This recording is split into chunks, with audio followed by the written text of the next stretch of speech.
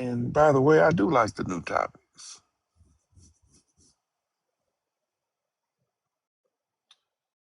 Oh, thank you guys so much. I appreciate that. Momo, thank you so much.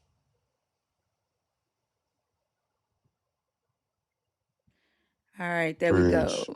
Kimmy, thank you guys so much. All right. So the new topics tonight is Christianity. Who was it really built for? Um, After studying the text, I realized that this is a cult for men. The Israelite cult was a cult for men, and even the early Christian cult was a cult for men. The women and children were that property that came along with the men. The men had to qualify for with certain criteria. There were certain initiations that they had to do to be a part of it. There are specific scriptures in the text that allude to this initiation process for men, and the idea that women and children were just accepted. Like they were not actually active. They were um, uh, just like property. Like all your property comes with you when you join, but the man had to be the one to qualify.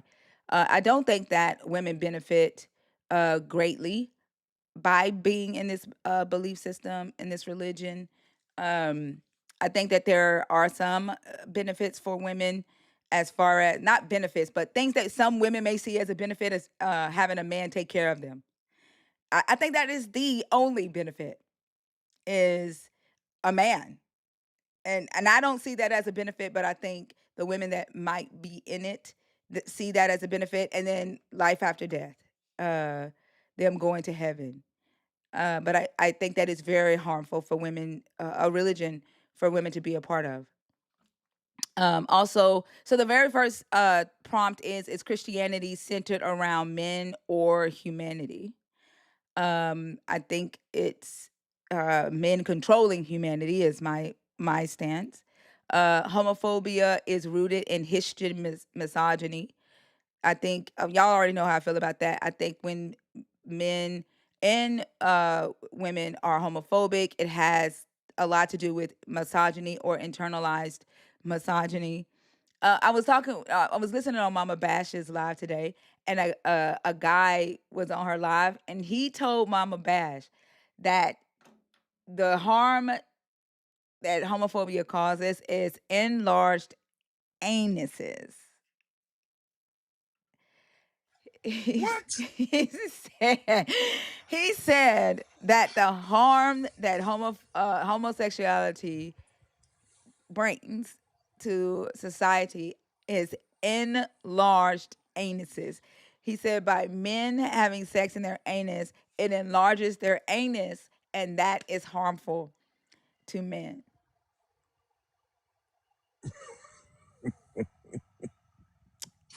I don't even know. I don't know. Enlarged That is anuses. wild. That is wild. Anases, enlarged anases. Yes, that's what he said. And like they will say anything. There was one guy who said they had a disease called the gay bile disease. Gay bile disease. Oh my goodness. Yeah. And so because they can't think of any real harm that it causes, it's rooted in misogyny. Do y'all remember the guy that was on stage that ran when I was saying a man's dick, men stick dicks and anuses and women lick clits, and he kept saying, no, no, no, no, no, don't put that picture in my head. No, no, no, no, no. Do y'all remember that? I remember that. Yeah. And he ran because he didn't want that image in his head. They're like, Mm. yeah. So I think very misogynistic men are very homophobic because it's scary. Like I literally think they are afraid to think of it. And I don't know if it's because they might get turned on by it. They're scared that they're gonna get turned on by it. Because like, why would you be scared to see it if you don't think it could work on you? Like if you think that homophobia somebody can be indoctrinated to become gay if they see two gay men or two gay women on television, or in a book or in public, then that means you think you can become gay. And so I think they react, yeah, they think it's contagious. I think they react that way because either that or they just don't understand biology. Because that same guy who said that the harm was enlarged anuses laughed at the thought. He said that giraffes being gay is unusual, unnatural. Because Bash pulled up some scientific research evidence to show him that 94% of male giraffes are homosexual. And he said that's unnatural. So I asked him, well, like, how did they get that way? If it's natural for a male giraffe to want a female giraffe, what happened to the male giraffe that he saw his fellow male giraffe as attractive? And I asked him if Satan tempted the male giraffe, because if you're saying it's unnatural or unusual, then that means that he went astray. So Mhm. are giraffes sinning when they have sex with their male counterparts? Please tell me he didn't answer that. No, he avoided the question. He started laughing. But he said, what kind of silly question is that? Well, you said it's unusual. You said that's not natural. And it's in nature. 94% of male giraffes are gay. So if that's not natural, how did they get that way? Were they watching the G word on TV, gay giraffe? Like, do they have, like, I don't know, sitcoms like the L word that they were watching? I don't know. The next thing is, what power do men gain by controlling the interpretation of the text? Want to talk about that? There are many man Bibles out there that are focused on gender exclusive translations. Why are they doing that? And why are mostly men the ones interpreting the text, translating the text? No women, not no, but very little women are involved in textual criticism, biblical translations, biblical interpretations. Why is that? And what do men benefit by being the ones to control that text? I also want to know, what sins do atheists commit that believers don't under grace? Since we just want to be atheists so that we can sin, what the fuck do y'all think we out here doing? Like, what y'all think we out here doing? I need to know what sins we out here doing that you ain't already doing with Jesus on your side. And then the bottom one, I know y'all can't see. It says, "Are atheists judged for being honest, while believers are excused for belief?" All right, I feel like y'all just make excuses. I feel like y'all come after us because we're honest, because we deal with logic, we deal with facts, and you all are excused because of your belief, because you have a belief, and then you expect people to be gentle with you, to put your belief first, to respect the fact that you have a belief. So yeah, those are the topics. If you are 21 and up, and you are a believer, deconstructing, or an atheist, let's go ahead and get started. Mustafa, السلام عليكم. I knew this was a أنا kid. I don't know ازاي why. I don't know why, but I fucking knew that was a kid.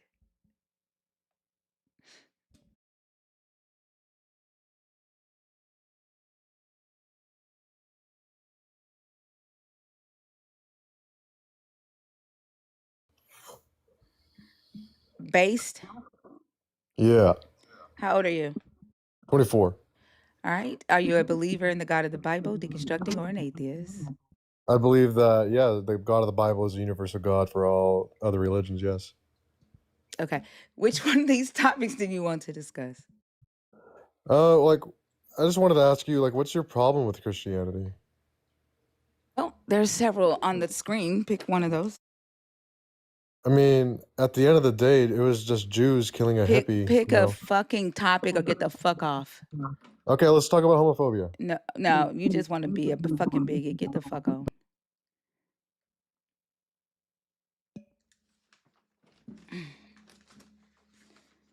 Like, to be a bigot, you must know people don't like you or want to be around you. Like, you chose the character to play in this world that nobody fucking likes. Like, nobody likes a bigot. Nope. At all.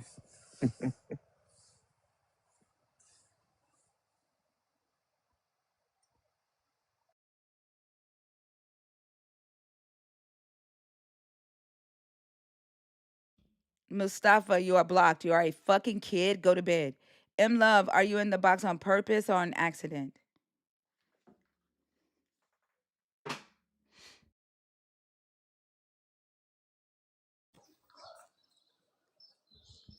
From Gaza ممكن مساعدة بليز وانكي غزة No, go فلسطين to bed. God damn it. No. بليز يا اختي وانكي No. بليز from Gaza No.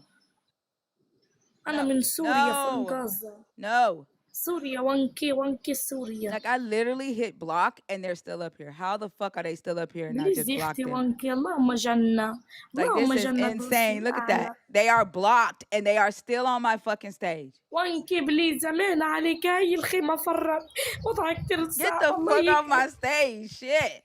God هاي damn خيمتي it. والله بليز وانكي هاي الخيمة غرقت مي تعبنا والله وضعك كتير صعب ساعديني What the fuck? That was wild. Like, I blocked them and they were still on stage. I think when I Mm. block them and another mod blocks them, it unblocks them. So, like, all three, like, everybody can't block one account at the same time because it's gonna unblock. I think that's what happened. Because when I went in there, he was muted too, and I didn't do that. So I think I think we're all trying to block at the same time. Like, goddamn. Mm. And this is why I hate starting the live in the middle of the hour because you get the weirdest shit. Like, the algorithm just fucking sucks when you start in the middle of the hour. I hate starting late. If you don't have a username, I will not be bringing you up. I do not fuck with TikTok jail numbers, so don't request. If you are, I I had a feeling, y'all, that this topic was going to scare the infidels. I mean the incels. So I did have that feeling. They are quite terrified. They love to come in the chat and taunt me, but they don't like to confront me. So we like continue to tap the screen up, continue to feed the beast, and we'll see if we can get this going. Also, don't forget that I'm not just looking for this is a troll account. Don't forget that I'm not just looking to talk to believers. If you are someone deconstructing or an atheist, y'all, the guest box is open. Please don't sit back and wait on believers. Don't sit back and wait on incels to come up. Um, you all have to participate as well. As I am here for you, those of you that are deconstructing from the belief system, deconstructing from the patriarchy, from misogyny, from internalized misogyny, even as a woman, from homophobia, from uh, uh, you know the systems that this belief system has uh, unfortunately indoctrinated a lot of us with.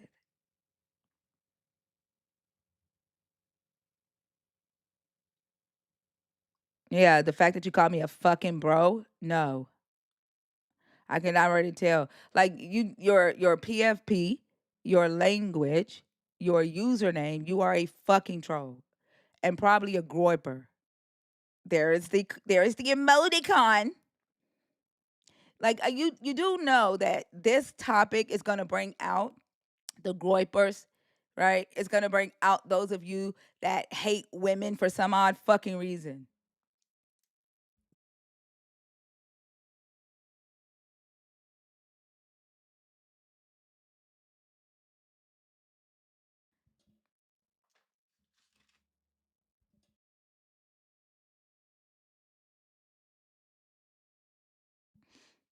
I think they got hurt from like women not wanting to talk to them.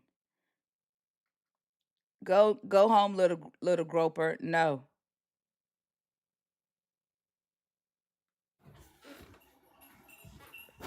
Honey drift.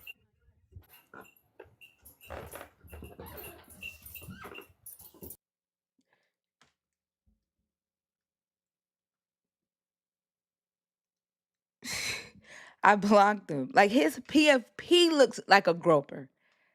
A groiper. Is that what they're called?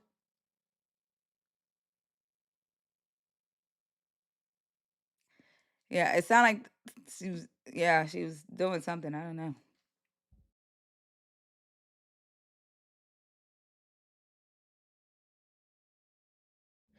All right, y'all. We're 20 minutes into the live stream. We got 282 people in the room. Let's get some conversations going. If you are a believer in the God of the Bible, if you are deconstructing or an atheist, 21 and up, the guest box is open.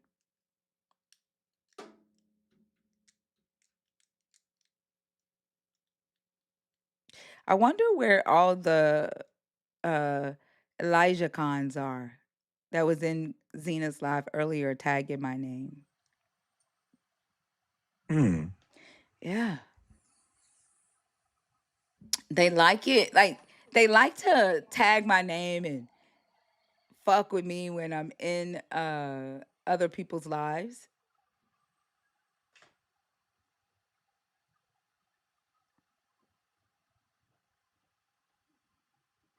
They like to tag my name and fuck with me when I'm in other people's lives. And but when I go live on my own page, they get scared and they hide out in the chat.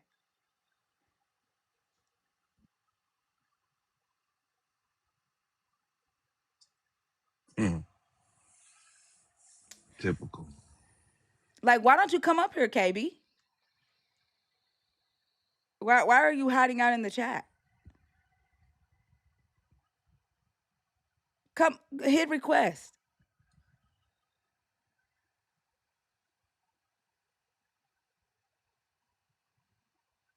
Hit KB, hit request.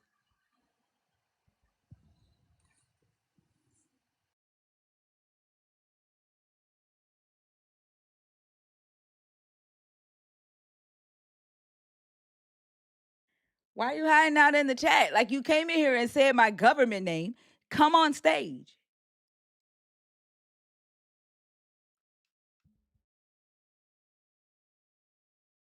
Like, did you think I was gonna get scared? Wow. Like, I have fucking books out. Come on stage. Like, I don't know what the fuck he thought he was doing.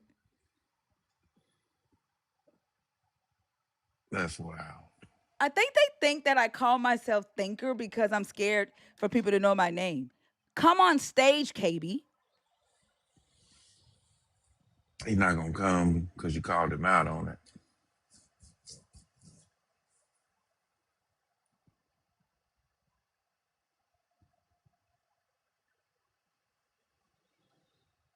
it. Exactly. Mm-mm.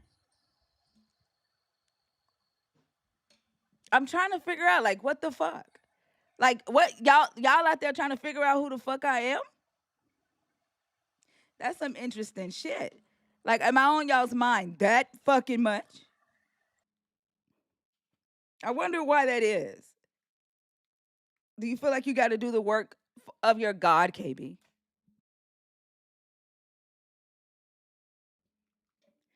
You got to do the work of your God because he's not defending himself.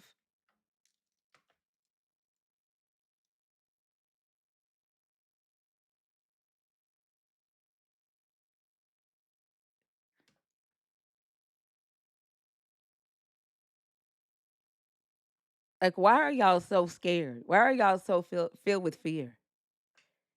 Why does it make y'all act like this to talk about your God? And do y'all do this with anybody else?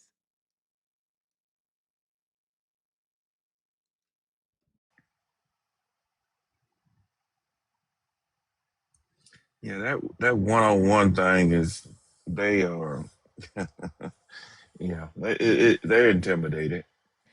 But I'm trying to figure out why they're so intimidated by little old me. I mean, there's bigger fish out there. There's bigger people out there that know way more than me. Why little old me? Well, maybe they don't know. Maybe you know, they got uh, they might have put you on a level, that of course you didn't ask for, none of us asked for it, but I think that it's the knowledge behind it, and then two, you also are a woman as well. Uh, yeah, I know they're intimidated by it. I can hear it, you know. That's why they get so angry, even when they come up, and you question them too deep, then next thing you know, you a bitch and all this other shit. It's very interesting. It's very interesting. Like, because when I'm on someone else's panel, they won't leave me the fuck alone. But when I go live, they cower the fuck up. And I can't imagine what they actually think happens when I'm on somebody else's panel. Every host who's live that I feel comfortable going on has given me permission to defend myself the way I would defend myself in here. So like I don't understand what you think is easier when I'm on somebody else's panel.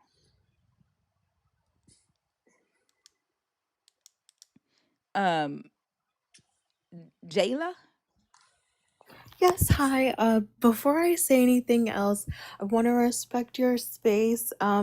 I kind of just had something to say. I'm not a Christian. I I don't agree allow with what that. you said. I Okay. actually don't allow people to come up and just say this isn't a free forum. Okay, thank you, thank you. You're welcome. Have a good one.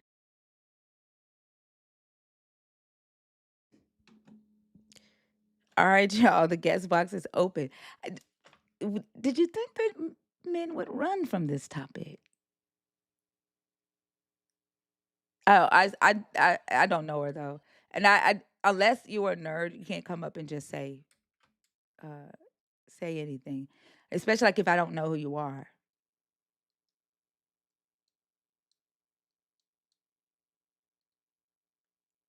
You say what is the new topic? You don't see it.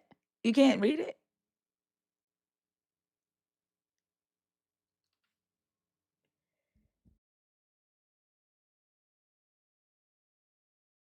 Bulk, are you in the request on purpose or on accident?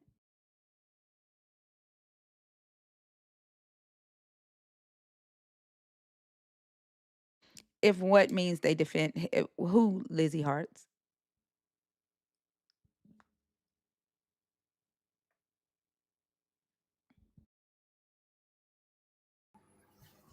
Hey, Bulk, what's up? Hey, I just want to talk about the first topic is Christianity. Christianity centered around man or humanity. Okay, go ahead. Uh, I think Christianity is very much centered around men. Um, and if I'm being 100% honest with you, the more I read the Bible and the more I hear the conversations that you all have, the more I'm convinced that God kind of has like a lot of DL tendencies. Um, like he seems to be very obsessed with men, from almost like hypersexual fixation almost. He is hyper fixated on the penis. Yeah, there's the whole like foreskin business, and sort of like the way he denigrates women, um, and is always, he also has like low key cuck tendencies as well, because he's always trying to get his homeboys laid. And you know damn well he's just up there watching, like, oh yeah, David, I gave you all these wives. Go ahead and bow them down. Like he's kind of a freak when you think about it. Yeah, Yeah. I'm like, and then there's a whole like oh yeah, Leviticus, man shall not lay with a man, blah blah blah. It's given DL. I don't know. It's just like he's like, I'm not gay. As a matter of fact, being gay is a sin. But I'm gonna watch my boys have sex all the time, and I want them to rub their foreskin on my feet. And he's just, I don't know. He's just it's a weird character. Think about it. Like a DL god found a loophole, a way to still touch penises without, like, think about it, without being labeled gay. The way we're going to seal our covenant is you have to cut off the tips of every dick of every male that is born, including your slaves. So he found a loophole, and then he goes even further, and he says the way to seal the covenant is I want you to reach under his thigh and grab his balls. And that's how you seal the covenant. Like, he found a way to play with dicks without being labeled gay. And didn't he make a law where it's like if a woman is in a fight and she grabs a dude's dick, you have to cut her hand off? Because you don't play with the dick. It is divine. He said that shit is mine. Yeah. It's too fucking holy. Like, bitch, you finna, like, I don't care if he hit him in the eye. I don't care if he getting his ass whooped. I don't care if you trying to defend your man. Don't you reach out your hand and grab his dick. You got to go. Dick Vanity is crazy mythical. Like, that is crazy. Alex, I just saw you. I'm sorry, babe. I didn't know that was you. Christianity is the topic. Who was it really built for? And then the three questions are: is Christianity centered around men or humanity? Homophobia is rooted in Christian misogyny. And then, what power do men gain from controlling the interpretation of the text? And then we have a lighter question for those that don't want to talk about Christianity. What sins do atheists commit that believers don't under grace? And then, are atheists judged for honesty while believers are excused for belief? Those are the 5 topics tonight. I think Christians are kind of afraid of of this of the questions because they're here. I can see them. I see y'all when y'all come in the room. But I think they're afraid of the questions. But yeah, Bo, I agree. I think he is on the DL. Either All that serious. or the men who wrote this shit were. Yeah, I was about to ask you, like, has anything in your studies indicated that, like, homosexuality played some role in the shaping of Judaism? Play some role in the shaping of it. I wouldn't say Yeah. the shaping of it, no, but I definitely with Jonathan and David. I was studying 1 Samuel chapter 18, and the part where it says Jonathan tied his soul to David.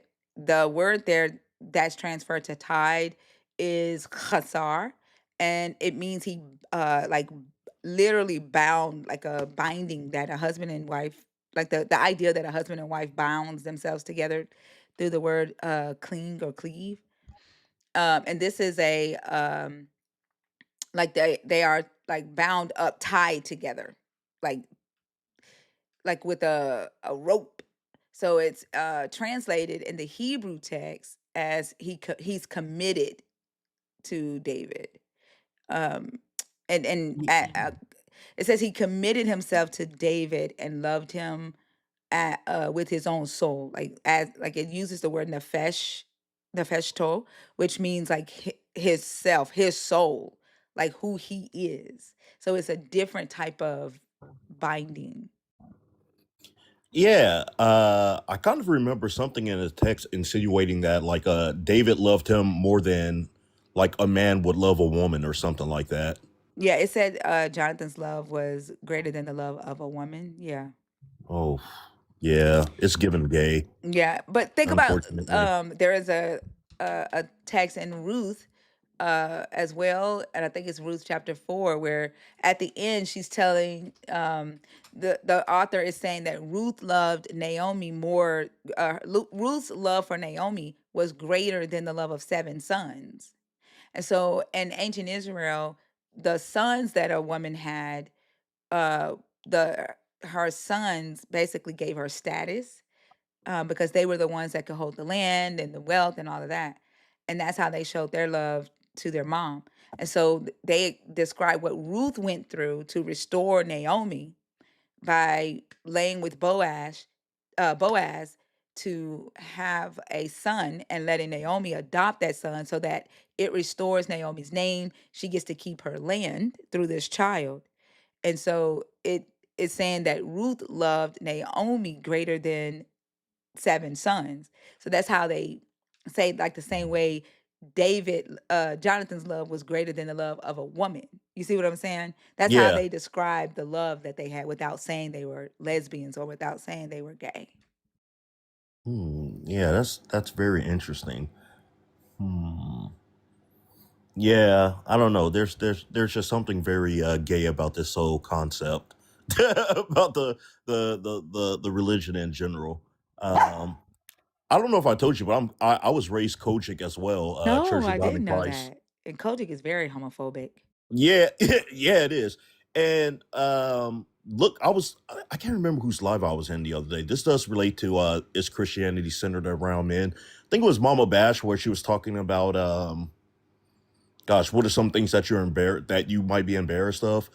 And I distinctly remember like having some sort of like faith and sexual education like class or something like that at my church.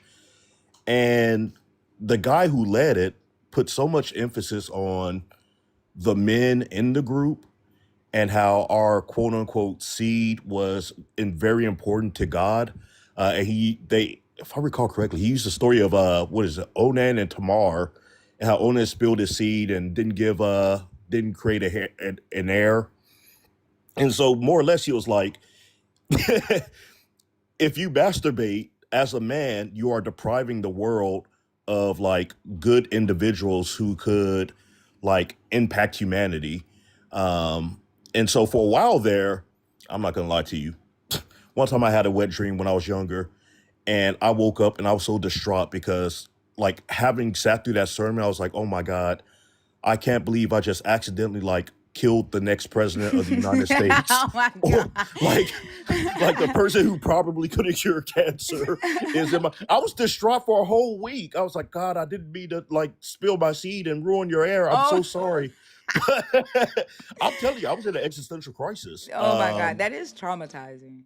Yeah, but like there was always this weird focus in that church around like how men are more or less the center of God's universe, and I always thought that was kind of strange. Um, but yeah, that's all I wanted to say about the topic. Thank you for having me up. You're so welcome. It is very strange that men become the center of the universe, considering he didn't put them in charge until they fucked up. Yeah. Very true. Yeah. Yeah. Thank you for coming up, Bulk. I appreciate you. It was a good conversation. Yeah, have a good night. You too.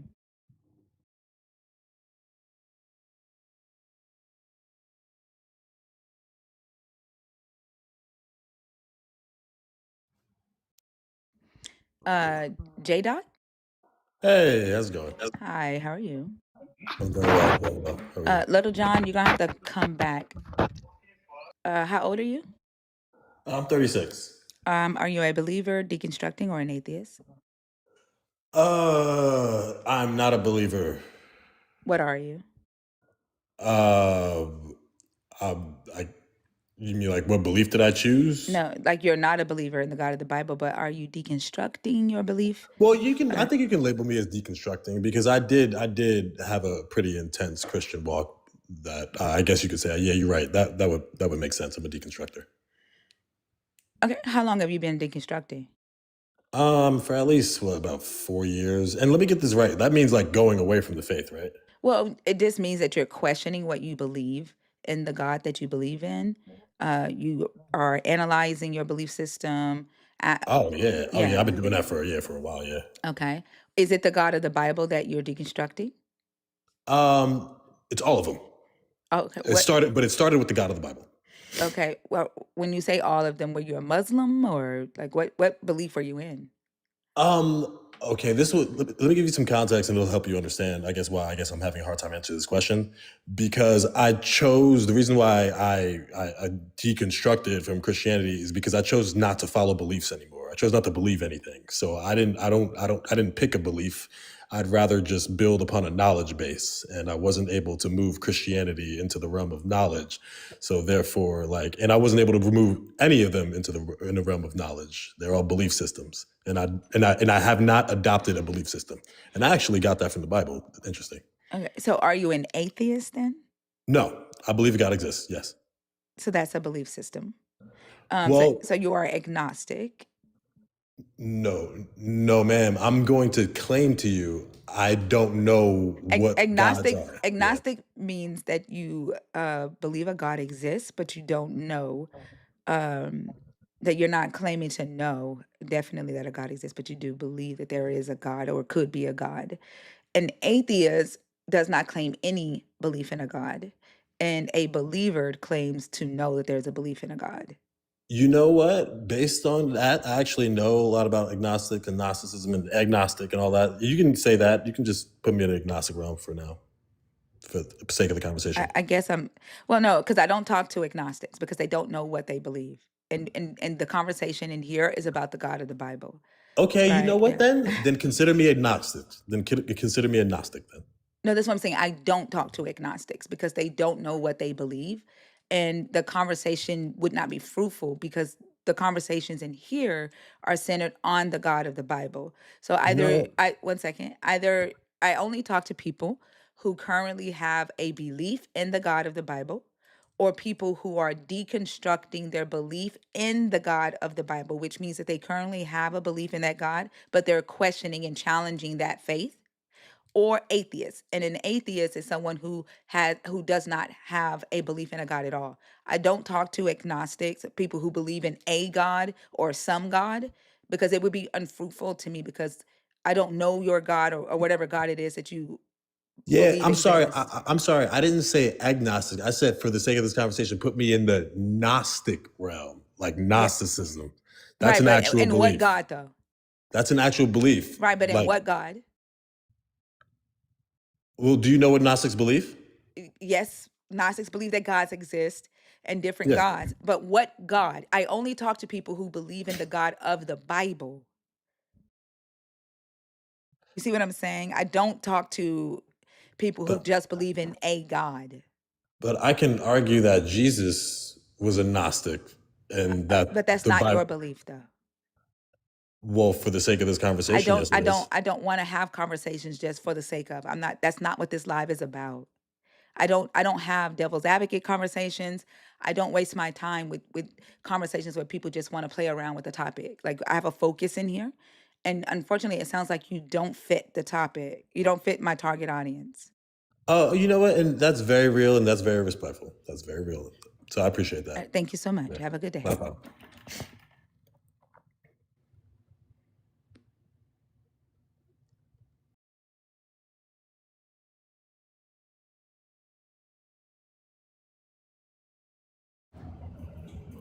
Hello. Hi, how are you? I'm doing good. How are you doing? I'm doing good. How old are you?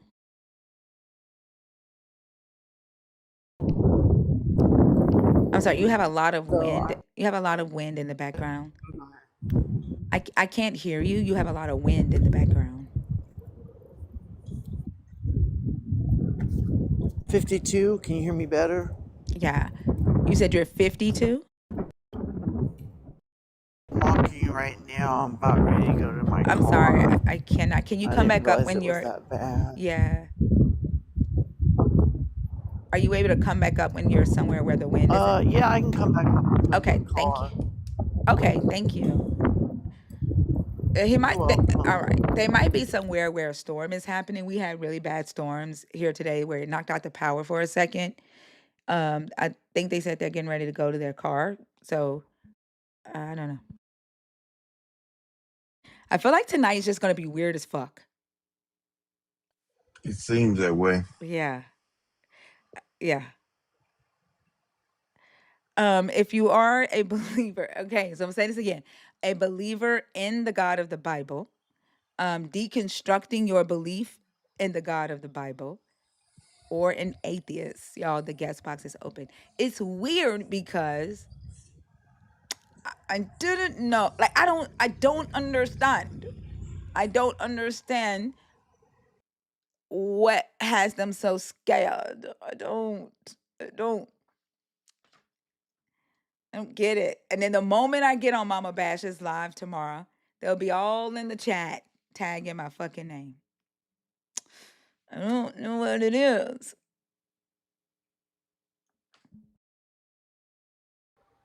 Truth Seeker. Hello. Hi. How old are you?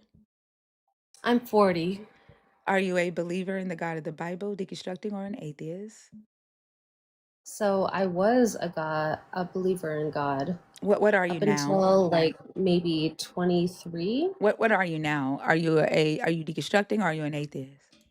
Completely deconstructing. Are I'm you not an atheist. you're deconstructing your belief in the God of the Bible? Yes. Okay. How long have you been deconstructing? Maybe 23 years. Okay. Why aren't you an atheist? Like, what do you believe in right now? So I'm not an atheist because I have dreams. I don't know how much I should say on life, but Like, do like, you have a belief in a God? no, more like energy. It's It's energy. more like, I think so. You think you do have a belief in a God? Or are you No. no? So that okay, so an atheist is just someone who does not have a belief in a God. It doesn't mean you don't believe in like spiritual things. Um, so it sounds like you might be an atheist, but you have a belief in like spirits. Yes. Okay. Which topic did you come up to discuss? Deconstructing. N- No, the topic isn't deconstructing. Do you see all those topics on the post? I saw them, but you were saying deconstructing and Christians and atheists. Where am I? What side of TikTok am I on tonight?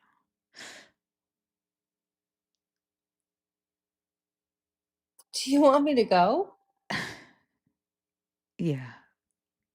Okay. All right. Thank you for having me on your live. Okay. Have a good night.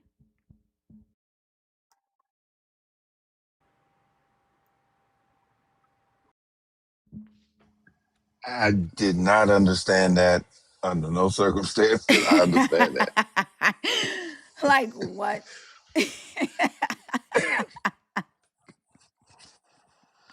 She said that I am not an atheist because I have dreams. uh, I'm sorry. I mean, thinker, we don't have dreams. You know, we're atheists.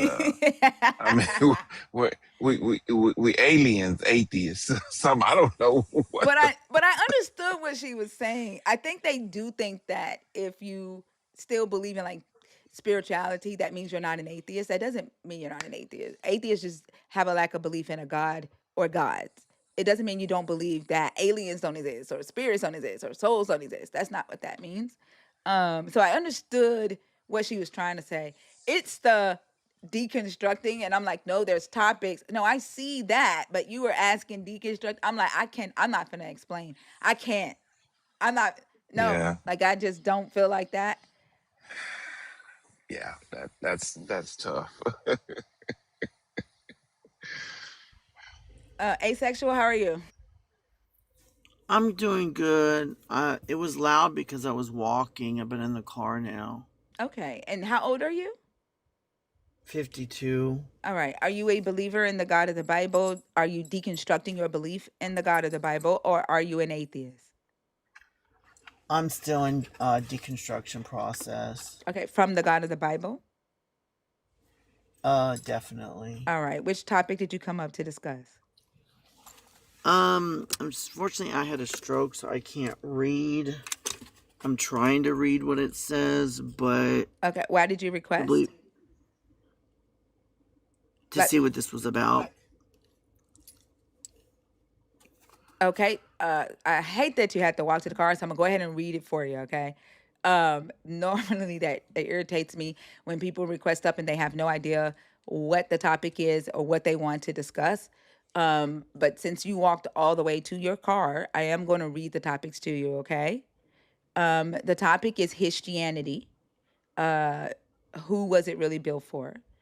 Is Christianity centered around men or humanity?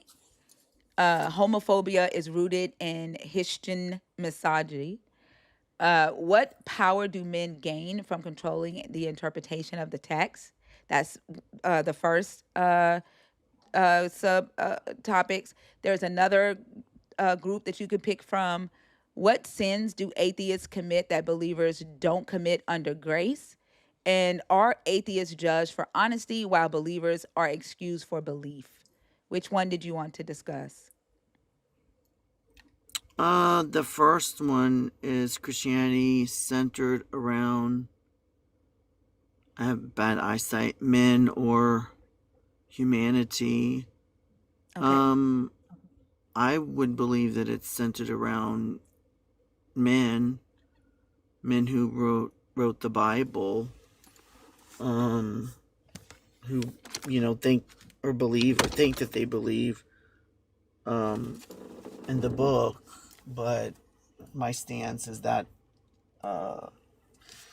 humans wrote it, not just any humans, but men, not women, and yeah, that's my stance on it.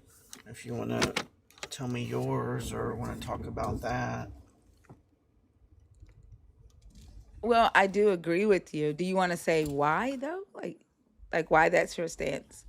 That it's centered around. I think there could be several reasons. I think a lot of it has to do with history. I think somebody told somebody something that told something to somebody else.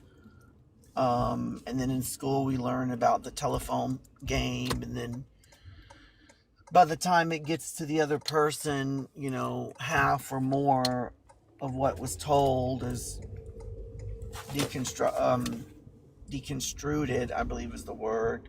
Like I think. I'm a little confused as to what the telephone game has to do with whether or not this religion is rooted around men.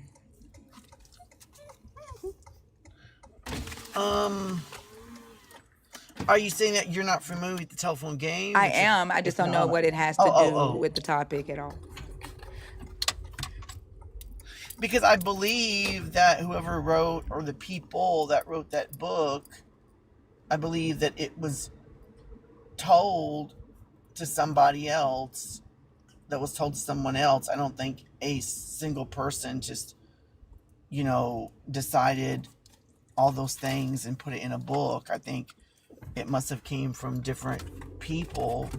And if you look at the Bible, a lot of the things in the Bible are things that are similar to other religions, which to me it seems obvious that that information was given or passed down by other people, and then it finally came into being by someone writing it into a book.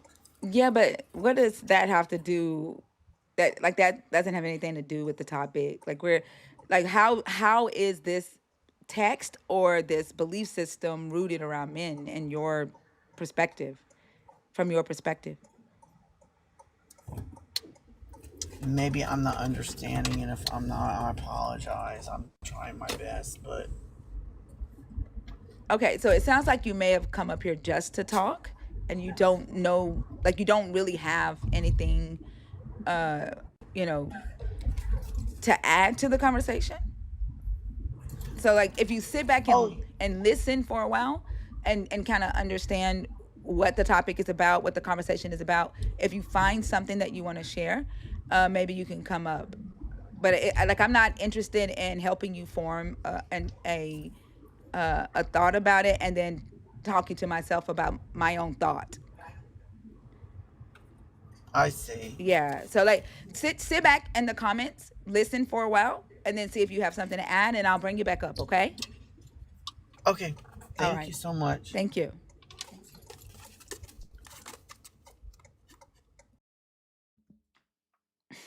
Is this really a hard topic to talk about? What happens when people talk about misogyny? Like, I think it is such. I saw a video that was talking about how misogyny is such a large egregore that it's just normal in society, and people just they just expect it. It's not anything that you have to work at. It just happens. Babies are automatically indoctrinated into the patriarchal system, and they start living by misogynistic ideals. And so I wonder if the topic being patriarchal heavy is the thing that's fucking people's brains up right now. That that's a possibility. So Yeah, are they really scared of God, or are they scared of men? Which is it? I don't know. uh, well, I know they're scared of God. That's for sure. But are Um, they? Are they? Because they will talk, they'll come up and talk about God.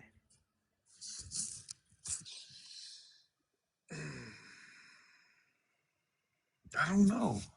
Never really thought about that till now. So, hmm, Yeah, I don't know. right, and right, mythical. I think it's subconscious. I don't think they know that they have not approached this thought. I think they really are scared of men. I think even men are scared of themselves, which is why they behave the way they do. They don't even like they've been Hmm. told not to look at themselves. Like, I don't know, it's just it's kind of weird. The response is weird. Like, it's the lack of thinking when it comes to their God. I guess even less when it comes to this. Hmm. Because it's normal, right? It's like it's normal. Right. I Right. think women expect men to be gross, to be very overly sexual, uh, to be homophobic, to be insensitive. I feel like it's like, oh, he's just a man. That he's just a man, I think, is proof that it's just normal to them. They don't see it as something that is connected to the God. Like, I don't know, something weird is happening. I have to experience a little bit more of it, but something weird is happening right now. Right. Azine, Hey, how's it going? it's going good. How are you? Oh, I'm doing fantastic. How old are you? I am 25. Are you a believer in the God of the Bible, deconstructing, or an atheist? I would say I am a atheist agnostic that believes there is a intelligent being. What? What type? What is the? Is it a God? Is it you? What's the intelligent being? It's more spiritual if you want to say it. It just feels like there should be intelligent being. Is it a God? I don't know. I mean, that's the point of the agnostic is I don't know because I don't have enough evidence. So it's kind of. But atheists But don't believe in a God at all. So why aren't you just identifying as agnostic? Why are you? I can, yeah, that's fine by me, and a lot of people do, and it doesn't bother me at all. So did you put atheist in there so that I would talk to you? No, I mean, I didn't think it was about. Oh yeah, I only talk to believers in the God of the Bible, people deconstructing their belief in the God of the Bible, or atheists. And you could be agnostic atheist. That works. But most agnostic atheists don't believe in a intelligent being like a God or a creator. What is atheist in your eyes? A Atheist to lack me of is belief in just. a God. That's the term. That Say it again. So I a, didn't a- hear. an atheist is a lack without God, right? Yeah, I Yeah. believe there is no God for sure, but I believe in a intelligent design. So I don't. You Oh, could okay. define that as you want. So. Okay, well, you said intelligent being, and I was like, okay, what Well, is that? intelligent system, intelligent design, intelligent universe, it's complex enough where I can't define who made it or what started it is the better way. Okay, but it would have to be like some type of being for it to be intelligent. It had to come from some mind for it to be intelligent, right? I don't think it has to is the thing, but I think it possibly could. Oh, That's where why would the that's, intelligence come from if it didn't come from a mind? like I said, I don't have the science behind it, so it's almost like grasping at something I could never understand because it's so far out of human reach. You know what I mean? So it's like you could say it either way, and I would be happy with your answer on which way, I guess. Okay, it's cool. I was just trying to understand. I get you. Yeah. I like that. Yeah. Okay. And honestly, it makes me think more about like maybe you're right. Maybe I should be more atheist sided or something. Most people just define me atheist as the best way, but Yeah. I think a lot of people who once believed in a God, like it being passed down through our families, and we grow up and we adopt the belief. But as we start deconstructing, it's hard to let go of the idea that there's something watching over us, something that created us, that I loves us think you're so hitting much. the nail on the spot, Yeah. unfortunately, which kind of sucks. So, but yeah, I feel like this should be based on the feelings I somewhat had. You know what I mean? Yeah. But yeah, I think you're hitting on the spot. Okay. Which one of the topics did you want to discuss? So we can either discuss. I think one is good. I think I'd rather, but I'm also okay with doing three because they kind of are similar in my opinion. Okay. Well, go ahead and start with number one, and we can see if we can work in number three. So the most common thing I would say for number one is Christianity is defined by the need for the what most people would call the God of the gaps, right? I don't totally believe in that, but that gets us a lot of the way there to make it an easier discussion to understand that. You know what I mean? Help me out a little bit. What do you mean Christianity is defined as the Or we God of could the say gaps? religion in itself is defined by the gaps. We kind of defined humanity. This is the answer kind of to the question. Humanity defined that we needed something to feel good in the moment.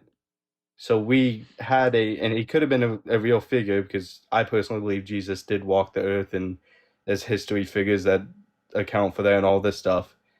But we also used his story to maybe heighten what actually happened for our own personal gain and truth and to make us feel good at the end of the day.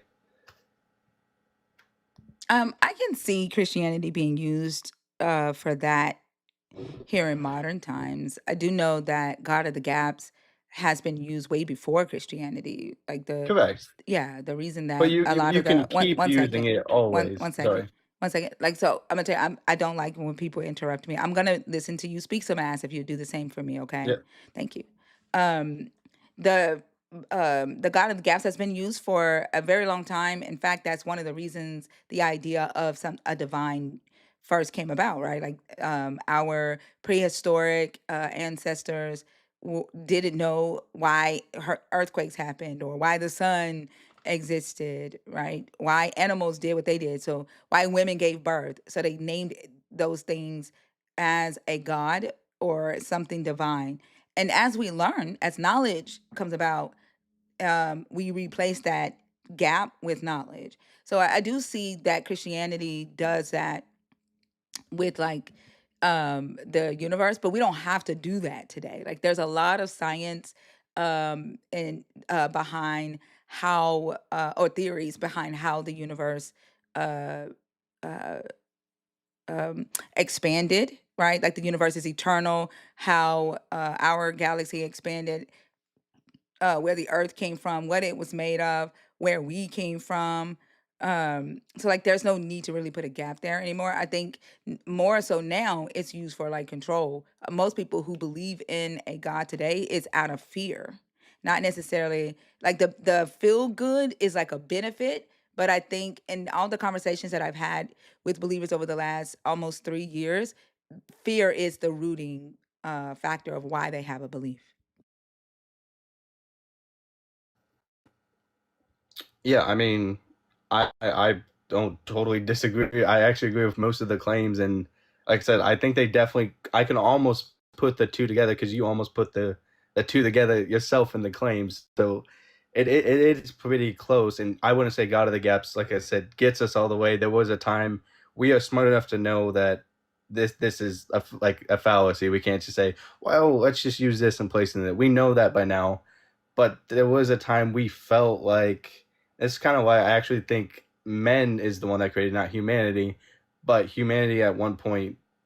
I'm not trying to like. I feel like I'm going in a circle when I say it like this. It's the best way to say it. Men wanted peace, you know what I mean? And they weren't trying to fix the gaps. They wanted to feel like they had a reason. So at that time, there was no afterlife for the Jews, right? And they wanted some kind of peace in their life to realize where they're going or how to get there or what they could be doing right now. And they kind of used the figure of Jesus to be that figure. And that's why I think it was more created by men and not that humanity actually needed it, but the men behind it, which goes into your point of why did we create it, right? So then you go into the power side where it's like, so these men created it because they needed something from it, but then they also had to get other people on board with it, which is like, how do we do that? It's interesting that you say they wanted peace when the majority of what they created was war and conquering and taking from other people, subjugating women and children, and exalting themselves above all other humans on earth. Like I don't see peace in that.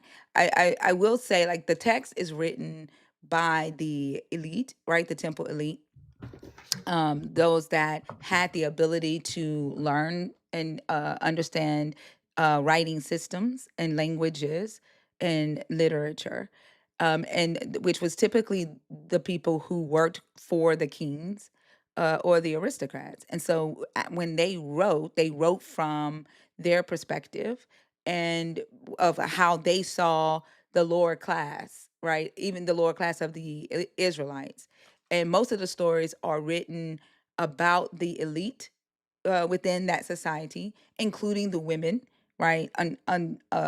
Some of the stories with the women are that we have are women who are victims, but the majority of like when we hear about a woman in the text, she was a woman of some type of status because she was attached to a prominent family. And so, like, I think that as we move into the Jesus era with Paul, because the writer of the Pauline letters, I don't think was writing about the Hebrew God, the Jesus or the Christ is what he originally called him in his letters. I don't think he was originally attaching him to the Hebrew God, but I do think that that author was tired of whatever the fuck the Israelites was doing.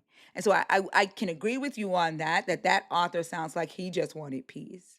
And then we have later authors who wrote in this author's name to give authority, who then wanted to institutionalize these ideals for power and created systems and hierarchies within an organization, right? That would allow them to promote peace while at the same time conquer male domination and control.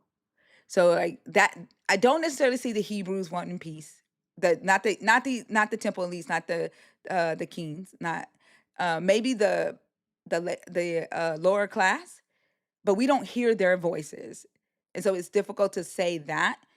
Um, but I think if anybody, it would be the first 6 letters of Paul with all his ramblings. He's fucking sick and tired of whatever the fuck is happening in Rome, whatever the fuck is happening with Israel. Uh, I could see it with that author, but the rest of them I don't see it. I mean, yeah, that's very interesting. I won't say I mean I don't have as much knowledge as it seems on the actual conflict of the times as you probably would. I can tell that just by the talk. I guess I was more exclaiming peace in the soul, not peace in the world kind of thing. Kind of like it kind of gave them a peace to feel like what they're doing is right, which is still power, right? In the same way, it's like you're trying to justify your actions by using a peaceful thing, but it's kind of like so they can sleep at night. You know, when you go to bed, you want to be like, I'll give my pat on the back because I did the right thing because this tells me. That's the kind of peace I was thinking of somewhat. Oh, okay. Like, I mean, I think people can give themselves peace for anything, right? Like a serial killer gives himself peace when he kills because he has this urge that he needs to satisfy, and until he satisfies that urge, he has no peace. And so when he goes out and he kills, he has a better sleep at night because that urge has been satisfied. So like if you're saying that the them writing that a god commanded them to go into another town and slaughter everybody in the town, including babies and children and women and innocent men, just so they can take their land, and they felt like that they were doing the right thing and that gave them peace, I couldn't argue against that because people find peace in the weirdest shit. Yeah, I mean, I agree with you. I think, and this is probably where we differ. And like I said, I agree with what you just said. That actually pretty on point is that it was only. It sounds like I don't want to put words in your mouth, but maybe like you think that's kind of the only reason it was written at that time was because of power. Well, it was written by the temple elites. Like their duty Correct. was to the kings, the monarchy, which was to solidify the power of the kings. And then a lot of times, like if we look at when they went to Babylon, they came back into the Levant area. The differences that we see in the text from older stories written after exile, the purpose was to reorganize the group, right? To get them back indoctrinated into a specific belief, but to also change the way they thought about the God. So it was to reestablish. It was for like political establishment, right? Stabilizing their political structure in Israel. And then when we move into Christianity in the new covenant, it is establishing control under Christianity, right? Paganism is dying out. Christianity is rising as a new organization. And so now they have to indoctrinate the people into this new way of thinking, right? This is uh, your God. Obey this government, right? Even the God says, obey the government, obey the rulers, for they have rule over you. Make sure you don't do it to where you cause them any grief, right? If Rome asks you to run 1 mile, then you run two, right? So Hmm. it's re-indoctrinating them into a different political structure. Dang, yeah. I mean, I think you know a ton about the politics in that age, which kind of blows my mind. I won't, like I said, I won't say I know much about that. I have a bachelor's in psychology, and I'm kind of like a medical profession too, other ways. So what I lean more into, based on what I hear, is kind of the idea of how they were feeling at the time. And I don't want to change it too much, but they were all wrote by the temple, right? And what the temple was doing at the time was saying this is the most logical, right? I'm saying this is kind of, I can't tell you this is true, but looking from a perspective of psychology, it said you got to write these books, right? Kind of go on to your point, so we can use it as power over other people. So they were putting pressure on the writers at the time to write, like, you write this how I want, and I can get behind that. But you can also see where it is still a personal account of these people too.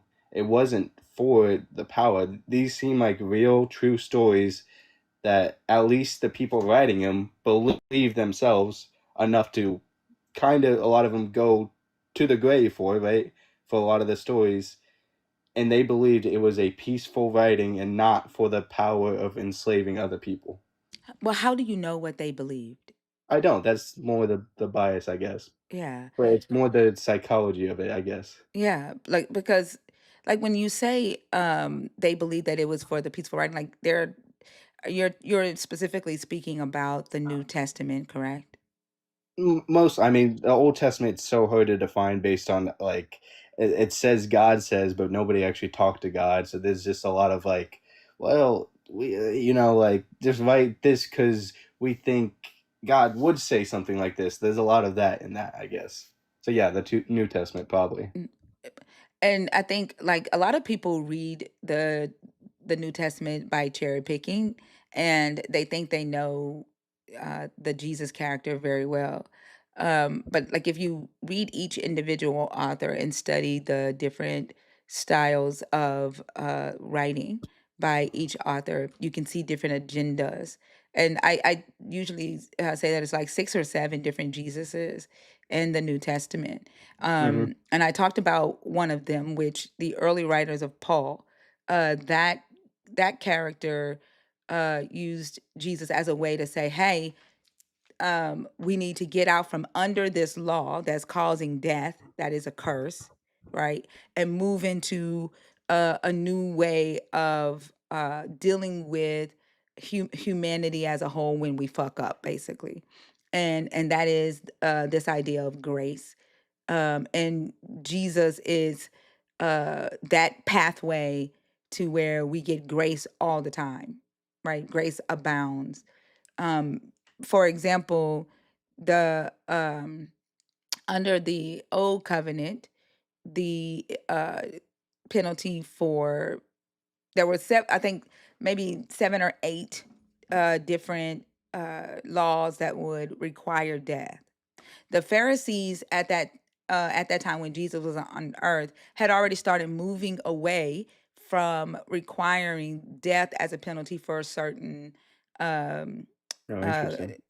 certain transgressions against the law. Rome also controlled the executions. They couldn't Hmm. execute anybody during that time that Jesus would have been on earth, right? Hmm. They didn't get to decide that. Rome decided that, and Rome would have carried out any execution. So the Pharisees had already started moving away from that and giving grace in the law. Well, there is Jesus is having a conversation with the Pharisees in Matthew 15 and in Mark 7, where Jesus is saying, nope, you not requiring the punishment of the law that Moses said when children disobey their parents or speak ill of their parents, these children are supposed to die the death, but you allow them to just give an offering to the temple. You discredit and nullify the word of God, right? Jesus is saying to follow the law to the T, where the Pharisees are already um, offering grace in the law. And so when Paul comes along, Paul says that sin, as sin transgressions of the law arise and sin increases, then grace increases the more, right? So when grace comes, the more you sin. So Paul says, do we have to sin so that we continue to have grace? No. Jesus died so that we have grace all the time, right? Because you're going to sin. Like there's no need for us to be under this yoke, right? So that's Paul's agenda. He wanted to get away from the law. He wanted to live like how the Gentiles were living. There's a rant where he goes, the Gentiles who don't have the law, they've never had the law, are a law to themselves, and they're already doing what is required of the law. And he says their consciousness convicts them or excuses them. And if you just love your neighbor as yourself, then you fulfilled the law. Like Paul wanted to get out from up under that, whoever this writer was. Like, and I'm saying that because his name wasn't really Paul. Nobody knows what his name was. Hmm. But he wanted to get away from what the law that the Israelites were up under, and so that was the purpose of Jesus. That's why I say I could see the peace. Right? He wanted to live like how the Gentiles live. This writer saw that the Gentiles had way more freedom than the Israelites. Right? That's why they call their law a yoke around their neck. The writer of Mark, that writer portrayed Jesus as a failed apocalyptic uh, prophet who basically duped his followers.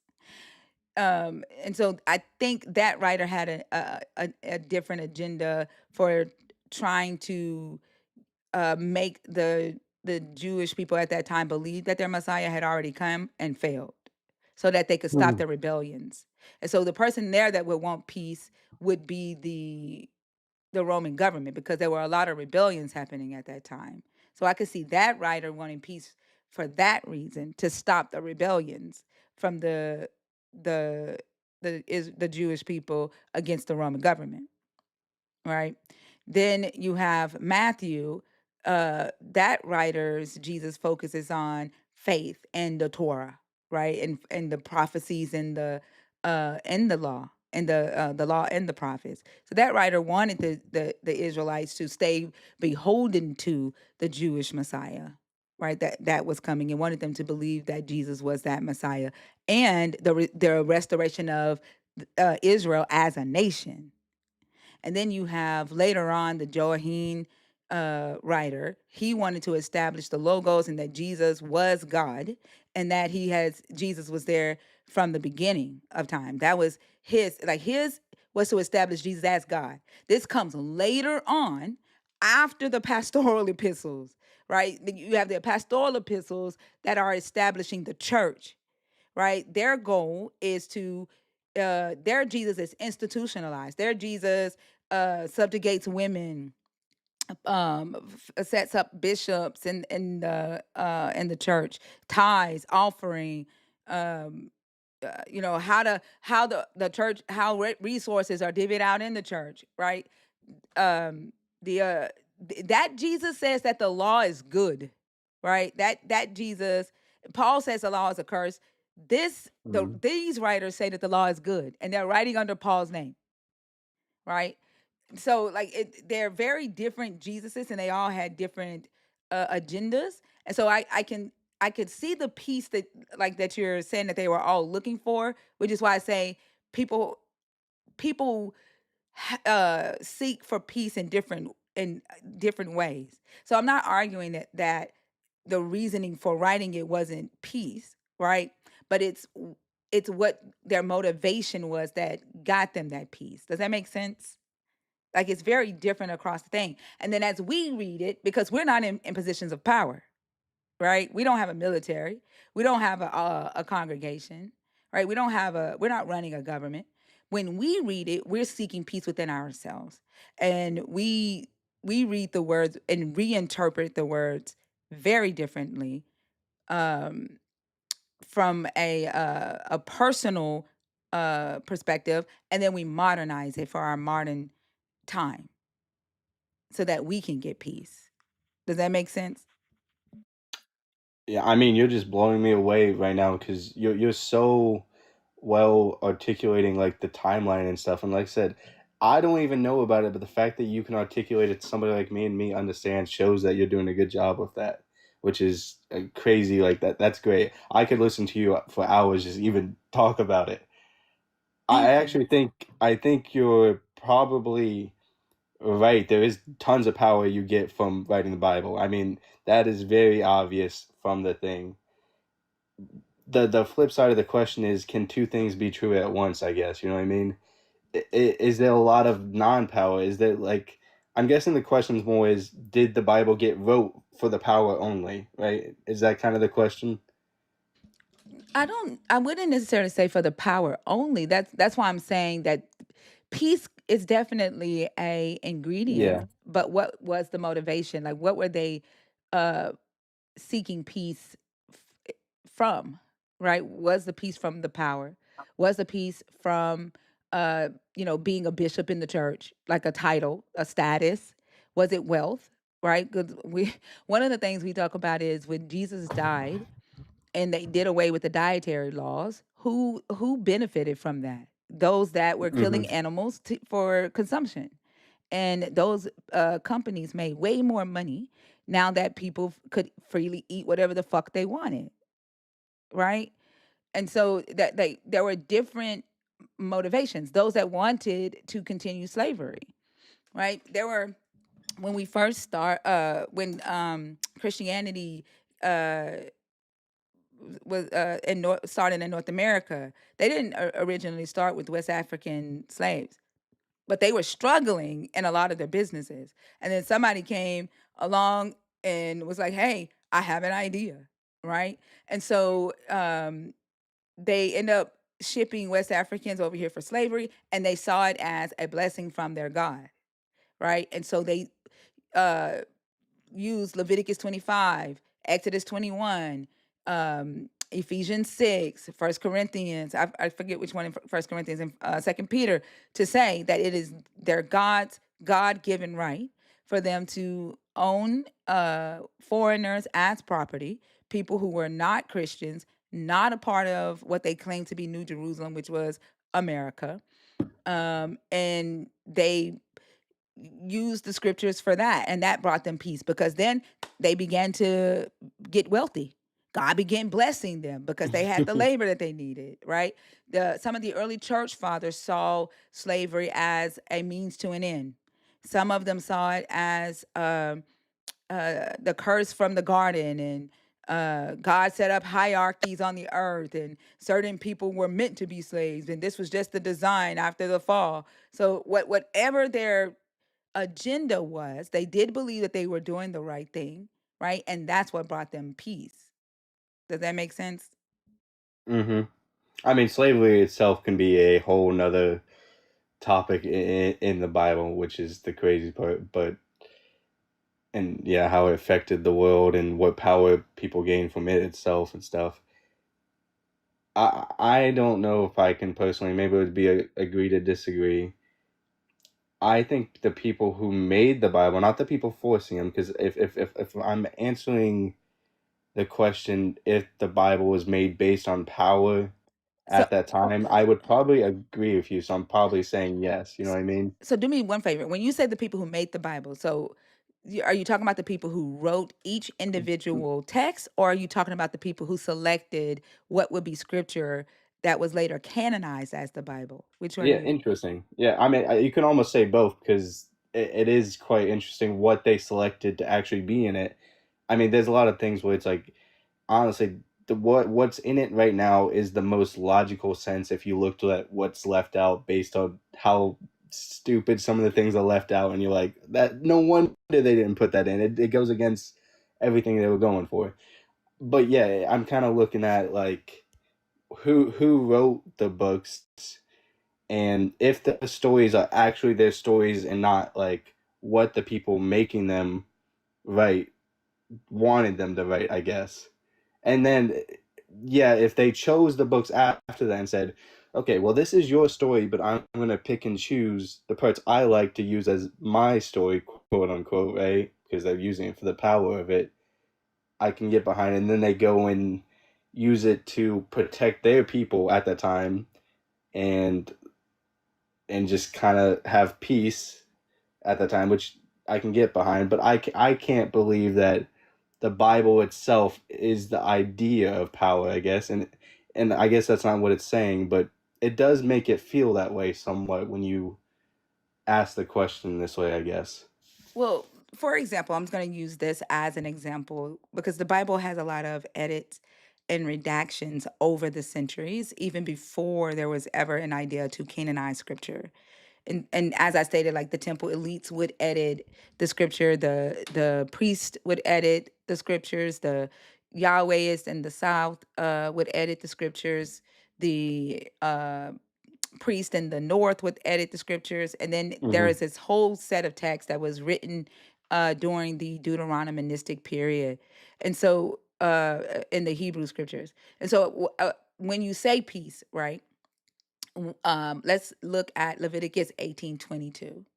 And this one right here, I wouldn't necessarily say this scripture brought peace anywhere, or had the potential to bring peace, Mm-hmm. because homosexuals, transgender people, non-binary people have Mm-hmm. always existed from the beginning of time.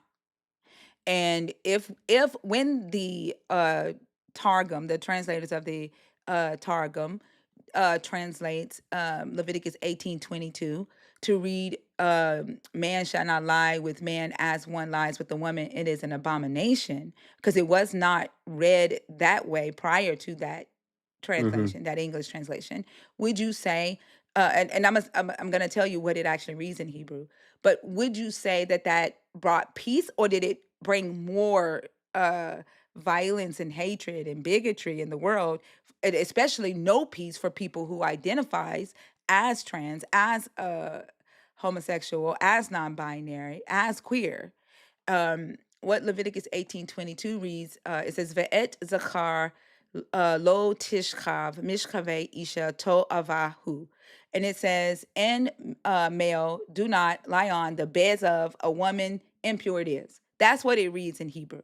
Nobody read you shall not lie as with the man, lie with the man as with the woman. It is an abomination prior to it being translated from the Targum that way. So would you say at that point in time, when it's translated this way in uh, English, that brought peace? Like, whose peace was that bringing? Mm. Yeah, I mean, those are good points. I think you have to kind of read it as a whole somewhat, where it's, I think, yeah, if you read that, that's not good. That they're saying that you can enslave your brothers and sisters at the time because they believe anybody can be a Christian, right? And you can also deny people out of heaven for sleeping with the wrong person or sleeping with a man. It's definitely not looking good for the case of control, right? But God says there's a way around that, and that's kind of why you got to look at it as a whole. By the way, I almost feel like I'm a Christian when I say this. I'm not a Christian. It Like, does sound like you are a Christian, though. like even me saying this, but I'm trying to explain based on like the goodness of what they're trying to accomplish But what at the that's time. what I'm trying to Culture. ask you. What goodness were they trying to accomplish when they translated in male, do not lie down on the beds of a woman toavu, impurities. What were they trying, what good were they seeking when they translated it in man do not sleep with another man like you would a woman, it is an abomination? What was in the mind, if you had to guess, of the translator there? If I had to guess, based on, because this seems more like psychological, and I actually get more into this somewhat. If I had to guess, is it's more of a cultural It's very cultural because it's not impure thing. to There's a lot of things in culture you're where going in and out. I can't, your phone's going in and out. Did you move into like a low one culture might think it's okay to Ainsman, we can't hear you. We can't hear at you. all. Are you there?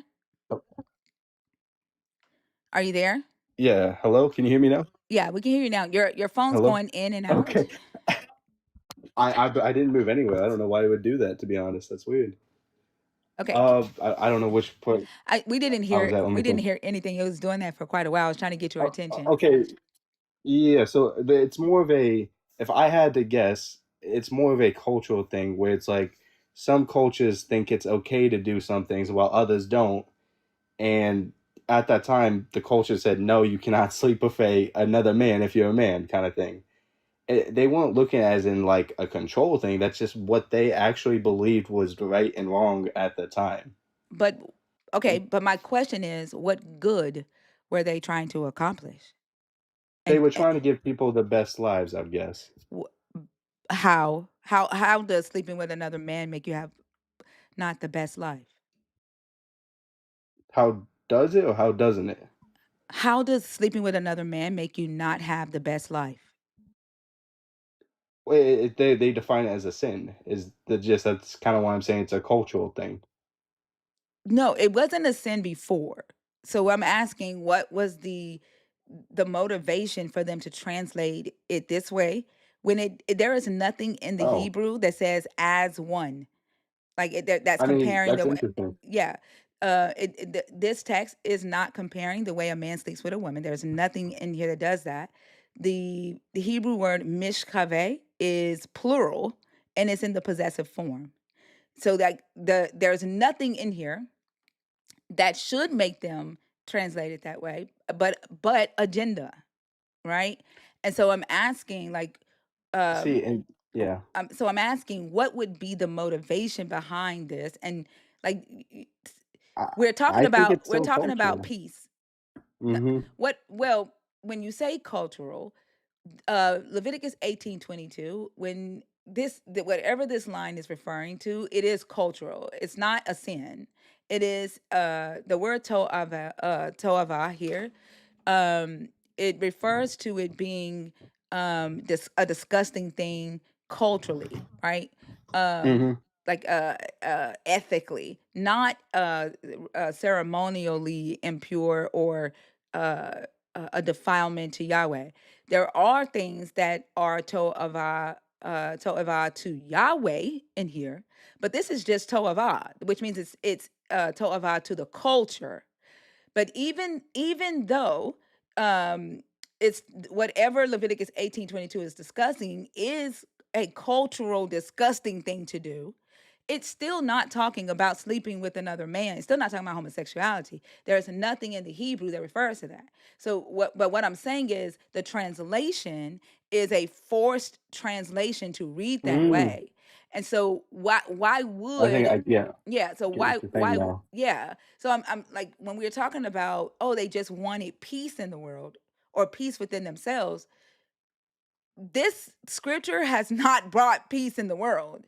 This scripture has brought so much violence in I the world. actually I think I get what you're saying somewhat, but I also think it kind of still proves the fact of the actual thing being wrote before anybody translated it was a peaceful book. You know what I mean? It was everything was peaceful and not made for the fact of causing it. Is it the people who's made its fault and Christianity itself? Like if they were to write a book and somebody else used that book for harm, is it their fault that the book was made and somebody translated it a different way? Well, that's just one scripture that was translated. What's in the slavery passages is correct. It wasn't mistranslated. So Correct. so they could not have I, just used the book for slavery the wrong way. It literally says to enslave foreigners. Don't enslave people who are like you. It literally says that you can treat them as slaves. You can pass them down to your children as inheritance. They are your property forever. It literally says that women, when they are sold into slavery by their fathers, they do not go free. They become the property of the master. They only get their freedom back if the master designates the woman to be his son's wife. But if he designates her for sex for him, she is his property for life. If he gives her to one of his male slaves and they have children, the children are his masters. That's mhm. breeding. So they didn't use the book incorrectly. That's literally in the Hebrew text. And again, this was a cultural thing. But Yeah, that's what when kind of you where I add can't in wrap my head around. but when you add in a all-powerful, all-knowing God who is saying you shall do or you can do, right? That takes away from humans just being young humans and learning to how to live in society and making mistakes, right? Learning what's moral and what's not moral. When you claim to have a creator, a higher intelligence guiding these humans, then that's a whole ass problem. I mean, you're kind of arguing with the choir somewhat because, like I said, I am not Christian. So when I think about that, yeah, the contradictions are crazy to like what they're trying to do. Like you say your God is good, and then you say you can't. You're gonna do this. Like I agree with you 100%. I think that's a total contradiction. But I guess it's kind of moving the goalpost to kind of it feels like what we were talking about of is the book itself was it made to harm people or was it made based on the culture at that time of how they felt they could see the world and could find the best peace for themselves or within themselves based on what they wrote. And honestly It I was think made we've for gotten to the control. point where No, we agree actually on actually most of these topics as you can like somewhat tell, but I do think it seems too such a complex book, easy to say that it was made just for one thing and not there's a lot of things that went into a thing to make it come out one way, I guess. well, considering if we look at the what's in the Hebrew scriptures, right? The subjugation of women, the subjugation of children, the enslavement of foreigners, the mistreatment of foreigners, the conquering of foreigners, killing your kids for worshiping a different god, um, the uh, uh, oppression and violence against intelligent women, the what the like there's a lot of violent laws, a lot of violent stories that are written in order to acquire this peace that you're referring to, right? Now, if we also look at the fact that according to historians, the law of Moses was not what the Israelites used in their justice system. A lot of this was written as mythological tales, historical fiction. Mm-hmm. The Mosaic laws, the in ancient Israel, they used a different completely different set of legal codes to actually run Israel. So what would be the motivation for someone writing this horrific shit? I personally, and I guess this might have to just be the end of this because I kind of don't know the best way to defend my position from like I think it was just like this is what they believed was good and bad because they didn't have anything to tell them, and they honestly the only reason they have something now is because they wrote that, and now they're gonna base everything off that kind of thing. But we're talking about whether they wrote it for peace or and not to harm. The things that they wrote are harmful. They went into lands, according to these stories. But they didn't think that was harmful to them. They didn't think killing people was harmful. That was a cultural thing. You had to kill to survive Is back it then. harm? You No, had you to defend didn't. your land. No, No, they you were not did. defending their land. They were going into other lands and taking other people's shit. Literally, But that's their how God says war was. when you go into the land that I promised you, and I have given the people into your hand, and you have annihilated all of them, and you're living in their houses, the houses that you did not build. You're eating their food, the food that you did not grow. You're wearing their clothes, the clothes that you did not make. Like this God is literally saying, I'm going to give you a complete city that is already built up, well done. You don't have to do anything. All you got to do is go in and kill everybody and move in. You didn't think that was harmful? Listen, I don't think being loud kind of makes arguments better. No, I think no, don't tone police me. I'm not. I'm You are just. tone policing me. I'm sorry that I'm tone police. I'm just. I actually think you're intelligently I smart. don't I don't need know you to why. validate that. I know I'm intelligent. I don't need you Okay. to validate that. I'm just. But you're saying that this isn't harmful, Well, and you're kind of. I you're haven't saying that talked this with them. isn't harmful. Like, you do sound like a Christian. I don't know why it sounds like you are cosplaying as an atheist. Like I'm you're not. like you do. And I wonder if you are the Christian that texted me and was like, I don't think it's right for you to say that the Bible supports pedophilia and racism. Like the amount of atheists that are messaging me defending the Bible and defending Christianity is wild. It's wild. Because, like, for you to say they didn't know it was harm, you have to defend your land. They were not defending their land. They were taking someone else's land.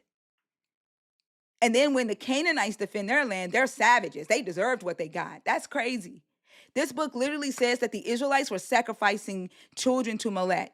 But believers will say that the Canaanites were sacrificing their children to other gods. They deserve to die.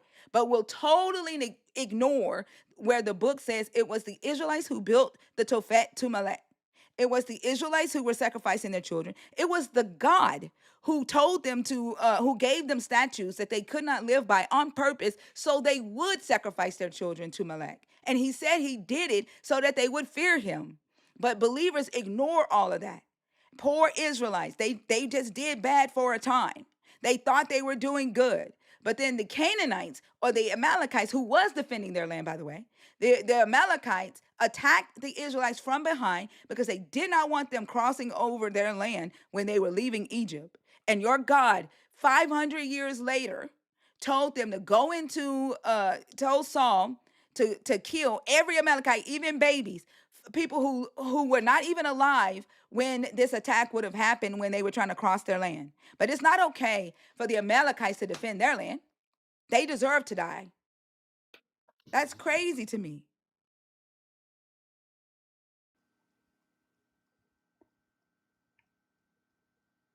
Is it my turn? Mm-hmm.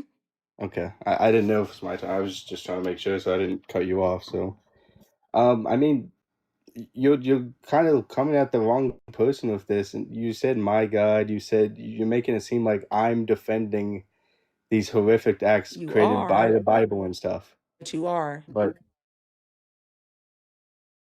You are. can I ask a off the thing question? You can kick me if you want, but is there a reason that I don't interrupt you, but you can interrupt me every time? Well, you just said that you were not doing something that you are doing.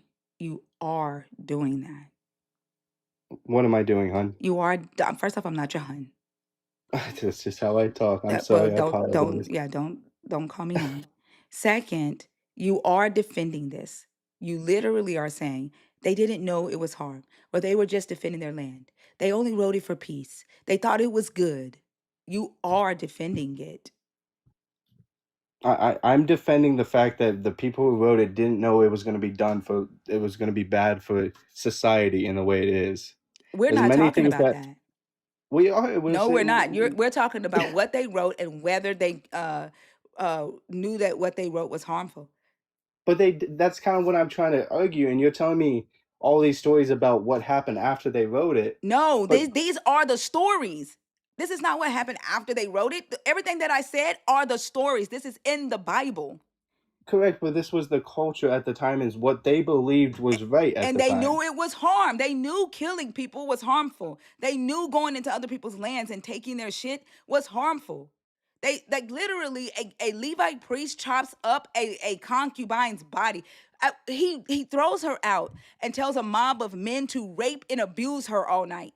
And then he takes her home to Jerusalem, chops her body up in 12 pieces, and sends 12 messengers out to the 12 tribes of Israel so they can go and have a meeting with their God. You're trying to tell me they didn't know that was harmful or violent?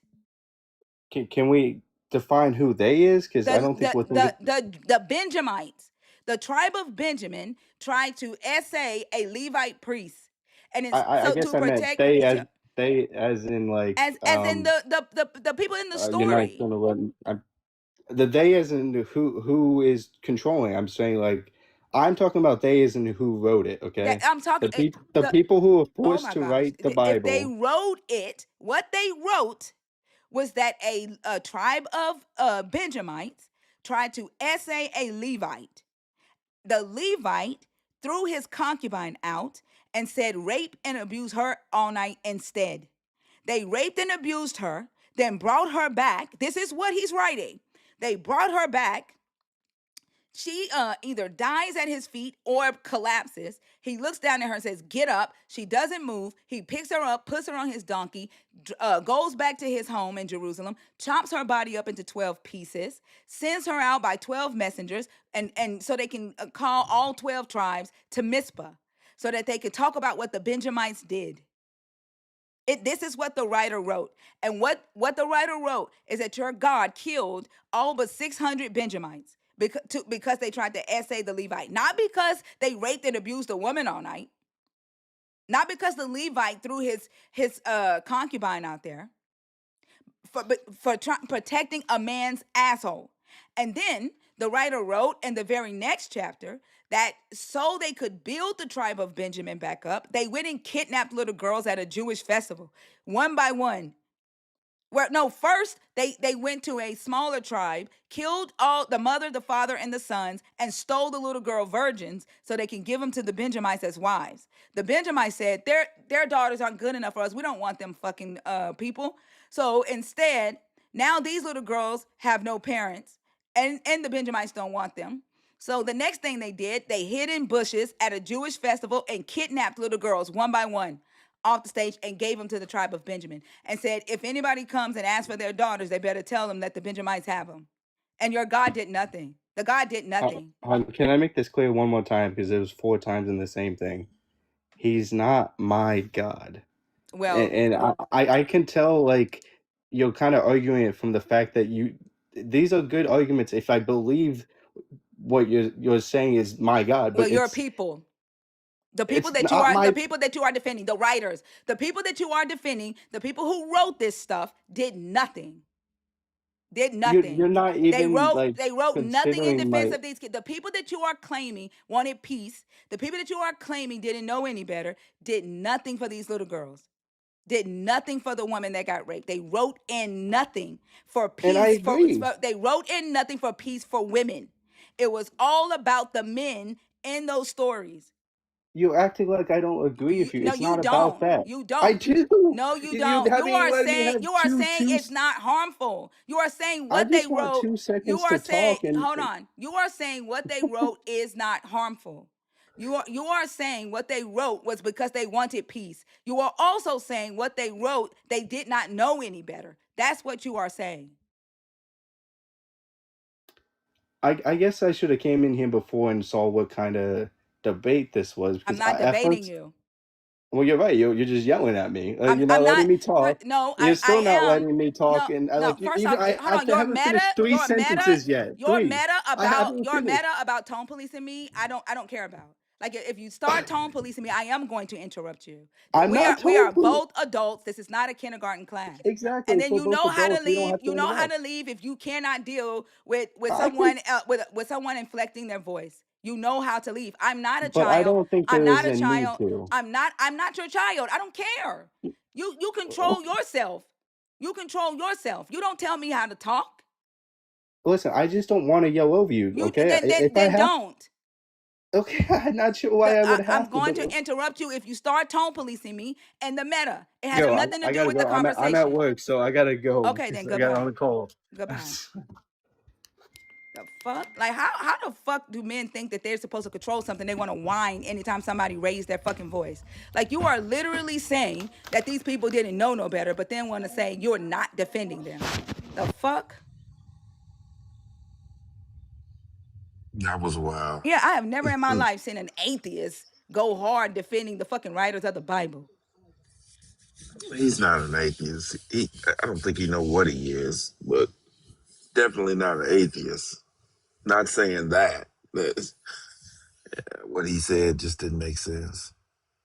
And He then was defending it. yeah, and then like men whine so fucking much when a woman uh raises her voice or gets passionate. Like they whine too fucking much. Like god damn. Like you are a grown ass adult. Like can you please just soften your voice, please? The fuck?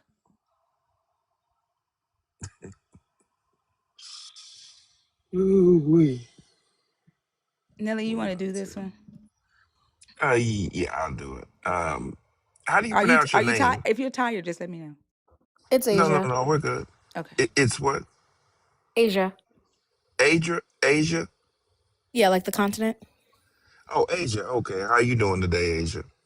I'm good. How are you? I'm doing great. How old are you, Asia? I am 26. Well, turned 26. 26. Okay, great.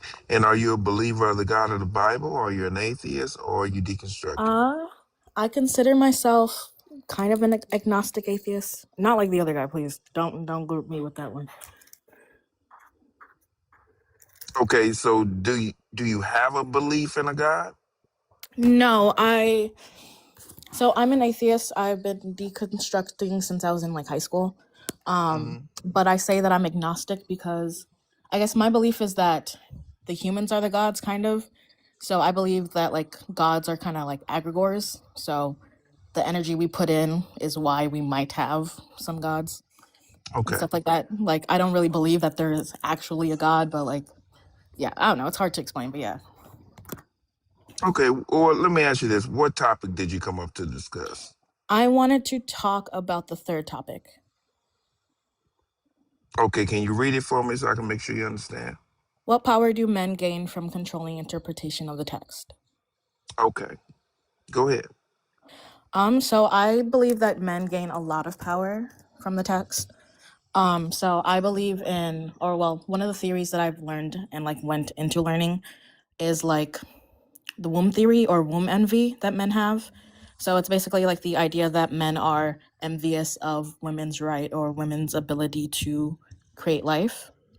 So I feel like that influenced a lot of how the Bible was created, Hmm. especially with like how like the whole Adam and Eve story, they kind of bypassed the whole like women creating people and instead went straight to, oh, we came from a rib and stuff like that. So Okay. I mean, I can somewhat agree with you on that. Uh, I do believe that men do. Well, I understand the reason why men have the powers because actually men wrote this. I mm, mean, it's obvious that men wrote it based on the scripture. Everything is dictated, surrounded by men. Um, if it's not, you know, when it comes to the Israelites, especially, it's more or less of this God looking at all the men. Everything that was done in the Bible was really gave to men. Uh, I mean, men have power over women. Uh, Women are property. I mean, so yeah, I mean, it's obvious the writers of this was obviously men, but I mean, now who's to say some of the scripture could have been written by women? We don't know, you know, depending on how the thought process that woman writer may have had or was influenced by, whatever the case is, because there are people women who believe in this God that see themselves beneath men. They see themselves as um, not to, overtalk a man or, you know, to keep their mouth closed and stuff like that. I mean, so yeah, I agree with you. I do agree with you on that. Did you have anything else? no, not really. I just kind of wanted to talk about that a little bit. So I guess I looked at the comments. I know I'm not supposed to, and they said that that's not agnostic and stuff. So I am still in my kind of deconstructing uh, belief. I grew up a Jehovah's Witness, and I got out of that as fast as I could in high school. So I'm Hmm. still kind of just learning and stuff. So yeah, I do enjoy Thinker and a lot of the deconstructing lives and stuff, and I try to educate myself as best as I can. That's good. That's good. And by you being so young, you know, like I said, I really hope that the younger generation, picks up on, what's really going on, and hopefully one day, you know, uh, you know, maybe generations and generations, maybe this will be a thing of the past because this is definitely harmful. This is a way to empower men. I mean, if you just look at our world today, it's men powered. I mean, it's crazy. But you see all these intelligent women around that hold more degrees. They're. I mean, women are just smarter. I hate to, I ain't gonna say I hate to say it, but it's the truth. Women are Yeah. smarter than men. That is a fact. I'm sorry, it is. No, one hundred Um, percent. Yeah. yeah, yeah. Not to say that men are dumb. I'm not saying I'm not calling myself stupid, but I am saying that um, women tend to uh, absorb things in a way that a man just can't absorb it. No, yeah. You are speaking to the choir. I've not only just been deconstructing. I've also been being away from the patriarchy. I am a proud misandrist, so you don't have to tell me any of this. Yeah. Yeah, so I just wanted to kind of just share that theory that I have about like the womb theory and how I believe like a lot of it was just control so that they could subjugate women and children to their wrath. I feel like a lot of men don't like the fact that they have such a destructive nature and aren't really nurturing as like women are kind of conditioned to be, because I don't really 100% believe it's all natural. A lot of this is just programming. Right. Hello. Oh, yep, I'm here. Oh, That was okay. basically it. Yeah. Okay. Well, I appreciate you coming up and thank you so much. We do appreciate you and you're welcome back anytime. Of course. Yeah. I hope you have a good rest of your night. You too. Have a good one. Mm.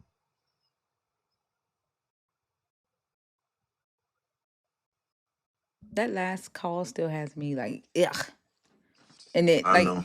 I was telling y'all about a DM that I got from an atheist saying that they don't think it's right to disrespect Christianity and say that the God of Christianity condones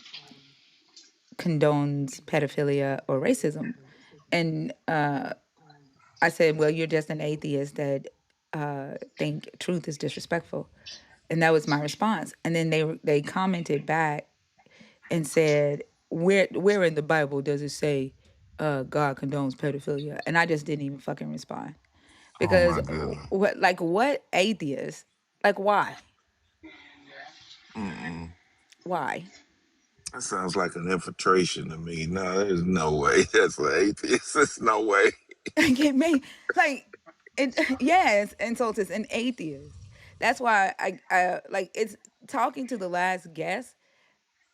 Like y'all know, anytime I'm talking to a believer, I say your God. Like it was hard for me to separate that person from a believer because his arguments was the same things that believers would say. Although his claim is that he's defending the writers and saying like basically what he's saying is they didn't know any better. Mm. Yeah, he was defending it, and I don't even think he even realized he was defending it. I think he did. I think he, like that, the whole agnostic that I think that there is a higher being things like in his mind. I think the higher being is still this God, and is Jesus, and there's goodness in Jesus, and he doesn't believe in the Hebrew God because he probably sees the evilness and that shit. But Jesus brought peace, and I could learn from what Jesus taught. Like he's probably Christ consciousness. Um, I don't know, but yeah, very weird. And then I like the whole patriarchal thing that tries to police a woman and everything that a woman does. Like if she even sounds confident in her tone, if she sounds stern in her tone, like there's a difference with me yelling. Y'all know when I yell, right? Like when I yell, I'm yelling at the top of my voice and I'll probably be hoarse for the next couple of days. Like but me being passionate and being confident and stern, it's not me yelling, and but they see it as that, and then all of a sudden they turn into a little kid. It's like, don't do that. Like it's so irritating to me. Right. Like but they want to be the ones who dominate the earth. Like I don't know. I don't know. Kelly, I figured you were up here on accident because you didn't say anything the whole time. Mm-hmm.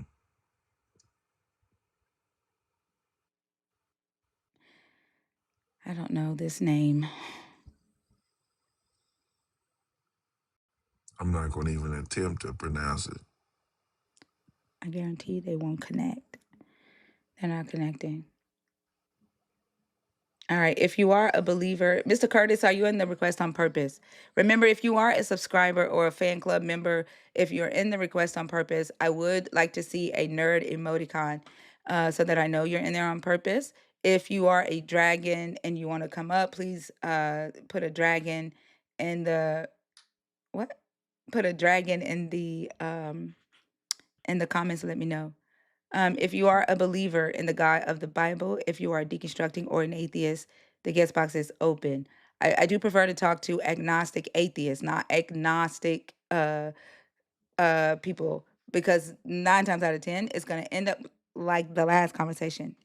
When people identify as agnostic and they're still holding on to the idea that a God exists and they are deconstructing from the God of Christianity, the God that they believe exists still has the same characteristics and jobs as the God that they are deconstructing from.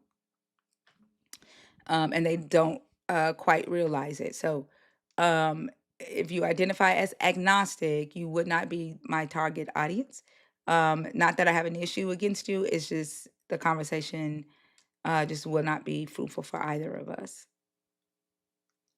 But there's 525 people in here. Thank y'all so much for being here. Tap up the screen. Wake up. I have a gift goal, 199 little hearts. Help me reach that gift goal so that we continue on the FYP, get people in here who are awake, who wants to come up and have conversations with us, share the stream out. Thank you to the YouTube fam for being here.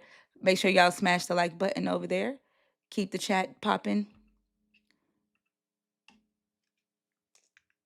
And let's not get sleepy. It's 1:32. It's almost 2 a.m. Central Standard Time.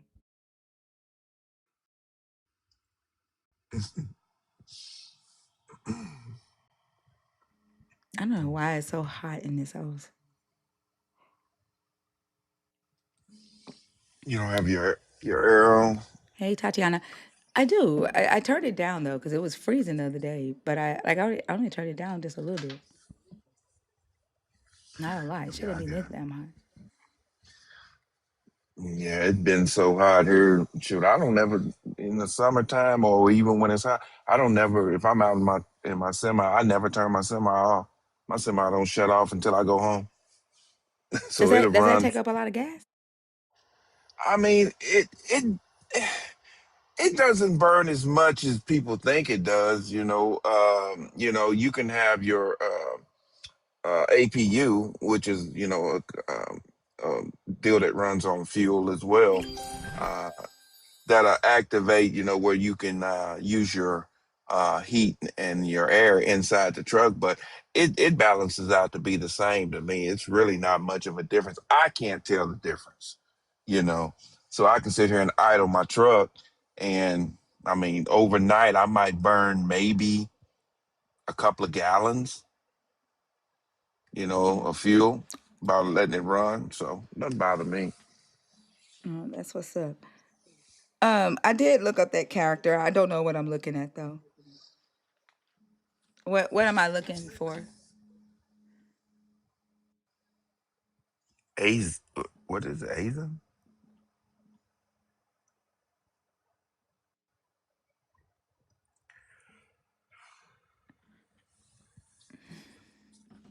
I don't even know who that is.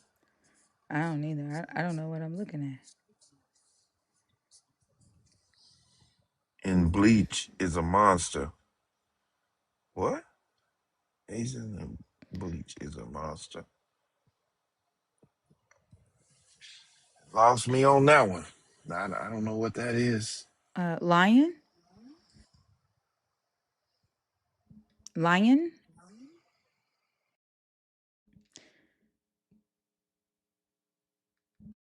All right, y'all. The guest box is empty.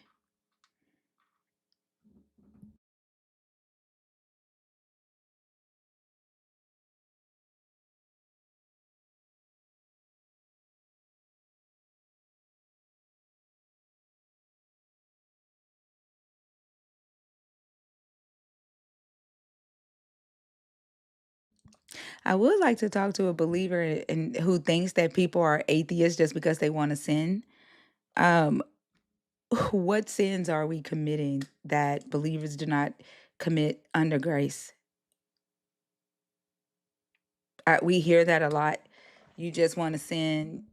You just don't want to follow rules or follow the laws. Like, what is it that you think we're doing as non-believers?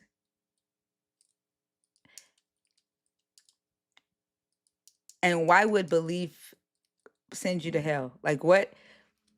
Like your identity as a believer.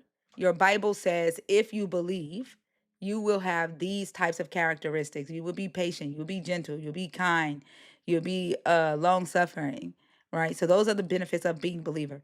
Does that mean that if you are not a believer, that means you will not have those characteristics? And do you believe that if you are not a believer, that means that you lack those characteristics, therefore you will do things that will send you to hell? Because your book isn't clear on that. Your book just says that non-believers are condemned. For what? Why are non-believers condemned?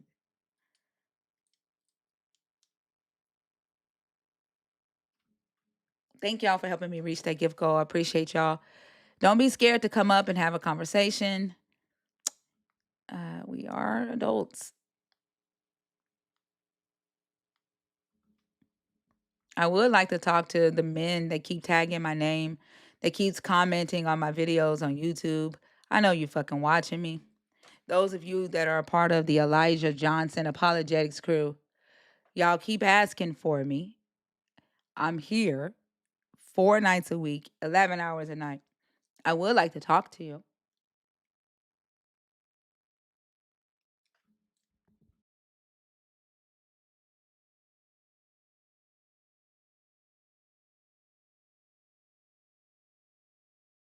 I have a whole crew of men across the internet making videos about me, tagging my name.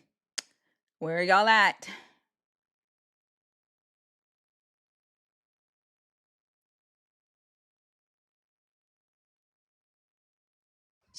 That's funny. It's insane. Well,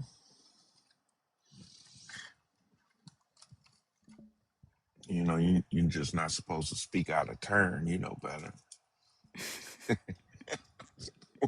But they come in my chat. And one of them came into Zena's live today, and this is what he tagged. Thinker. Elijah apologetics already cooked you. Why are you still misleading people?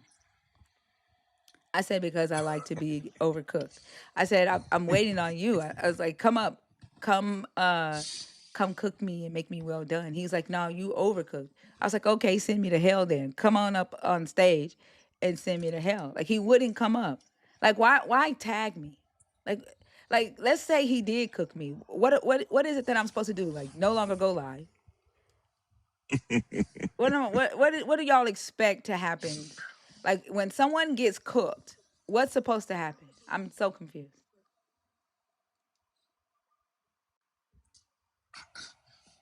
I don't even understand it. I really don't. Like, is that like war? You've I killed guess. them in the debate space, and so they no longer exist anymore. Like, we get assholes that come in here all the time and they get cooked, and we ain't even debating, but they come back. Like, I'm so fucking confused. What did they think that? Like, he didn't cook me. First off, he edited a fucking video of me yelling and cursing his dumb ass out, and put up that he put a thumbnail on the fucking video of him with praying hands talking about, I humbled the thinker. First off, my name isn't the fucking thinker, but like, let's say he did. Does that mean I'm dead now? Like, what's supposed to happen? I'm confused.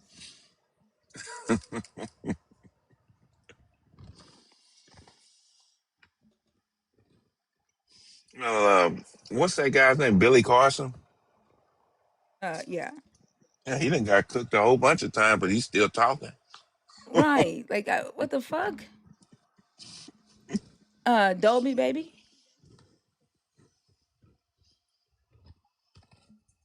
Oh, Dolly baby. Dolly baby. Well, then you are the one who tagged me. I knew you were here fucking watching. Bring your ass on stage. Like, damn.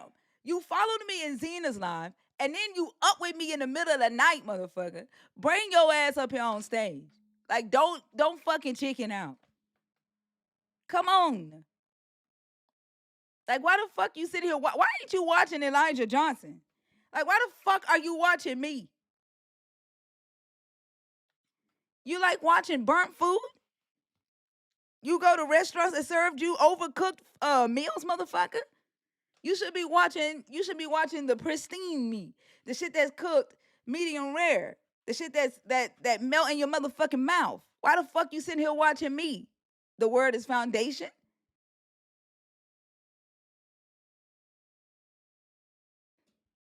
Come on stage. Why are you hiding out in the chat? Sometimes I feel like fucking Jezebel. Are you scared of my mouth? I told you, like, I feel like Jezebel. Are you hiding out in the chat? Are you asking for Yahweh to save you? Are you I'm the only one left. The rest of them done ran from thinker. I'm the only one left in the cave that have not bowed down to Baal. Is that what you're doing? You asking Yahweh to take you out, so I don't have to do it.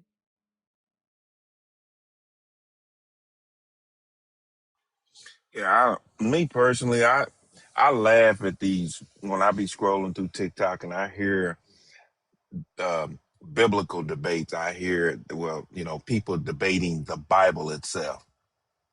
You know, I don't. That to me, that's like the characters of the Chronicles of Narnia versus the characters of the Lord of the Rings and debating. I mean, that's what it sounds like to me. Because you guys are, I mean, seriously, you're debating something that ain't even real. You're debating something that's fictional, you know. But now, if when it comes to me, if I'm going to debate, then I'm going to debate facts. I'm not going to debate fictional shit. I'm going to debate facts. But I don't understand it. I mean, but like, I don't get it. If I'm such, if Elijah, first off, Elijah is a young motherfucker. Like, if Elijah Johnson cooked me, wouldn't you think that I would be easy to talk to?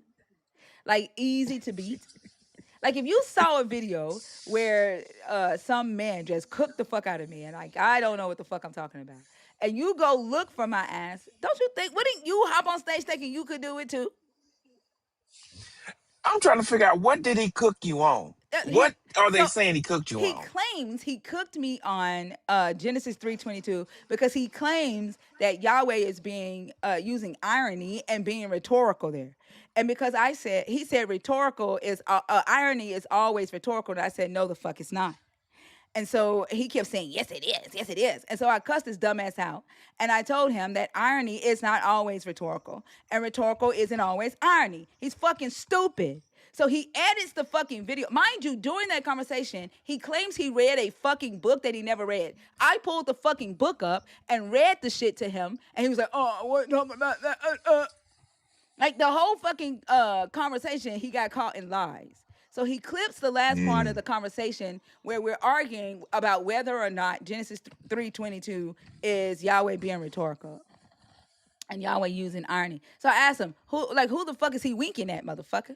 He literally says in Genesis 3:22, the man has now become like one of us, knowing good and evil. Now, this is what the fuck Elijah Johnson says. He's going up based off of our Augustine of Hippo saying that the God said this because the irony is that the reader doesn't know that Adam and Eve knew that they thought that they were going to gain knowledge, the knowledge of good and evil, and become like the God, but they really didn't.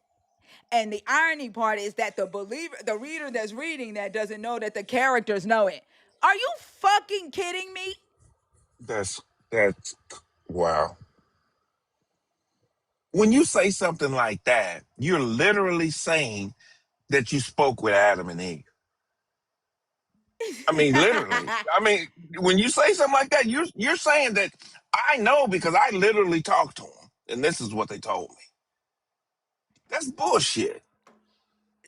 I think the idea of that scripture bothers them the most is because the serpent and the God said the same thing. He didn't I even think that's what microwave. bothers them. I even asked him in that conversation which church fathers disagree with Augustine on that. He didn't even fucking know.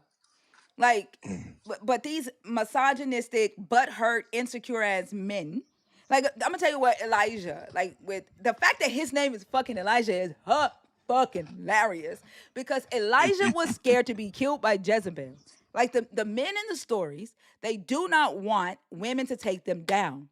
There is a story in the Bible where there's a man at war and a woman drops a ganvel on his head and he says, "Stab me really quick so that it won't be written that I was taken out by a woman." That's what the fuck Elijah Johnson did. He went and edited a fucking video to make it look like I haven't even watched the shit. People have watched it and they say it ain't shit. But he went and edited a video of me cursing him out, making it look like I'm cursing him out because he cooked me.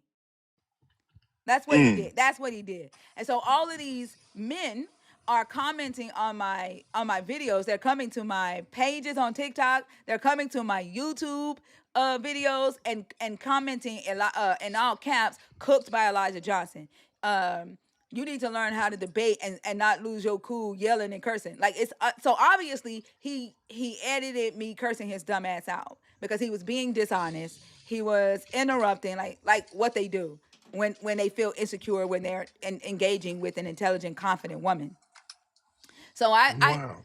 I didn't even know that they were doing this shit till like a couple of weeks ago. Mind you, this conversation happened 7-8 months ago. And so when I was checking the comments on my YouTube videos on the Lot's Daughter song that I put up, that's where I saw all these incel ass comments. So I responded to every last one of them and I said, well, I go live 4 days a week, 11 hours a night. Come teach me how to debate. Not one of you Mm. have accepted my invitation. And every time y'all come in here talking about Elijah fucking Johnson, I tell you, bring his ass in here. Y'all keep coming in here grabbing on his balls, bring him in here. Look, You know, look. Y'all go on YouTube and listen to her rage. Put a 1 in the fucking comment if you are used to my fucking rage. Are y'all new to my rage? mm. Motherfucker, they know who the fuck I am. I don't have to hide that shit. I don't tone down for an insecure ass bitch. And if you were in the comments fucking whining about me fucking raging, bring your motherfucking ass on stage. Shut me the fuck up.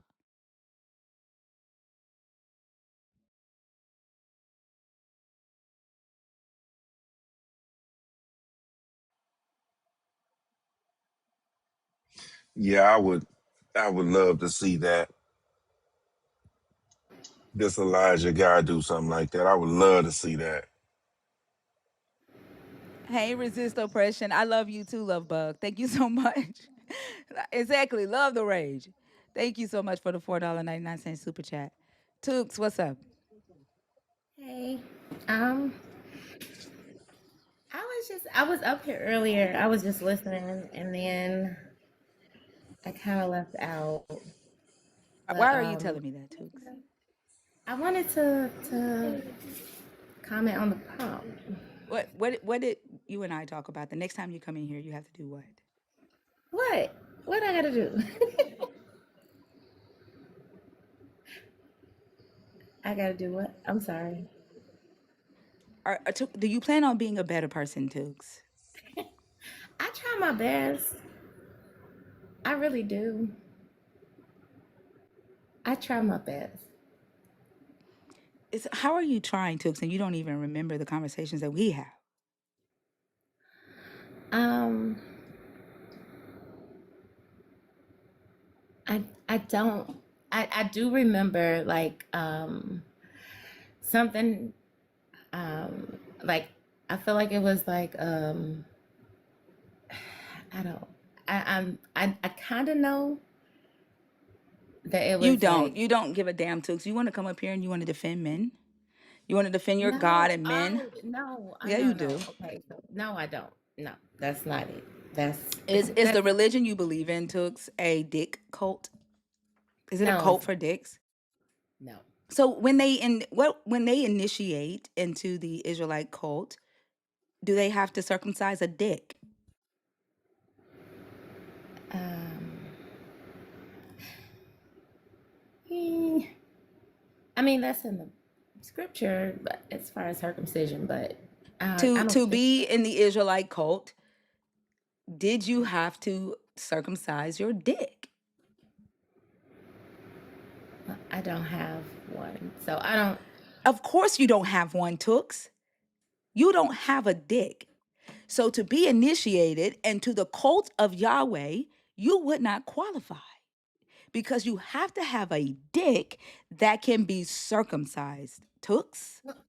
But they actually did it to girls too. Oh, show me the scripture where the women were circumcised in Israel, Tooks. No, it's not in scripture, but they actually did it physically. Then And in show me historical references where they circumcised women in Israel to be an Israelite, Tooks. well, I don't know if it was for them to be an Israelite, but I know that they did it to females. Show They, me in historical history where Israelites circumcised women, Tooks. um, I can't show you where Where did you that. get that from, Tooks? No, I was talking about like they actually did like Who is circumcise they, Tooks? Who is they? in Africa. They Oh, would. am I talking about Africa, Tooks? I don't know. You I'm do sorry. know. This is why I wanted you blocked. This is why I wanted you blocked. Like, you are I was full of just. shits. Don't type in all caps in my fucking comments. You are full of shit. This is why I wanted you blocked. Nobody wants to waste fucking time with your ditzy bullshit. You are I, ditzy. okay, that's fine. I was just going to answer the prompt. No, you're not. No, you're not. You're still ditzy. Until you figure out how to fucking have a conversation in here, don't come back, Tooks. I told you that. Do not come back until you are serious and you want to actually have a fucking conversation. I'm trying. No, the fuck you're not. There is no way you brought up Africa when we were talking about this fucking book. There's no way. Mm. Well, you was talking about circumcision. That's all I heard. I'm sorry. Tooks, I don't feel like this shit with you. I don't. I heard circumcision. I That's don't what give a fuck, Tooks. Like, you are just full of shit like I fucking No, cannot. that's Like, what you I'm are telling you. ditzy as fuck. I guess. I don't know. But I heard circumcision, so that I thought, but I was talking about Christianity. Like that was what I was coming up to talk about. Like I'm not trying to be like contentious or nothing. Like I just like I don't know. Like You believers that have this faux innocence when you know you're doing bullshit, and then you expect people to pretend like they don't notice the shit that you're doing and not respond to you the way you deserve to be responded to. I don't give a fuck about what society thinks about me. I'm gonna respond to you the way you fucking deserve it. And this bullshit that you doing right now, you deserve to be cussed the fuck out. For one, because you've come in here several motherfucking times with this shit. And I also asked you not to fucking come back, and you keep crossing that boundary and coming back. I'm sorry. You're not sorry because you keep fucking doing it, Tooks. Because I don't know. My No, heart because is you like fucking attention, and you are messy than a motherfucker. I okay. I Okay. I just Tooks, Tooks, Tooks. Can I ask you a question? sure. Okay, and this is just real quick.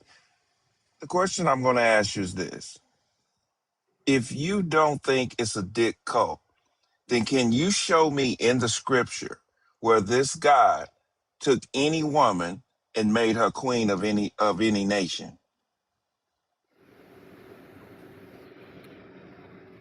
Queen of a nation. Queen of a nation, or even crowned a queen, or There is anything. one that did it, but she did it by killing people. Yeah, There I is know. one. There is one that was queen by herself, but she did it by killing people. Um, With yeah, no, I'm talking about the God did it. No, That's what I'm talking about. I'm not Something that the God did, like he made David king and all of these things. right. Yeah, I don't know. I don't know what the question was about, but I no, I don't. I mean, I do know the relativeness of women in the Bible, but no, there was no woman that was named queen you of a too nation. damn dissy to have any fucking relevance. You would be like you are property. You property. You too fucking ditzy. You wouldn't have any relevance. If you lived in those days, motherfucker, you would be property. You wouldn't be nobody's queen. You Oh, too okay, fucking ditzy. The okay, queens back then, the queens back then were intelligent. They were high class. They were educated. They were confident. They were damn near Yeah. warriors. You don't have that shit. Even the head wife had to fight for her status in the house so that another woman wouldn't take that shit. She was fucking rogue. You don't have that shit. You bow, Tooks. oh, okay. I mean, okay. Look, I don't look. Listen, look. I have less to say. I have more to do. So it's just. I'm not. I don't. Like I was coming up to answer the prompt. Like I don't. I mean, and people can call me ditzy. They can call me Domino. They call me a blonde, like You whatever. say you have less to say and more to do. What do you got to do to? Well, less to say, more to do. Okay, what do you have to do? Go Well, do it. Why the fuck are you here running your mouth? I was just responding to the prompt. Respond to your saying, motherfucker. Go do. Right. Well, I was Go trying. do. Go do. I don't. Less to say, more to do. But want to say more and do less. The fuck? Wow. I didn't. I wasn't saying like that. There was nothing Can I have to. somebody mute or block A321? I told you not to type in caps in my comments. I don't give a fuck what it is that you're typing. It Thank wasn't that. y'all. Yeah, it wasn't that I wanted to come up and try to say something to turn tables or whatever. Um, I was just responding to the prompt. And I know, like, I kind of remember the last conversation that we had, Thinker. I remember the last conversation that we had. Also was talking about your dog. I remember that conversation. Yeah. So I wasn't trying to, like, I know, and I know I am a bit, and a lot of people will call me ditzy or a blonde or, because I just don't really, No one called you a fucking blonde. no, I've been called a blonde. Nobody called you that shit. No, you didn't call me that, but Nobody called you that shit. no, I know, not here right now, but I Ain't have been, nobody called you that shit. yeah, I've Nobody been called you called, that. yeah, they did, No, they they didn't. did, and it's okay. I don't mind, like I don't care. Obviously. I mean, this is the whole point. You really don't care. You don't care how it makes you look. You don't care. You just don't care. That's it. I mean, I've heard you talk before, and I'm listening to you now. And as a man, I'm listening to a woman that just don't care. But I love so hard, like that's my problem. What does that got to do with it? I What know, does love got to do with it? I know, but I mean that's yeah. I don't nothing, I guess, but for me it does. So I don't know. I just wanted to respond to the problem.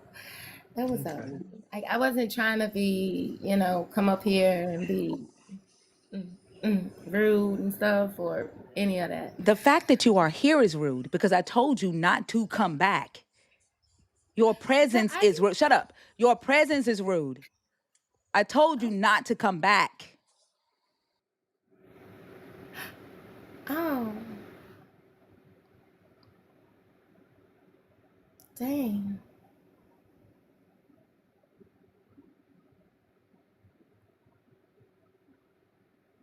Oh, okay.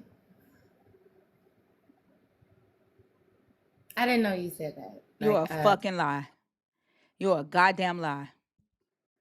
well, I know. Quan told me that, Shut the and fuck up, Tooks. Go. Get. Get.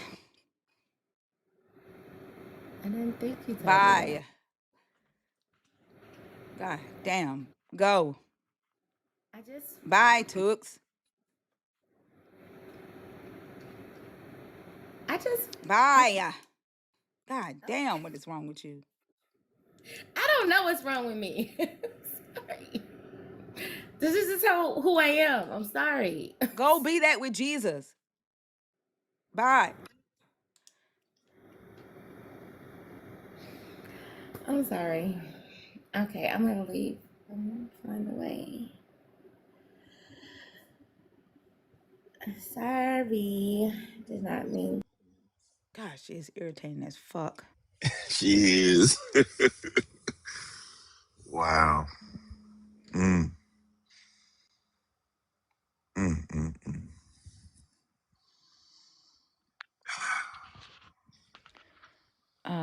Good day. How old are you? Hello. Hi, how old are you? I'm 21. Okay. Are you a believer in the God of the Bible, deconstructing, or an atheist? I believe in Jesus Christ. All right. There are several topics on the post. Which one did you want to discuss? I don't believe that Christianity is centered around men. Okay. Why not? Wait, do you believe it's Because centered around humanity? Yes, Okay. all of us. All right. He created us all in his likeness. Mm-hmm. And from the beginning, like, he made us, like, I don't know if you've heard this quote or whatever, but God actually refers to the woman as a helper.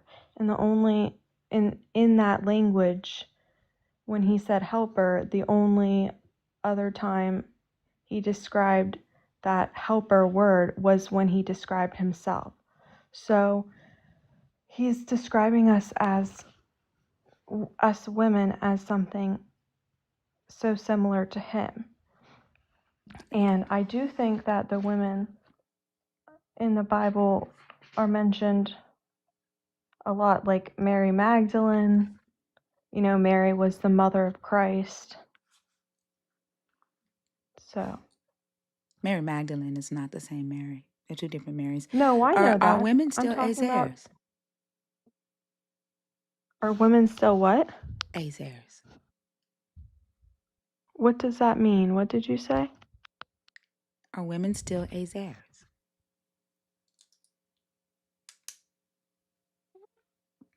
A what? Azer. I don't know what that means. Interesting. You literally just brought that up as the point, right? For how your God created everybody to be equal, created women to be just like him, but you don't know the term. It's an Azer. And I agree. Oh, okay. Yeah. I agree that is the only other time that word is used is when the God of the Bible is considered to be an Azer to the Israelites. But are women still in that position? Yeah, I think that we are supposed to be helpers for men. Do you know what that means when he created her to be an Azer in the beginning, in the story? I mean, I just kind of explained it. What do you mean? I don't think you do. He literally took a rib out of Adam to make us. Like, we're made in his image. He loves us all the same. I think it's interesting that you actually believe that you were made from a piece of fucking bone out of a man's body. But no, in that story, she was created to be a strong opposite to the male. And later on, she is demoted later on. Where's So the verse for that? She is I'm sorry, not. don't interrupt me. Don't interrupt me.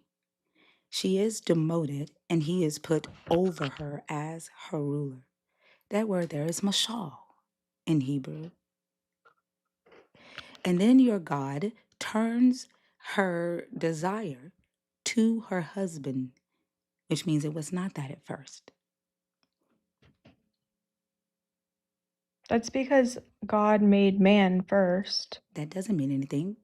In the story, they were equals. She was a strong opposite. She was never beneath him until after they ate the fruit from the tree. She's not beneath him after they ate the fruit. Yes, she is. No, she isn't. Yes, she is. And that's why God sends Mary, or God sends Jesus. What the fuck and are we Mary's talking the about one right who now? crushes the Why are serpent's you head. going to Jesus when we are Because talking about Genesis? God damn. Like, Mary y'all, is the new Eve in Genesis. hey, stop. That's because Genesis prophesies Stop. God damn, y'all are Jesus from so the very fucking beginning. irritating. I can't hear anything that you're fucking saying because I'm asking you to fucking stop. I don't know who taught you all Well, how then to why'd have you add me if you're going to talk over me the whole time? Stop. No, you are talking over me. Y'all need to learn how to have Well, that's not a great way to... Y'all need to learn how to you don't have seem like you have any joy. Learn how to have conversations. Those of you that have You can't when someone's inside of you, screaming and those swearing of at you that you. have Jesus inside of you are insufferable. Learn how to have a fucking conversation. We are not talking It about actually says Jesus. in the Bible. We are not talking about Jesus. We're not talking about Well, Mary Jesus right now. Will you is stop fucking prophesied in talking over Genesis. me? God damn, So calm we are yourself talking down. about Use the Jesus. Holy Spirit and practice some fucking patience. Calm the fuck down. You aren't going to go to hell or heaven at the end of this fucking conversation. You aren't going to save anybody's fucking soul at the end of this conversation. It's a conversation. Calm the fuck down. Shit. We aren't talking Can I about talk now? Jesus. No. We aren't talking about Jesus. Then No. goodbye. Bye. God damn. The fuck is wrong with y'all?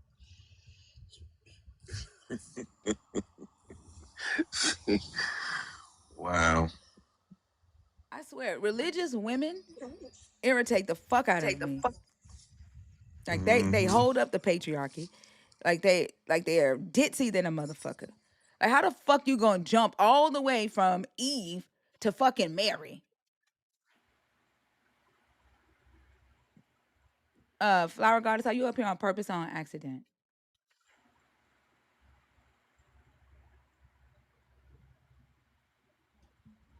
And then she come up here to explain about the term azer and don't even fucking recognize the fucking term.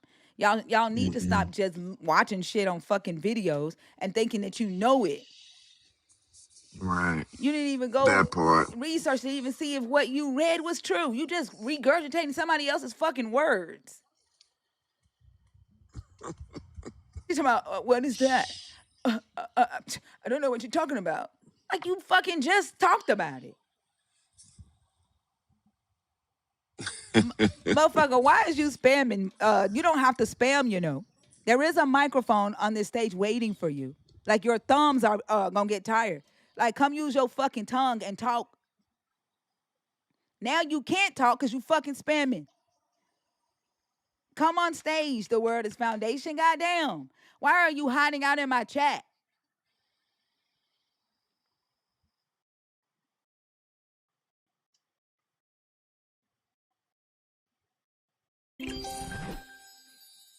That is wild. Yeah, she hadn't read the book. She's regurgitating. Then she gonna say she did not get demoted. Like what the fuck is you even talking about? And the Bible says it clearly. Gary, are you asleep? Gary? He breathing hard.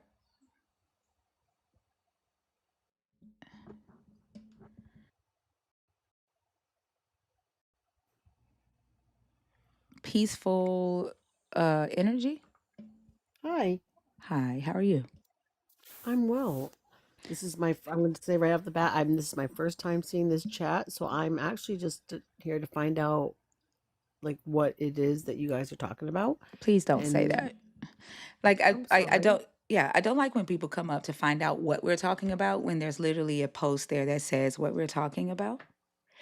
Well, that's true. I did read the post, but I guess maybe I didn't word that properly. I was looking for, what your stance was on those things. Yeah, we can discuss that. I first need to know your Okay. age and whether you are a believer in the God of the Bible, whether you're deconstructing or an atheist. I am 56. I am somewhere, I believe. However, I don't know that I believe the same way that many believe. So I wouldn't say I was deconstructing, but I am open to understanding many variables of how we are all here. Okay.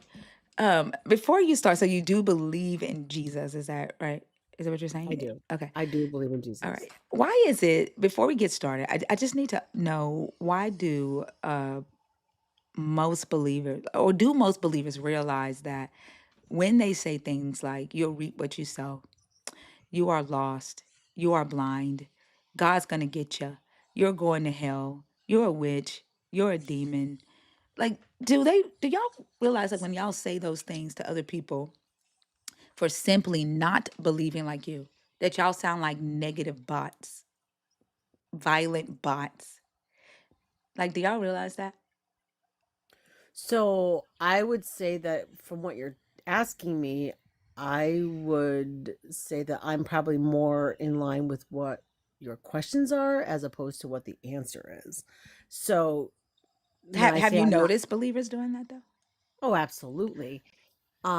So I lived my life growing up in a church and in all parts of blind faith and such. And as an adult and going through many things, I have opened my eyes and thoughts and in thinking about sort of the broader perspective around the original word and the original text, and that so many things have been impacted by mankind along the way and what their motives were. So when I think about where we are, I am questioning all of those things.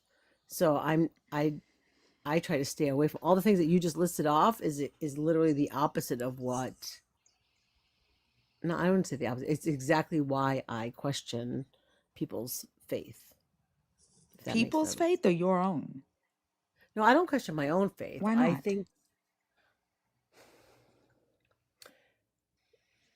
well, okay, so like I guess I have rethought my faith. I don't question my faith. I have rethought my faith in what it's based in or what I believe in terms of the ideological perspectives around where people end up, what gets people to those places and spaces, and what does it mean to be. So let me Why? just back up. I can tell you that, like, from a very small child, No, no, no. I don't. No, when no, no. I don't want a history. I just want to know why you focus on other people and not yourself.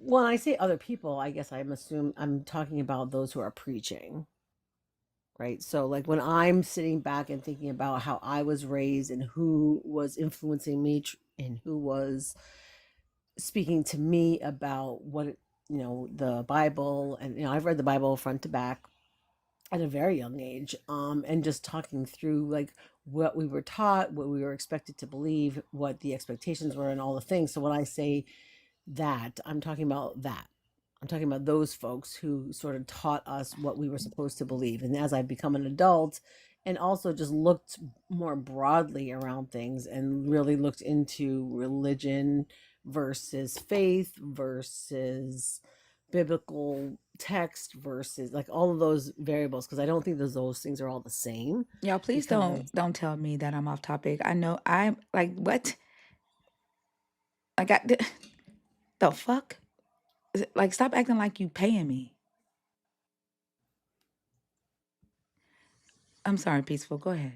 no, that's okay. I just want to make sure you weren't talking to me. I was like, I'm not sure what I said. um so I guess for me, I spent my life Hold on, growing I'm up. sorry. I'm gonna do you a Yep, better one, Newtown sure. Finest. I'm gonna block your motherfucking ass, and you ain't gotta worry about me being off topic. There you go.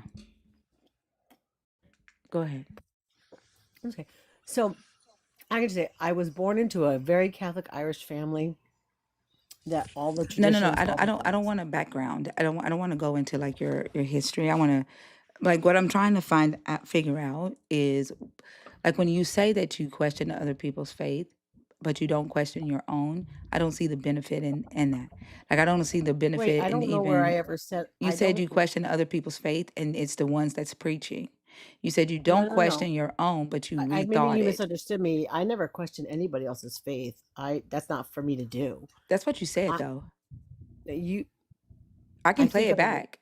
I was responding to a question that you asked me, and Yeah. I thought when you said they versus like why, maybe I misunderstood your question, but I don't ever question anybody else's faith. I believe that everyone has a right to their faith and how they practice and how they come to that. So when I say that I question faith versus religion, it came from me looking at what was being preached to me. Maybe that's what I meant. Like That it wasn't yeah, other people's that faith, but what I was being taught mhm. is what I questioned. What people were preaching to me is what I questioned. Yeah, that's your All faith. So like I don't quite understand how you're saying that you just rethought your faith but didn't question it because you have to ask questions to research, right? Yeah, absolutely. Right, but so that means you question your faith, which you said you don't do. So that is what was confusing to me. Like it didn't make sense. And then you Right. said that you you said not mine but other people's, and you said, and when I asked why, you said, well, it's the people who are doing the preaching. That's what you Right. said. Yeah. I So still what I didn't. Let me finish speaking, please. Mhm. I still didn't see the benefit in doing that until now you're saying that it's the people who are preaching to you.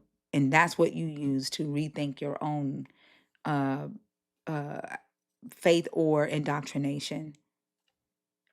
But I don't understand the answer to this with me asking, do you notice that Christians sound like negative bots?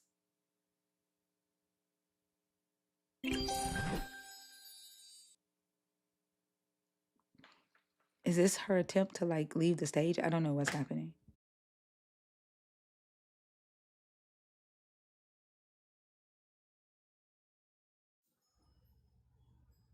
Are you back? Yeah. Did I leave? Mm-hmm. I I wasn't leaving. I don't know what happened. Did you get a Um, notification on your phone or something? yeah, I got some kind of notification on my phone about an update for whatever. Yeah, it takes you off the app when that Oh, happens. okay. Because But I was what like, I didn't do anything. the last thing that I was saying was I don't understand why we're talking about this when my question was, do you recognize that Christians, when they respond with those responses, you're going to reap what you sow, you're going to hell, you're lost, you're blind, God's going to get you, you're a devil, you're a witch, you're a demon, Hmm. you're a Jezebel, when they respond to people who do not believe like they believe, when they respond with those types of responses, that they sound like negative and violent bots, was my question. Did you get another notification?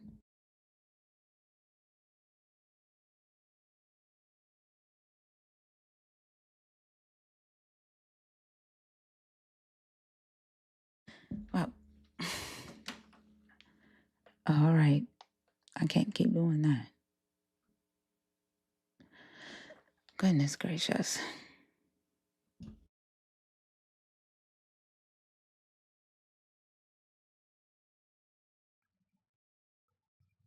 Uh Dasan. I don't need anybody on stage, y'all. I'm good. Dasan Natural. How I joined. I'm good. How are you? Is everybody getting the Apple update at the same time? I don't even know how I joined. It's okay. I'll take you down. Have a good one, okay? You too. All right.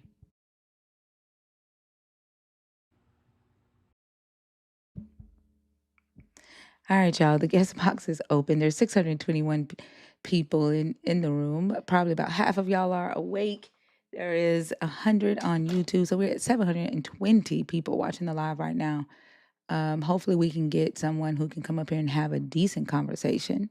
I agree, TFMJ. Thank you so much for the $10 super chat.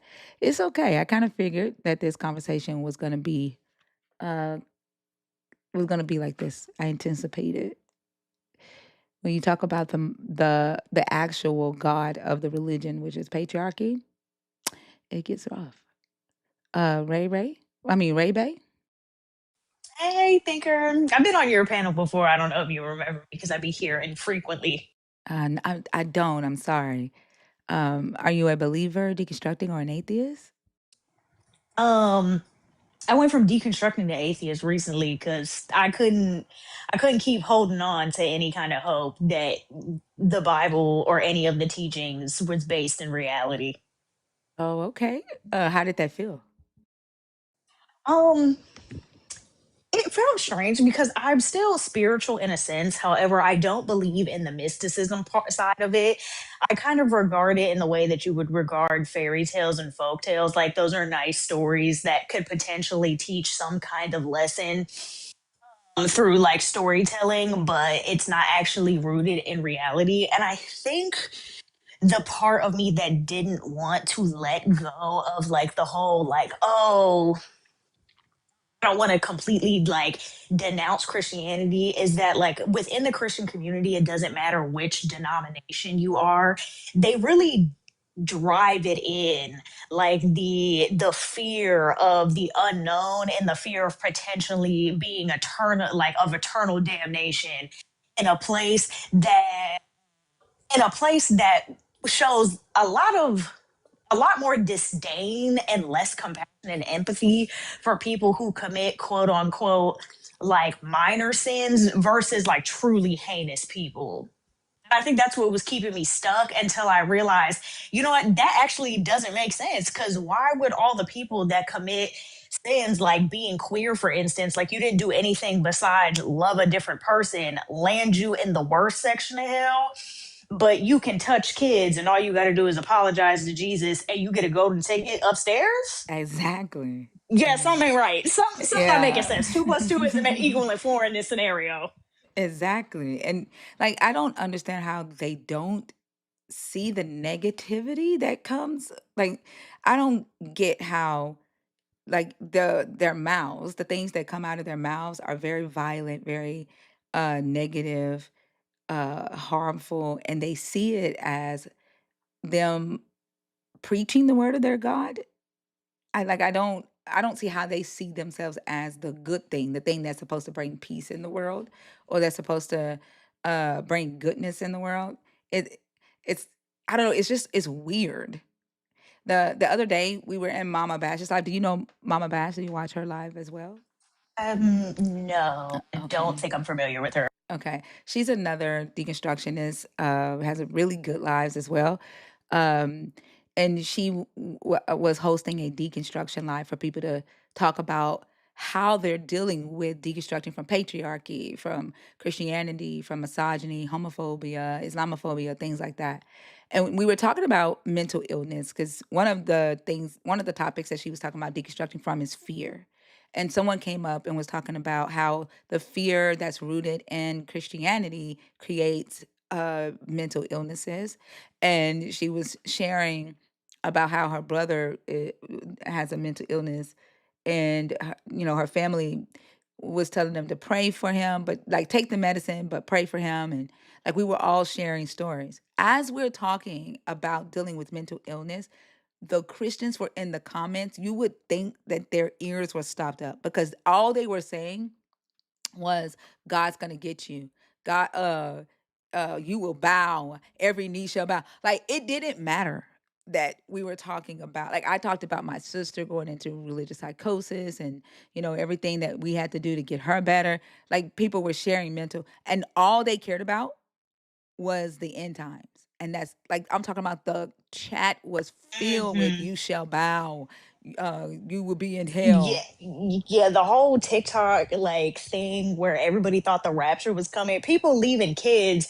And that's also what got me. What do you mean? You left your kids. You thought you were getting into heaven, but your kids weren't? Wait. It's insane. And I think what really started my deconstruction journey initially was the fact that I feel like it's the same thing that starts everybody's deconstruction journey, which is the fact that everyone has more questions than answers.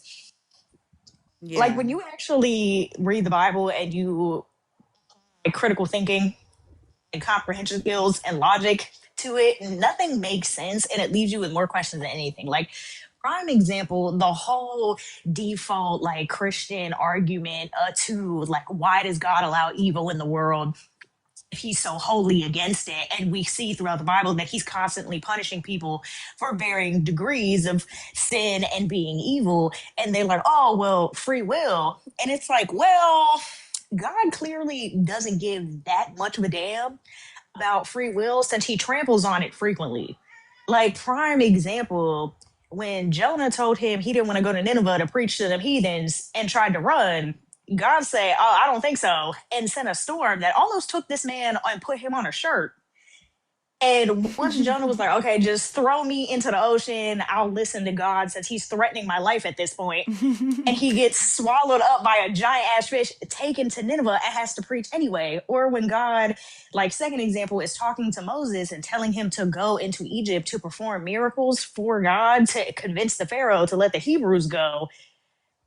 God literally tells Jonah word for word, bar for bar, oh, you're gonna go perform these miracles, but I'm going to purposely harden the Pharaoh's heart and make him say no to you. This man clearly don't give that much of a fuck about free will.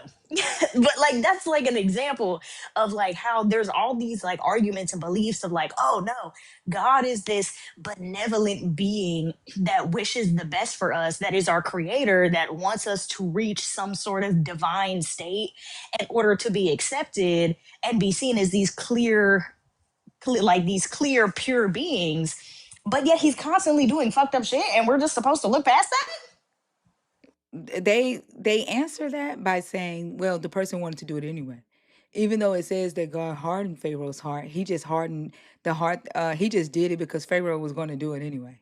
I get they make But up like, the most what was the illogical purpose of shit. that? Exactly. That doesn't even make sense. What was the purpose of that? If God knew that he was going to harden his heart anyway, what was the purpose to do it? Like pre-doing it? Like I don't. That doesn't make sense. It's like the Judas thing, right? They say Judas was going to betray this Jesus anyway. But so he was such a bad person that the only reason Satan was allowed to enter Judas is because Judas invited Satan in. Like he had to have a bad heart anyway. I'm like, if he was so bad, why the fuck did he need help from Satan to betray your Jesus? If he was so bad. Mhm. He why didn't he just fucking do it out of his own bad heart? That shit don't make any fucking sense. That But was your also, God. if he was so bad, then why the fuck? Because there are specific passages in the Bible where like Jesus is basically like at the Last Supper, he was like, I know exactly which one of you is going to betray me. And instead of like fleeing the fucking state so I can avoid being persecuted and eventually crucified, I'm just gonna like aggressively mention that I know which one of you it is and stay here so I can get tortured. Like Jesus at some point knew that Judas was on some bullshit and instead chose to forgive him anyway and was like, yeah, I guess this is like all part of God's broader plan, which at the end of the day, yet again, another part of like my deconstruction. God apparently works in mysterious ways and has this big ass plan, but can't nobody tell me what the plan is. The plan is to manipulate your ass so that you worship whatever motherfucking man he delegates the authority to. That's the plan. Like here is the like the more sadistic thing that I think is about like with the whole Judas thing. Like Jesus picks 12 friends, right? He knows that he's gonna use Judas to betray him or that Judas is gonna betray him. He's all knowing. He picked him on purpose to do that shit. Then when he's talking to them at their dinner, he's like, one of y'all gonna fuck me up. And they looking around, including Judas, looking around like, who is that gonna be? Then Jesus hands him a piece of bread, right? He hands the bread to Judas. Soon as he hands that bread to Judas, his homeboy Satan hops in Judas's body as soon as Judas takes the bread. Then Jesus talks to Satan inside of Judas and says, go do what you got to do quickly.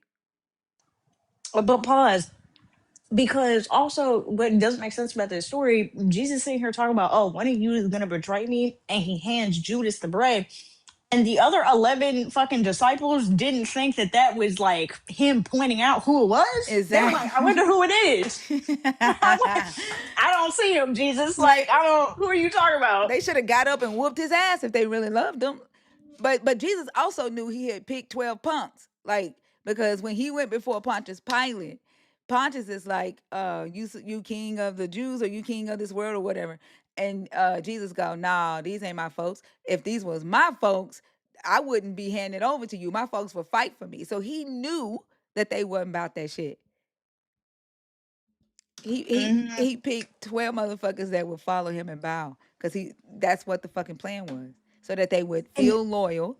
They would feel loyal to him. That's why he say, if I be lifted up, I'll draw all men unto me. He knew that if he was martyred, then motherfuckers would be like, "Oh, poor Jesus, him so That also innocent." never made any sense to me, that Jesus was preaching all this like, oh yeah, God would want everybody to kumbaya and hug it out in a prayer circle. Do you not know that your daddy be stepping? Your daddy has ordered the mass genocide of multiple different fucking tribes, all because they worship other gods before him. I'm confused. When did he all of a sudden decide he wanted to kick it in kumbaya with his enemies? Yeah, that yeah, it's a crazy ass story. It's all about male domination, getting people to obey through loyalty and debt, feeling like you owe this God something because you're not worthy. It's a, a piece of shit. Pissed off Christians before because I would like told them, I was like actually having to read the Bible and then hearing Christians try to explain away all the bullshit. I was like, to be honest, y'all making Satan sounded like he rebelled for a legitimate reason. Like everybody is trying to make it seem like Satan, Lucifer, the demons, like they're these inherently evil beings. But I don't know. The more that Christians open their mouth, the more y'all are actually favoring Satan's case. Because it's starting to sound like this man is misunderstood and he was actually trying to help. Yeah, I need you to do me a favor. I'm trying to follow you, but I keep getting cut off, and it's throwing me off. like I'm I'm very neurodivergent, and like it yeah, Man, it throws me off. I got ADHD. I be doing the same thing. Yeah, like it. But yeah, I agree. Um the s- the story is illogical. It's I don't understand. I marvel at the thoughts and minds of believers, and wonder a lot like why they behave the way they behave, which is why I have a lot of these conversations. Like it irritates me to see people be so hateful and willing to say hateful things, do harmful things for a God they've never seen. Um, like they're even willing to harm their own family members through the words that they say, excommunicating them for a God that they've never seen, and then they ignore all of the like the claim of him being good, the claim that they need him so that the world would be good because he died so that people wouldn't sin. There was a guy today on Mama Bash Live who was saying that Jesus died for the sins of the world to take sin, make people sin free, but then said it's too difficult to not sin. And then I said, well, if it's too difficult for you to not sin, even though you believe in Jesus, even though you have the blood of Jesus in you, then that means that Jesus's blood was weak. His sacrifice was weak. And he literally goes, that I know you think that makes sense, but it's my will. He said, it's my free will that's weak, not the blood of Jesus. And How does that makes less sense? yeah. And so I asked him, I said, if your is your free will overriding the blood of Jesus to make you fall? To make you sin? And he said, yes. I said, so then your free will is stronger than the blood of Jesus. And he goes, no, I have a choice. Like their logic, their reasoning behind justifying why they still sin, even with the blood of Jesus, it's the most sadistic shit because they know that they're twisting words. Like they know what they're saying doesn't make any sense, yet they say it anyway and they stand 10 toes down on it. And that's the thing that I don't even know why, but as many believers as I talk to, I still get surprised that there are people who are willing to do that. Like I said, I don't, because like the part, like I said, how it doesn't matter what denomination of Christianity is, because mind you, there's thousands, which also played a huge role in my deconstruction journey, because apparently Jesus is the one is or God is the one true God, but can none of y'all agree on any of the series of events that led to Christianity becoming a religion in the first place, and who's telling the story right, to the point where there's thousands of denominations that everybody claiming it right? But that's a different point. But I think it's the whole, regardless of the denomination, they drive in this fear of the unknown and of so-called eternal damnation, and they use fear tactics and manipulation tactics in order to coerce loyalty out of its members, and by saying like, oh, if you want a chance at living and if you want a chance at living in this peaceful afterlife where you were rewarded for the life that you lived on earth, then you have to do what you're told and not question what you're told. It doesn't make any sense either, the whole non-questioning portion, because when they try to talk about Jesus and Jesus's teachings, they'll either directly mention or just skip over the fact that Jesus said to even question what the hell he was telling his followers, to not blindly follow them. And they'll constantly like say things like, oh, faith without works is DEAD, but then like I said, like force that blind loyalty and that unquestioning loyalty to a religion and to narratives that literally make. Yeah, I think what they're indoctrinated into not questioning authority. And so they won't question the God, they won't question the teachers, they won't question the pastors.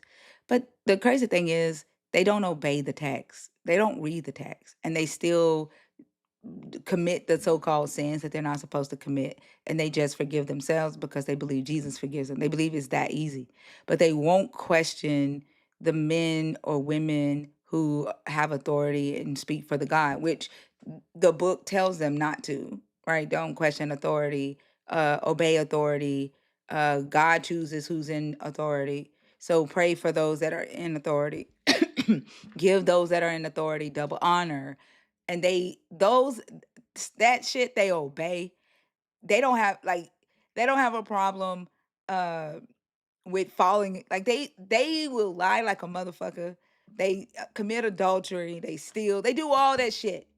And those are the hard things. But it's easy for them to obey and not question. I don't fucking get it. I don't get it.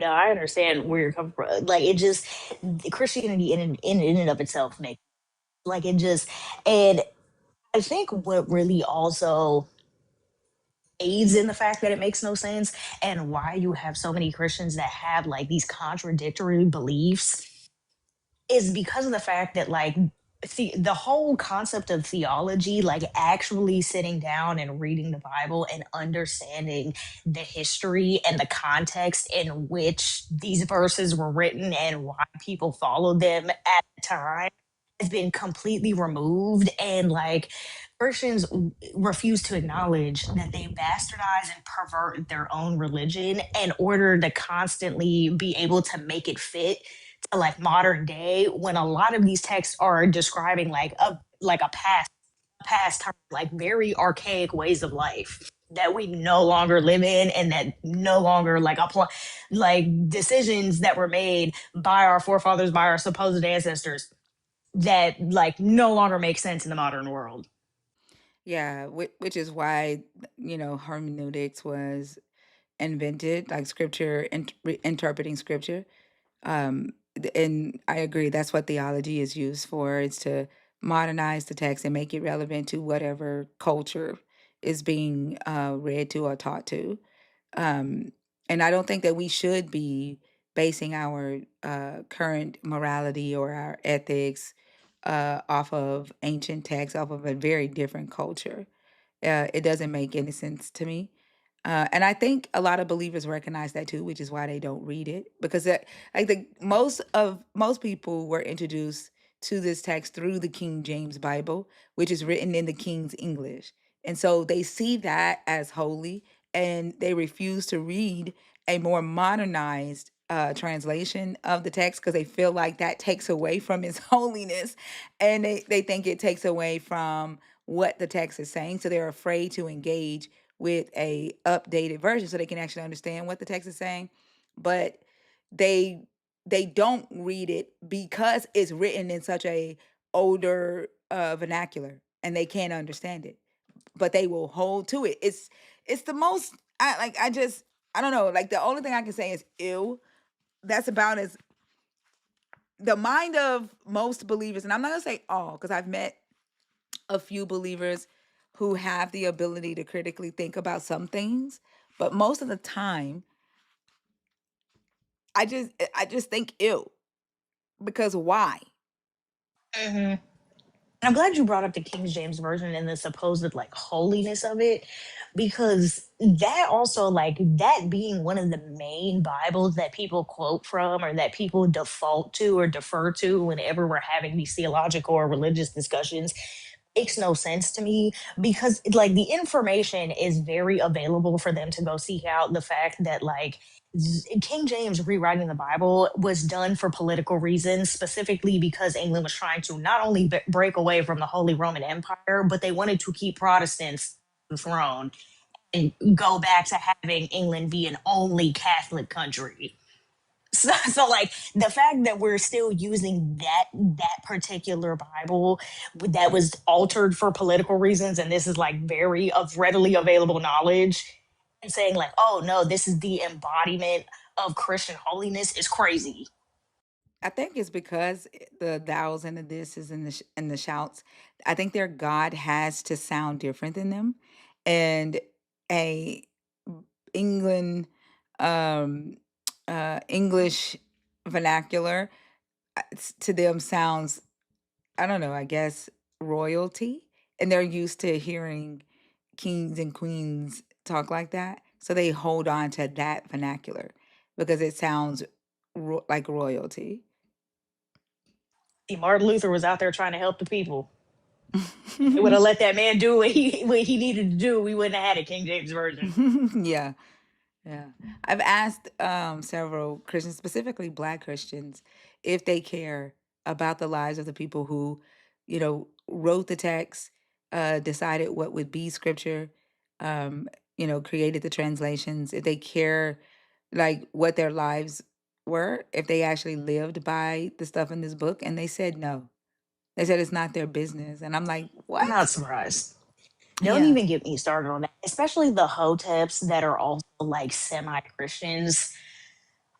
Because that particular quote unquote breed or demographic of Christians, like the hoteps Christian, would only hold on. And I feel like Black people in general, Black Christians, only hold on to the whole Christian aspect, one, because of slavery, but also because they use the excuse of how like the AME churches were used to aid in the Underground Railroad and initially started out less not as actual religious institutions, but to actually help us underneath the guise of practicing a colonizer's religion so we could get the fuck out of bondage, and have like warped that excuse into being like, oh, well, that was clearly like a sign from God that this was supposed to be our savior religion. And then also only ignore the fact that a majority of African slaves that were brought to the Americas were Muslim. Another Abrahamic faith. It doesn't make sense to me how Black Christians will remove entire historical context and cultural context as to why Christianity was initially introduced and practiced amongst Black people, especially enslaved people, and then try to turn around and say like this is a religion for us. And I try to identify as the people in the book. Like we were the chosen. We deserve slavery because we left our first love. We're being punished. Like it's uh a lot of Black people that's still in this hmm religion are still enslaved in their minds. And like they justify very harmful shit in the name of this God. Like I've had so many come on the stage and say that they would kill their kid for this God, that they would rape for this God, that they would kill for this God, they would go back into slavery for this God, if they The slavery part if they gets me. believe that their God, if they believe that their God was telling them to, um, they can't. It's almost as if they don't hear themselves because they believe in this idea of sovereignty. And when I try to point out that no one has, even in the book, no one is seeing a God, right? Like Moses speaks for the God, then it goes from Moses to Aaron, from Aaron to the prophets, and then it goes to Jesus being on earth, and then it goes to Paul speaking for the God, and then it goes to John of Patmos having a vision. Like it's all men saying a God said. And I'll ask them, what's the difference between these men who wrote and said God said, and you today saying God said? And they will literally say that those men couldn't make mistakes. Those men were divine. Uh, those men directly heard from God. Like, they don't see the human aspect of it. All they see is the God. 100%. And like as I was saying previously, when like I've had like how you were saying you had Black Christians come up and like, or just believers in general, and say like, oh yeah, I would unalive my kid, like pull a Abraham if this God told me to do it. But I have also heard Black Christians defend slavery in the name of this God and be like, yes, slavery, chattel slavery was necessary. I had one that said chattel slavery was necessary because God had to punish us for straying away from his love or his teachings and to begin with. And of course they brought up the Ethiopians. But and I really need Ethiopians to catch a break. I know they're probably tired of hearing this. I need them to catch a break, please. But when I brought it up, I was like, okay, yes, the Ethiopians have one of the oldest Christian Bibles in like recorded human history. But when we actually look at the history behind why Christianity was still brought to them by a missionary that was from a different country. So Christianity was not natural or endemic to the continent of Africa.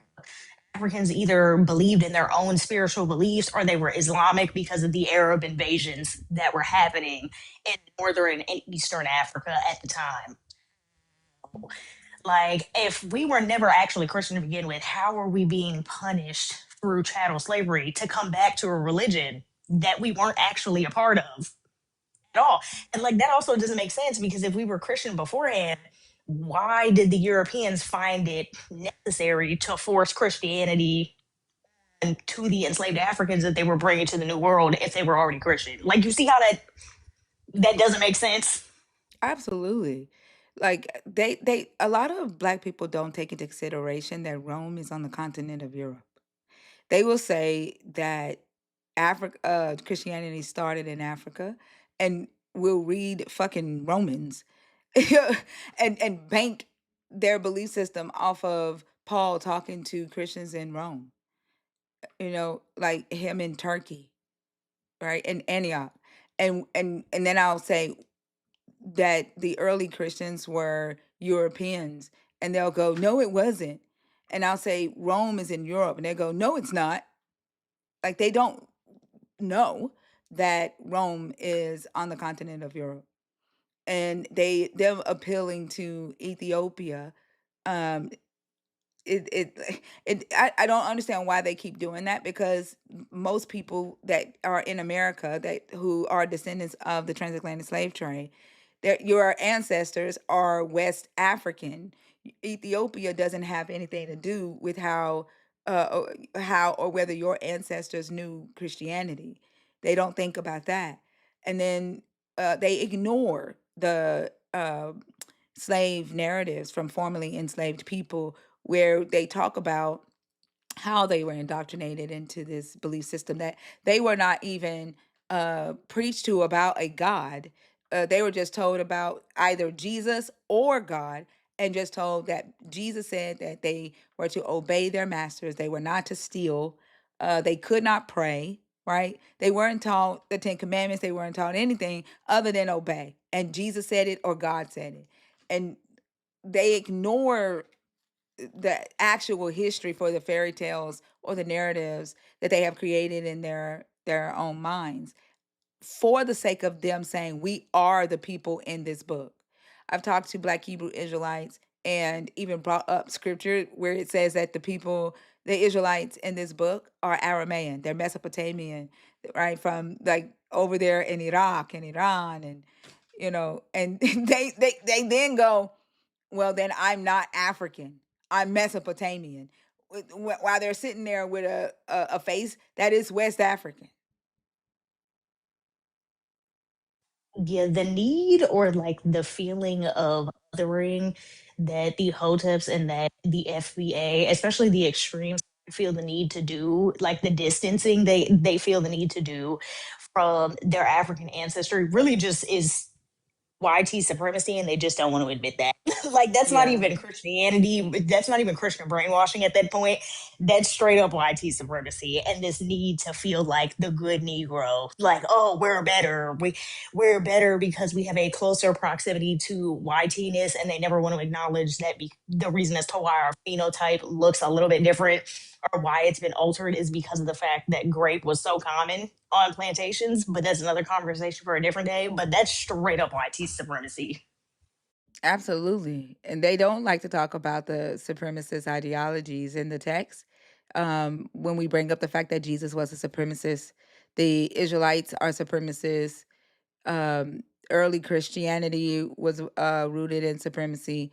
They don't like that. But yeah, I agree.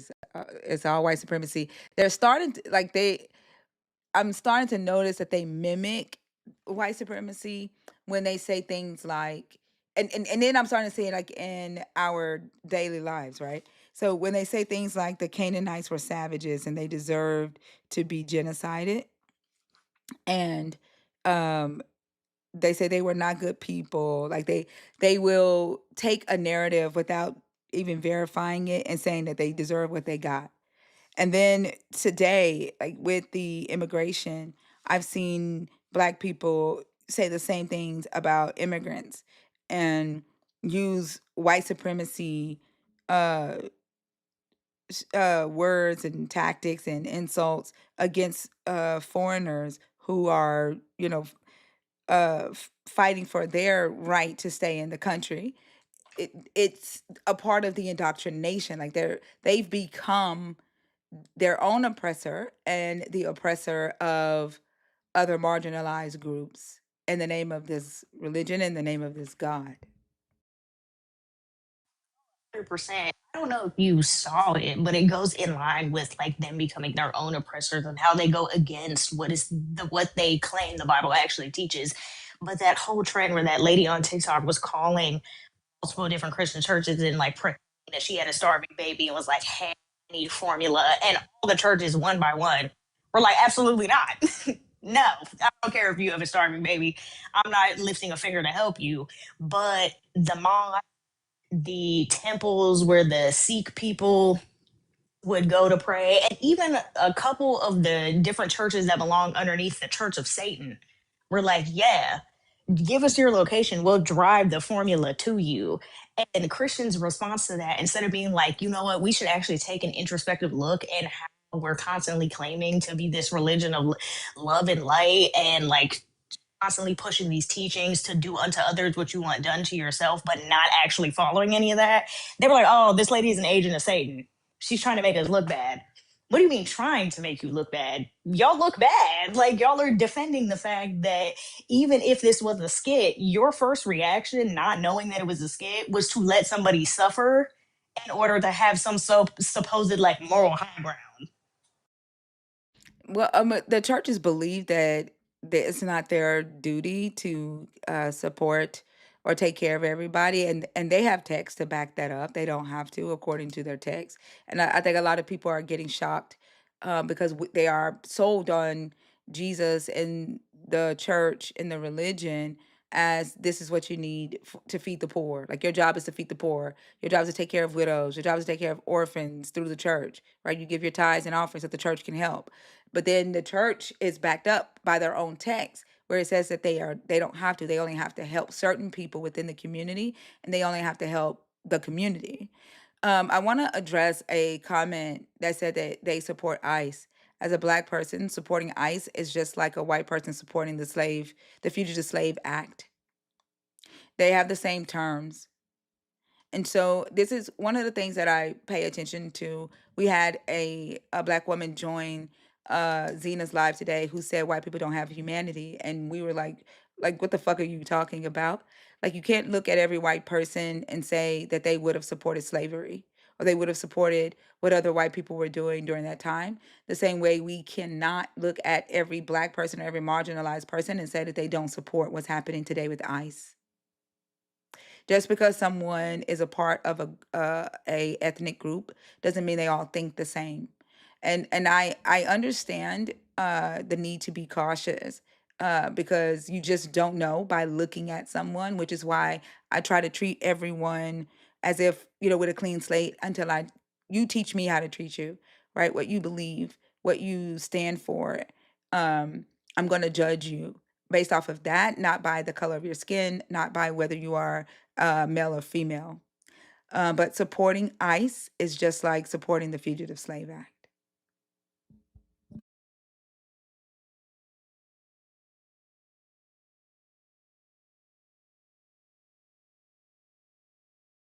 Yeah, and she's still going with the whole, oh, you don't want to debate me.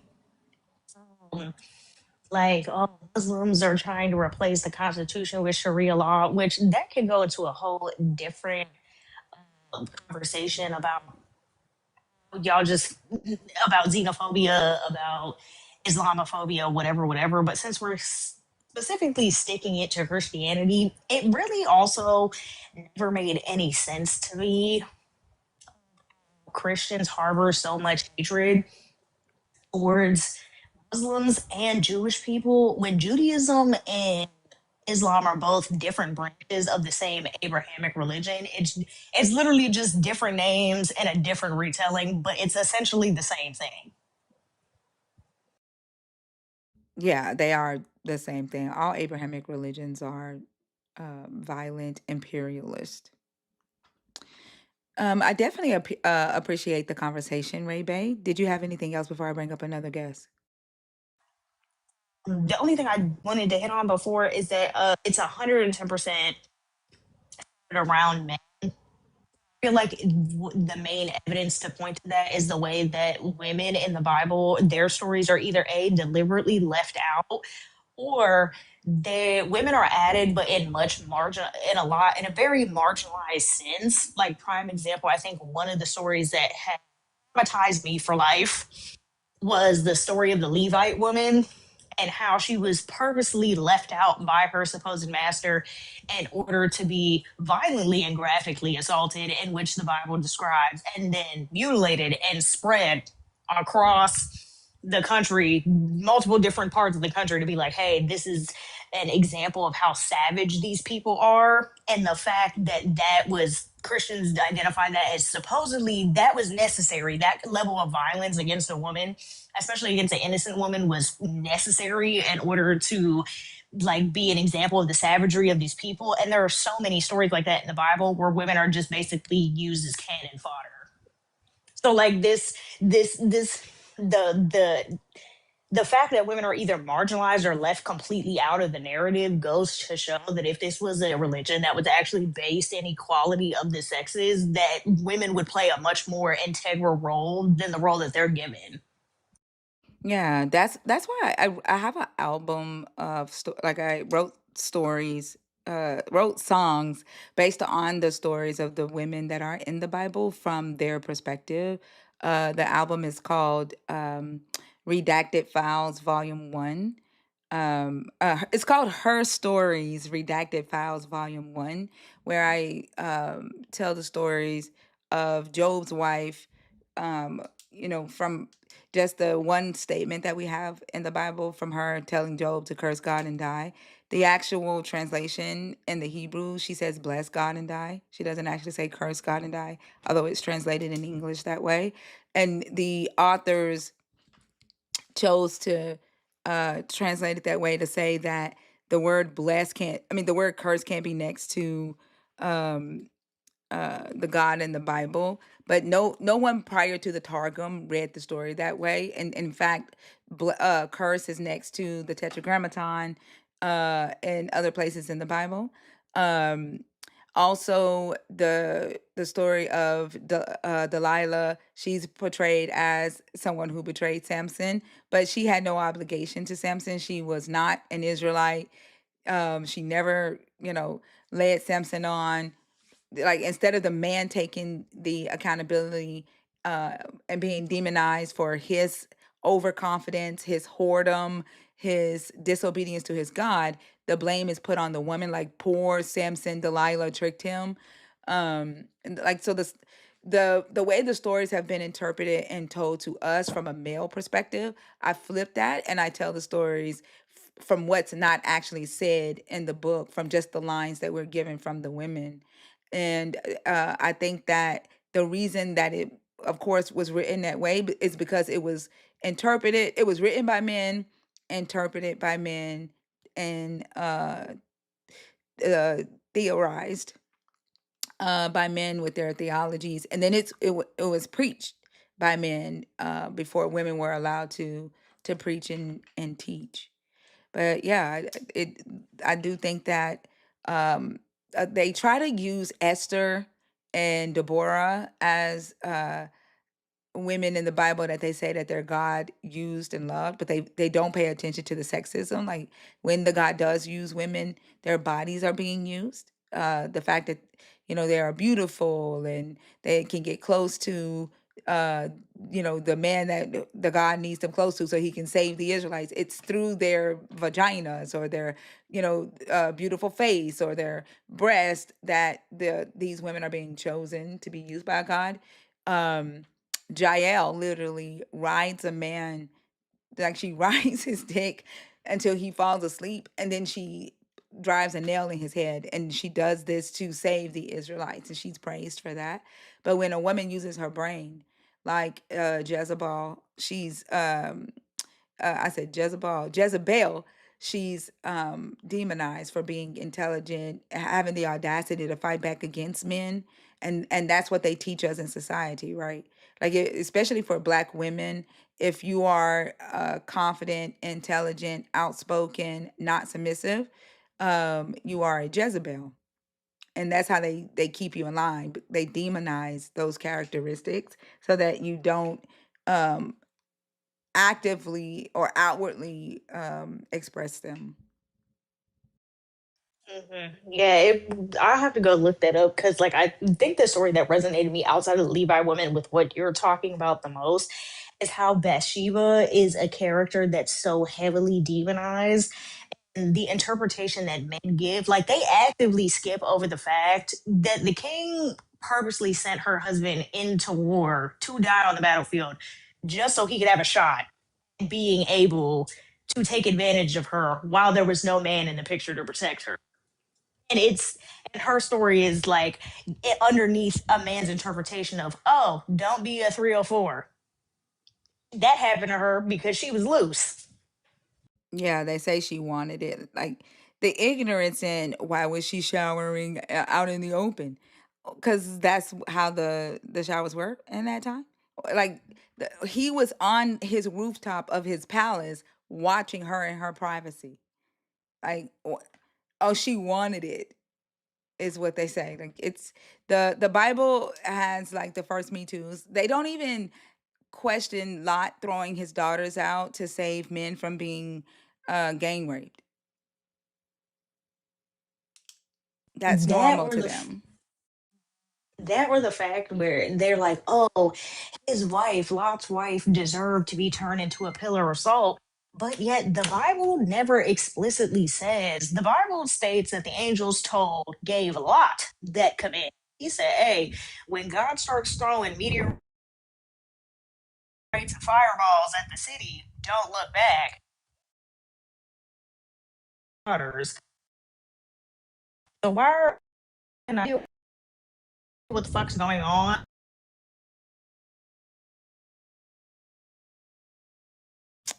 Your phone's going in and out. Well, you just got muted again, motherfucker. Like I don't know what the fuck you think you control. I've, Now sit there, not be able to type, and fucking listen. Go ahead, Ray Bay. sorry, what's going on? Oh, A guy in the comments the only thing not saying shit, scared to come up. I was saying, they always are. The only thing I was saying where I get that it makes no sense to blame Lot's wife.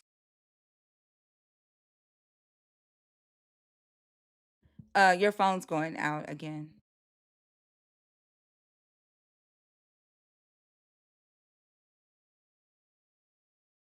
Ray Bay. But even then, if even if that order was relayed, why are we demonizing a woman that has no idea why the hell what's going on? Why the hell her only home she has ever known throughout her entire life is all of a sudden going up in flames and smoke, wanting to have one last look at the place she was born in. Yeah, your mic keeps going in and out. But yeah, I agree with you. It was a very harsh punishment. Like this God has no problem uh punishing women at very harsh ways, but he's very sympathetic and um forgiving of men, even men who worship other gods. Did you have anything else? No, that was it. Thank you for the conversation. You're so welcome. I hope you have a great rest of the night. Thank you for coming up. You too.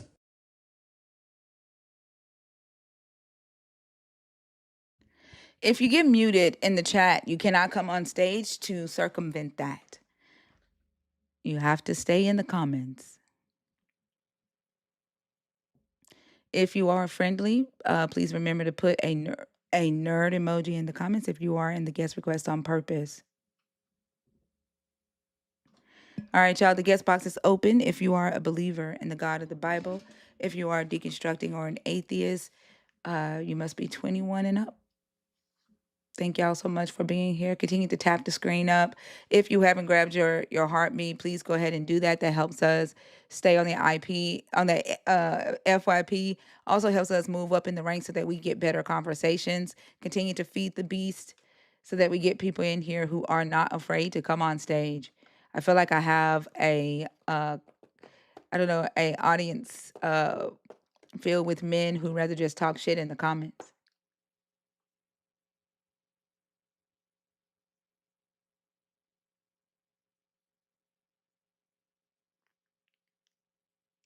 Don't let it get quiet in here because I am the only person on stage and y'all know my ass will not just sit here and talk.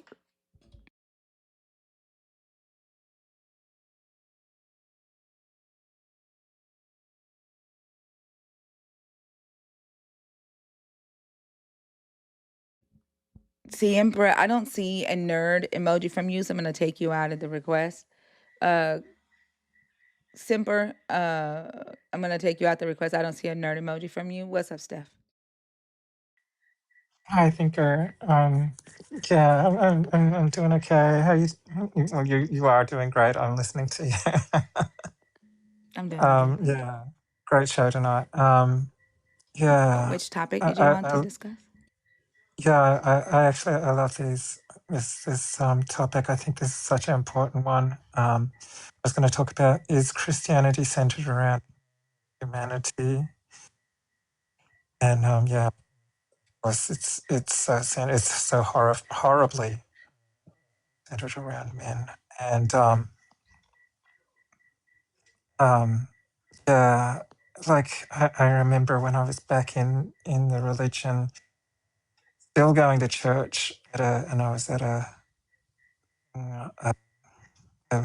shoot, I forgot, about Bible study. No, I think we called it home group or house church. House church, I think. That's nice. I'm losing my memory of all of. Anyway, there was this one night we were talking. Somehow the topic came up about leadership in the church, and yeah, some of the women there were saying that they felt it was important to be able to lead in the church. And I had in my head, because I damn well read the awful Bible, I had in my head about what Paul said. It's the worst shit. Like thinking about it, back about it now. And this is, oh my God, this is what I hate about that period as well, was the acute embarrassment and discomfort I felt about the reality of what was in the book about women and what it was trying to make us all like live along. And it's not until deconstructing that I understand it this way. It was trying to make us live according to these Bronze Age patriarchal horrible principles These are just primitive, savage principles.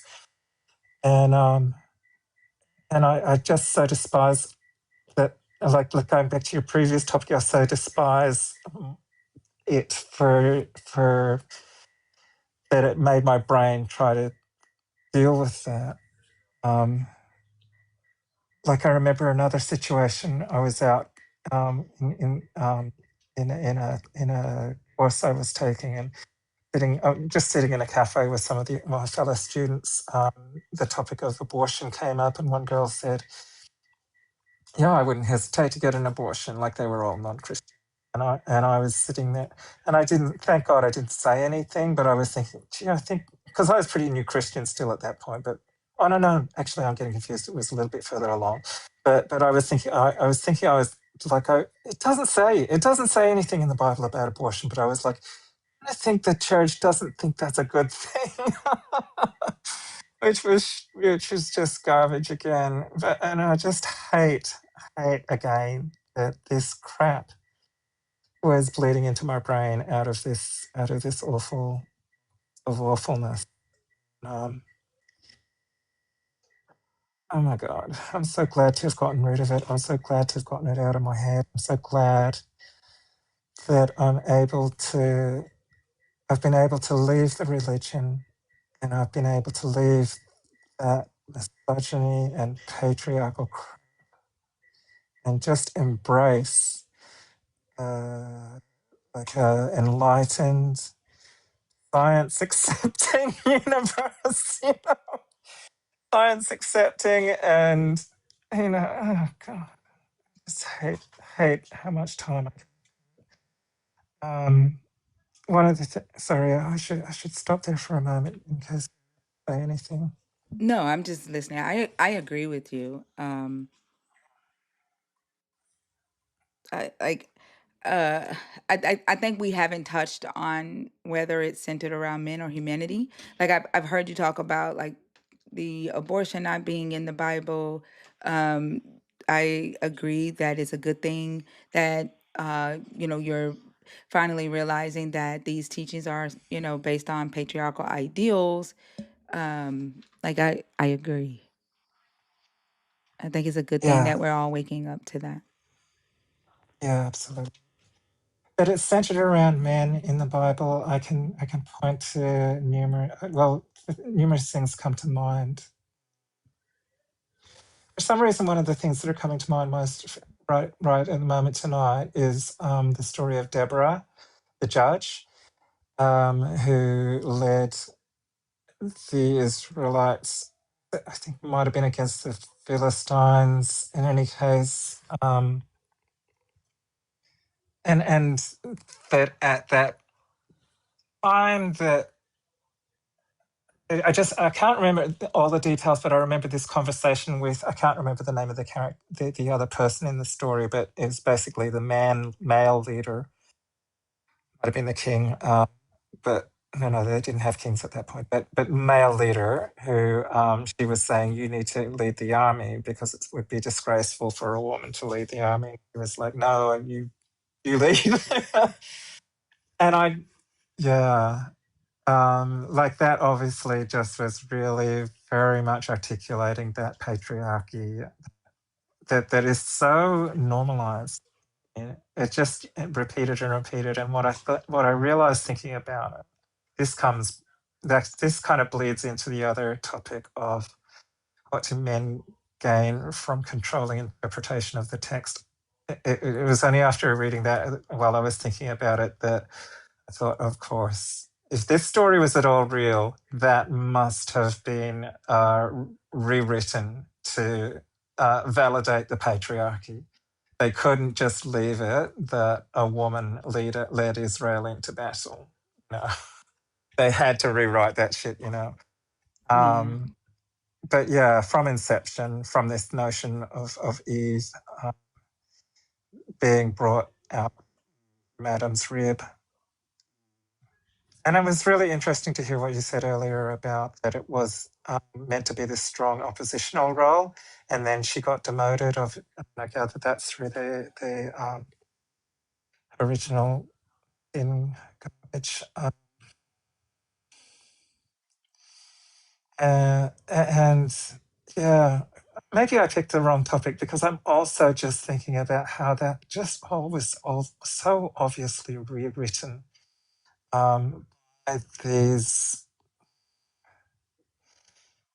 small dick men who needed to cement their place in the middle, in the center, the most powerful. But, yeah, it's hope this isn't going off the topic too much, but I'm just contrasting it with the notions that, like I heard, I can't remember who it was. It might have been Josh Bowen, or it might have been somebody else talking about how Shirah was the consort of Yahweh, and I think it was the Canaanite pantheon, and how the Jewish religion just rewrote that, or whoever was writing those storylines about the high places and the Asherah, was it the Asherah poles, was rewriting Asherah out of the Israeli story and making and crafting their culture into this patriarchal culture, which obviously, I mean, this. I think I remember whoever it was talking about it was talking about how what's apparent is that was not the culture back at an earlier time. This is what's suggested by the fact that the Asherah, there was Asherah worship happening in Israel. So, like, it wasn't this universally patriarchal, or like there was some kind of goddess worship. It's just really interesting to me the suggestiveness of how Israel came out of that earlier, perhaps less patriarchal, less misogynistic version of their culture. And again, I hope I'm not straying too far off the topic. The other thing that I remember hearing recently was about, I'm sure this was in another Atheist Live, but about how many earlier cultures were matriarchal, and how the life-giving ability of women was venerated, and their place was honored amongst the tribe people, and how different, I did hear somebody talking about how differently those cultures, that the evidence shows that those cultures were operating, and that it wasn't this dog eat dog competitive culture. It was a communal society where people were protected. There wasn't this exploitiveness and harmful aspect to it all. And I just feel such yearning. I feel such yearning for how we as a society could be different. We didn't have to be chained to this garbage. We don't have to stay that way either, I believe. In Australia, I hope I'm not getting off the topic, but in Australia, we have. I'm Sorry, go trying to ahead. follow you. Like I hear everything that you're saying, but I'm trying to follow, like, as far as um like I agree with everything that you're saying, but as far as Christianity being centered around men, or is it centered around humanity, right? Like, yes, the text is very patriarchal, uh, but like the structure of Christianity, for example, in ancient Israel, men were initiated into the cult, while women and children were just added.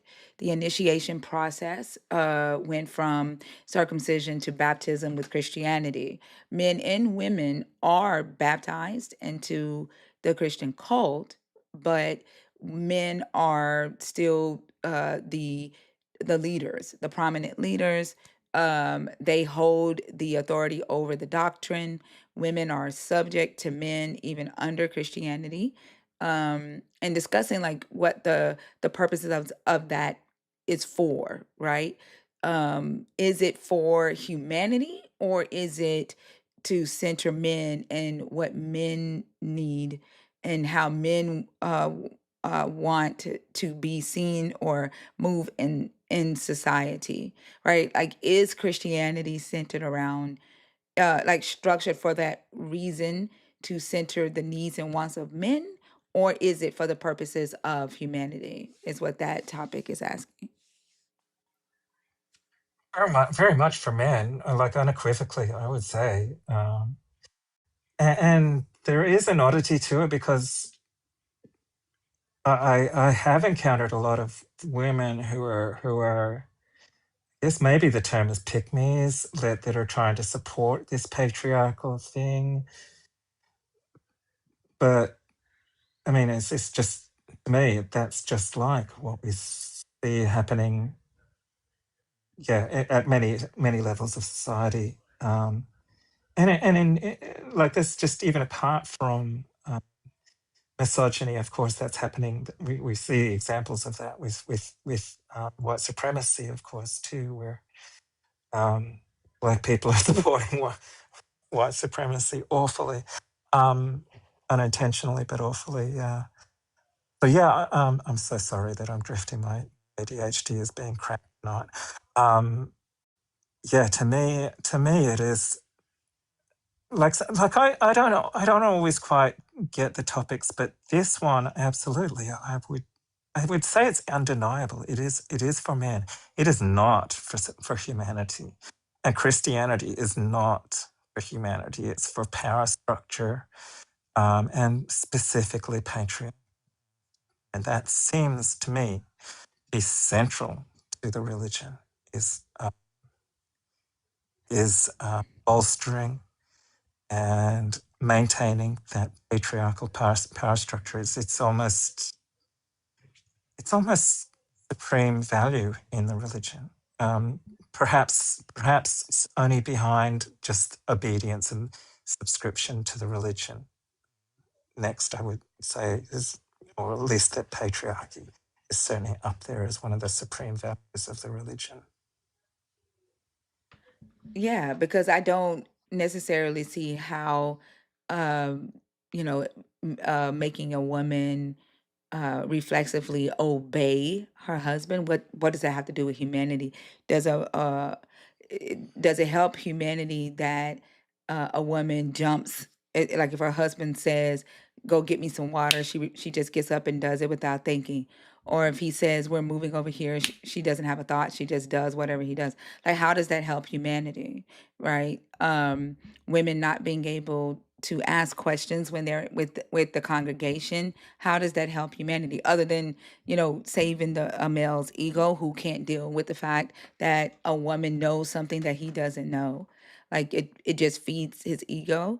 um like, was that rule created so that the man don't abuse the woman because they don't know how to, you know be around intelligent women and not be intimidated?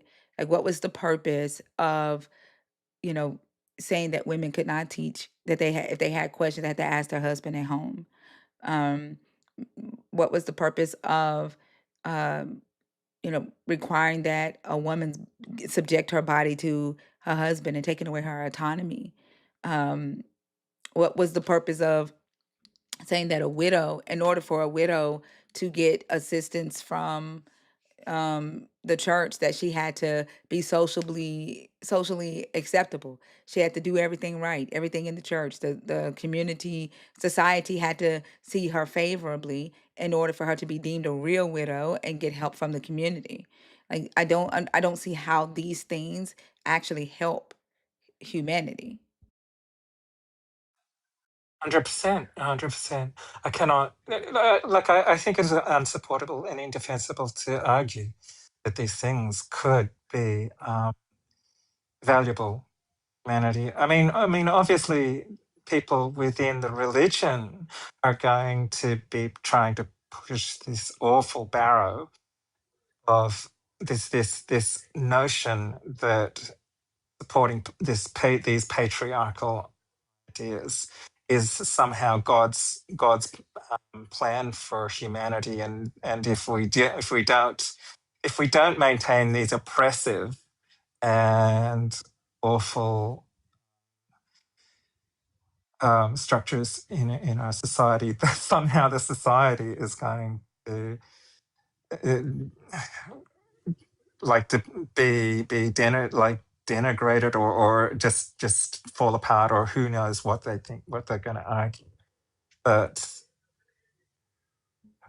the toxicity of this of the patriarchal and this misogyny of these beliefs, uh, it's this, you know, like they really have to close their eyes and stop their ears to maintain this belief. I mean, or they're living in a bubble and they're completely ignorant. I mean, I feel for young women that are being brought up, and then again, like I know that even very even girls and even girls who are minors are being exposed to horrible abuses. And yet I guess that there are, sorry, go ahead. Oh no, I was going to ask if you had anything else. Yeah, no, I just I mean, I was going to talk about that. Yeah, I just hope that men can like not fight. It shouldn't be like it's that hard. It isn't that hard. We need to. Men need to.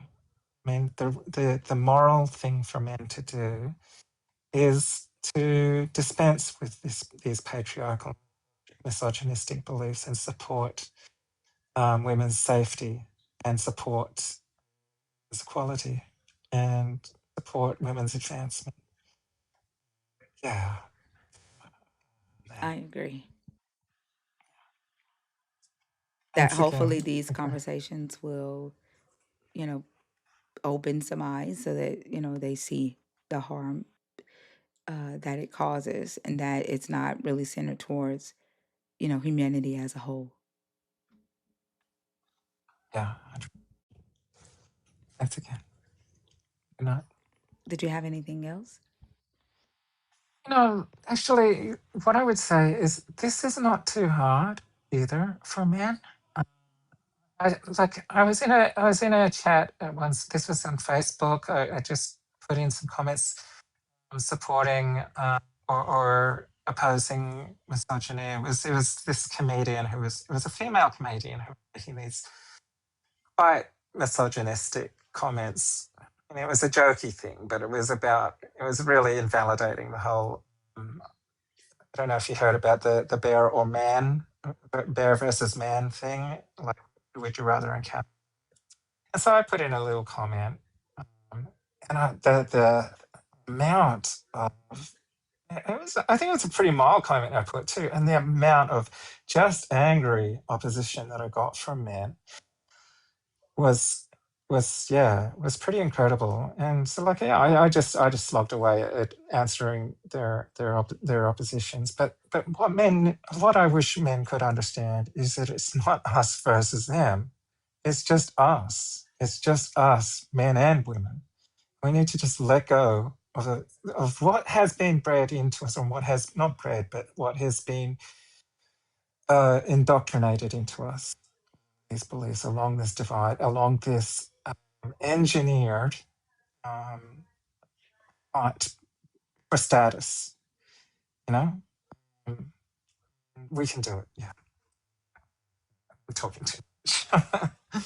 All right, thanks again, Thinker, and thanks to everybody who's here. Really love you all. You're welcome, Steph. Thanks for coming up.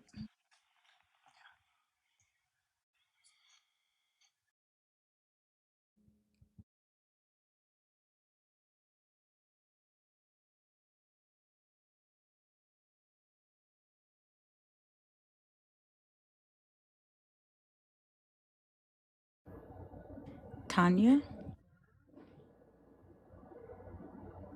Tanya?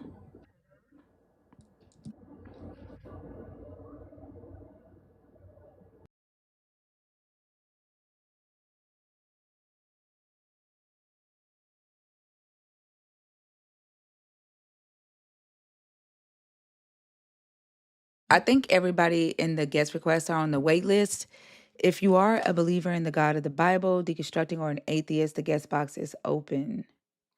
I have to find out from the mods that are usually on stage if their schedules have changed. If so, then I am gonna be adding a on stage mod. If one of you that are usually here in the middle of the night are interested in uh, being an on stage mod, please let me know.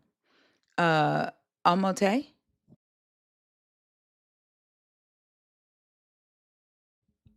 Omote.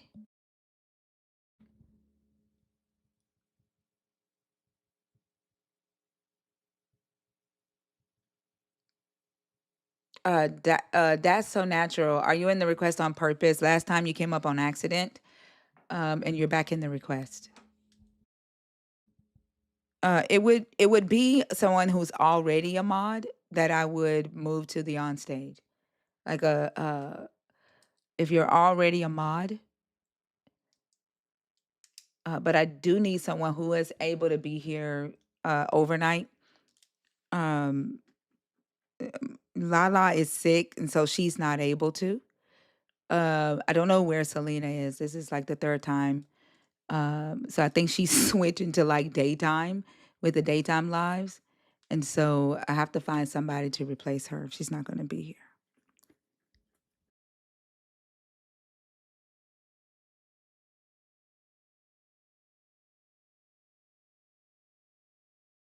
All right, y'all, let's not get quiet. There's 554 people in the room. And don't be scared to come up and have a conversation. Y'all know me. I'm not going to talk to myself for too long.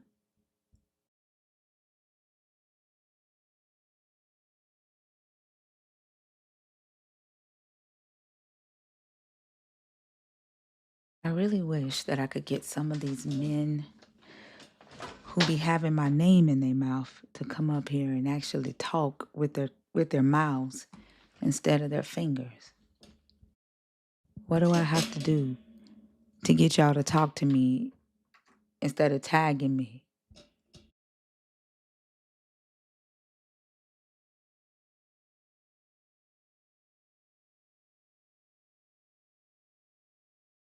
Thank you, TMFJ.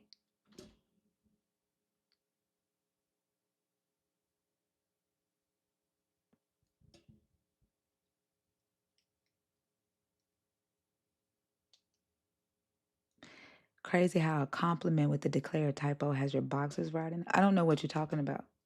I've not seen a comment from you. I don't know who you are. Is that for me? Or did you forget to at somebody, Corey?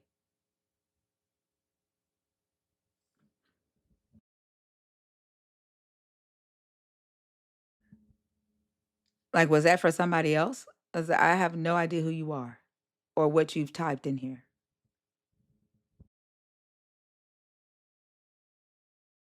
Oh, okay. That's what I'm saying. Like, if y'all don't at the person that you're talking to, I'm gonna think you're talking to me.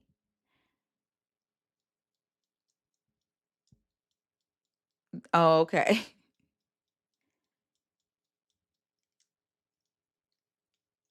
Oh. See, y'all gotta at each other because I be thinking y'all talking to me.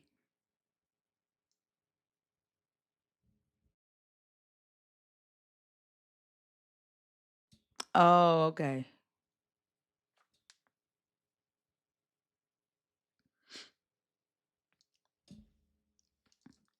It is 3:35 in the morning.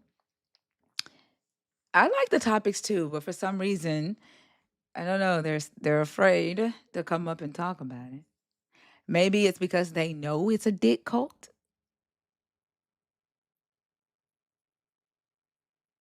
They know it's a dick cult. Like all of the the structure for how the church was organized after Paul dies and the pastoral epistles.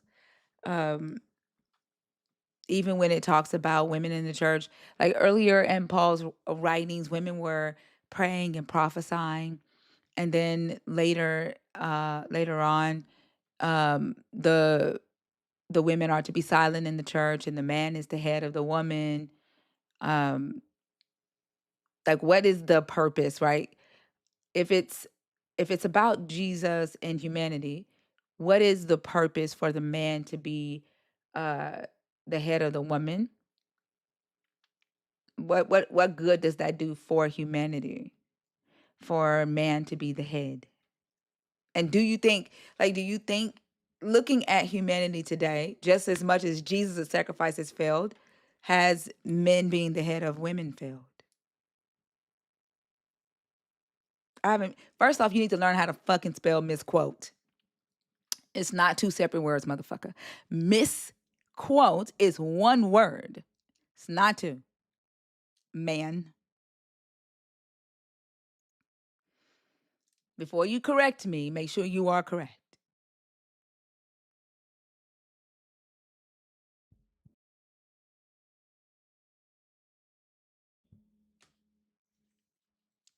And then why don't you come on the stage? Like, why the fuck are you hiding out in the chat? It's an empty stage.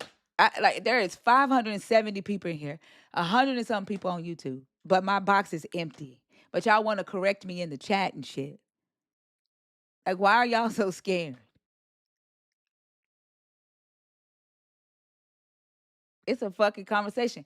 Like, I think y'all are more scared of your egos being bruised.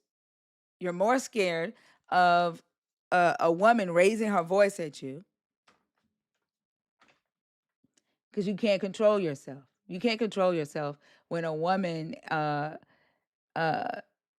executes any type of dominance. Like, that does something to you.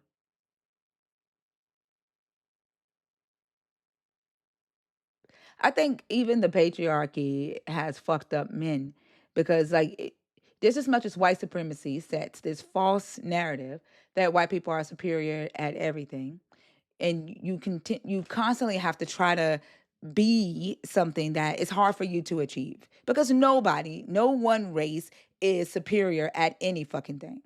And I was saying today that every ethnicity has people who have skill sets, uh, um, a high level of skills and different categories, and are weaker in others. Like, this whole idea that every black person knows how to dance, that's a fucking lie. Like, I don't fucking know how to dance the way some black people know how to dance. Or that all black women have big asses. That's a fucking lie. I ain't never had a big ass, although I wish I had one. But I ain't never had a big ass. All white people have blue eyes or blonde hair or are intelligent. That's a fucking lie. That's not true. There are some ignorant ass white people out here, and there are some white people out here who have brown eyes, who are fucking brunettes. Like, the status quo fucks everybody up because everybody tries to pretend to fit in these fucking boxes. And I think even with men, you guys are told that you are supposed to be the more dominant one, the more stronger one, the more intelligent one. And y'all fail at that because a lot of y'all don't know shit. A lot of y'all are truly weak. There are women out here who would fuck y'all up, and y'all fucking know it. Y'all know it. Like, there is a boxer. I hear she's Hawaiian. I think she is. That woman will, like, she can fight, and she would fuck a motherfucker up. But because you are a man, you got to tell yourself that you can take her, and knowing damn well that you would run if she was coming at your ass with her fucking fist. There are some women out here that fucking know karate. They know taekwondo. They know jiu-jitsu. Like, they know all this shit, and they would fuck you up. Like, the whole idea that men are stronger than women is the thing. I think the thing that, because y'all have to try to live under that stereotype, under that ideology, I think it fucks a lot of y'all up.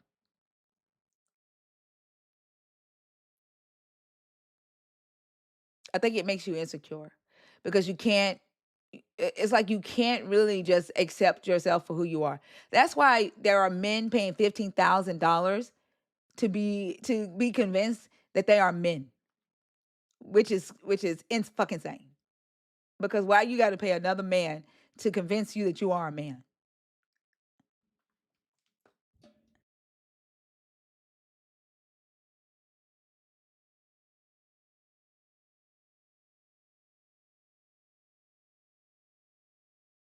Hey, hey, thinker. Hey, Bridge, how are you? You could hear me? Mm-hmm. How are you? Oh, I just came up to give you a couple seconds or minutes so that you're not alone up here. I appreciate that. I'm gonna end up shutting down because I'm not the type of person that will people just sitting here looking at me. That I makes me know, I know. uncomfortable. I don't like it. But listen, those men talking crap to you, they're just scared shitless of you. Think they're scared of you. That's crazy. It's words. It's a conversation. I know, I don't know I if they think know. that I can actually come in their dreams, in their bedroom. Like one guy literally thinks that I could get to him through his fucking router. Like it's insane. That is absolutely hilarious. But I also wanted to ask you, when you first deconstructed, how did you deal with ever saying anything to like family members that you're an atheist now? I just did it because I don't need their approval, and I told them that. Like I wasn't asking for their approval. How they dealt with it was their business. Right, Yeah. right. I just don't bother to say, to say anything. Um, my husband actually goes to church, but it's perfect because he doesn't ask me about my beliefs or disbelief, and I don't ask him anything either. So in that sense, we don't ever kind of like have any discussions on religion at all, and it just makes for, hey, if he's worried about me, what could I tell you? He doesn't tell me. That's how it should be because they always say that it's a relationship, not religion, and that is personal, but yet they try to force it on other people and try to get Right, other people to think like them or accept what they've accepted for themselves. right. At that point, it's not personal, and at that point, it's not about a relationship. Yeah, he doesn't do a lot of proselytizing type of stuff. His family in Florida, they tend to, his sisters is older and they speak a lot of religious stuff. But like when we go visit, I don't go to church with him. He goes with them. But I just find it hard, even online here, to say anything because people just are unbelievably ugly when it comes to religion. I just tell them I'm not a Christian. That's it. Yeah. Then they and then they try to dig. Yeah, they're And like I'm piranha. I was yeah, saying the other day, they're like, you know how women, when they get out of a relationship, men can sniff it? yeah, yeah. Believers are like that because if for and this is for you, are you Christ like? Are you Christ like thinks that if believers don't talk to me that my life will shut down, my channel will go away. But Right, the day that my channel goes away will be the day that deconstructing believers or atheists stop talking to me. My live right, is not up to talk to Christians. Christians will never be the reason that I no longer go live. You don't right, have that right, type of power, and neither does your Jesus. But the day that we put up a live and say only people deconstructing is when believers come in and they want to to interrupt argue. that. Yeah, they want Yes, to interrupt that deconstruction because they're like men who sniff out women freshly out of a relationship. It's like fresh poo na na. That's yeah, how yeah, believers are when the topic is deconstructing because it's like let me stop this process. Right? They're scared of people leaving the God. And I don't understand that. Like why does it scare them to have people yeah. It does make leave? Like does it minimize does it minimize the power that the God has, the credibility of the God? their faith, like what does it do to them when they hear people say that they no longer want to believe in the God? Something happens. It's like something happens in their brain where they automatically turn into like a foot soldier for the faith. Hmm. Hmm. Well, I think it makes them very angry. They're a very angry bunch. For people who are supposedly Christ-like, they're constantly angered at people who don't believe what they believe. And it's just unbelievable that mankind could be so influenced. You know, the other night I was listening to you and I said, you know what, let me just go because I actually love going to Paris, right? And I said, let me go see what is the percentage of atheists in France. And it said it's 29 to 56%, depending on people who are actual atheists, those who just don't believe, but they just don't say that they're atheists. And I said, let me check for America. Guess what it was, thinker? Less than 1%. Oh, you're good. You're even lower. 4 to 5%. 425 or 45? Four 4 to to 5%. 4 not 4 to 5. 4 to 5%. 4 to 5%. Yes. I'm shocked that's even more that it's even that high. I figured it Well, would be maybe less than that. maybe it's grown to that. That's a good sign. But I said to my son, no wonder we're so messed up in this place.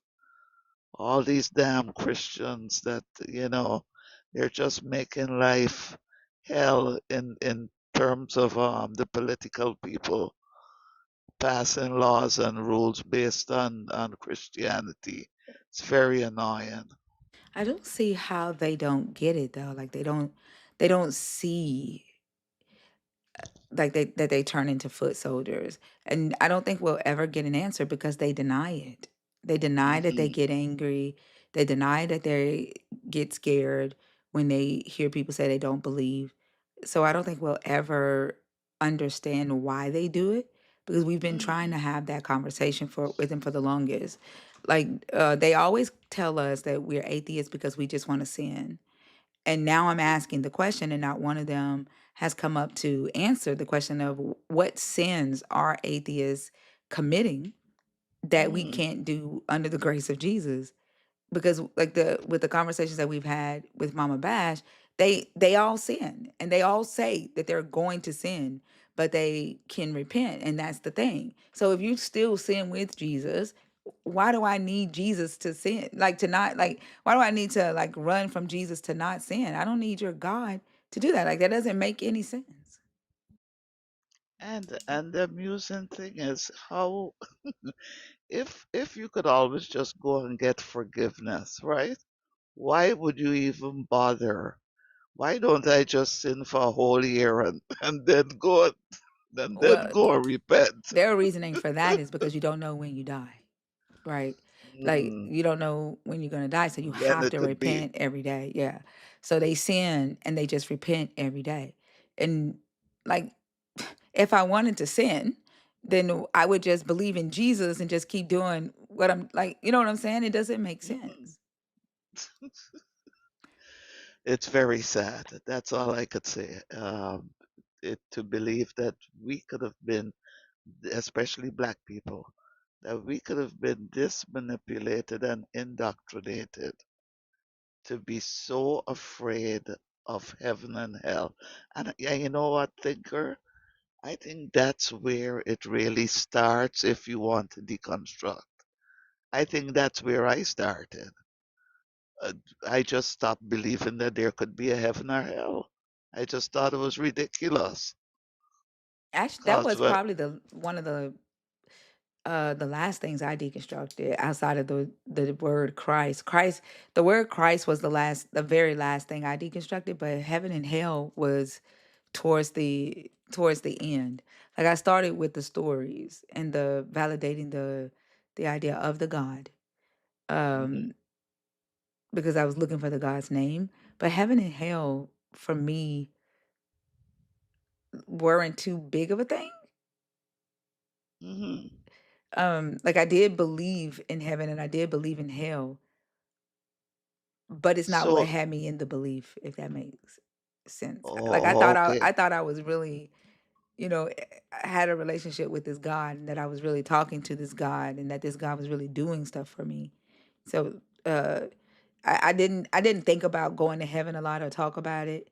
Um, and I didn't fear going to hell, but I was indoctrinated into the hellfire brimstone Mm, preaching. And that did create anxiety because that's what they preached in church all the time, but it wasn't right. what was on my mind all the time.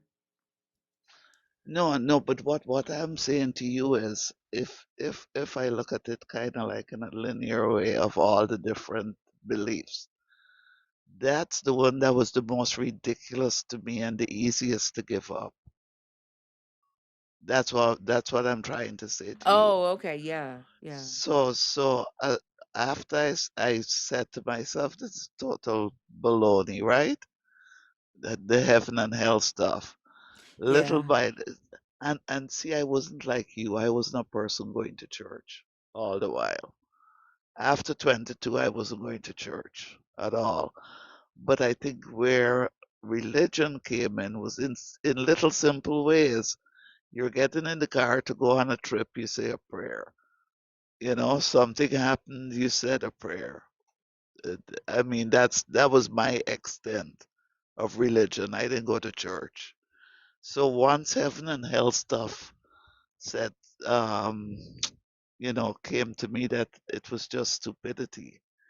Little by little, I started to feel like this whole idea of there's a God is just ridiculous.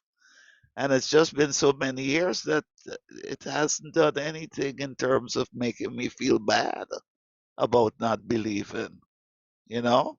yeah. So I wasn't like you that was totally steeped in the whole Bible stuff. You know what I'm saying? I'm learning a lot of stuff from you that all it's doing is fortifying my beliefs now that there's nothing out there, you know? When the Bible is so contradictory. But I wasn't steeped in biblical fact at all. That's what the information did for me as well. I think like for me, it's not even the biblical facts because I'm over that, and I agree. Like the more you learn about it, the more you're like, this shit is bullshit. Like Mm. it's the but for me, what keeps me having the conversations is the behaviors of people. Like I am fucking flabbergasted at what I'm learning about people who hold a belief in a God and the control that it has over their minds, Yes. their willingness to not use their brains. Like I literally didn't know that they didn't believe they had a brain. Like that their brain did anything other than the fact that it's matter in their head. What? Yeah, like we had when I tell you that when we first did the live asking what can your God do outside of your human body, the amount of people that said that you don't need a brain, What? yes, yes, My- they don't like they they're not thinking that their thoughts are coming from their brain, the information that they know, their emotions that come from their brain, they don't know that. Like they don't know that their eyesight, what they see, the information is coming from their brains and they're just reflecting. They don't know this stuff. They think this is soul or spirit or a god or a demon. And So when they're a robot? I don't know what the fuck they think. Like they fight like tooth and nail not to be a robot. But they're very bot like, right? Yes. It amazes me to see them crawl out of the hallway like roaches when a believer gets on stage. They'll crawl like they're watching and they're listening, right? When a believer gets on stage, they will enter the chat like roaches and they'll just start typing the same shit that they've always typed. Oh And yeah, yeah, yeah. and It's it sad. yeah, it never really has anything to do with what the conversation is on stage. It's bot like answer like Behavior. yes, like y'all will all fall down. Y'all your every knee shall bow. Uh like it's the same shit over and over and over It's again. really sad. It's sad for us as black people that it, because this is how I look at it, and I guess this is what helps to annoy me. Um, we complain constantly about the whitey man and racism, yet our race has taken over their religion and have come even more cultish than them in a lot of ways. And swear up and down is not the same religion. Oh my goodness, it's very sad. Yeah. And think the fact that we are more religious, right? Like we became more religious and Hmm. less wealthy, less Yes, independent. yes. Even today, even today, I saw a video where Israelis are building societies in Kenya, and there was a Hmm. Kenyan man standing right next to him endorsing it. It's like it never stops. It never Wow. stops. And we will continue to give up our land. We'll continue to give Yes. up our wealth. We'll continue to give up our freedom. The even what's going on with Ghana and Senegal Hmm. and Uganda with Uganda. yeah with the Hmm. LGBT. It's a white woman who is Hmm. leading those missions on the draconian I know. anti-LGBTQIA bills. Like we're not even making our own decisions, and we're being made to believe that it is our it's our choice. Where somebody an American has to come in and convince us that this is what a God wants us to do, and we just keep falling in line. Like I don't I honestly I don't I don't know. What's wrong 97%, with us? I don't know. I honestly don't know. Like I think I wish I had an answer, but it's difficult to have these conversations to where we can get deeper into the root Hmm. of what it is because the belief system, the way they were indoctrinated into it is defend, defend, defend, defend, defend, defend, defend, defend, defend, Mm. defend, defend. They're like bot soldiers. Defend, defend, defend, defend, defend, defend, defend. But they're not paying attention to the fact that the same people who brought you this God no longer worship the God, no Hmm. longer find it beneficial, right? Like you are indoctrinating yourself for them now. They don't have to do the work. Right. You're doing it now. um and then you have the ones within the belief system who find it lucrative, they who have no conscience whatsoever that Hmm. they are taking from their own people, killing their own people, destroying their own land, right? That they have partnered with their oppressor because they all they care about is their comfortability, their ability to eat, their ability to live lavish lives, their ability to have power, you know, Right. to be like master, which is what they've always wanted, right? Is to be like master. And when I was reading the destruction of a black civilization, it was talking about when the Hissox came into the lower delta, and the men in the lower delta were Cushites.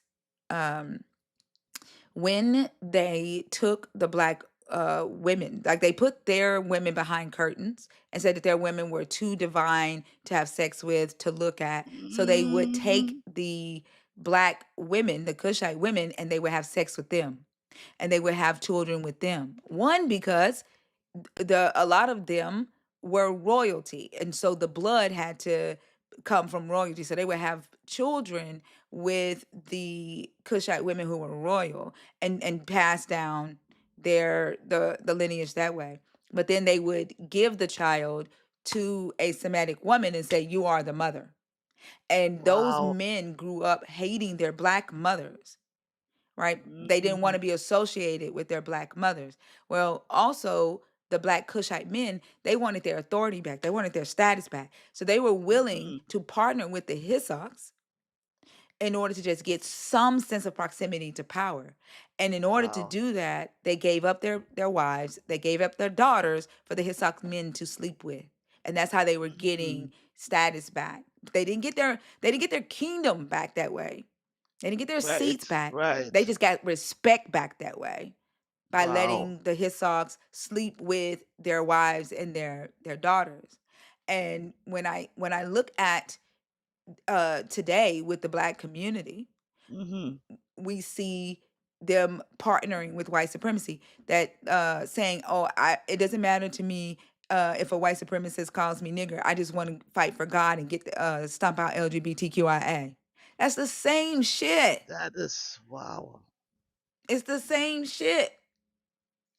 This is this is scary. It's very sad. Our people, I mean, how stupid could we be? But they have convinced us that our riches are in heaven, right? And so black people, as far as I'm concerned, don't feel as much the need to fight for what they should fight for, like the land in Africa, etc. Because we've all been told, don't worry about it, your riches are in heaven. Yeah, while they're taking all the money and power and everything. It's unbelievable. But you know what, Tinker, what I wanted to ask you something that I never knew that I learned, and I can't believe I didn't know this.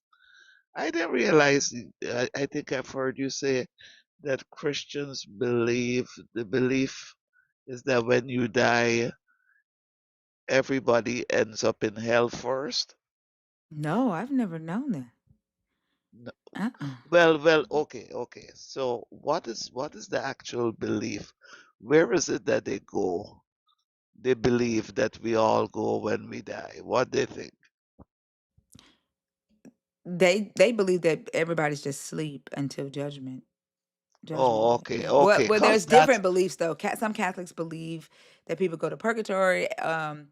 Some, I think LDS believes uh, that there are 7 different realms that you go through to get purified. Like nobody goes to hell. Everybody gets like a second chance. So it really depends on what okay, denomination you okay, are. Yeah. okay, okay, okay, okay. No, I thought I heard something, and I was like, what? Okay, Beloved, shut up. Like this is what I'm talking about. what they said. Stop attacking. You can't win, guys. The power who create the universe, heaven and earth, sustain. Like what the fuck? Like why are you here?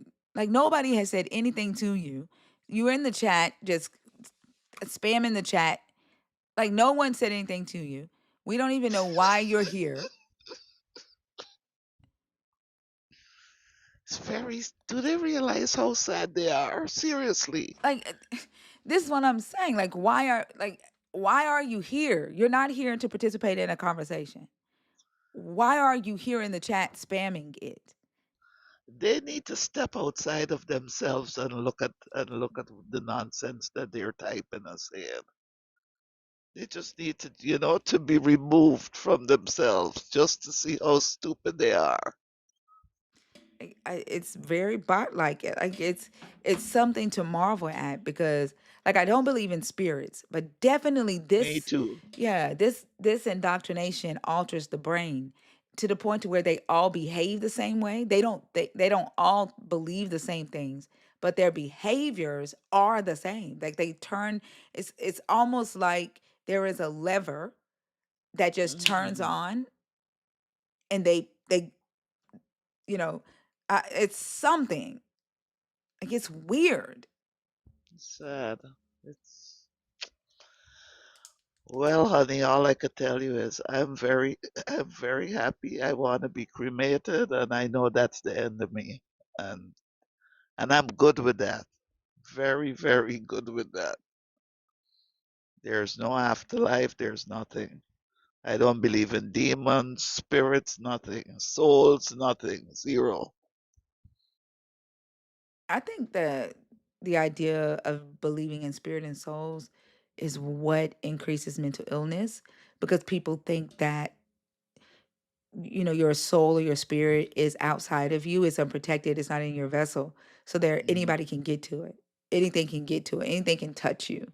Like if you believe you have a soul or a spirit that is not in your body, then you are right. uncovered. Like what what type of deity do you worship that would put the most valuable part of you outside of you unfucking covered? Like he covered your fucking spleen. He covered your kidneys, motherfucker. Oh, Like I your don't heart. yeah, like why is your spirit unfucking covered? For anybody to fucking touch,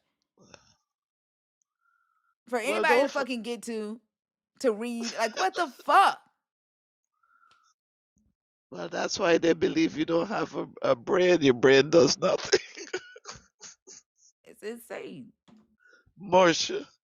It's just a set of mush up in your head. Oh my God, this is beyond crazy. It's almost like you have to be a little nuts, you know? A lot of nuts. Almonds. Like now you type in repent in all caps for what? Did that piss you off because that was too much motherfucking logic for you?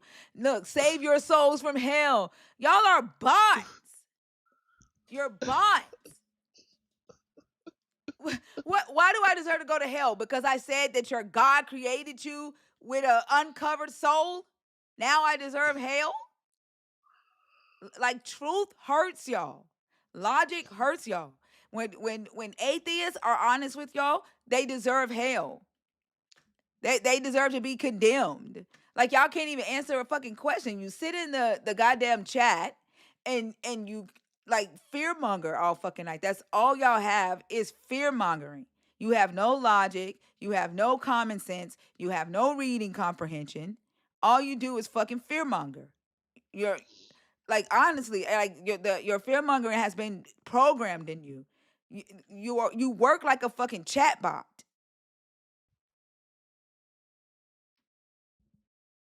Wow. Hey Fee. This is. Good Hi, Fee. morning. Hi, Fee. Good It's morning. good morning. Good morning. See, it's been crazy as ever. Actually, they are Well, afraid to come up. Really? yes, they're scared. That's why I came up, Fee. I came up to hang out with Thinkers so that, but I'm glad you're here. All right, ladies. All I right. love you, I and love you too, I'm gonna, Bridge. Love you too, yes, Bridge. I'm gonna let you guys hang out. You could drop me down now, Tinker. All right, have a good one. Okay, bye bye. Yeah, they've been afraid to come up, talking shit in the chat, but won't come on stage. Well, what do Christians lose if God doesn't exist? What? Listen to that fucking question. Like you're telling people to fucking take the life they know that they have and gamble that shit on a fucking what if. You lose a lot if your God doesn't exist. You fucking gave up this life, motherfucker, for not shit. Then you cause a lot of hurt, a lot of harm for something that you don't know exists. When y'all ask that damn question, that's how I know you think your belief system is harmless. You think your belief system doesn't impact the world, doesn't impact anybody else. It's selfish as fuck. Even the idea of Pascal's wager is fucking selfish.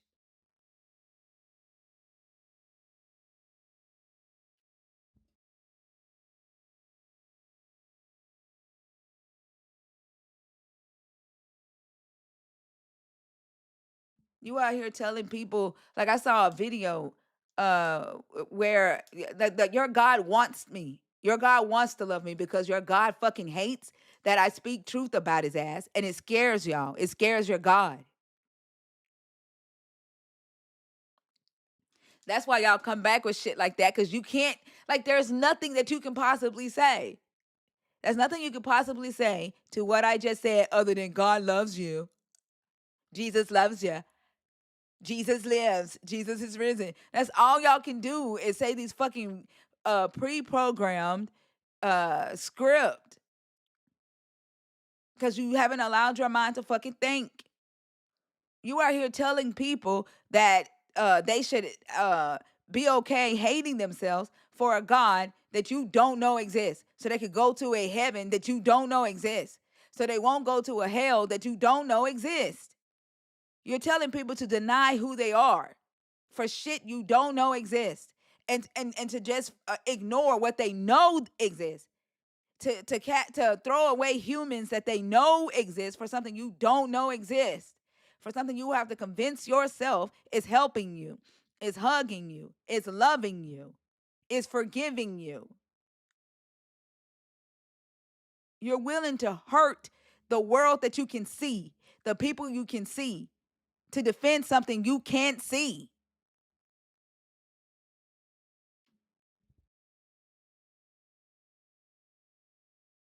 Yes, there are shit I don't know, motherfucker. Like, y'all are getting on my goddamn nerves with your insecure asses. Like, I don't like insecure people. I don't. I don't like insecure people that talk a lot. Like, people have insecurities. But you motherfuckers are insecure and chatty.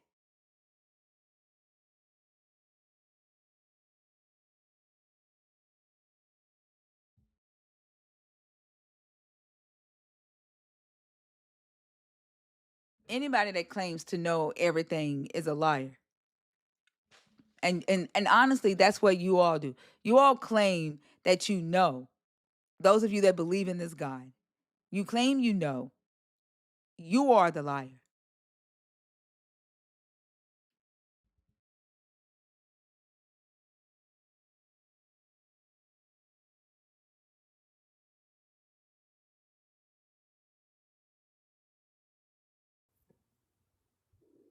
DBB.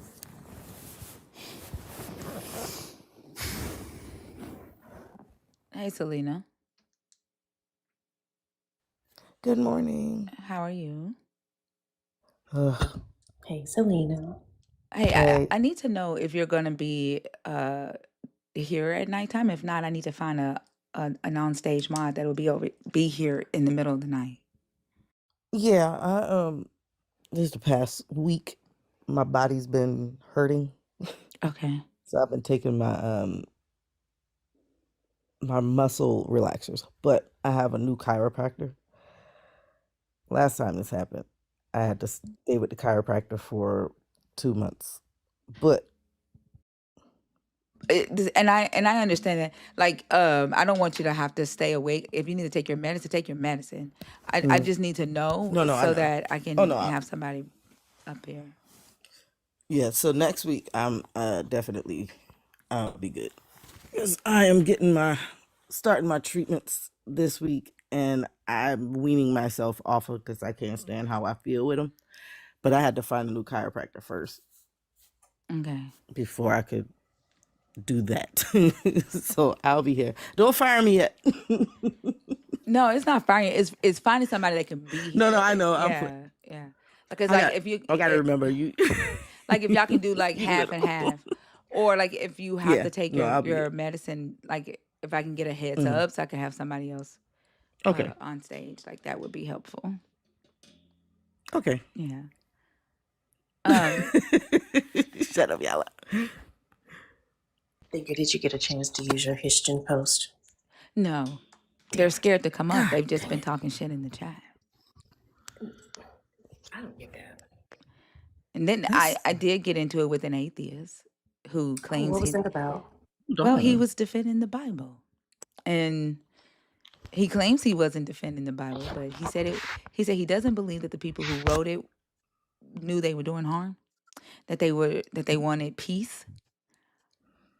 He said that he didn't think that when they wrote about the slavery that they knew that it was bad. Like I don't know.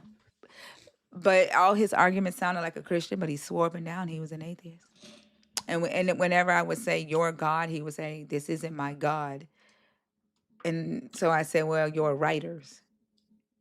And he ended up leaving, but Yeah, he said he was an atheist, but he sounded like a whole ass Christian.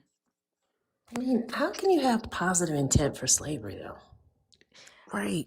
I asked him how the fuck they had positive intent to interpret Leviticus 18 incorrectly. He just totally ignored that and brought up slavery. I didn't even bring up slavery. He totally ignored because I asked him. I said, "Here's an example." Leviticus 18. I told him what it really says in Hebrew, and I told him what the English translation says and where it came from. And I said, what was the good that they or the peace that they were trying to bring in by interpreting that way? He refused to address that and brought up slavery. And then I brought up the Levite priest. No, I talked about the Amalekites, the Canaanites, and how the God told them to go into other lands. Because at first he was like they were defending their land, and I said no, they weren't. They were taking other people's land. And I talked about like how they did it. He goes, it's not their fault. People used what they wrote, used their text to do bad things. I said this is the text that I'm talking to you about. I'm not talking about what somebody did in history. The stories that I just gave you is the text. And he said, "Oh well, I don't believe that they knew they were causing harm." I said, "You don't think them going into other lands and annihilating other people, killing their babies, that they knew that it was harmful?" Then he started whining about my tone and asking me to soften my tone for him. Like it was, Yeah, yeah. that definitely sounds Christian. And then he kept complimenting me on how intelligent I am. That pisses me off every fucking time. Yeah. Every time. Yeah. Yep. And so they've been in the comments all night. The one that was in Zena's live has been in here all fucking night. He got muted for spamming the chat. He went crazy with spamming some message. I didn't even read it. But he was spamming it over and over and over again, just going wild. Which one from Zena's live? Yesterday? I missed a lot. I hate when I gotta work. Yeah, the one that came in there tagging me, talking about Elijah cooked you. Why are you still misleading people? Something wrong with him. Okay, that one. I was looking for that one. Yeah, and I invited him to come up here, and he still wouldn't come. He still hid out in the chat, and then started spamming crazy. I don't. I mean, I'm just a girl behind a microphone, doing the same thing all the other men are doing. I don't know. Gigi. Hey, how's it going? It's good. I'm a little irritated. I'm gonna be honest with you. All right. How Give old me are you? 1 second. I'm just stepping in my house. I'm 43. Are you a believer, deconstructing, or an atheist? Yes, Which one? I'm a Christian. Give me just a second. Do not type in all caps in my comments. Do you see this bullshit? Look at this. Look at the spamming. They get so fucking scared. Jesus loves you. He died for you. Your sins. He healed me. And once, y'all, I was reading it. Wait, she was reading it, y'all. Goodness. Can you put it back just for a short second?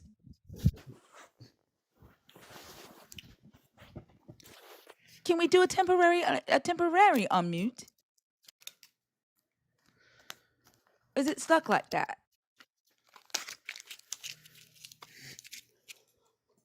Oh, posh. Is what they say, posh. I think it's You have a gone now. 2-minute reprieve. Yeah, it's gone. I just told him to. Okay, there you go. Type the whole thing again, please. Type the whole thing. It's okay. You can mute him back now. Like he ain't typing the same shit. But like, why are you losing? Oh, that's that girl. That's that girl that came on stage. They wouldn't shut the fuck up. That's that young girl that kept talking while I was talking. Though she listen. She came up here and was like, God created, he created her to be a helper. And the word that he used to create her to be a helper is the same word that he used that he describes himself. And there's no other word in the Bible that he uses to describe himself that way. I'm listening to her and I'm knowing that these are my fucking words. Exactly the way she said it is the way I say it. She's regurgitating me. I'm knowing this the whole time that she's saying this shit. And so I say, is she still in Azer? And she goes, what is that? I said, in Azer. Is she still in Azer? I don't know what you're talking about. I said, you just explained it. You just talked about it. You don't know what an Azer is. But the whole time, you're up here regurgitating some shit that I have said. Because that whole argument about there is no other time in the Bible where that word is used to describe anybody but the God of Israel, and that she's supposed to be what the God of Israel is to the Israelites. That's my original thought. That's my original thought. That is in a video that I posted that went viral. You came up here and regurgitated my own words back to me.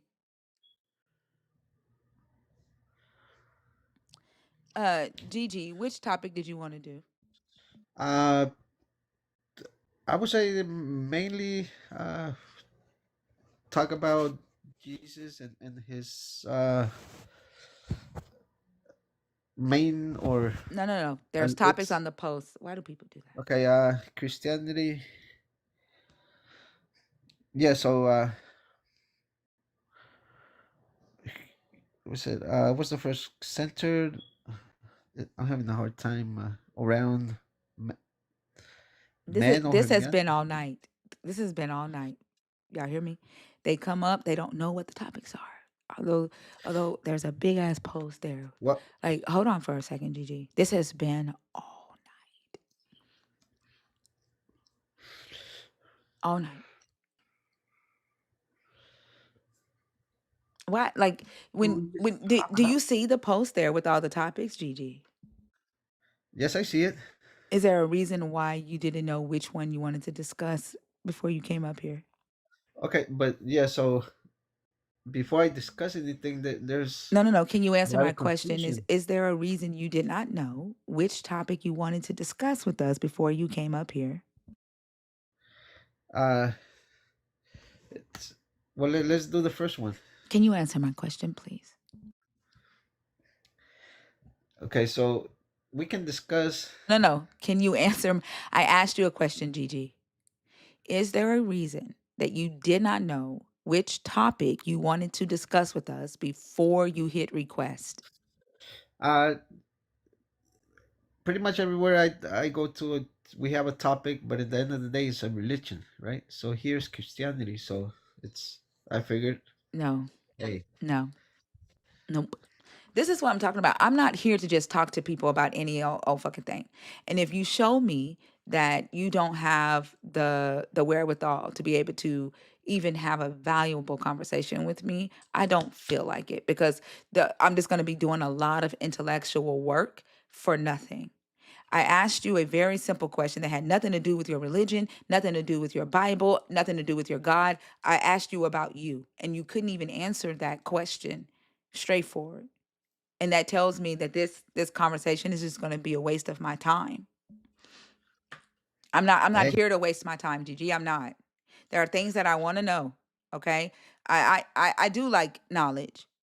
And I'm not the smartest person in the world, but I am smart. Okay. There are types of conversations that I love to have, and there are types of conversations that I hate to have. And I hate to have conversations with people who barely think. And you just hey. displayed that to me. Well, that's your choice. Yeah, it is my choice. You're absolutely correct. Well, then I'll exit the life. But it's you have Okay. a topic about religion, and I figured I spoke about religion. No, you're already telling me that you're a bot. I'm not interested in talking to bots. I want to talk to people who think. You already told me that you don't think. Well, maybe you're the one that doesn't think I because don't you're care. confused, Okay, fine. I don't right? care. I don't care. Okay. All right.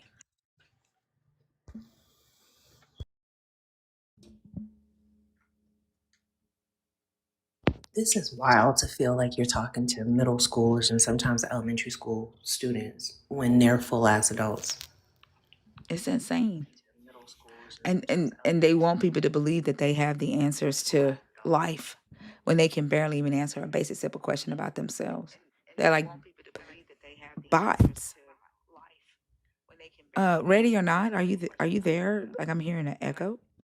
I was about to say, are we hearing ourselves? Ready or not? Are you there? Like I'm hearing an echo. Absolutely.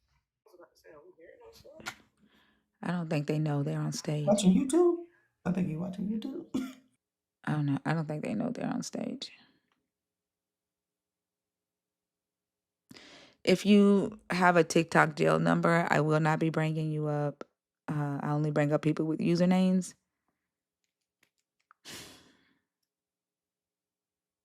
Secret and Blink, are y'all in the request on purpose or on accident?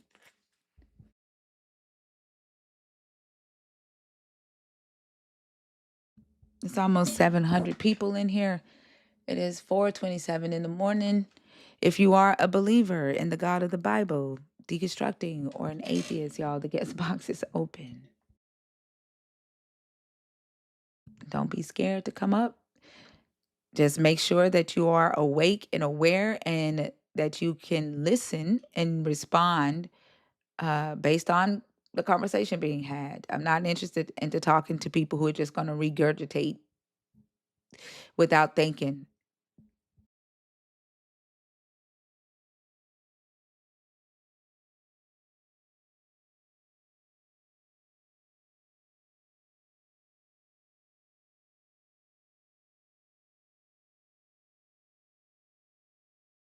Thea, what'd you change your topics to? I can't see them.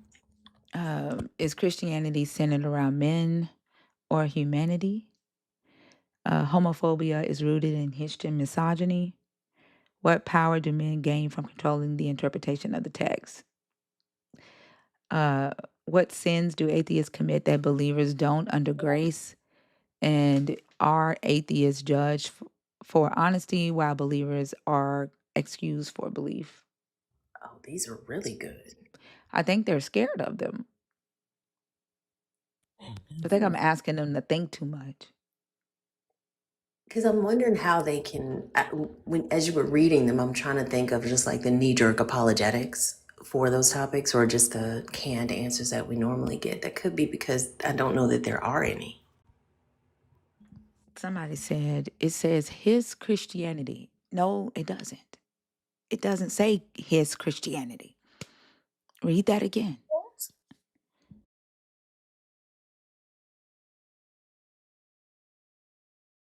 Read that again.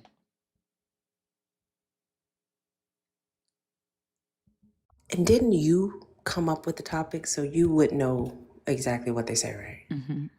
And Christianity is across the top. Okay.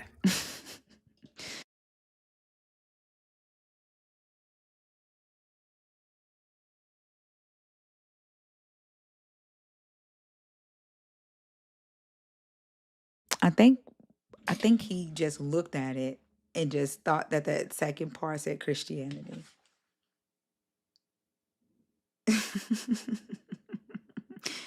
Yeah. Maybe they are trying to figure out if Christianity is a different religion.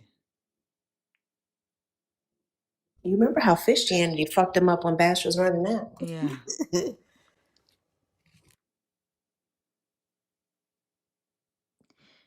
Yep. I don't know.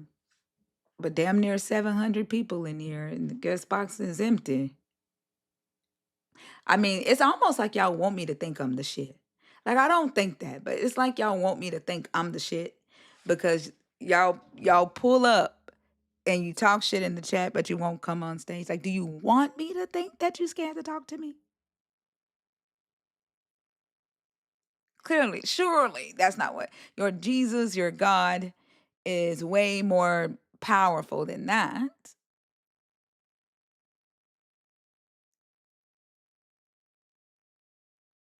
Yeah, Tooks came up here. I think I'm still irritated from Tooks. Irritated from who? Tooks. Is that the one that the woman? Hmm. She hadn't been around in a while. She comes back like I don't know every couple of months. I, after I ask her to not come back, like she's ditzy as fuck. Like I think people might be scared to come up because of I told her she was that she said something about in the biblical days or something. And I told her she would be property. I told her she didn't have the wherewithal or the intellect, the confidence to be a woman of stature at that time. Because I said the women of stature at that time were rogue. They were warriors. Even though they were queens, they had brains. And I said, you wouldn't have been picked as a queen. I said, you would have been property. I said, you fall in line. You would have been subjugated. And I said, you ditzy. And she said, I know people call me blonde. I said, no, the fuck they don't.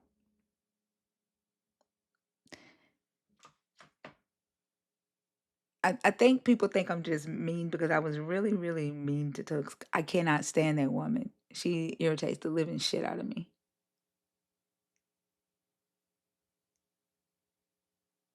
Her mindset is so dangerous. Mhm. Like it sets us back damn near centuries, in my opinion. I can't figure out for the life of me why she keep bringing her ass in here. I've asked her I don't know how many times to stop.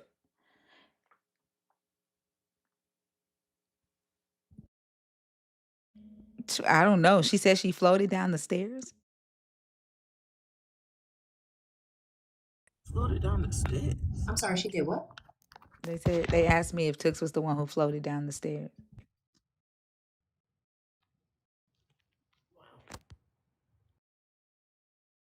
I don't know. I don't know.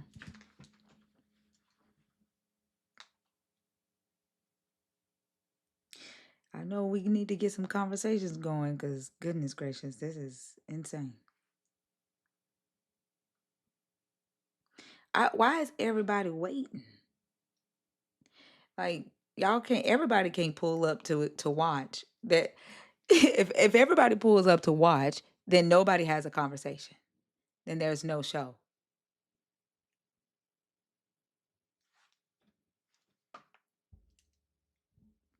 And it cannot be 635 non-believers in here. Nope, there's believers in the chat. They're here. They just scared to come up. Look, they're just scared. They feel comfortable. The chat to them is what the body is to their fucking spirit.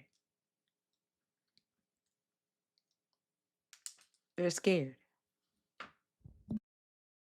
Heaven is home in the chat. We're all waiting. Like y'all are like roaches. Who are y'all waiting on? Are you waiting on a believer that has the courage or something? What are you waiting on? Jesus? Like, are y'all waiting on Jesus to come and have a conversation with me about him? What are you waiting on? Exactly. I'm asking both chats with believers in it. What exactly are y'all waiting on? I think they're waiting on a believer to come up here and say something that refutes the things that we say in this Bible. I think that Well, aren't they they believers themselves? yes, but I don't think they see all believers in the same way. I think they see themselves as faithful, pew sitting, never read the Bible, yet saved Christians. And I think they put those who do read the Bible in a different category. But those that do read the Bible justify those that don't. So I think they're relying and just waiting for somebody to come up here and actually cook Thinker or cook Bash or cook Mama Bash. Like, I think that's why they keep coming back here. I've heard them say that before. Um, and I don't realize why they haven't yet caught on that that's not going to happen. But they would catch on to that if they actually read this book, which is fucked up because they won't. Somebody in the comments said the font is small but it is intimidating to believers. It's intimidating to ask, is Christianity centered around men or humanity? That's intimidating. It's intimidating to ask, what sins do atheists commit that believers don't under grace? But believers tell atheists all the time that we're just atheists because we want to sin.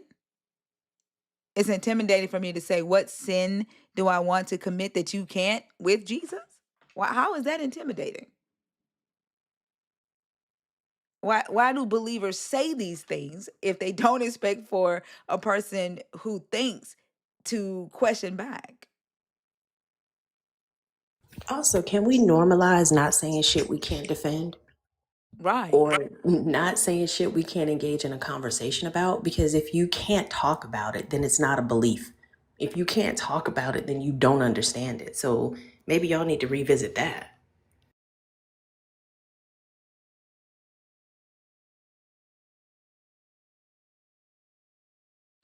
Like but also a Christian said, maybe this is a sign for you to stop doing the lives. Maybe this is a sign for you to stop coming to my lives.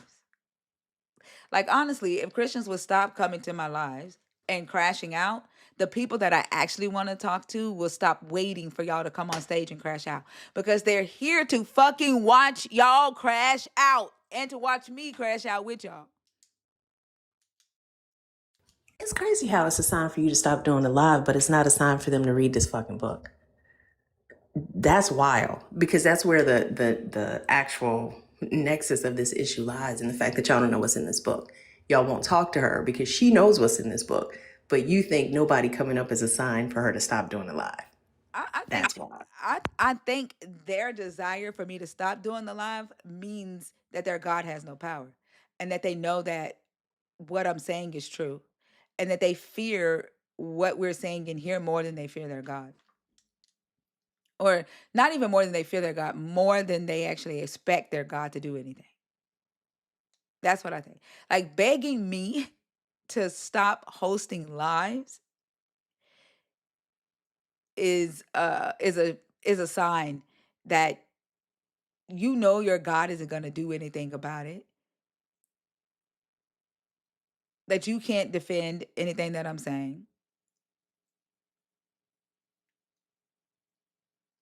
Like, it shouldn't even scare you, right? Like, how many atheists do y'all ask or beg for them to stop hosting lives?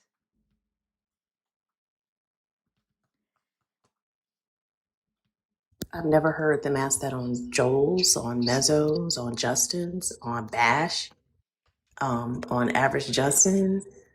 Like none of on. I don't watch Ian very often, but the times that I've scrolled into his live, never once have I heard them say that to a man. My worldview is questioned every goddamn day. You motherfuckers don't know how to ask questions.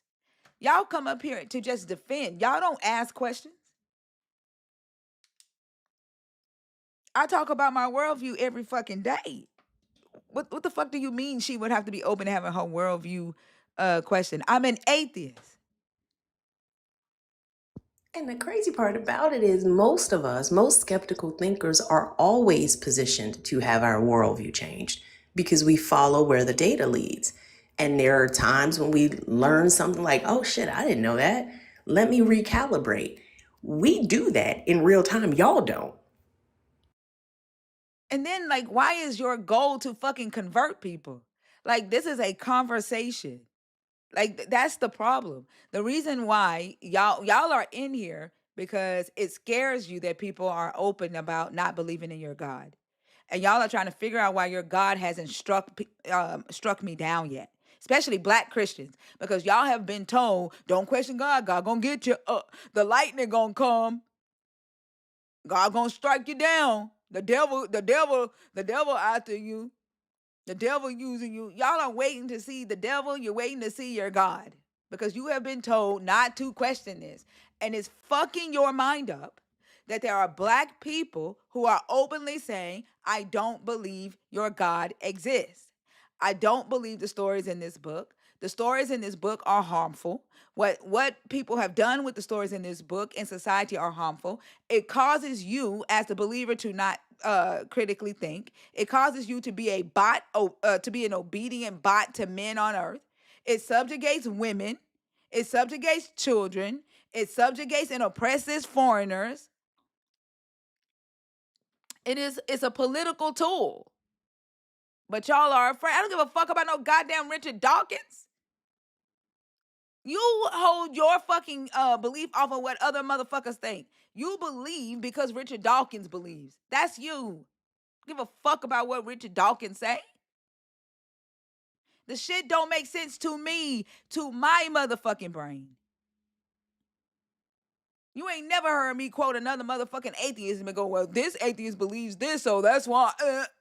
No, it don't fucking make sense to me. It's gotta make sense to my fucking brain.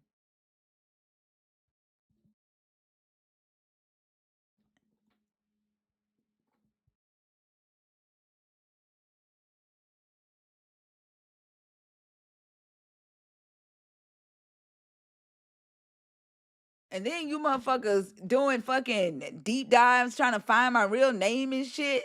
Like, are y'all okay?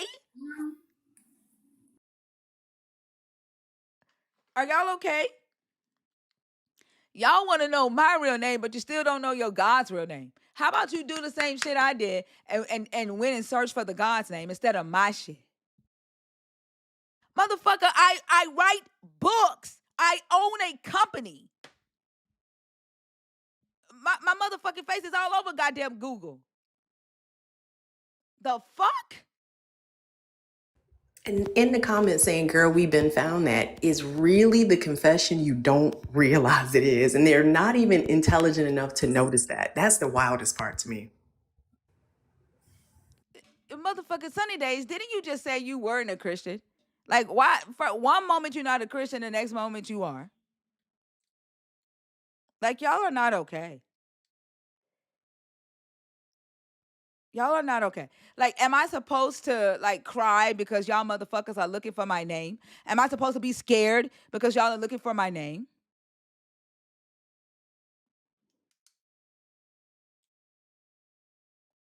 Like, that speaks volumes. I think to me it says it's yet another thing the Holy Spirit can't deliver. You wouldn't have to seek for something that your God gave you, just like y'all don't know what's in this book, because you claim the Holy Spirit is going to call it to remembrance. It does not. You claim your God is going to help you in times of need. He does not. So the fact that you had to actively go find something that you swear your God provides for you, that's the problem. And then, like, I'm spreading hate, but you are the one spreading homophobia.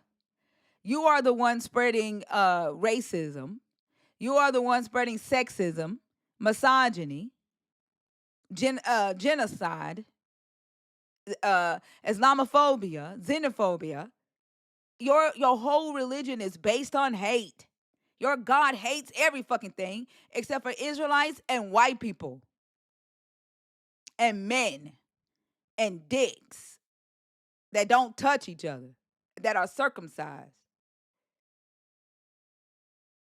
Your God is hate. Think about all the shit you gotta fucking hate. Think about all the shit your bot ass brain gotta go against in order for your God to be loved. Think about that. Think about that.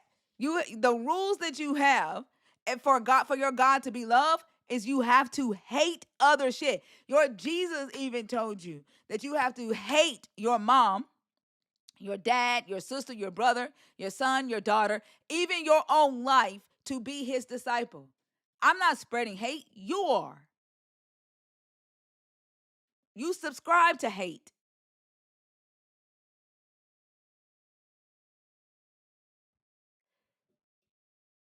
Purify Humanity. Are you there? Yes, ma'am. How old are you? 43.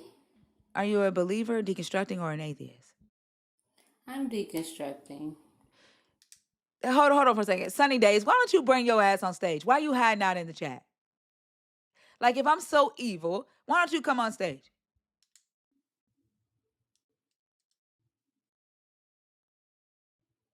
Are you gonna hide in the chat, Sunny Days?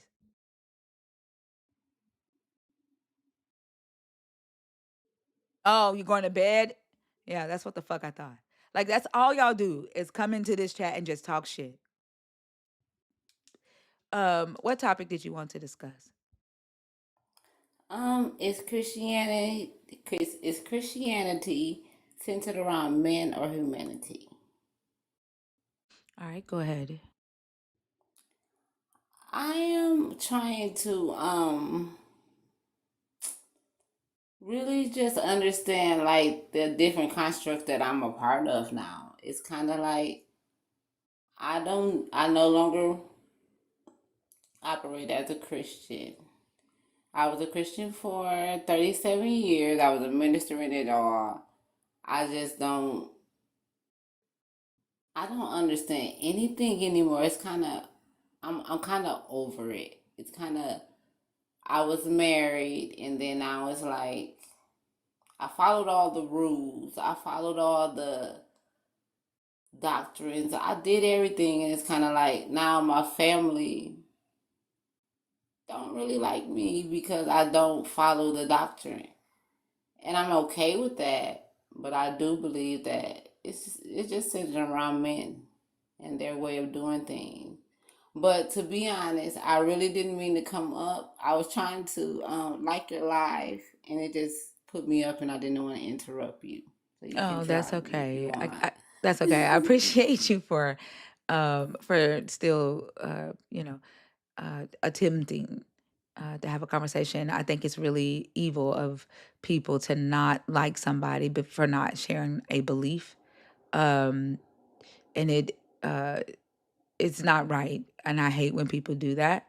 Hopefully, your family will get over it and see that you are the same person um, that you were, even when you did believe.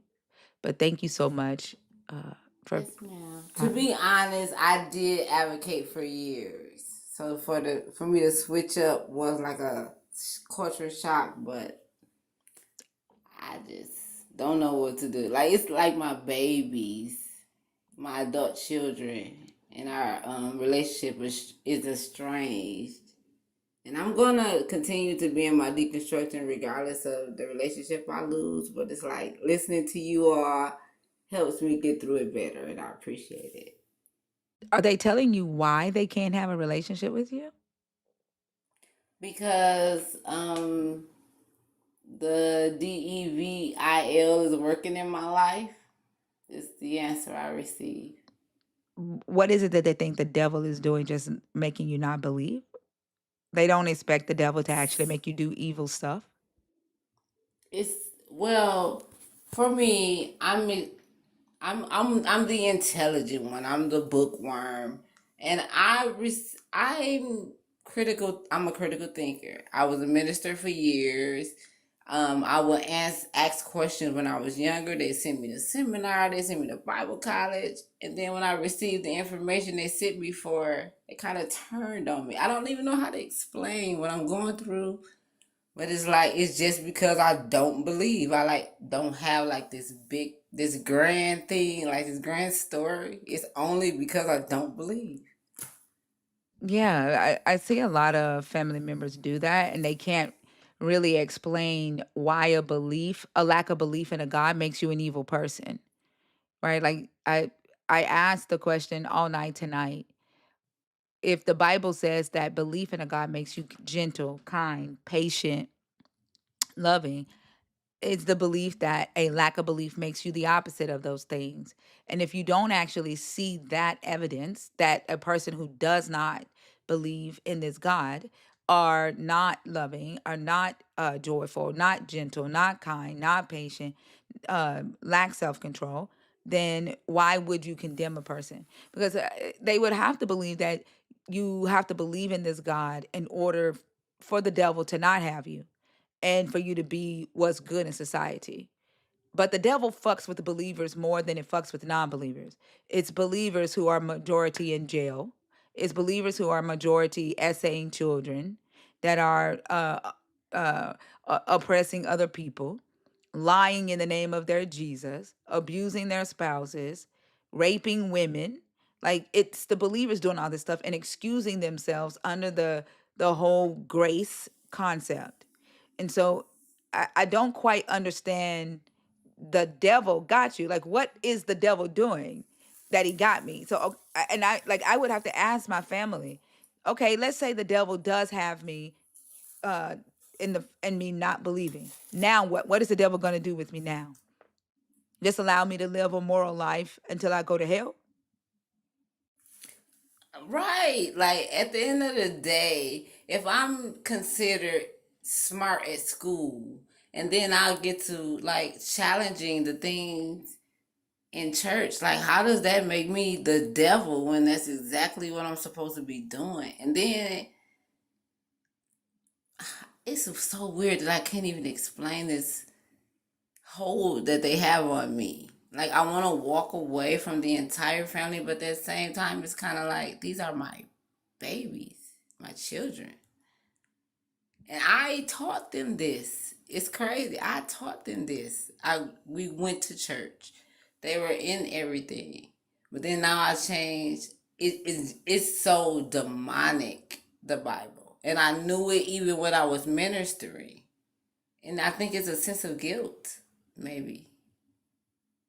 Yeah, and that makes a lot of sense. And I like I have a son who is a believer. He doesn't do all of that shit with me. He respects the fact that I don't believe. I respect the fact that he does believe. And I've always talked to him about critical thinking. I've always told him that he can reject things that don't make any logical sense to him. And he can ask me anything and he can expect honesty from me. And those are the boundaries that we set. So if he talks to me about his belief system, I tell him like it is.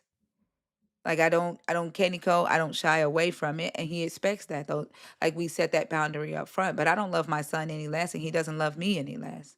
Because what he believes for himself, that's his business.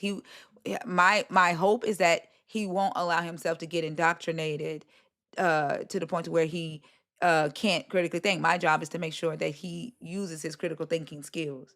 And eventually when he gets older, he you know, will see the harm in the belief system. Right now, he has indoctrinated into the whole rapture thing. And it wasn't me that indoctrinated him into that. It was fucking TikTok that indoctrinated him into Jesus is coming back. And those videos on the FYP, if you love Jesus, uh, like this video within 3 seconds and all of that stuff. But like he's still young and he will like eventually the more he questions, the more he allows himself to question, he'll eventually grow out of that. Or he may not. Like that's not my place to force him to do that. But my job, one as his mother and someone who loves him, is to be honest with him if whenever he talks to me about it. And I don't just force my lack of belief on him just because I'm his mother.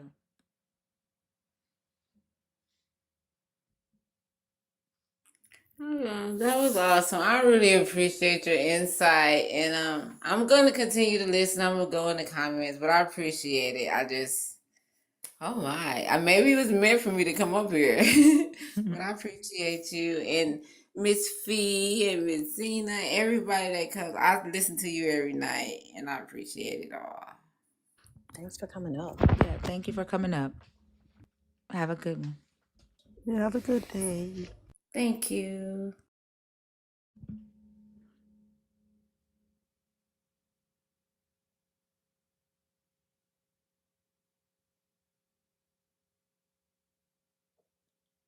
Secret, I don't see a nerd emoji, so I'm gonna take you out of the request.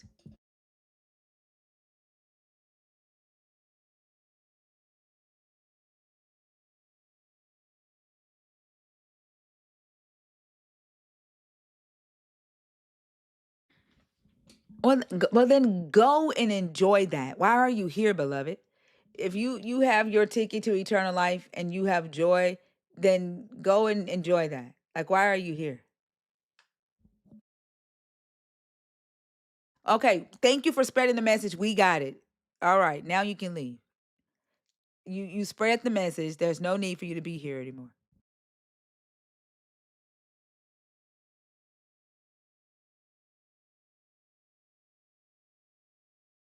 I wish y'all were filled with confidence. instead of fear and anxiety.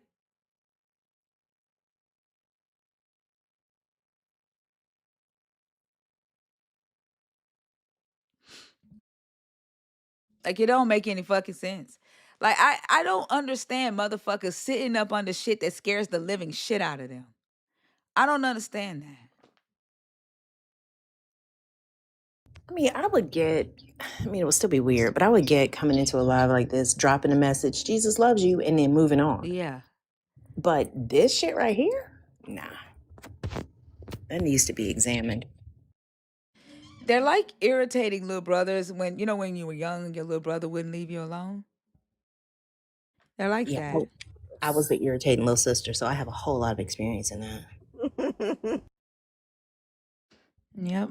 They look forward to like they're chaos agents too. But like the fact that they won't admit that they're filled with anxiety and fear and they call that the good thing. And it's the fact that like they double down on it. Like they're the thing in society that makes society what it is and they double down on it. They're the brains that get used by the Donald Trumps. Exactly. Do you think that with all that has been going on, did y'all see Bash's prompt that Pete? What's Yes. his name? This nigga thought he was quoting a scripture and was quoting Pulp Fiction. Samuel L. Jackson of all people. Samuel L. Jackson. That shit was crazy. But I'm wondering if there's gonna be like an uptick of this type of like that guy that just came up, just not panic in the chaotic way, but just kind of like this mental panic because of all the conversations that's happening around what this administration is doing in the name of religion and all of that. Like I do see a whole lot more conversations about it. So I'm wondering if that's why they're acting like this, because I don't know, but it's frustrating. I think it's because they don't have answers to this. They know that everything up here is true. It's not something they can argue against. They know that Christianity is built around men, and they know that there is no sin that atheists commit that Christians don't commit under grace. They know that they are no better than an atheist, that the only thing that separates an atheist from them is the fact that they believe in a God. That's the only thing. And they can't answer why a person deserves to burn in hell for a lack of belief. That's why. And the only thing that their God provides them in reference to the sin piece is insulation from accountability. Mm-hmm. And I think when we talk through it, they can't argue against the logic. Like Mama Bash's prompt about, did Jesus die to free you from sin or make sin free? Like every single one of them says the same thing. And you can almost hear oh shit, that does mean that people can just do whatever the fuck they want to do and be forgiven because Jesus died for it in advance. They don't want to wrestle with that. And I think they just kind of freak the fuck out. Like they shouldn't be saying anymore, atheists just want to sin. Y'all shouldn't say that shit no more. For every atheist that's in this room, the next time a believer says to you, you just want to sin, that's why you don't believe in God, ask that question. What do I want to do without God that you can't do under his grace? That should be your response. Anytime somebody says to you, you just want to sin, that should be your response. They're not going to have a comeback.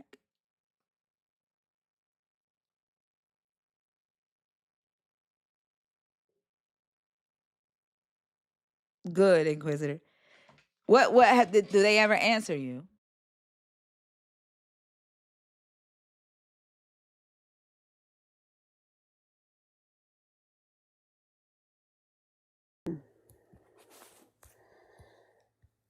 Appellation.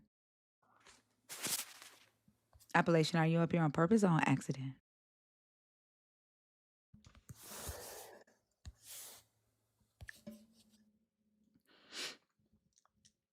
I don't know what was going on there. Inquisitor, okay. Inquisitor, do they ever answer you?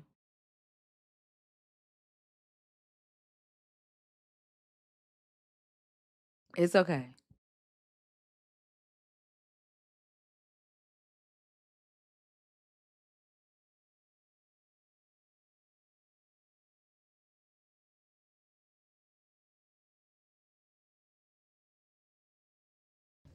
I'm in Boston traveling for work, and the first night we got here, we flew in on Wednesday. Me and my the director from my agency, and we went to dinner Wednesday night. And of course, we flying. I'm not representing my company, so I had on my atheist AF shirt, which I usually travel with because it pisses people off and stops them from talking to me.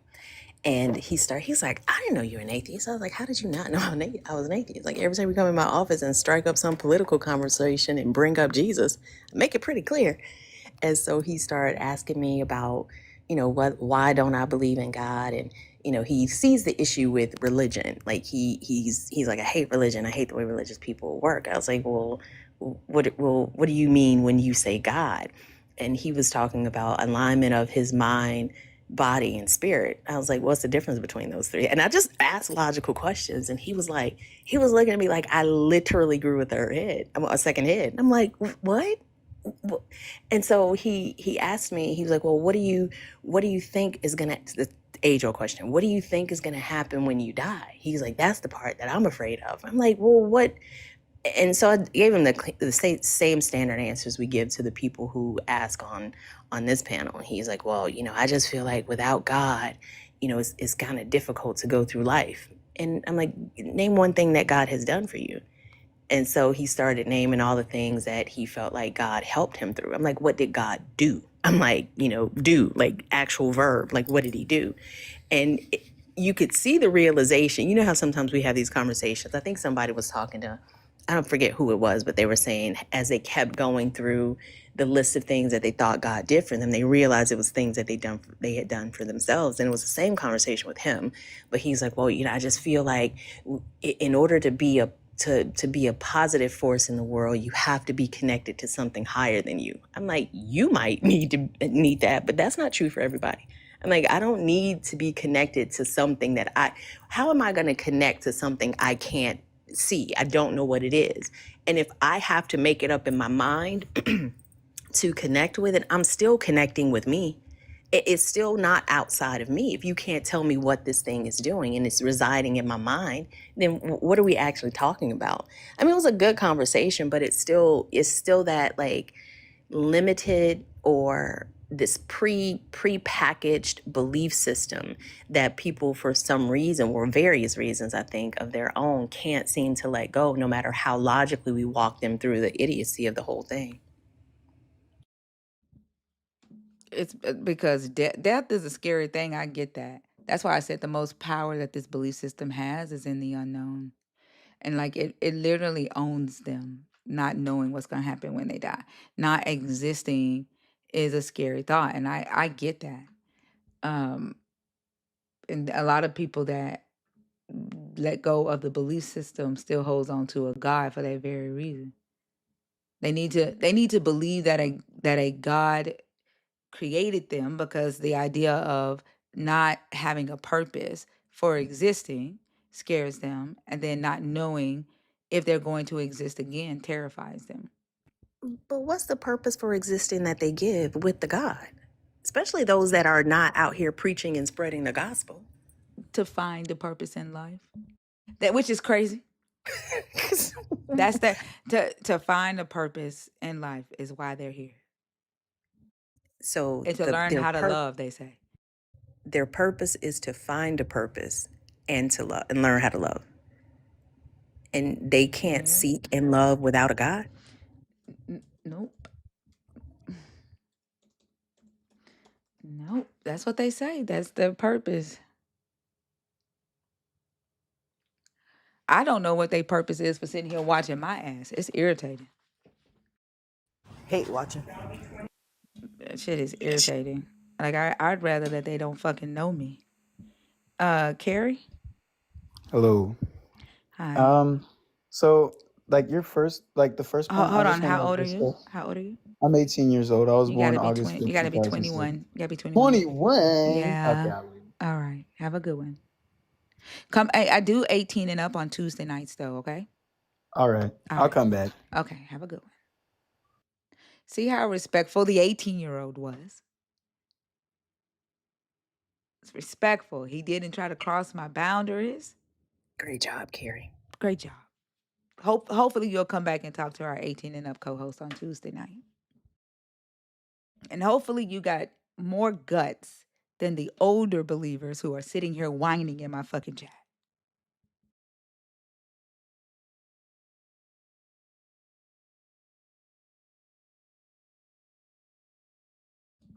Like why does it seem like the older they get, the scarier they get? Like the younger believers have more that like they have more guts and less anxiety and less fear. But you would think that the younger believers would have more fear because they're young, right? And they're being indoctrinated by their parents, they're being told about hell, but they're not afraid to discuss it. Like, but the older believers, they scared as hell. Like, why you think it's because we're closer to death? I think it is. I think that's exactly what it is. Younger people, they feel invincible in almost every way. But I think older folks, it's the sunken cost fallacy. They put too much into this belief system. They don't know, they, like many of us, they've got fewer years ahead of them than they do behind them. And so they know that they're moving towards death. And I think giving up this idea of living again, giving up this idea of seeing your loved ones in the afterlife, I think it's just too much for them. But I honestly think that that's one of the most detrimental things you can do to your mind in terms of experiencing this life, the one that we know we get, like you were telling the guy earlier, or the person in the comments earlier. Because it could be, they've done some fucked up shit in their life and they can't let go of the grace that they need from God to get past it. I think it's a multitude of things, but either way, it's limiting not only themselves, but it's negatively impacting society.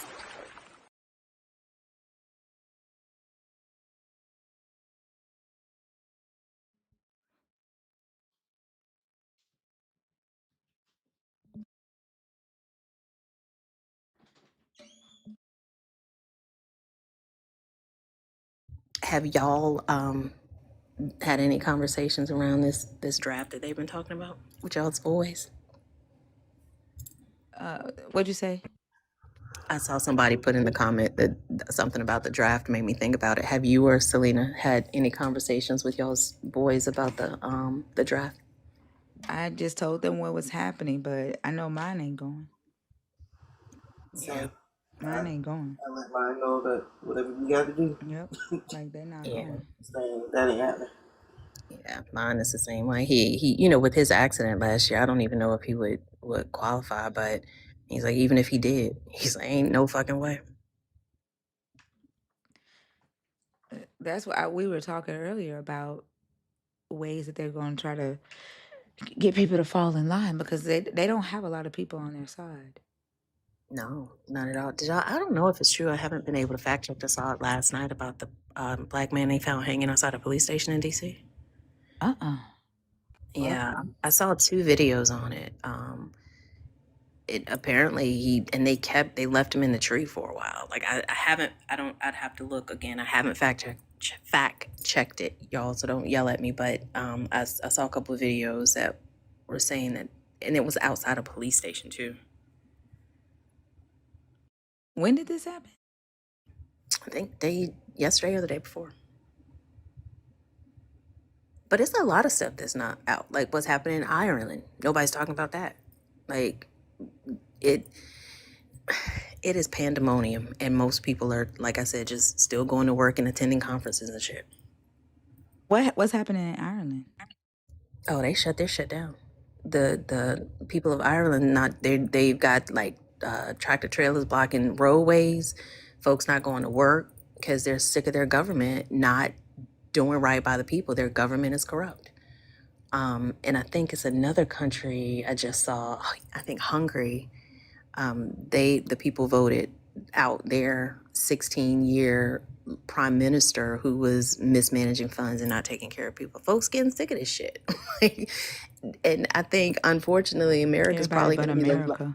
everybody but America, because they've done such a good job at sowing hatred into the hearts of people for anybody that's different. So as long as they can hate on LGBTQIA plus community, as long as men can find themselves necessary, but women are just the receptacles, as long as cis women can hate trans, but as long as all this hate can continue to be sown, then no, it won't be a collective uprising. But the reality is that none of this shit works if we don't keep it working. Like you realize that there's fewer politicians than there are people. If we collectively organize and opt out of this shit, it would have to change. But I think they bank it, and religion is at the center of it because it steers so much of the hate. Giga Chad, this is not a political live. No. Only if you're coming up to discuss the topics on the post, then yes, but no. Um, damn, that made me forget what I was getting ready to say.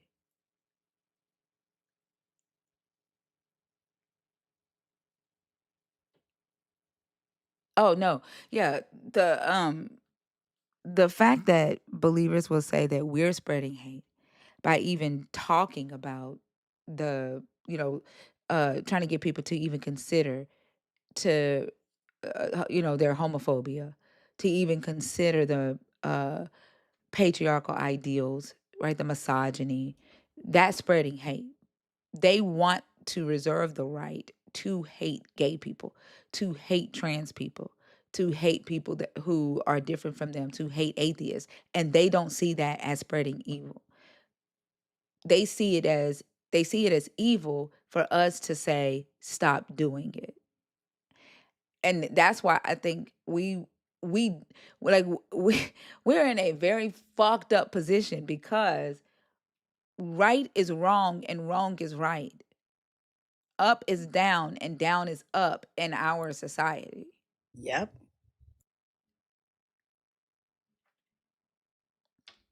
And it's scary. Like I don't know how you get through to minds like that. Like they don't realize their minds are fucked up. Like their minds are fucked up.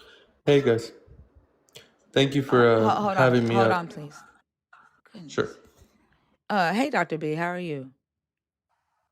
I'm well. How are you? Thank you for having me up. Frustrated. Do you know that men have been running from this topic all night? They've been in my chat, tagging me, complaining, but scared to come up and talk to me. I color me shocked. You know what I mean? Like, I just,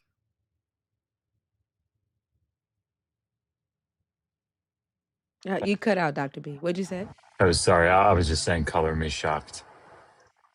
I am shocked because they usually want to come in here and talk about Christianity. But maybe it's because I renamed Christianity to Christianity.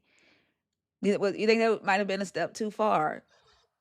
Well, I mean, the male ego is pretty fragile. So just got to be careful with it. That's true. That's true. Chad, do you have a fragile ego? No, I'm actually very secure. Okay.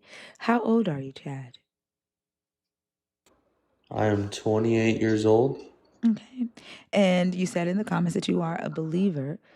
Chad, give me just a second. I am going to switch the post out and make the topics bigger so that Okay. it's easier to see, okay? Give me just 1 second here.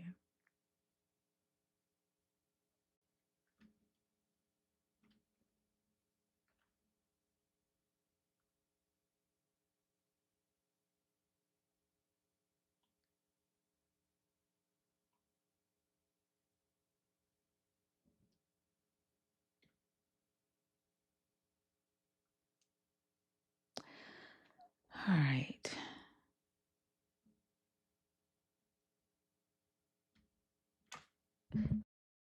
I don't think that's any bigger. That's 100 font. That doesn't look any bigger, does it?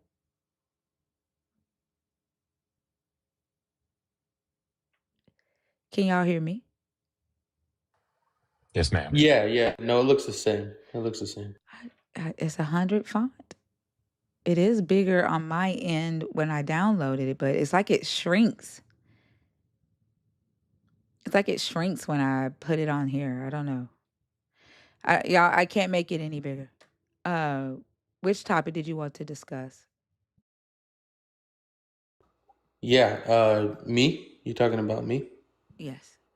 Okay, so I would like to discuss topic number 2. Okay. Go ahead.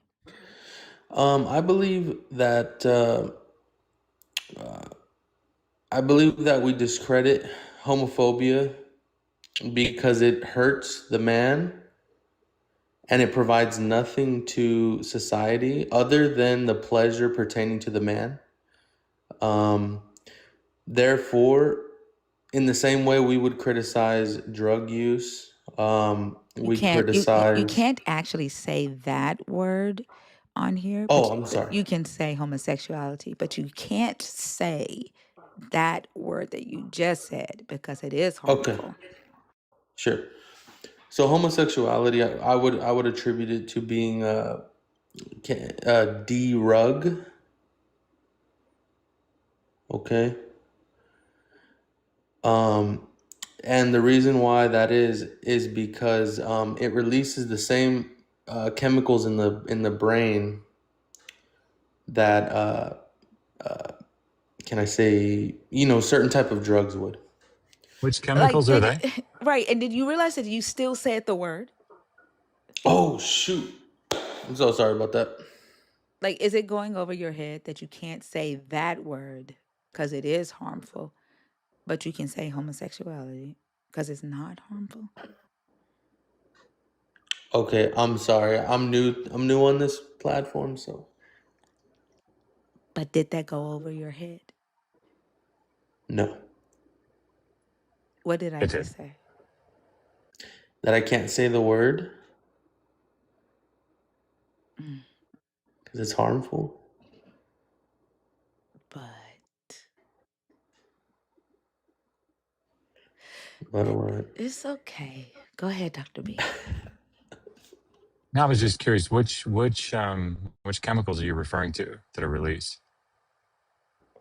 That would be neurological chemicals such as dopamine. Okay, so those are the same that are released during sexual intercourse Yes. with someone of the same gender, and when you do drugs. Is that what you're saying? Yeah, I believe that since it's an exotic form, it is there's an abundance of dopamine released as opposed to when you do it naturally, it's not as much of a surge because it's not as taboo. Sorry, so I have I have no expertise in physical biology. That doesn't sound right to me.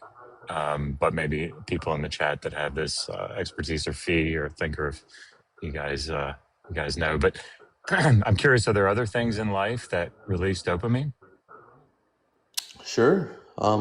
Like Overeating what? can be one. We know that overeating, we know that that's bad for you. Okay. So we What would we else would releases speak out dopamine? against it. Does exercise Uh, release dopamine? sure. And if I you're probably addicted to it and do it all day probably. long, then I mean, it'll be we good. probably shouldn't exercise. Releases Sure. dopamine. No, we Makes should sense. exercise just like we should practice what is normal. I wonder if do you think that normal sexual intercourse releases dopamine? Sure, but like I said, it's We not probably should stop taboo. doing. There, We should there. probably Well, stop hold doing on, that buddy. then. Calm down, Well, relax. I know you're I'm about to. calm. No, I'm This calm. you're gonna get You're refuted, just bro. Because I making got the answer. you're So making pay great attention. points here, and I'm just trying to Thank you. emphasize I them. understand that. So pay attention and soak it up. Go ahead. Tell me the So fundamental difference between the chemicals that are released during heterosexual intercourse and homosexual intercourse. Good. okay. Well, there's a major difference because, like I said, one is taboo. One is something that you should not be doing. So wait, I Therefore, now you're there's a describing something rush. that's not So chemical. now he wants to cut me off. Oh, okay, buddy. All right,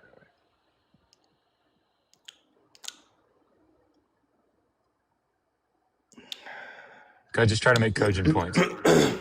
What's that?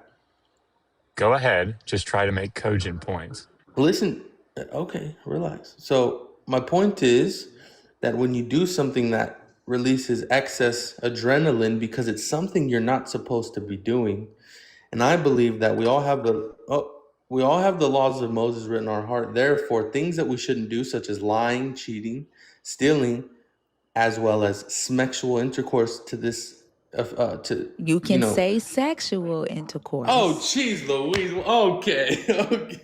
So what can I say and what I can't I say? said you can. You can say sex. You can say homophobia. You can say fuck. You can say dick. You can say pussy. You cannot say D-Ros. Sorry, you have the Okay, I Mosaic Law understand. written on your heart? Yes, it is. Yes. Badass. Can you tell me about slavery in the Mosaic Law? Well, I don't want to derail. That's a whole different topic. If we Well, but could I mean, stay on I track. think it, I yeah, know but you the want a red problem is, herring because I'm making yeah, good points and you're yeah, mad. there definitely are. I mean, if you want to go to Leviticus 18 and Leviticus 20, we can, but like, I don't know that you want to, I don't know that you want to go down that rabbit hole. If you want to do a Um, theological debate, that's a whole different subject. yeah, I don't know What exactly why do you you think mentioned we're here? theology. Right. And what exactly do you think we're here to discuss? Well, misogyny, right? When it comes No, it's to about homophobia in the Bible. So if you think that okay, it is a sin, then go to Leviticus 28 with the good doctor. Yeah, the reason that I asked you about slavery is because it seems like you have this position that if it's in the law and the law is written on your heart, that the things that are in the law we should or should not do, right? Depending on if it's no, prescribed or that proscribed. was not. No, that's Well, why did you say that. because the Mosaic law is written on our hearts? Why did you say That that? was pertaining to the taboo that comes with disobeying that law and the rush that you receive when you do it. So your first premise was that what is natural, sexual intercourse, that is natural. Why doesn't it release the same amount of dopamine that um, uh, uh, Right. unnatural? No, Can I say I understand your point. Hold homosexual on, hold on, Dr. activities? B. Can I ask a question real quick? How the fuck do you know what type of dopamine? How do you know the difference between the dopamine feeling that you get from having homosexual sex and from having heterosexual sex? Have you tried them both?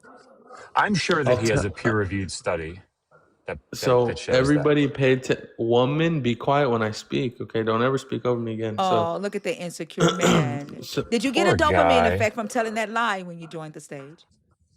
I'm joking, guys. Chill. Did you get a See dopamine everybody. effect when you told that lie?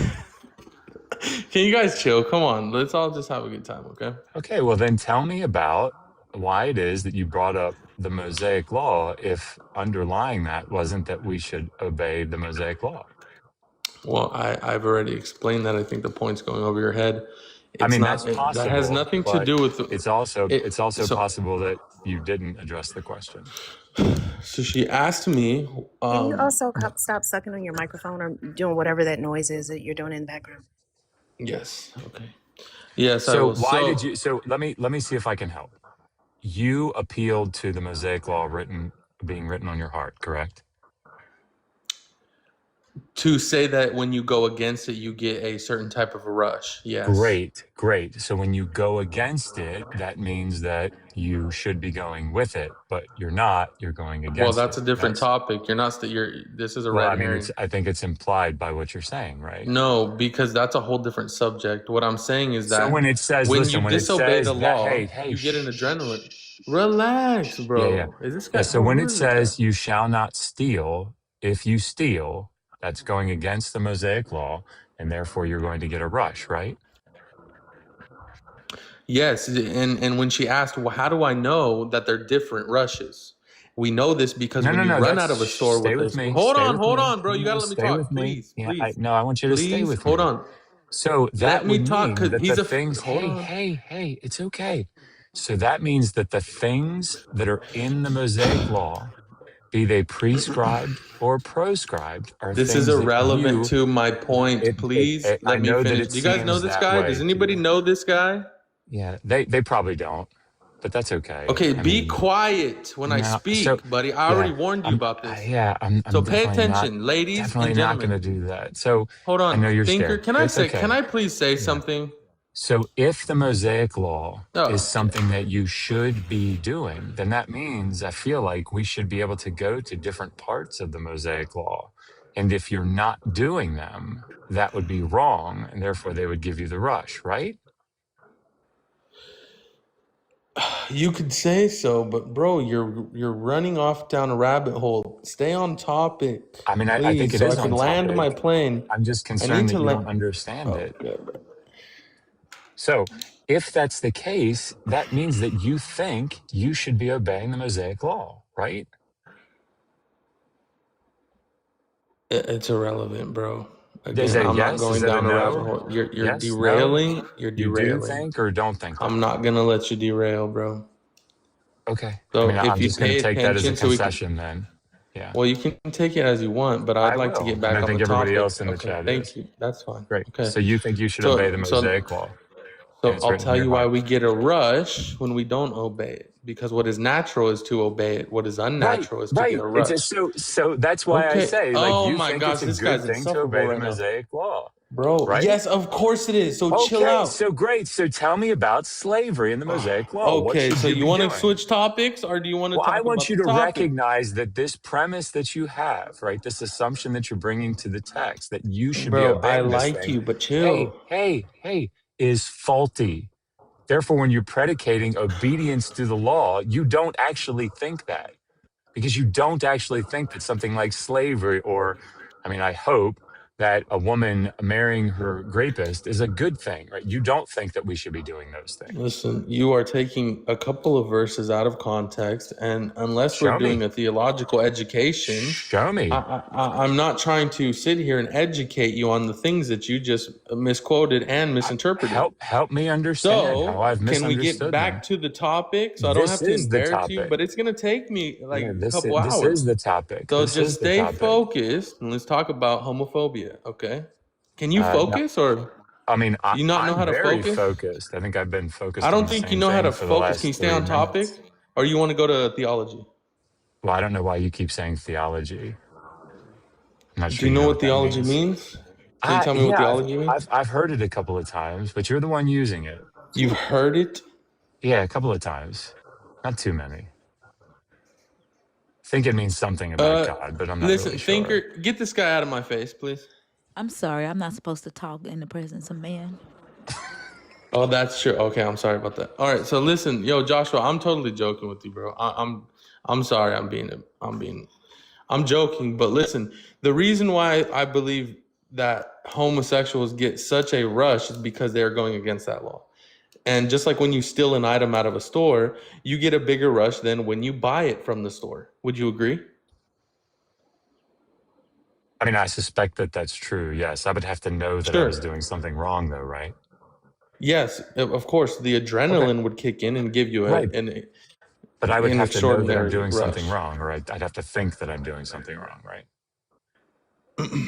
No, not necessarily, not consciously. You can do this subconsciously, and it could still affect the dopamine receptors. Okay, I have no expertise in human anatomy, so I don't know that that's true. So you're going to probably have to substantiate that for me.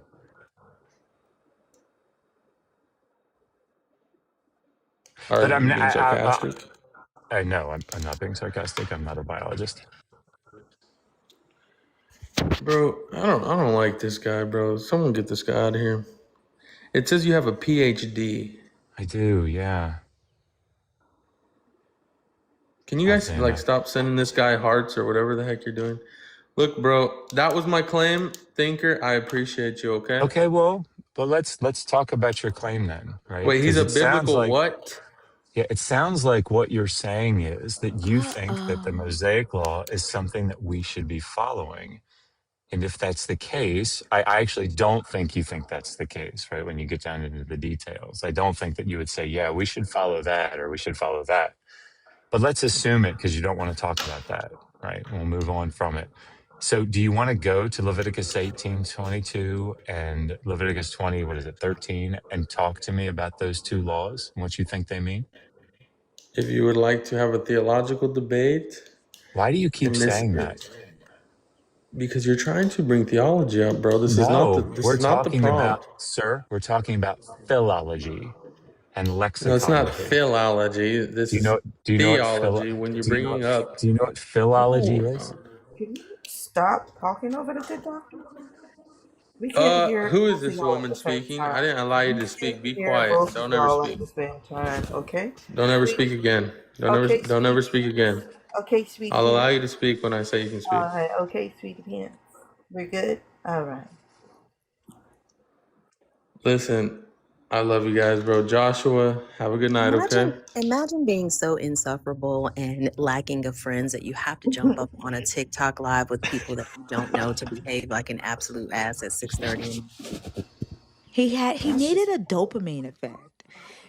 That's why he That did could be it, it. honestly. Because he's not, I don't know, his boyfriend's not there. So he can't get the dopamine effect from mm, that. I can you're hear the right. click clacks from the Listen, remote control. So he, like his boyfriend is missing. Thinker, Ed, Thinker, can I? I know you're being funny, but if you could not put him in our category, that would be amazing because I don't think I want him in our group. Oh, Wait, are you hold on, hold on. GAY? I mean, you can I am. say gay. Okay, I'm gonna need a list of things I can and can't say, okay? Because I'm so confused right You now. can't say You can harmful be things too. like D-rugs. You can't say harmful things like self-unaliving. You can't say harmful Okay. things like DT. You can't say harmful things like JE because they traffic kids. Like you can't say those things because What is those things JE? are fucking Don't worry about harmful. that, your daddy. What is JE? Jesus Ephesians.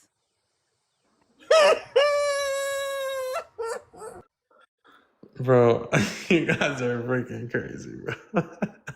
I don't even know what that is. So, do you Thinker, think that honest. Leviticus 18 and Leviticus 20 are talking about the sexual orientation of homosexuality? Can you quote it for me? So, why would I have to quote something that you're saying is written on your heart? That's tough. Well, because it's not written in my mind. What's your heart? What? My heart is not my brain, bro. I don't know if you don't know the Sorry, difference so you between the actually two. mean that the law is written on that thing that's pumping in the center of your chest? Yeah, it's written on my heart. Yeah, not my mind. So why would I? So, you think that's what that Why? verse means? So do you remember all 613 laws? No, I don't make an asinine claim that the law is written on my heart. Well, that's what the book. That's what the book says. I So know the book, according to your lights, means that it's written on that thing that's beating in the center of your chest. yeah. So I So guess even in my if we look paradigm, super hold close at on, it, one of the hold on. ventricles or something, Listen, we listen, could see thou listen. shalt, right? They're really, really In small. my paradigm, it's not written on my mind. Right. So It's I don't written. I understand. didn't say to me that your mind's not in the center of your chest, pumping away. Thank you. So how would I know it if it's written on my heart? Right. That's what I mean. That's what you think that means because you're very It's clever. not an intellectual. It's not intellectual. We know. So when We already Jeremiah, know. so when Jeremiah says no one should teach the other, saying, "Know the Lord, for you shall all know me," right, from the least of them to the greatest of them.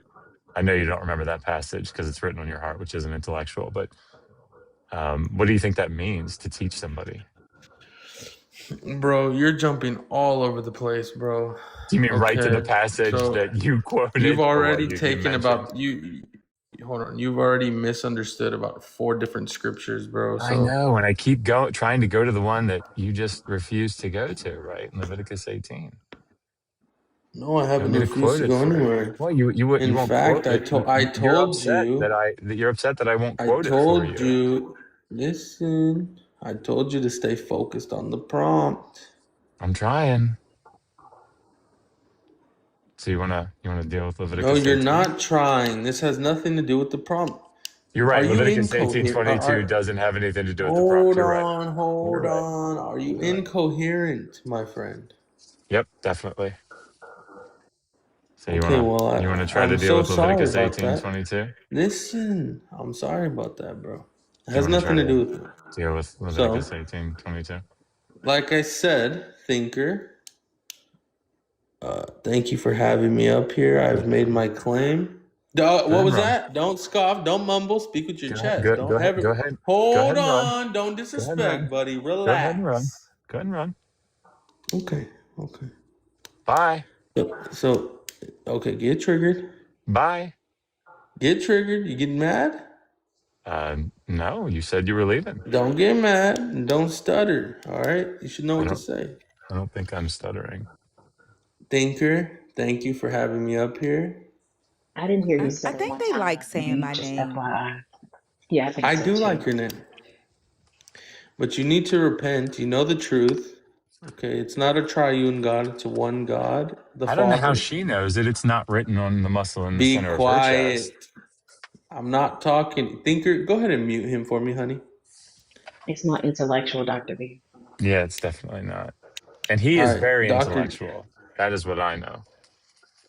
Dr. J, I like you. You're condescending, but I like you. Thinker, I actually like all you It must guys, be bro.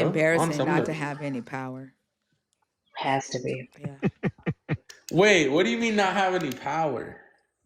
I'd be embarrassed if I was supposed to have power or I'm up here touting that I have it. I don't. Yeah, she's You talking about know? theology. So I'm actually talking about Yeah, we theology. know. Theology. He's talking about philology, right? Yes. How do you know that song? You be listening to my music. Yeah. You would be bopping in the car too. Offbeat, but bopping in the car. All right. I love you guys. Have a good night. I save my love for people who matter. Love is meeting people where they are, but Christian love be dragging folks too far. Theology, the best teachers tell us where to look, they don't tell us where to see. Theology, truth there's no need to fear inquiry. That's not theology.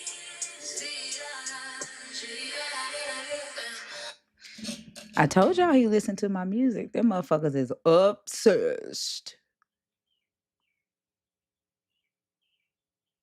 Tiger, are you in the box on purpose?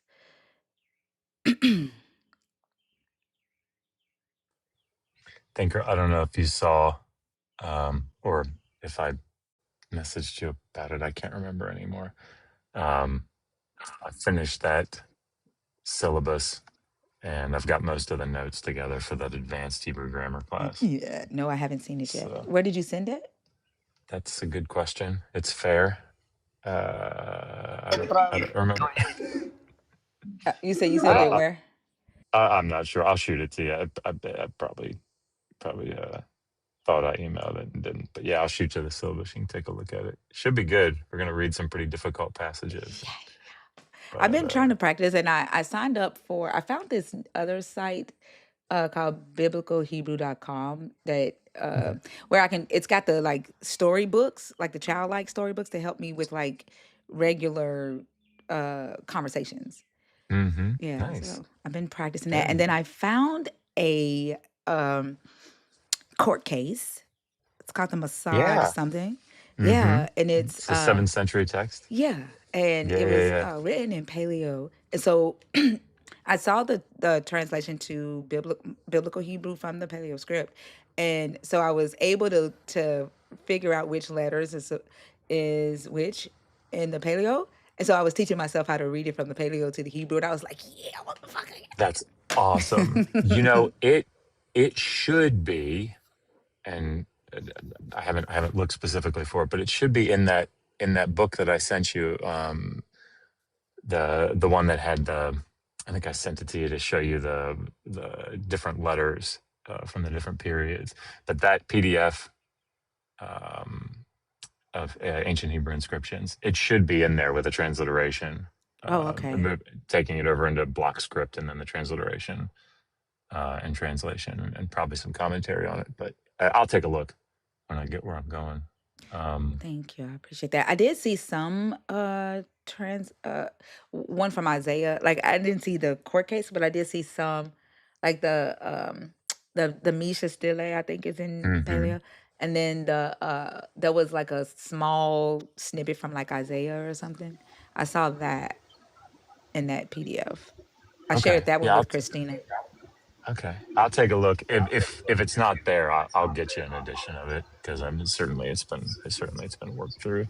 Thank you. Um, but yeah, I also wanted to say I've been thinking about, because I know a lot of people in the community are interested in learning Hebrew, but those first couple of weeks, I mean, you can attest to this, I'm sure, but those first couple of weeks, it's quite a steep learning curve of trying to get the consonants and then all the vowel pointing. And so I actually put together a 6-week course, and it's just to teach you how to read out loud, like and recognize and pronounce the writing. So you don't actually learn any of the grammar or anything, but you just in 6 weeks you learn the alphabet, all the vowels, all the different rules of the pointing and everything, so that when you start the actual first semester, you already know how to read the script.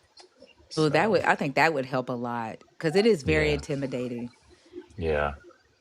So if people are interested, um, the 25th of this month, we're doing another one of those webinars, hour-long free webinars, but this one's for Hebrew instead of Sumerian. And I'll kind of walk people through. Um, so if people are interested in signing up for that, it's at digitalhammurabi.com/Hebrew. And then I think Megan's got like a web form or something there. Um, I can put the link in the chat. Actually, the link's in my bio. I put it there, so I wouldn't have to put it in the chat. So Also, if you could drop it in the Discord, I think you're in the Discord too, right? that's another good question. That's Oh, fair. it's okay. I don't know. I thought I saw you on the list, but we'll get it put in the Discord as well. Okay, yeah, I'm actually have to drop because I think my daughter tried to call me, but I'll after I talk to her, I'll try to find the Discord again and put it in there. Okay. All right, cool. All All right, right. well, thank you for letting me have fun with that guy. That was a cool dopamine effect. Yes, definitely, because I knew I was doing something wrong, but I didn't need to know it in order to get the effect. That's the key. So anyway, All right. Have a all good right, one, Dr. B. thanks. I'll let you drop me down. All right. Bye. Shalil, are you up here on purpose or on accident? Oh, I guess on accident. All right, y'all. The guest box is open. Tiger and Roy's my mama. I'm assuming y'all are in there on accident. I don't see a nerd emoji, so I'm gonna drop y'all. If you are a believer in the God of the Bible, if you are deconstructing, if you are an atheist, the guest box is open. There is almost 700 beautiful people in the room. I hope y'all are beautiful people in the room. So don't be scared to come up and have a conversation. I figured that this was going to bring out a bunch of insecure men. I just didn't think that they would be too insecure to actually talk or to come up here and behave the way Chad did. I don't think he came up for an actual conversation anyway. Mm-mm. He's down to 12, one, and just like no actual engagement. They're so immature. Cause I think they actually like the fact that it's built on men and they don't uh I don't know. There is I don't know what's happening. It's just weird. This is a weird reaction, I would say. It's been like this all night.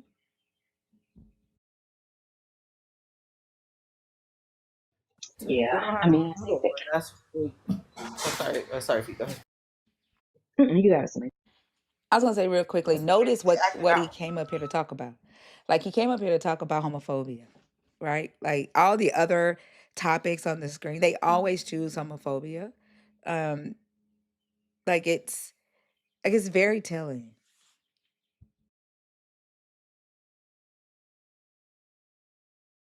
They're like toddlers. They're acting out. I think they are acting out. I think it validates like they know that this is a religion that's built and centered on male domination. They like that. But also I think it does something. They're afraid of talking to women who can make them feel like it's not real or belittle them, like their egos, their insecurity. uncover their insecurity. So I think they're afraid of that. Like it's something weird is happening. I think they also like rely very heavily on the misogynistic and patriarchal nonsense about not being able to learn from a woman. So the fact that they come in here, they don't, a lot of the questions require introspection, which, I mean, let's just face it, men in our society aren't socialized to do. People in the West normally don't. So I think that's an added pressure. But then the fact that on the panel, yeah, we've got some guys in the community, we've got some hosts that are men that come up, but I think the biggest issue is the fact that we are women and the fact that we don't speak to them with any sort of deference that they're probably accustomed to. Because see, notice how they normally switch up when Bash talks to them or Oso, Kalu, any of the guys that are on the panel and host. Like they respond to them very differently. So I think it's highlighting that as well. Yeah, but then they start like reaching for us.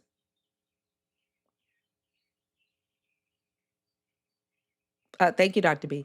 Then they start reaching for us when they're on the panel. Yep. Yeah. Like, which is another weird thing because they don't want to actually face another man who don't agree with them. Like, they reach for a woman. Like, it's so fucking weird. Like, I don't know what's happening. But like, I swear I'm loving the, like, it just gives me something else to analyze. Yeah. And I think the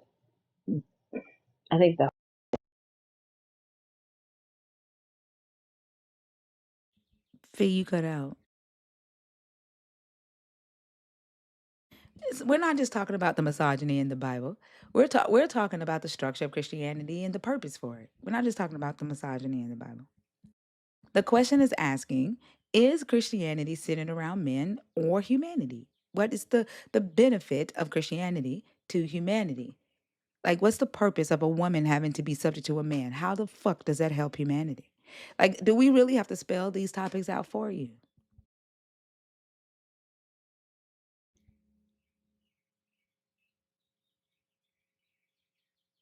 What's missing from the interpretations from the text because there's not a woman interpreting? Have you asked yourself, could the interpretations, could the translations be biased because men controlled that?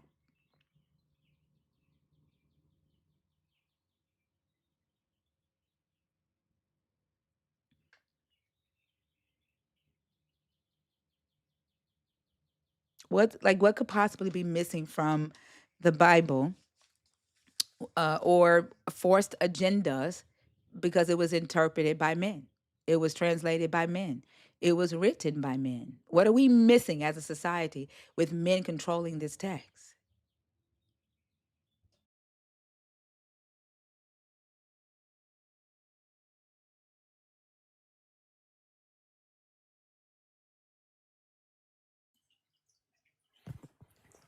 Hello, everybody.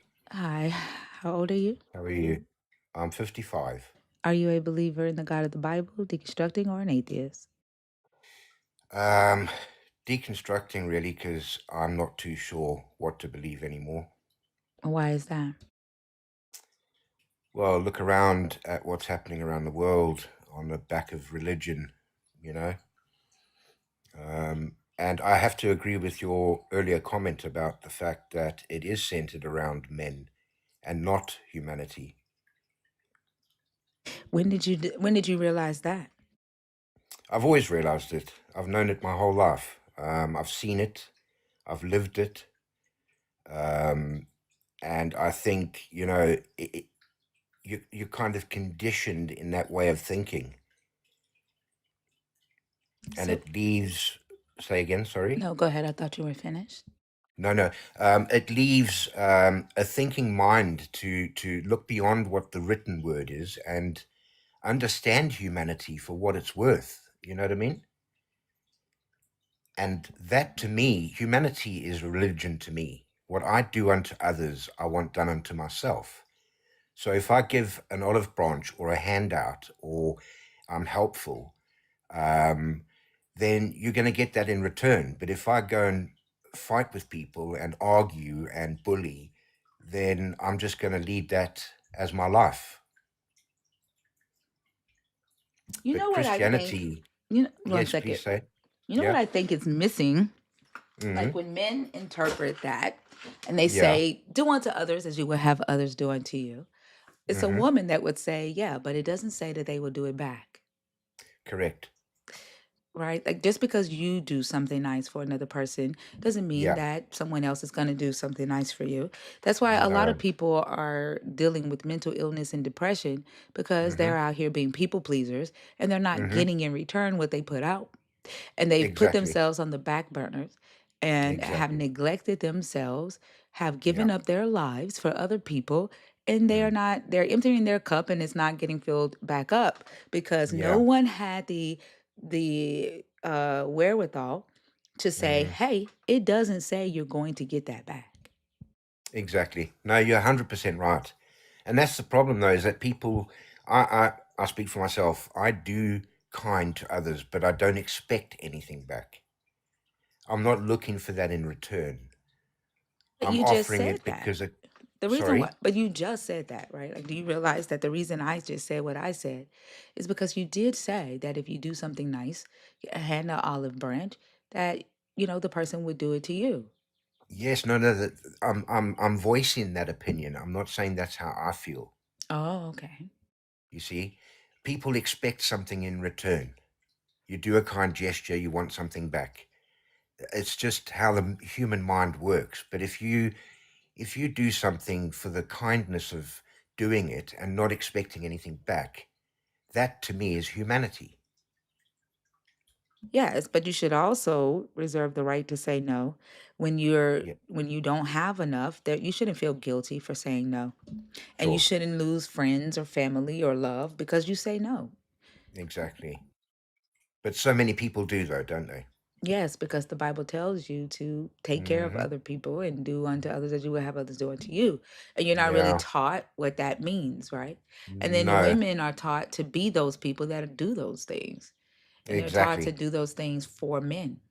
Yeah, yeah. I mean, growing up as a child back in the 70s, they were saying such as um, women should be barefoot and pregnant. Um, this is what they were telling children. You know what I mean? Um, the woman has to be the homemaker, and the man has to go out and earn the money, the breadwinner, sort of the hunter gatherer kind of concept. Well, the women were the original hunters. Hunter gatherers, Yeah.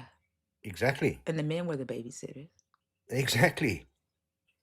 But it's completely swapped around because it's all Ah. about control. Has it Life is a really? form of control. Has it really swapped around? How many single mother No, households it's do you never. know? Sorry, How many single mother households are there in the world? more than there needs to be. And it's in Ridiculous amount. and how many households are there where there is a husband and a wife and the wife works? Uh, there are a number of them that the wife works. So Shared, shared. if we add the single mother households and the Hmm. household where the wives work, who's Hmm. working the most in the world? The mothers. The mothers. They are still the Exactly. hunter gatherers. Exactly. Hmm. Exactly. Look, men have got it easy, and I don't care what other men on the channel would say about it. I know that men. Why do you think there isn't a woman president or prime minister? Because you, as women, have a compassionate, rational mind, a way of thinking, and that's not what runs the world. Sadly, it's all about these men that think that they are the gods themselves. They've got the power in their hands to destruct and destroy out of greed. Would you disagree or agree with I that? think it has become that when the patriarchal system was spread. It Yeah, hasn't always been that way. yeah. There were I matriarchal mean, systems And that matriarchal doesn't necessarily mean that women are in charge. A matriarchal Mm. system is where it's equality. It is Communities equality, is yeah. yeah, it's built on community. You do what skill set you have, Mm. you do that. It's not about um, hierarchy. It's not about status. It's about who has Yeah, the ability to do. yeah. And not to be judged by that either. Hmm. You know what I mean? Because this concept of equality, oh, but then a woman can't do what a man can do, that to me is a lot of rubbish. There is a scripture in the Bible where Mm. the Jewish people flew to Egypt when Yeah. Nebuchadnezzar came in. Some of them flew to Egypt to get away from Nebuchadnezzar, and Yep. Jeremiah is talking to them. Give me a second, Mm-hmm. like that's gonna throw me off. Jeremiah is talking to them, and the women of Judah are worshiping the Queen of Heaven, and Jeremiah Mm-hmm. is trying to get them to come back to worship Yahweh, and they're saying no because under Yahweh we suffered. Under Yahweh it was just death and war, but under Mm-hmm. the Queen of Heaven we have green pastures. We have everything that we Exactly. need. Life is great. It's peace. It's peace, compassion. Hmm. Yeah. Yeah. Yeah. No, I fully agree with that. Like, do you know I what mean, that refers to? say again. Do you know what that refers to?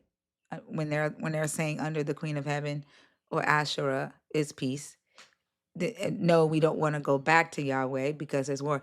Like, do you know what that refers to? Tell me. I Well, agree with it, but why how do do you you mean agree with it if you don't know what I'm talking about? because it's the two divides. It's harmony and war. So the queen is the harmony and the man is the war. I mean, that's what Mm-mm. I get from that. No, it's talking about the You can pick matriarchal and sides. patriarchal systems.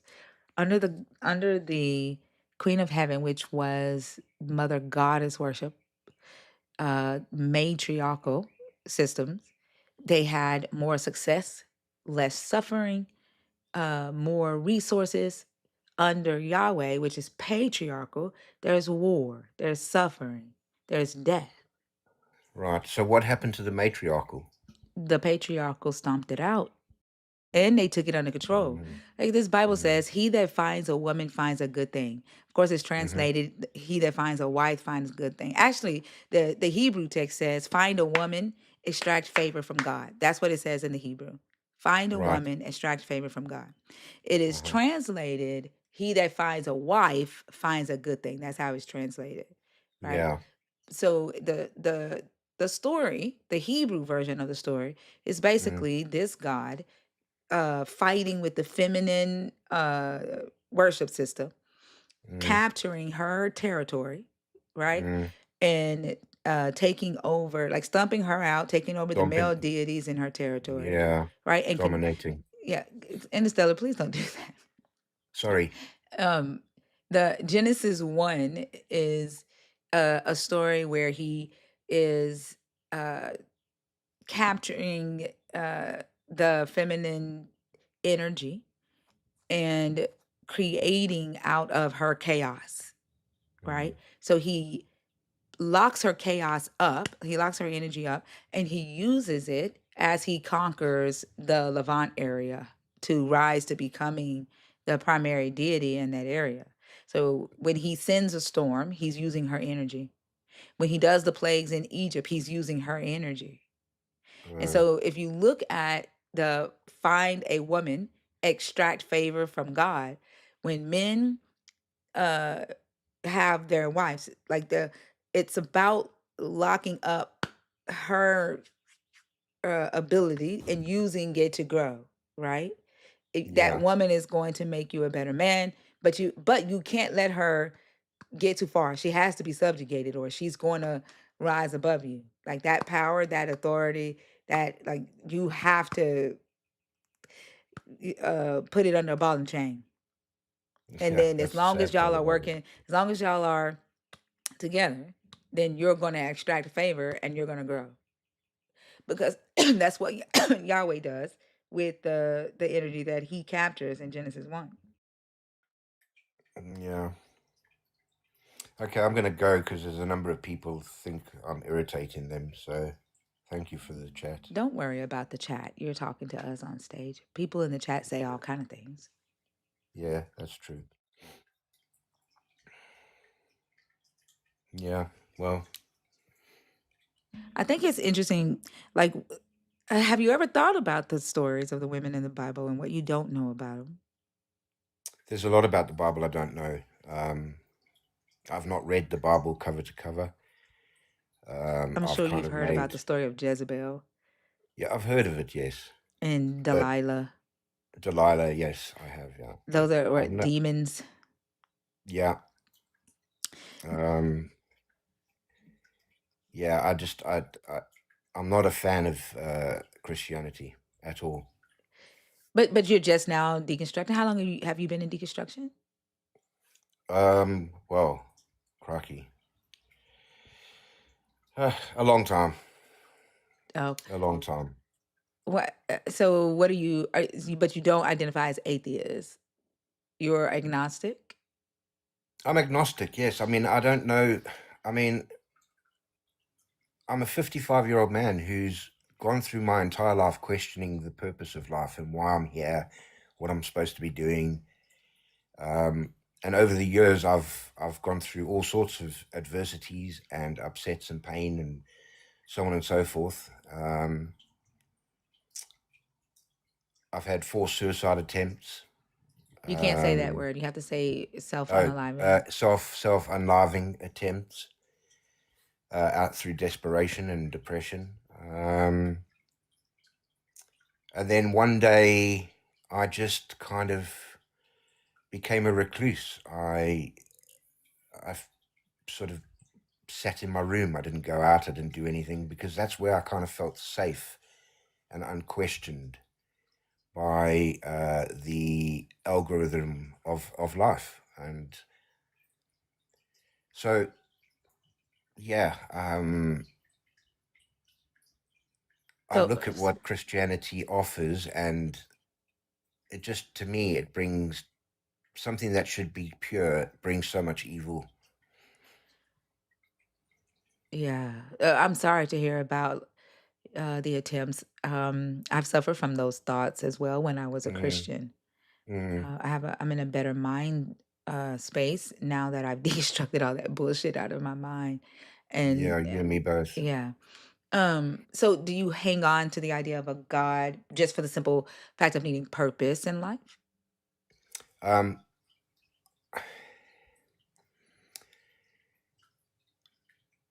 I, oh, I want to put this in the right way.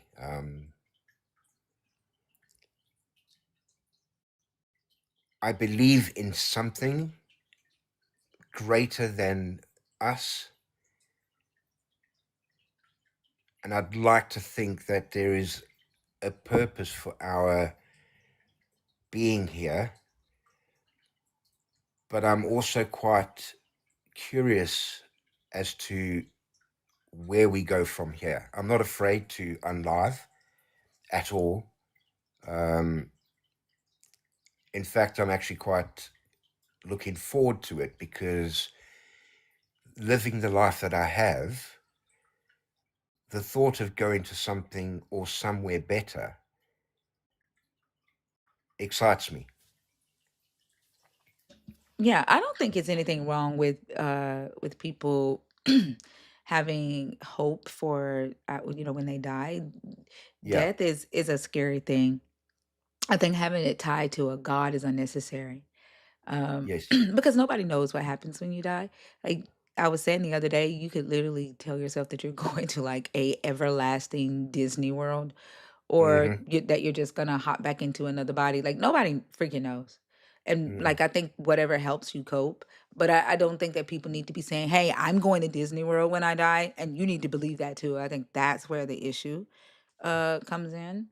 yes. Um, but yeah, I think death is a pretty scary thing Mm, for a lot, for damn near everybody, I think. yeah. But it's again something that I'm not afraid of. I think if anything, when that day comes, it'll be peace of mind. Oh, that's good. Yeah, That's good. yeah. Well, Um, did you have anything else, Interstellar? um, yeah, I mean, I could talk about loads of things, but I think I wanted to come on essentially and just express my approval of what you say. It is so true. Um, and I hope whatever it is this platform of yours does for anybody, I know what it does for me, but I hope it works. I hope you get what you hope to get from it by talking about what you do. Oh, I get benefit from it, value from it Yeah. in every conversation that I have. I don't Mm, think that I'll ever arrive at all knowledge. There's something to learn every damn day. There's y- billions of people on the planet with different perspectives. And so there's yeah. thousands, millions of conversations that can be had. So, all Mm, yeah. Okay. right. Well, thank you for coming up. Have a good one, okay? Thank you. You too. All the Mm. best. All right, you too. Okay. Bye bye. So I want to answer a question from somebody named Okano, whatever your name is. He said, "Would I believe if my daughter came home pregnant by the Holy Spirit?" Think about this fucking question. You just asked me that if my daughter fucked the Holy Spirit, would I believe then?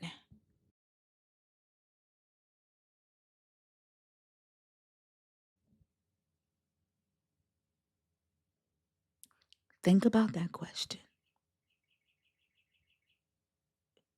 How pedophilic of you for you to be thinking about my daughter being pregnant by a fucking ghost.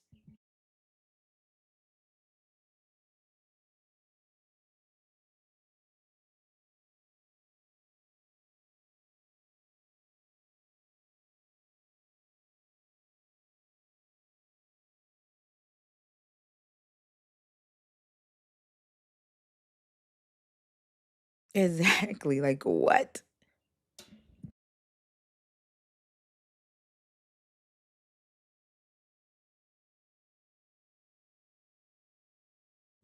Sorry. What you say? Sorry for what? Made you worship disorder? I don't even know what the fuck that means.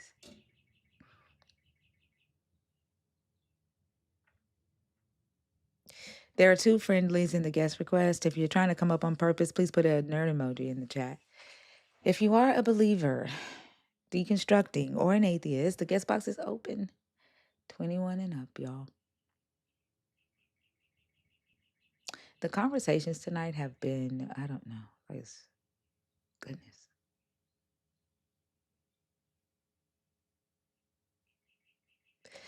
Like, you would think that we would have gotten into the stories of Jezebel, of Delilah. Like, I don't understand. Where are y'all that are deconstructing?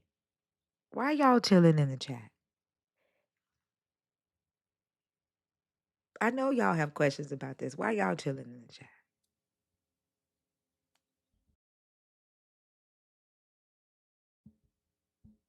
Yeah, like, 'cause I expected to talk to people who were deconstructing.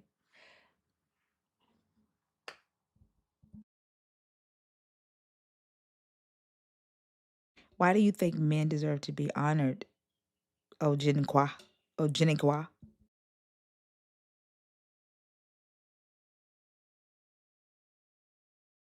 Why do you think men deserve to be honored? What is it about a dick that deserves to be honored?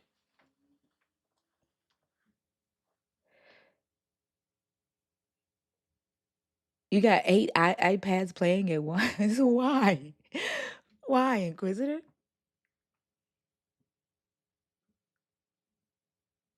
I mean, Yahweh did uh think the dick was divine. I mean, he was willing to cut off a woman's hand for it. What am I hating? What am I self-hating? I don't have a dick. How am I self-hating me asking you what's divine about the dick? Like, why do y'all do that? Why do y'all go to insults when you can't answer a fucking question? Like, you have Jesus in you.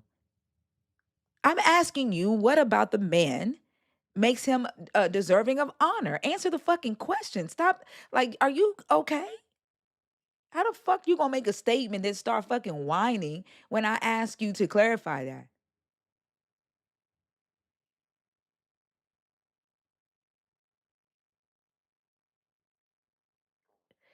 Oh, are you not a woman's child? Are women not a woman's child? What the fuck? What about a man makes him deserving of honor? Answer the fucking question.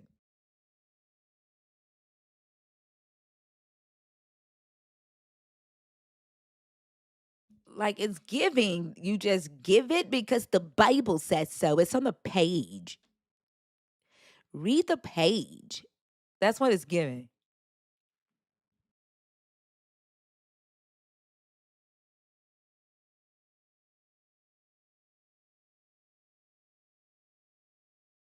I don't give a damn if you are a believer or not. I'm responding to the shit you fucking say.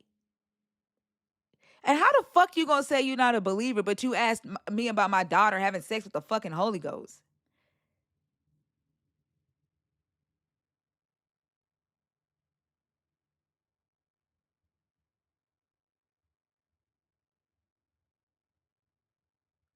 Why do y'all defend this book and then say I'm not a believer? Like, are y'all embarrassed? Like, are y'all doing what the Hebrew Israelites are doing? Like, are y'all rebranding? Y'all went from calling yourselves Christians to calling yourselves people of the way, to followers of Jesus, to Sadak Max, to believers. Now you're not even that. Like, what the fuck are you now? Defenders? Contenders? What are you now?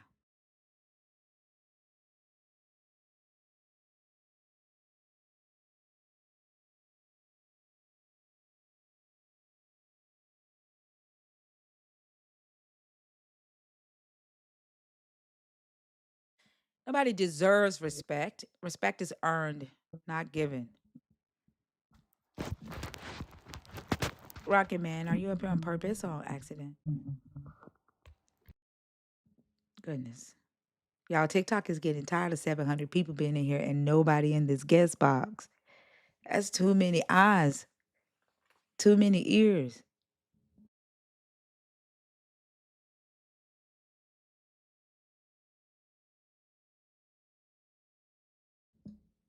Like, I gotta figure out what Justin is doing to get people to hop in his box.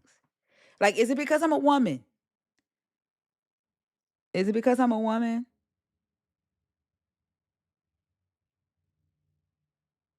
I don't give a fuck to hear your voice. Is it because I'm a woman?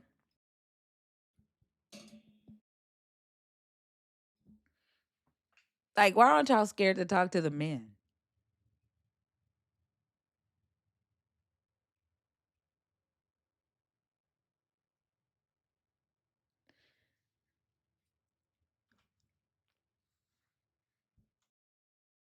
Like, does it feel better to get beaten down by a man? Like, Justin will eat y'all up. Does it feel better to get beaten down by a man? Like, y'all go up, y'all talk to Justin, Trust but Verify, Easy, Bar, Oso, Bash. Y'all talk to Dr. B. Hell, y'all even go up, y'all even call in and talk to Dylan Hunty.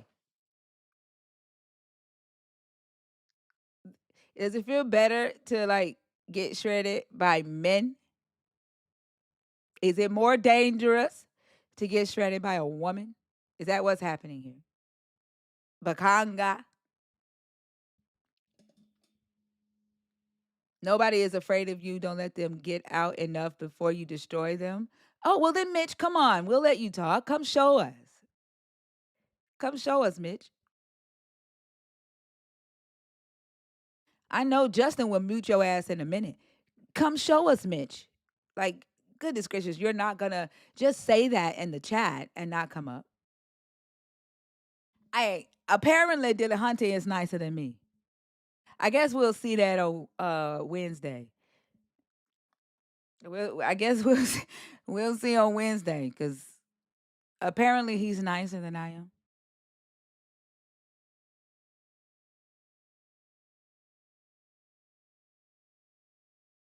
Soon I will know why women worship men. I don't worship men. That's your ass. You can't even tell me what's so good about the dick.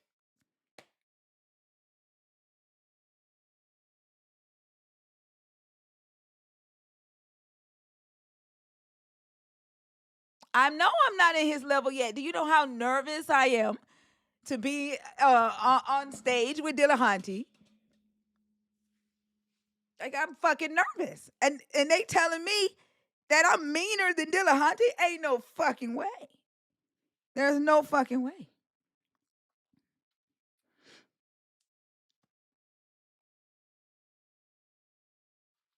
But they'll talk to Dillahunty. But they scared of my ass. I don't fucking know why.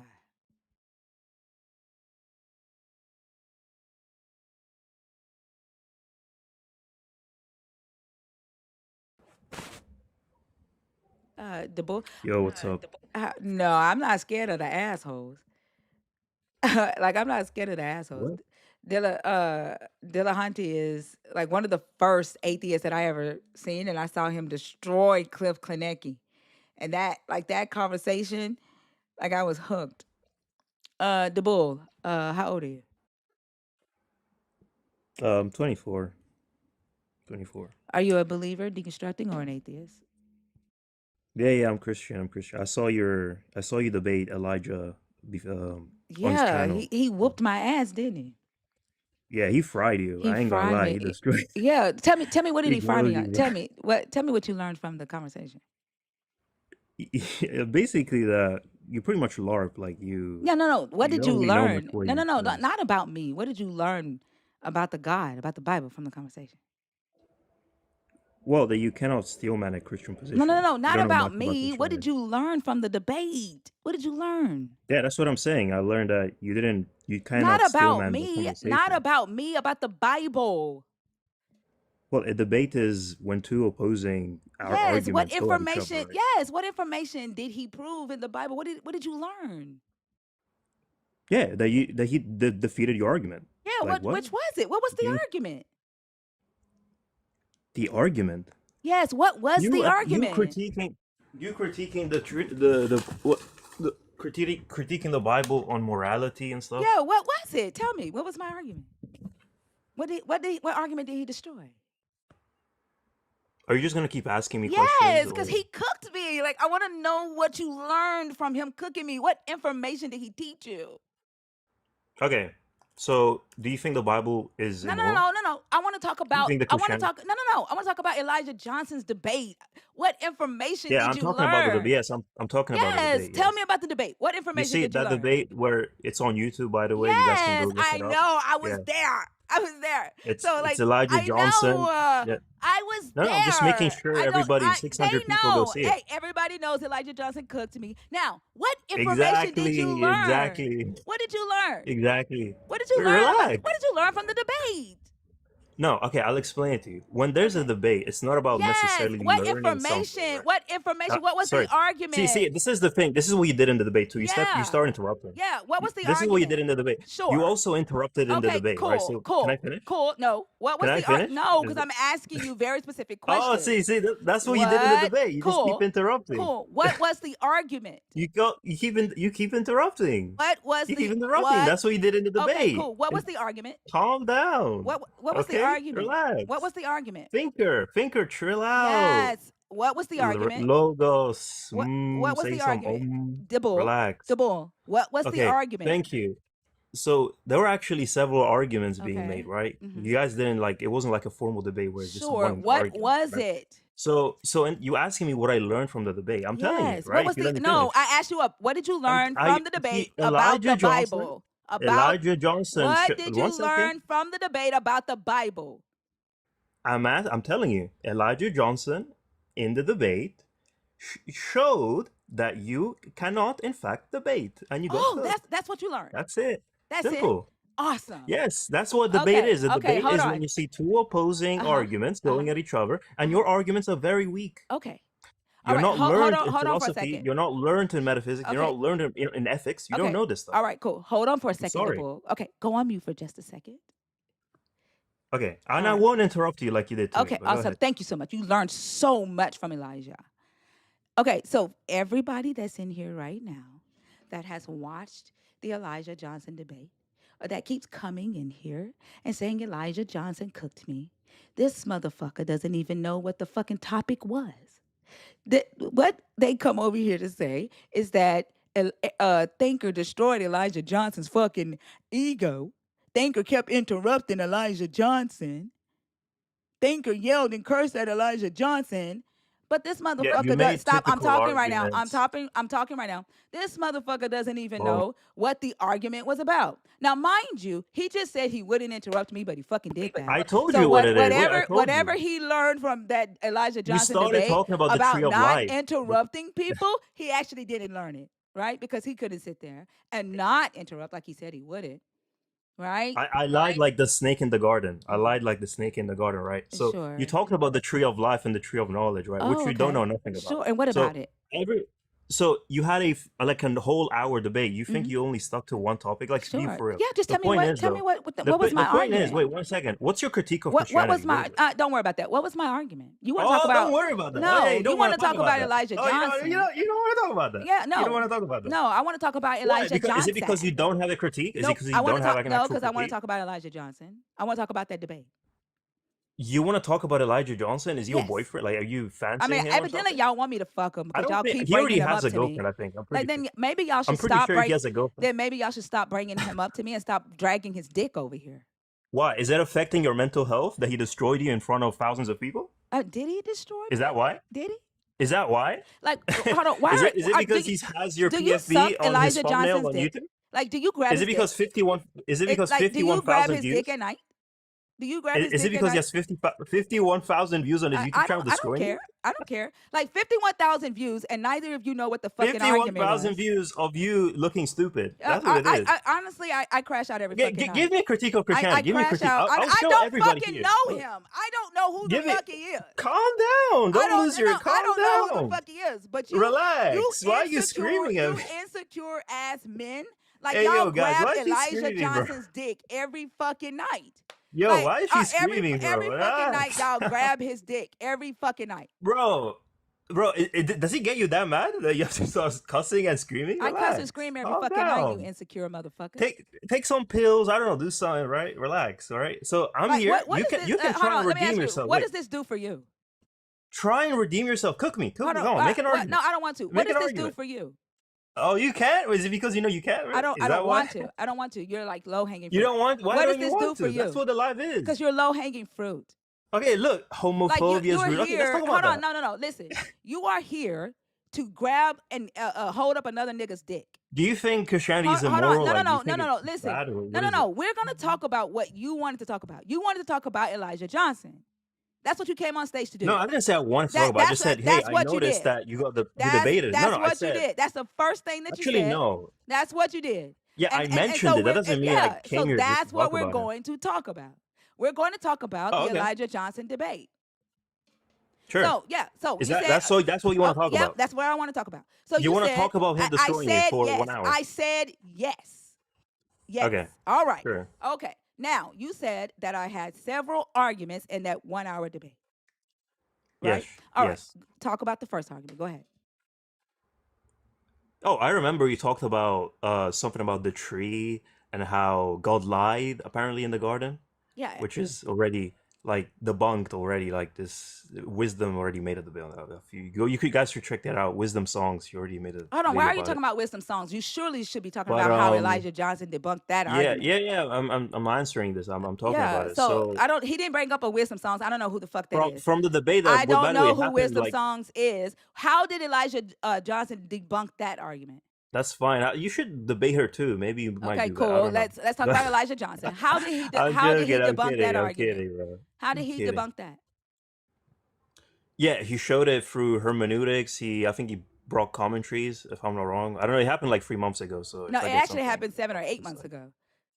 Like Oh, really? that Oh, okay. conversation that I had with him is so fucking old. And what he did was Oh, okay. he Well, I took hope you shut learn up, from I'm it though. talking. What he did is he Calm edited down. what he did is that he edited a longer Cap, conversation, cap, and yes he did, and he put cap, it together. cap, You can go on cap. my page, chill out, you're freaking out. That's cap. You're freaking out. You can go on my page and look at the What entire did he edit? conversation. What did he He edit? edited an 11-hour video. That's what the fuck. My lives are 11 hours. There's no Yeah, fucking your way. live, Hey, your stop. live might be 11 I've hours. never been on his live. I don't know who the fuck he is. Yeah, he came on your live. Why are you lying to Exactly. your And audience? our conversation was Wait. longer than that. He stayed on my stage for a very No, long time. thinker, Yes, he thinker, did. Yes, he did. thinker. Yes, You're he did. telling Stop, me you stop spoke. talking while I'm talking. He stayed on my stage for a very long time. That conversation is 7 or 8 months old, and he just edited that fucking video like 3 or 4 months ago, and I didn't even know it until you motherfuckers started coming in my chat. I didn't even know that he had done that. But you don't Thinker, even know. you didn't Stop. speak with You him for don't 11 even know. hours. I didn't say I spoke with him 11 hours. I said I spoke with So him what's for your longer point than then, an hour. dude? I spoke What is with your him. point? I spoke with him longer than an hour. He was on my stage for a long ass time. We talked about rhetorical Show the and proof. irony. Show the evidence. It's on Show my the fucking. evidence. It's on my fucking page. But that's No, show it. Show hold the on. evidence. The evidence. Screenshot. The Screenshot evidence it. is that you Screenshot don't it. even know what the fuck. Screenshot it then. Stop talking. Screenshot it Stop then. talking. The evidence You're is a liar, bro. You're okay, cool. lying. You can call me a liar. The evidence is Just that you lying, don't bro. even know what the fuck he debunked. I told you what he did. He just destroyed your argument. You didn't have an argument. Exactly. You didn't even have an argument. So you said I talked about the tree. Your You argument said, is, hold oh, on, God stop. lied. Okay, then how did he debunk it then? I told you. I'm not going to repeat it again. I gave you my answer. What is your rebuttal? He debunked it with What what? is your rebuttal? You're not Hold on, listening. I'm not going to repeat myself. He debunked it with what? Do you have an argument against your Christianity? Do you have an argument? The fact that you can't even answer this shit. You Stop insecure screaming at me. as I'm not your Y'all boyfriend. are insecure as fuck. Dude, you men. stop screaming at me, bro. I'm not your boyfriend. I'm not your boyfriend. I'm not your boyfriend. Whole Elijah Johnson crew are insecure fucking incels. I'm not your boyfriend. Insecure. I'm not your ex. Y'all I'm not are none insecure. of that. Right? Y'all are scared of a I black am very woman. insecure. Yes. Y'all scared of a black woman with biblical knowledge. Oh yes, You're independent scared of a black woman yes. that can speak Hebrew. Y'all come over here. You cannot speak Hebrew, but okay, you can speak Hebrew. I can speak no, you Hebrew. Don't. Okay, how do you say Finker lost the debate in Hebrew? How do you say that? She did it. She did it. She did it. Go on, say that. Say that. Retranslate it. She did it. Bereshit bara Elohim et ha-shamayim ve'et ha'aretz va'ha'aretz hayata tohu va'tohu va'choshek al panei. Tohom. My furniture started lifting. Elohim. Yeah. You motherfuckers get so Elohim? fucking scared. You motherfuckers get so motherfucking scared. You're what does scared Elohim of have a to black do with woman that can speak Hebrew. What does Elohim have to do with of a black woman that have biblical knowledge. You Motherfuckers come in my chat every goddamn day holding Elijah Johnson's dick. What does Elohim have to do with this? You dumb motherfuckers come in my chat holding Elijah Johnson's she dick. just randomly you added are Elohim a in this. fucking What? incel. You are a fucking incel. What does Elohim have to do with this? Why did you mention God in this? I didn't ask you to say anything about God. Dumb as fuck. Anyway, what's the argument for me being an incel? Why would you embarrass yourself for another motherfucker? What's the argument for me being an incel? Why would you embarrass yourself for another nigga? I embarrass myself? Yeah, why are you doing this for another nigga? How? Why? Wait, how? Like, why are you embarrassing yourself for another nigga? Why you up here? Yeah, like you up here holding Elijah Johnson's dick. Why are you doing that? First of all, how am I doing that? I'm just saying that you got cooked.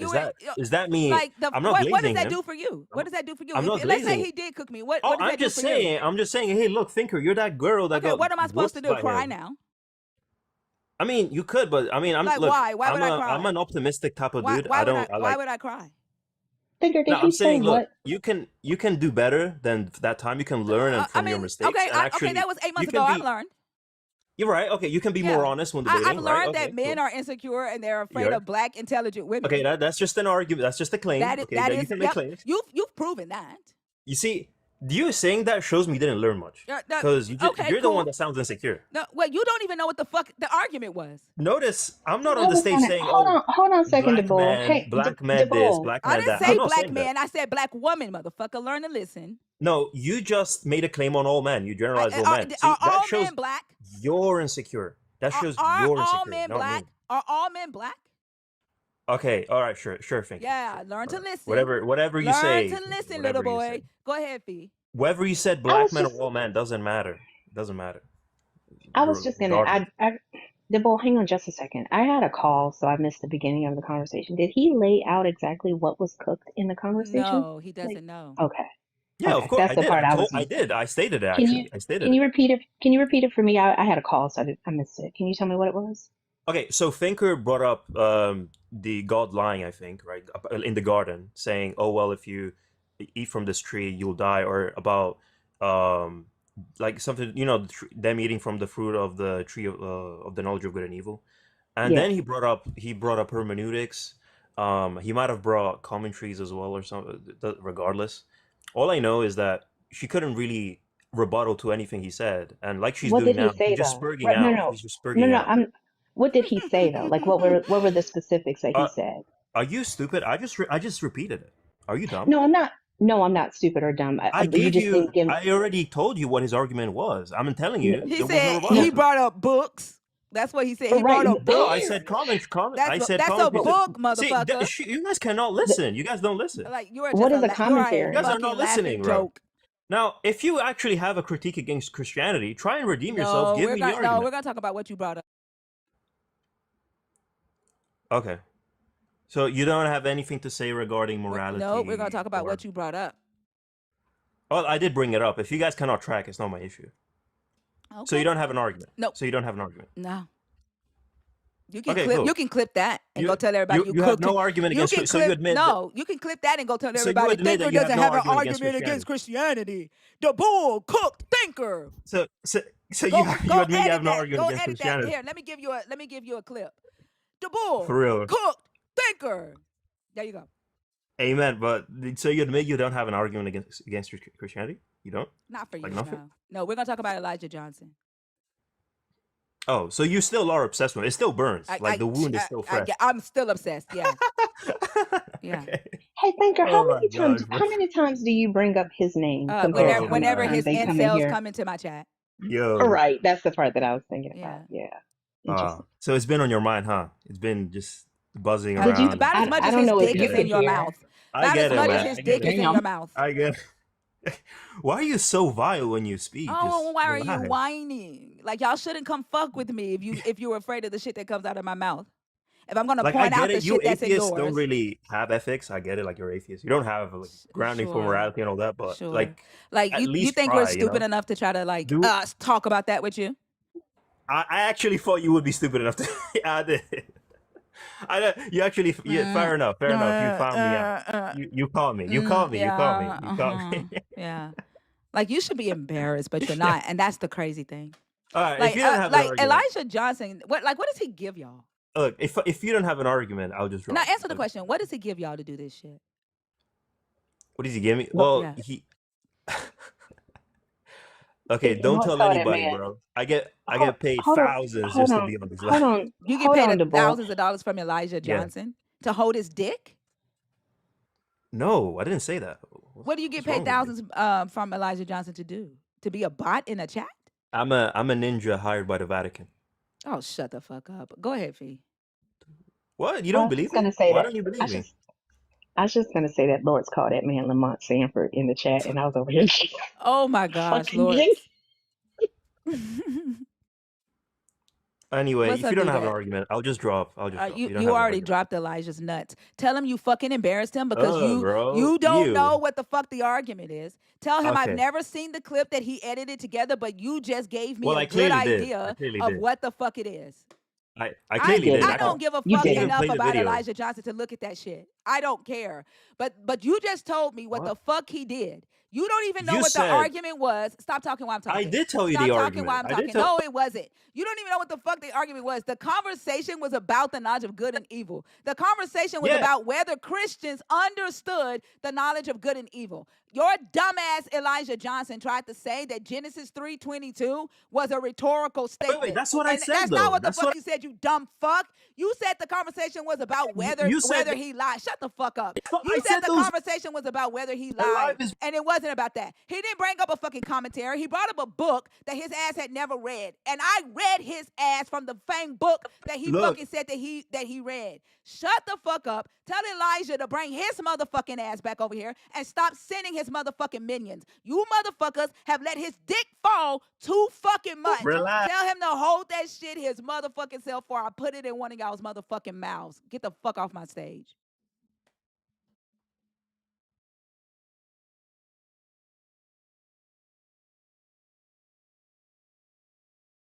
They are absolutely insufferable. How the fuck that motherfucker gonna cook me and your bitch ass don't even know what the fuck the argument is, bitch?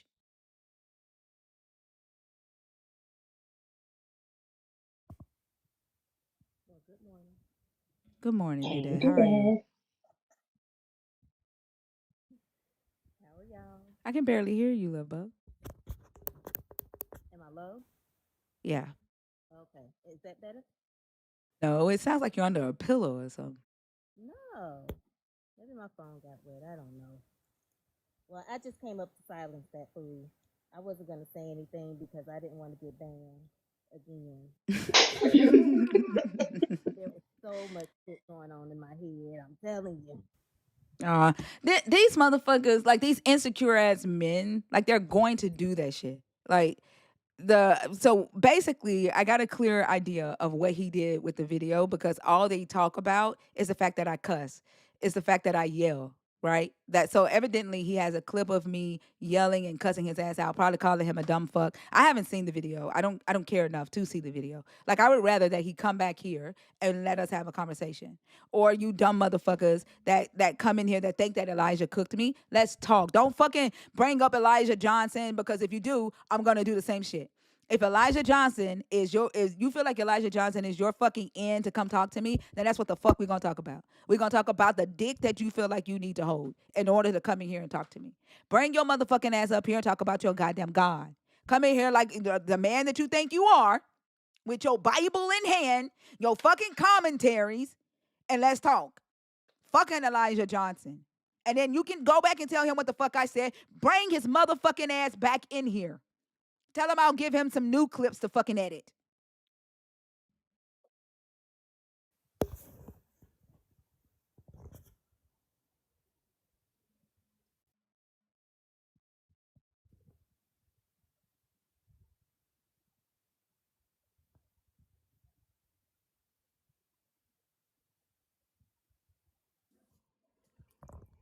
Him half?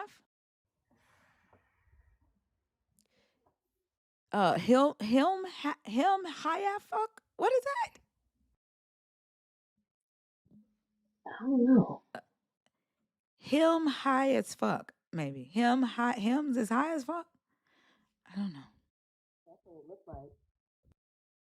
Y'all, please check the request box. If you're in there on accident, please remove your request. Raw walk. Oh, I'm sorry. I came up by mistake. Sorry. No worries. Have a good one. Negro Domingo called it. It's high. I'm high as fuck. Oh.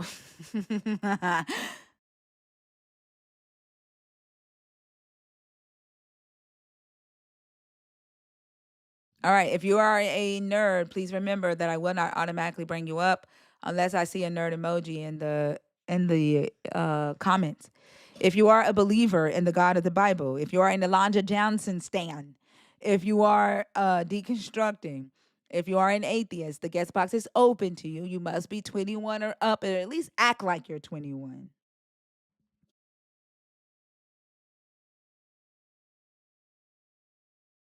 Calling all Elijah Johnson stans.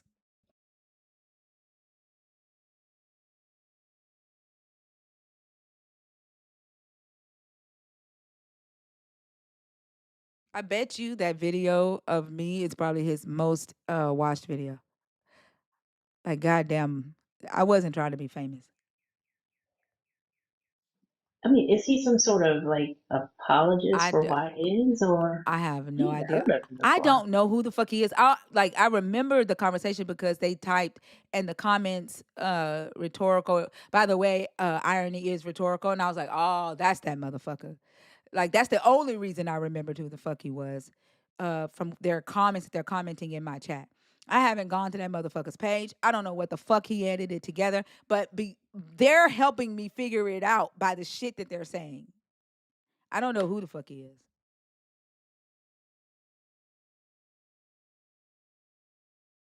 Yeah, when he was on stage, he said all irony. He said irony is always rhetorical, and I said no, the fuck it's not. Because it's really not always rhetorical. Then he started like, when I said no, it's not. He started going, "You don't know what rhetorical means, ha ha ha!" And then he ran. Like he didn't even finish the conversation after that. When I was like, irony is not always rhetorical, and I said rhetorical isn't always irony. So then he started going, you don't know what rhetorical is, ha ha ha!" And then he ran. And then like I thought like that was like we laughed at his ass for a little while. And then 8 months later, I started getting all of these comments from incels. Like obviously, I don't know. I'm his claim to fame. Like I didn't know that I was that big of a thing for a motherfucker to need to claim to cook me to get views on YouTube. Mind you, this was like eight. This was before the trip to Florida. Damn.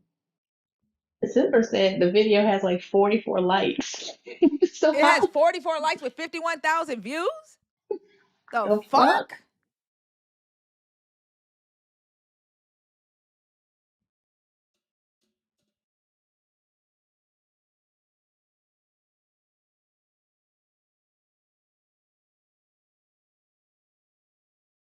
I see all subscribers, y'all. All subscribers. I'm gonna empty out the guest request. TikTok is throwing y'all in there because he had to buy the views because what? Like ain't no fucking way. As many as um either that or he's buying bots as well to like comment on my videos on YouTube. They comment on my videos in TikTok. Whatever live I'm on, they come in there and comment and they come in here. So like they're following me across TikTok and across YouTube. So like I it doesn't make any sense. Like who the fuck goes to look for the person that got cooked? Does that make sense? Like who does that? Like why y'all coming to look for me? If he cooked me, why the fuck y'all coming looking for me? Like that's kind of weird. Like that tells me that I'm something, right? Like I must be something.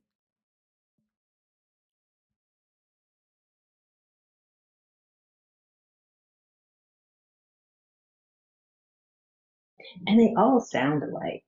Like they all sound like they're gonna put on their jacket and ride the skateboard down to Elijah's house as soon as they get off the call. Like they literally sound like 12-year-old boys.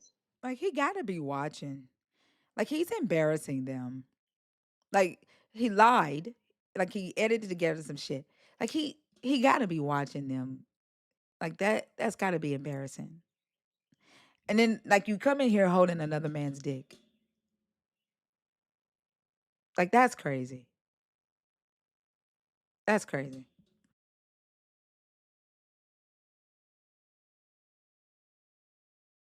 And like somebody was saying, like the edits are pretty obvious as well. Like you, if I'm watching a video that has edits, and the first thing I'm gonna think is, are they trying to like create a narrative about this conversation that just didn't happen in the full conversation? But I think that would require critical thought, and the people that follow folks like whoever this Elijah Johnson is are not they're not strong on the critical thinking part. They just hear something that they want to connect to and they just believe it. That makes absolutely no sense. And to come in here, like you said, capping for a motherfucker when you don't even know what the actual context of the conversation was is wild. He didn't say rhetorical once when I asked him what was it about, what was cooked. He said commentary and didn't even realize it was a book. Like that's embarrassing. When I first asked him, I said, "Oh yeah, cool." I said, "What did you learn from the debate?" He said, "I learned that you don't know how to debate, that you yell and you scream." I'm like, "Not about me, about the debate." All he wanted to do is talk about me. Like, motherfucker, I know I yell and scream. What did you learn about the Bible? He couldn't even fucking tell me that.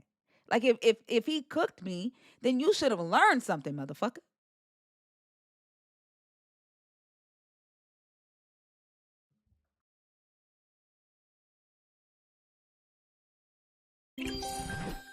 Then he said he used hermeneutics. Like, first off, don't nobody in this live think that I don't fucking know how to defend God lied in the fucking garden. What did he say? You didn't even know. You didn't even have an argument for that. Ain't no fucking way, motherfucker. Like, we used to talk about that shit so fucking much. I fucking hate talking about it. Ain't no fucking way you gonna sit here and say I didn't have an argument for that shit.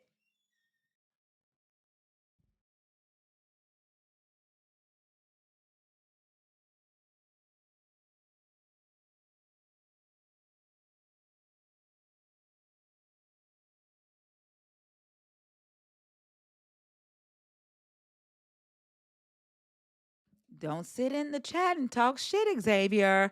Like, I mean, y'all are big men.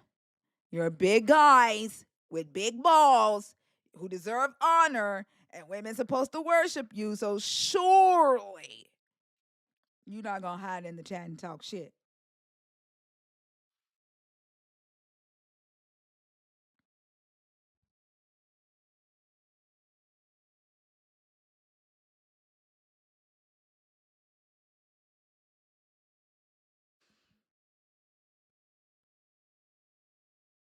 Get your Johnsons on stage. Y'all are saying get your Johnsons on stage. And your elongated anals. When that guy yesterday said that homosexuality was harmful because it created elongated anuses. I know, anal. Yeah, Did he he said say annals? anals, Elongated elongated annals? anals. Like the fuck? Oh my gosh. And they were like, even if it did, why are you worried about another man's anus being long? How does that affect you?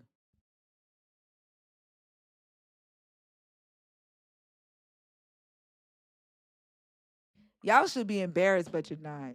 Like, your God has you over here policing another man's anus.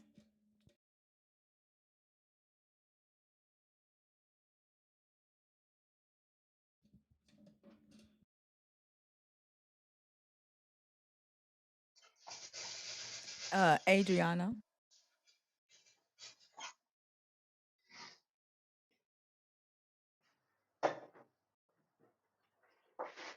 Adriana? She's a maniac, maniac on the floor. Adriana. She's dancing like she's never danced before.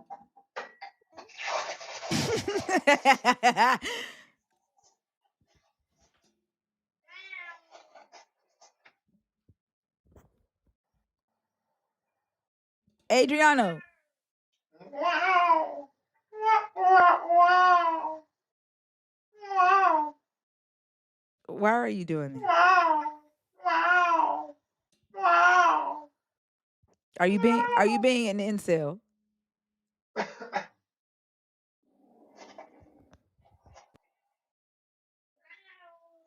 Wow. Wow. Wow. Wow. Wow. Wow. This is the knowledge. This is I ain't mad at him though. He playing with his cat. I mean his kitten.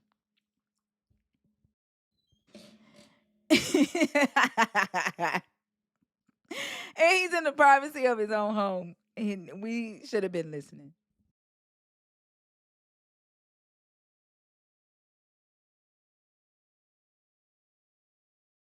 He might have been stimming. He was talking to his cat.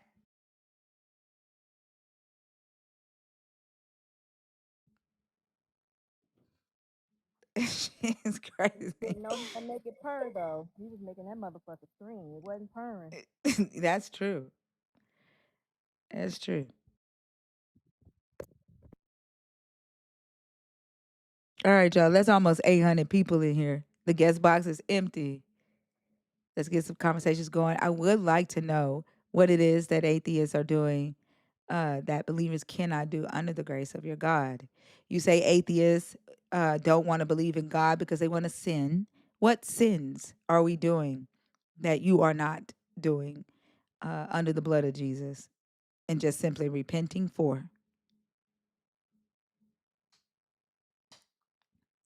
Let's talk about the interpretation and the translation of the text, the uh, construction of the text being controlled by men. How do men benefit from that? What is being left out by a lack of a woman's perspective in the studies of uh, textual criticism, biblical translation, theology, hermeneutics? What's missing?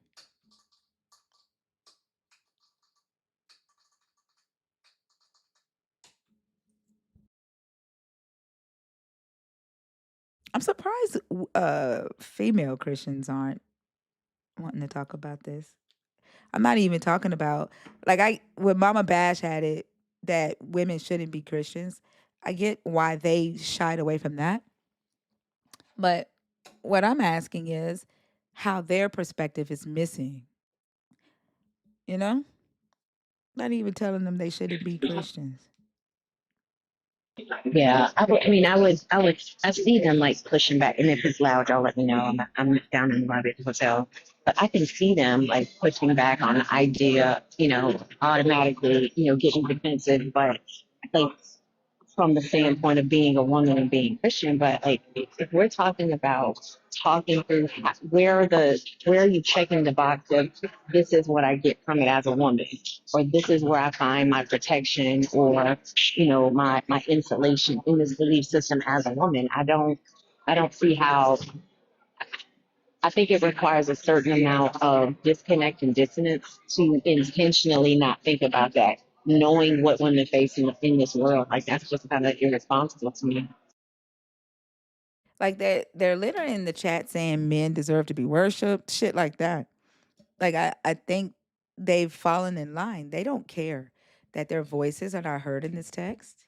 They don't think about Job's wife and the fact that their God did not care about the pain of losing her kids to test a man, to test a man's faith. Like, was the man's faith the most important? The woman's faith didn't matter here. And if Job's wife's faith didn't matter to your God, then why do you think your faith matters today? Or like why does your faith matter to your God over your husband's today? He didn't care with Job's wife. He didn't even address her. He didn't even give a fuck that she told Job to blaspheme him. There was no punishment for her, no prayer for her. She was obsolete to him. Why do you think that this same God gives a fuck about you today as a woman?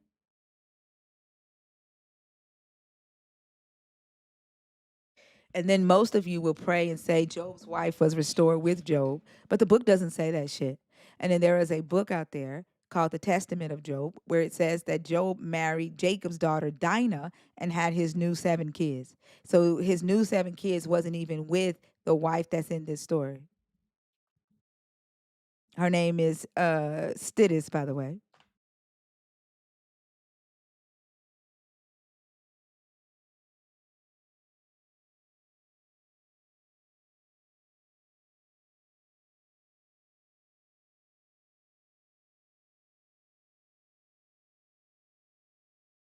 Is there anywhere in this book where this guy like nurtures or protects a woman in any way? Like they always talk about, well, Jesus went to appear to a woman first when he was resurrected. Like, okay, but it's not because she was a woman.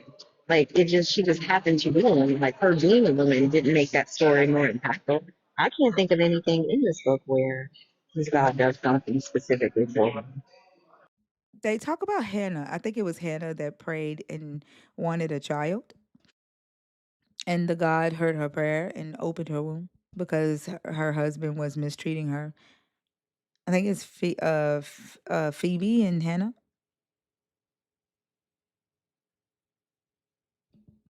But if the value of a woman only lies in her being able to bear children, is that really for Yep. her? Yep, that's it. That's it. And her being a mother. Yeah, Fee, your mic is muffled. Lonnie, Hey, you gonna act like you got some sense today, or you came up here to do what you did the other day? nah, I got sense. I want to talk about the first bullet point. How old are you? I'm 26. Go ahead. Even though I feel like somebody would have touched on this before, but Christianity and most organized religions are centered around men, but specifically Christianity, because if we're looking at Christianity for what it's supposed to be, it's not supposed to be a religion. And there's a lot of men now that want to introduce this whole what do they call it, apologetic argument about the Trinity and da da da. They have to find a way to include what they would consider to be logic, right, into something that isn't necessarily supposed to be logical anyway. So it's definitely man-made.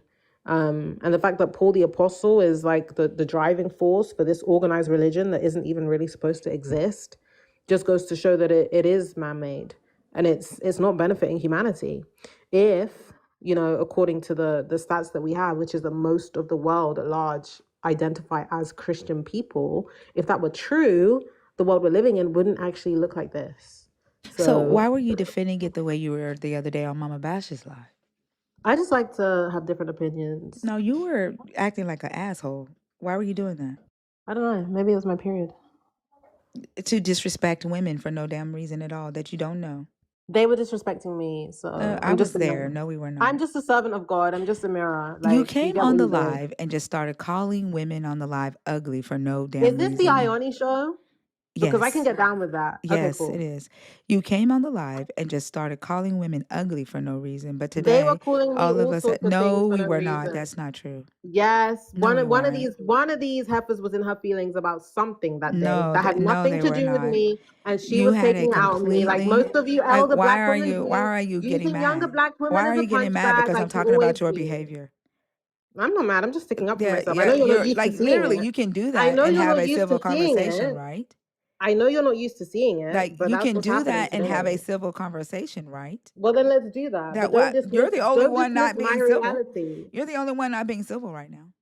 Okay, Like babe. for some reason, those of you that believe in this God, y'all hate accountability. Okay. hmm Today, it's not a real religion. It shouldn't have been a real religion, and it's centered around man.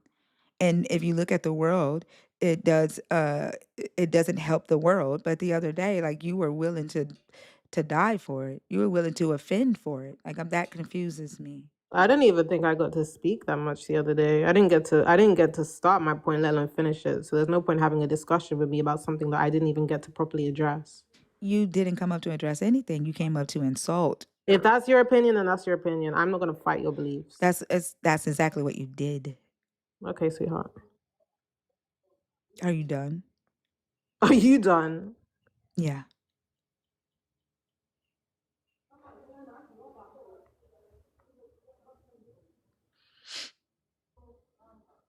Is there a reason why you're still on the stage? Because you haven't dropped me, bitch.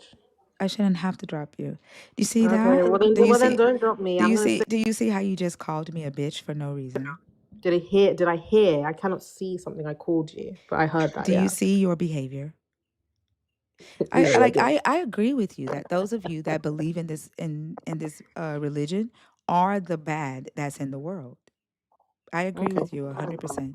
There's no such thing as moral superiority. Like we're either all good or all bad or all a mix of both. No. I thought you were intelligent Again, enough to know those of that. you that believe in this God are the bad that is in this world. Mm-hmm. Yeah. Okay. And what's the master plan? What are you gonna do to change that? I mean, just keep having conversations Not until people much. realize that they no longer need this bullshit. Okay.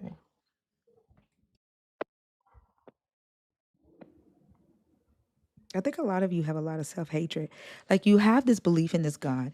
The God doesn't show up. The God doesn't do what you were promised the God will do, and you turn into horrible people because of that. And When you and say and you when you are say afraid. promise, when you say You are promise that afraid he to will not do, what you do you are afraid mean? you are afraid to not believe. And I can tell by your accent that you are originally from the continent, or your family is. You were raised in either the UK, somewhere over there, and your family is highly religious. And if you don't believe in this God, you'll get your ass beat Nope. or My family is excommunicated. not highly religious. My dad is I doubt that. Rastafarian. You Yeah, can tell that's by my religious. British accent. Yeah, that is a Yeah, religion, but he's not exactly. highly religious. Oh, yes, he So, is. and it's a different belief to my own. But nonetheless, Yeah, go off, he girl. Go is. off. Go He off. is highly religious. Okay, go off. Yeah, you are not allowed You to so have you know your my own thought. dad. That nigga gets around. I didn't know that he got around like that. How Yeah, do you know? you're not allowed to have your own thoughts, are you? That's weird. But go on. I mean, that's the way you're behaving. I'm speaking my own thoughts, but go on. Seeing as you know so Yeah, much. you're hiding behind a fake account to No, do seeing as so. you know so much, because what it seems like is like you're trying to draw people away from their own beliefs and get them to worship you as a god. But go on, I rest my I mean, case. you Go on. obviously do, Lonnie. You already do. That's why you're here. Like, you was in Mama Bash's live the other day, then you went and got on a different account. Like, you're already doing that. Like, are you jealous, Lonnie? I don't know what jealousy is, sweetheart. Well, it's when you envy what someone else has. Like, What's envy? I think you're not allowed to not believe openly. I think you know that what your family believes in is bullshit. I think. Is this how you write your essays? Well, my name is Do you Thinker. have any masters or diplomas or I do bachelors or have a anything? master's, but Okay. Is that how is my it name is what grades Thinker. did you get? My name is I Thinker. think. I know it's just a bit Yeah. redundant and repetitive. Well, Like come up with something that's what I better. do. I think, Lonnie. I think this, I Yeah, think that, I think I would that. be remiss to say that I know. I know, like, do you decorate your tinfoil hats or do you just leave them as plain tinfoil? It depends. Yeah, Yeah, it depends on what I'm wearing for that day. I can imagine. Yeah. But let's keep talking about how you can't be yourself in front of your daddy.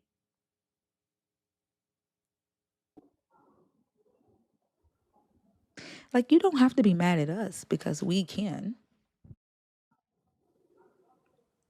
This is the effects of that cold British Chinese food that motherfuckers be eating over here.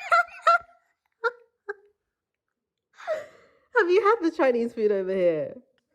No, bitch, I don't have to. I see it. Yeah, It's it's enough of fucking y'all. horrible. It's enough of y'all. God punished you and sent you over there, bitch. That's enough for Oh me. my That's what your god. God did you, bitch. No, but once in a while it hits. Once in a while it hits. I'm not gonna hold Bitch, you. nothing over there hits. No, once in Nothing, a while, once in a nothing, while. nothing in bean and toast, bun and cheese land hits, Nah, bitch. I promise Not you, you once in a hoes, not y'all food, not your small I fucking wouldn't even lie gene about pool. that shit. Once in Nothing a while hits, it bitch. hits. Nothing Once in a while hits. it hits. Nothing hits over there. Not that Once in a small while. gene Once in a pool. while. Not a fucking thing hits over there. Nothing. Not you, not them other hoes, nothing. Once in a while. You over here using AAVE, bitch. You can't even come up with your own motherfucking language. No, you don't hit, your food don't hit, bitch. Nothing hits over there. Nothing. Once in a while it does, man. You gotta have Nothing hits range. over there. You gotta have range. It hits once in a while. Why the fuck would I have to have range when you bitches from the continent? Because that's what You makes things supposed to be the range, enjoyable. bitch. You supposed to be the range. What the fuck you doing eating somebody else's food? Ho, you supposed to be the range. But it The is the fuck out of here. range. Like that's what makes something enjoyable, you know. What the fuck you need the range for, bitch? You the range. You the fucking Balance. blueprint. You talking about some fucking range. You over there eating cold Chinese food with French fries. Oh, Get the fuck thank out of here. Ho. you. I am the blueprint. Thank you. Chinese food with French fries is crazy. That is, they give them French fries with gravy. It's chips With with curry gravy? sauce. With curry Yes, they sauce. with fucking gravy. Let me explain something to you.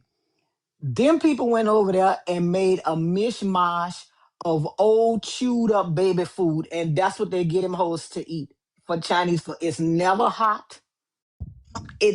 You go look at a British bitch. getting a Chinese takeout. That shit ain't never hot. It's French fries and rice and gravy, She's not and none lying. of She's it's not fucking lying. hot. She's And not none lying. of it's It's hot. true. It's true. It's not gravy though. It's curry sauce. Gravy.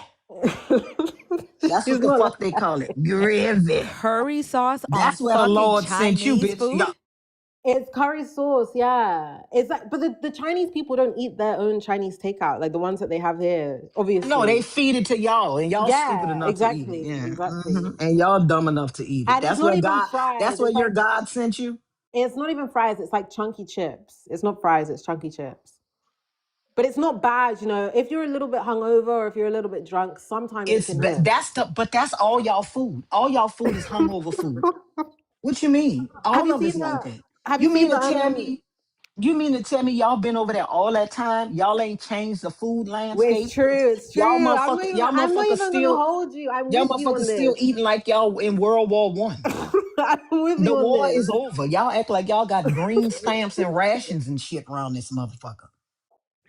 No, I'm actually with you on this. Have you seen the sausage rolls? Like, have you seen the Gregs and No, stuff that we ma'am. have? I try not to look at nothing that y'all eat. I try not to look at nothing y'all eat. I'm not gonna That's hold why you. y'all walk so much. Y'all hungry. Y'all looking for That's something to eat. true. That's true. Tuna, beans, and potatoes. Yeah, all of that. Yeah, that's what I'm saying. And have you ever gotten down on your knees and asked God why He put you over there to eat that bullshit? You mean I'm to tell gonna me try tonight. you mean to tell me you came from a fucking place your parents willingly brought you over there? Nah, That's crazy. my parents were born here, so Yeah, some their parents willingly brought them over there. yeah, they did That's where the Lord actually. dropped y'all. They did. That's terrible. That's terrible. I don't understand. That's why y'all so mean. Y'all ain't got nothing to eat. Y'all hungry. I don't think we're mean. I think we just have a And sharp they have to accent. worship Jesus Shalesi. hmm No, y'all are mean because y'all hungry. You ain't got nothing to eat over there. With rations and shit like that. Old hard cookies and crackers and shit.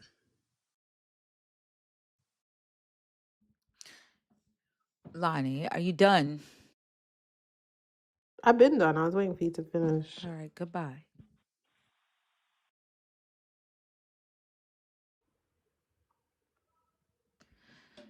What is it with you motherfuckers not knowing how to leave? Y'all know how to come, but you don't know how to go.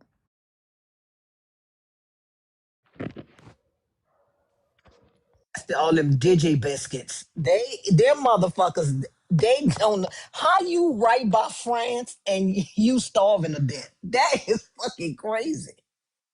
Hey, good as a motherfucker when I went to France. I would have to cook my own food in the UK.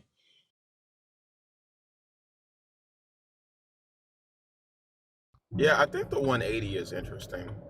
The whole coming up here and trying to sound a certain way, and then as soon as the fucking hole is poked into the skies, like the actual self comes out.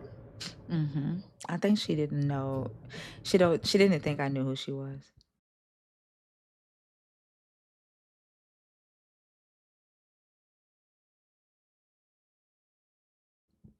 Lonnie, goodbye.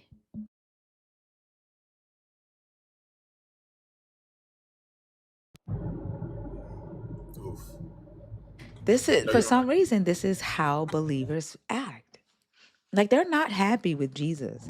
They're mad, Yeah. right? They're mad that they're stuck in this religion. Like it's a disciplinarian for them. They can't get away from it because their parents will start demonizing them. They'll get in trouble. They'll lose mommy and daddy. Mommy and daddy is paying for all their shit. Like they can't stand up to mommy and daddy. And then they're scared of what society will say. They're scared of hell. Like they're mad at those of us, especially those of us who are black, that can say, fuck this God. I don't give a fuck about it. This shit ain't real. They're mad at that. I mean, and she said in the comments, let me energy harvest in peace. You're not harvesting any energy, right? You won't be a better or a worse person from being up here. You're just annoying, and your friends haven't told you that because they talk about you behind your back.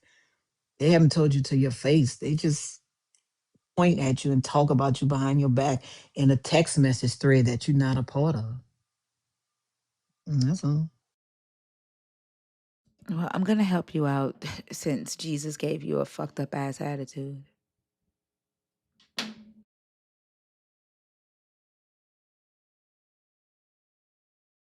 I know he can't heal physical shit, but can Jesus heal y'all of being petulant children?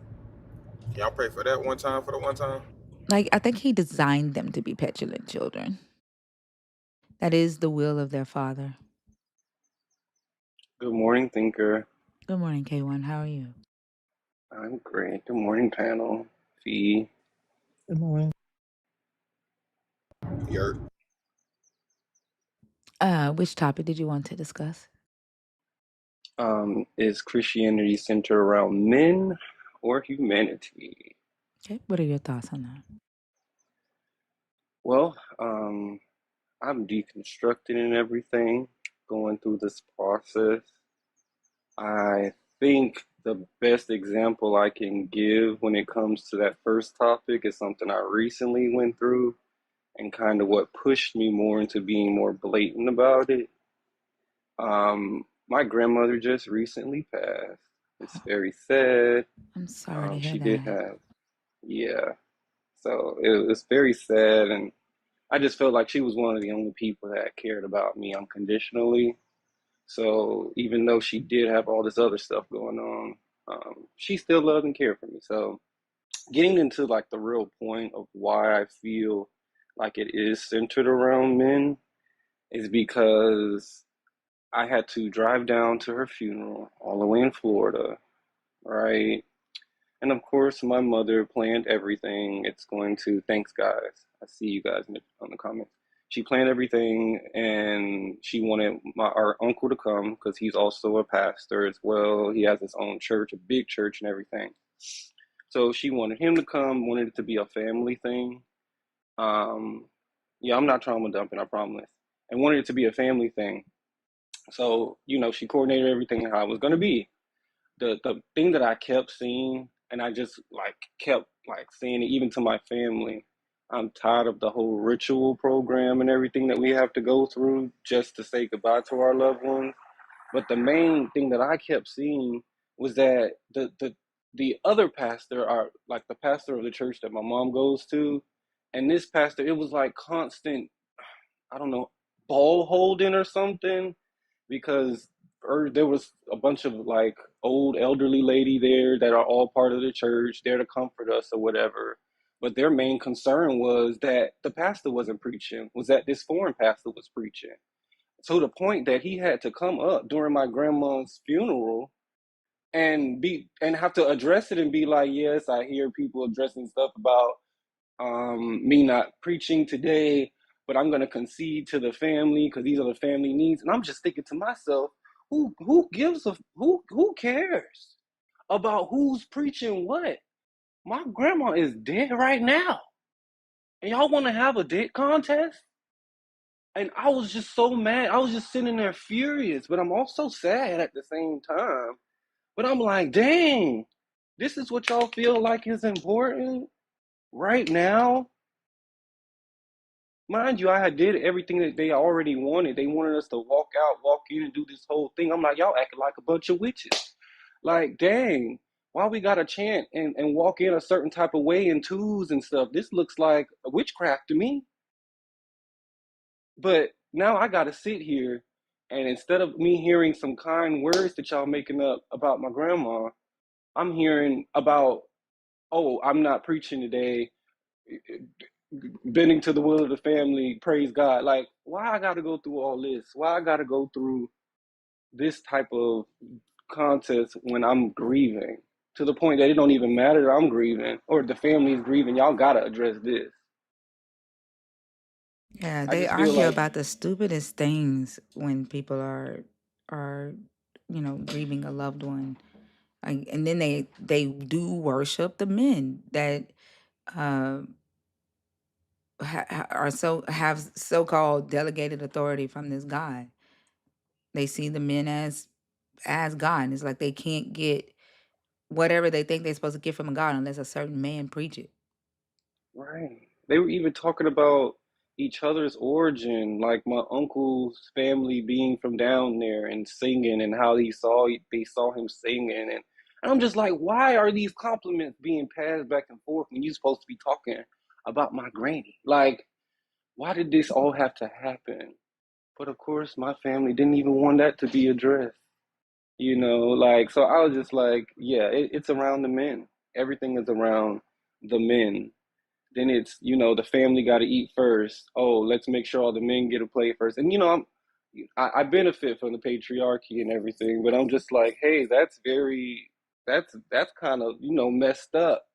That even at the funeral, my sister who's sitting right here trying to just get a plate, they want her to go sit back down and let us get served. But instead of her getting served right now, she got to wait until all the men get served first. So I feel like a lot of stuff is certain around the men. And after she was gone, that's when I kind of got more blatant and I started to look at these type of things here, because I used to try to shy away to try to keep strong on it, but I'm like, this is getting ridiculous. I can't even have a good grieving process because of men. That's crazy that they made your sister wait to eat until all the men. Like, what? They still in the fucking 40s. What the fuck? Like, no, we not doing that today. That's crazy. And my mom conceded too. Like, she was like, okay, we're not gonna stop y'all process, because everybody was ready to get a plate and leave.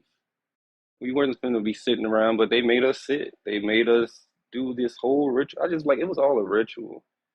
And I just wanted to really just celebrate the life of my granny versus hear about my uncle in high school or hear about my pastor doing revival services in another state or something. Like, no, who cares about that? It's not, they didn't care about our humanity or what we were going through. They cared about making sure that the church looked good or that the pastor looked good. I would have left. I probably could have left, but I just wanted to see her. So It I'll definitely stand in the feels like a fire. play. Like they're all playing roles, and they know which role to play when certain things happen in life. But the thing that they swear up and down this belief system is supposed to be for humanity, they could give less than two fucks. Like, they know humanity is fucked. They know their God isn't really doing anything about it, and they don't care. They only care about the roles they're supposed to play at any given point in time. Because, like, when it came down to it, too, like, my mom just went right back into sending her daily scriptures every day.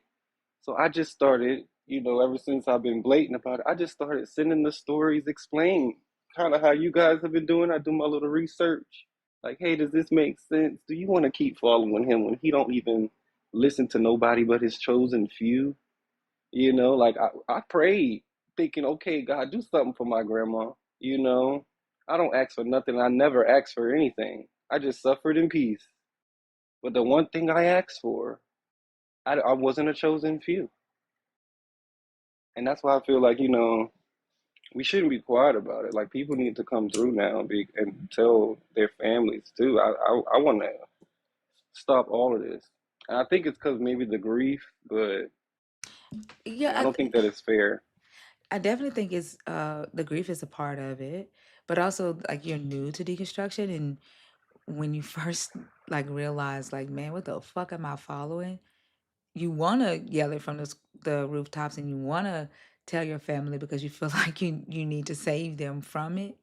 But the reality is it's kind of like when people are in abusive relationships. I don't know if you've ever, engaged with a woman or a man that's in a unfruitful relationship for them, that they don't listen to shit you gotta say, because all they Hmm. see, yeah, like, they're in it, right, and they can't see what you see, or they do see it and they've made excuses for it, and they keep holding on to potential, and that's kind of what our loved ones are doing. Like, they've been in it for so long, They're holding on to the potential of what if is right. And so they're scared to let it go. They're scared to question it. They've been beat down by their pastors, by their family, by society for even doubting it. It's especially in our community, right? Like for like black atheists, like vocal black atheists is shaking the black community. They don't know how to take it because before that it was black people don't do atheism. That's a white man's that like y'all letting white men take y'all away from God. That's a white man thing. Like that's what it was at first. And so like I remember when we first started doing these lives, there was a lady, a black Christian lady. She made a video and she was like, what is this I'm seeing? Black people talk about they don't believe in God. What do you mean we don't believe in God? We were slaves. We believe in God. Like she's talking as if she can speak for like the whole community. Another lady made a video and was saying, why am I seeing she said, why am I hearing that praying for somebody is crossing boundaries? Why am I hearing now that y'all don't want prayers? She's like, since when did we start doing that? Another one said, uh, black people are black before we're Christian. I mean, we're Christian before we're black. Like they talk in this hive mind because it was passed down to us from our parents. They got it from their parents, from their parents, from their parents. This is your God. We, as for me and my house, we gonna serve the Lord. And I think we all heard that. We probably all had the white Jesus felt picture, that velvet, that velvet painted hanging up in the house. Um, and it's just the thing that we did. We went to church 6-7 days a week. We worshiped God, and now it's like, what the hell is going on? Like, what is this? And it's scaring the fuck out of them.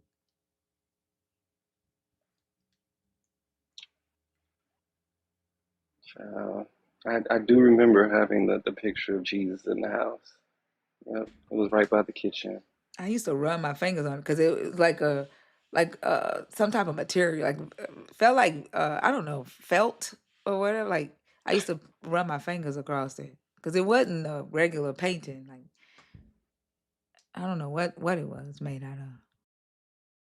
Yeah, when I used to steal cheese out the refrigerator, I used to hide from the picture when I was going back to my room.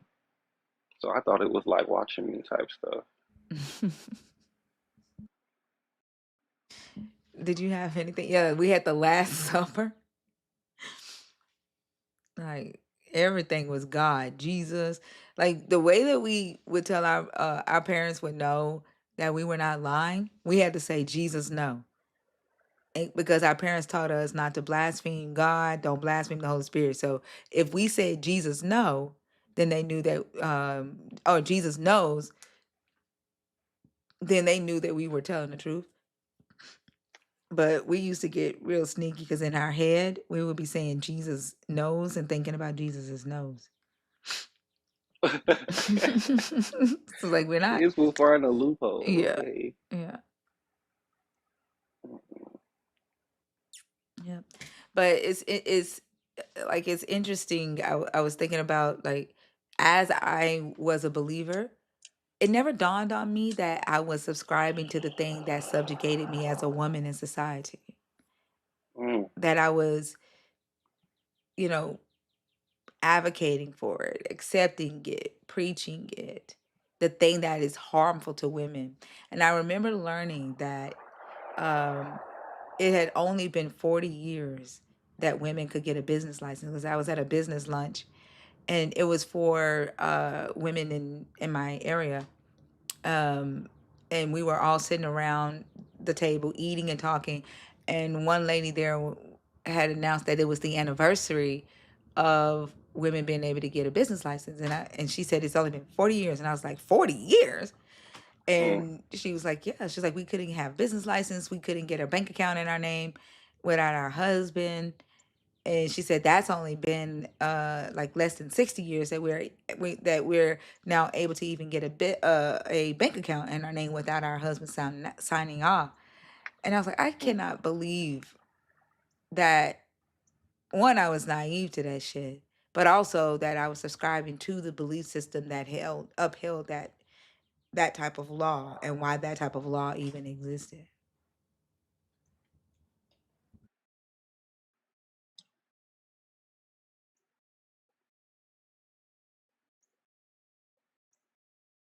Did you have anything else, K1? No, I just wanted to give an example so that I was just like, yeah, this is the best example I got. And I've been watching you all night, so I was like, you know what, I might as well jump on here. Well, I appreciate you for coming up. And again, you have my condolences about your grandmother. I lost my grandmother in 2000. She's been gone now 2 years, 2024, February, a couple of days after her 94th birthday. She passed away, and Granny Pooh was my dog. She was everybody's dog. She was the matriarch, and she was a Christian, but Granny Pooh, you could talk to Granny Pooh about anything. She was the type that she if Granny Pooh, if y'all knew her when she was young, she would be just like me. She spoke her Mm, mind. She did not play, and she joked around. She was funny as fuck. And we lost her um 3 days after her 94th birthday. And so I know how difficult it is when you have a grandmother that had your back. She was the type of person that um when my mom and dad didn't have food, Granny Pooh was always gonna come through with those biscuits and syrup and tripe, or uh, farina. Like she was that. Like she always came through with, with food. And when she, got older to where she couldn't drive anymore, and she couldn't work anymore. My grandfather had died. He had MS, and mm, he died. And she was taking care of my three uncles who are autistic, and one of my cousins, well, two of my cousins who are also autistic, because my one of my aunties passed away, and so she took on one of her sons. And I wanted to do what she did for me. And so I would take her grocery shopping every month to put food in her house, so she didn't have to worry about anything, because when I was younger, I saw what she did for my parents to make sure that we ate. And mm, like the appreciation that she showed for that, for just even her grandkids thinking about her, and treating her like the matriarch she was. Like she just kept giving us reasons to love the fuck out of her and protect her. And when she died, like we were all around her when she took her last breath. And like that was a fucking night.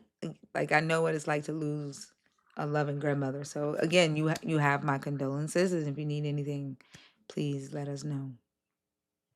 I appreciate you, Thinker. You're Keep doing what you welcome. do. Thank you. I appreciate you too, K1. Have a good one.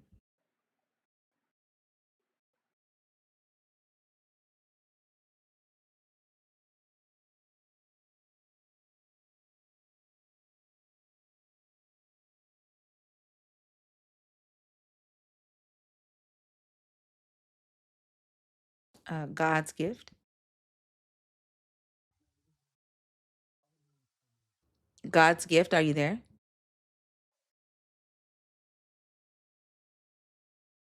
Okay.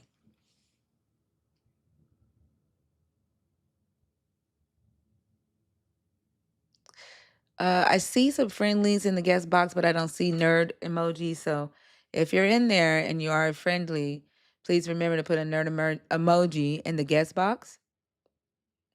I'm not bringing this account here. I don't know. Momo, comment. Comment right quick. Mo Sunshine.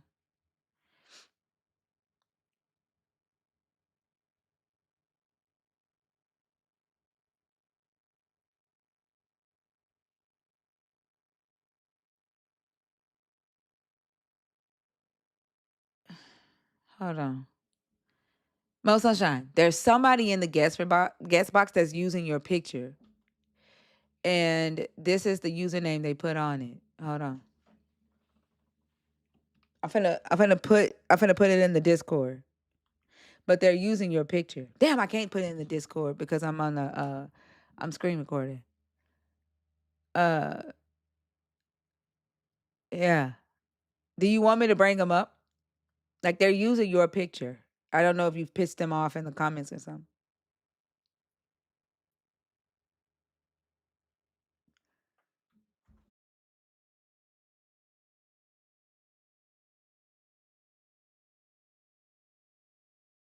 Oh, that's okay. All right. Yeah. Not bringing you back up, Lonnie. I told you hate yourself, girl. Go talk to your daddy and tell your daddy that you don't like Jesus. Tell your daddy you want to be like the heathens. Like literally the reason why Paul did everything he did because they didn't want the fucking yoke around their neck anymore. They wanted to be like the Gentiles. So go tell your daddy that you want to be like the heathens. You don't want Jesus anymore and leave us alone, Lonnie. Damn.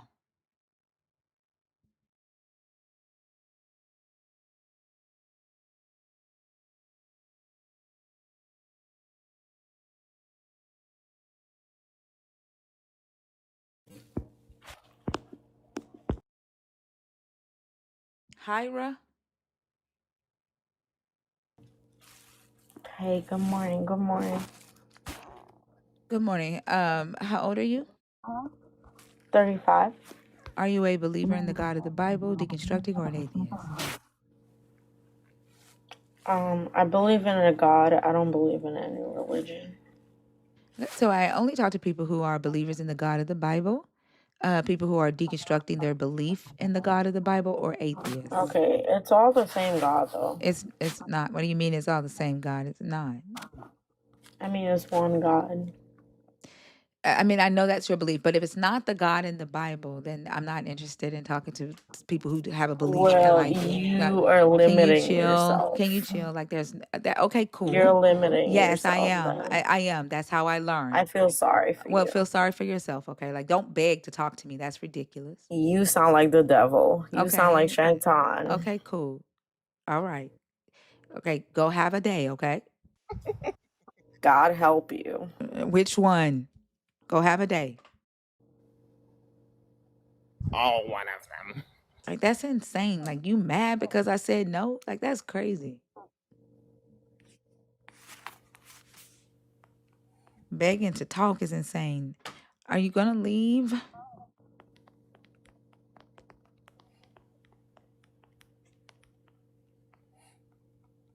Why are y'all like this? Imagine telling someone what they sound like, and you don't sound like this. You don't sound like Shaitan. Ah.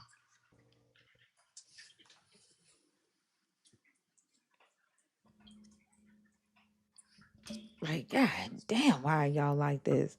Ain't y'all supposed to be like the peaceful things on earth? Like y'all I told you. constantly showing that y'all are the fucking problem. Damn, I said that as nice as possible. God damn.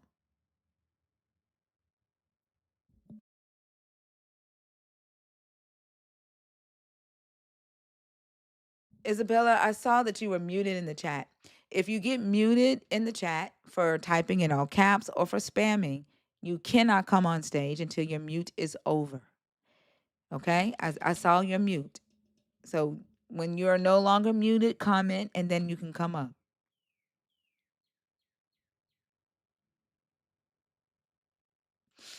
Lonnie, I'm not bringing you up. God, y'all are not okay. Okay, I don't see a nerd emoji from Alex. Alex, are you trying to come up? Theo, what are you coming up for?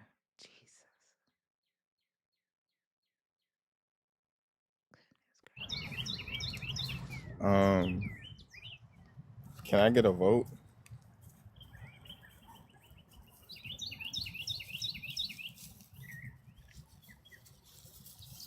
I think you know what mine is. Huh?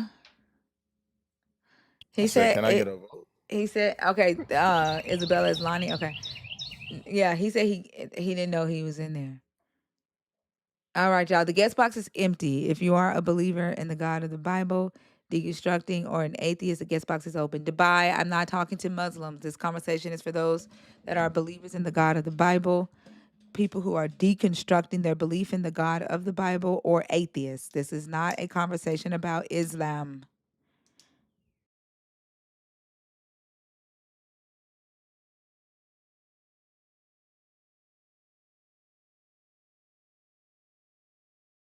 Y'all don't like boundaries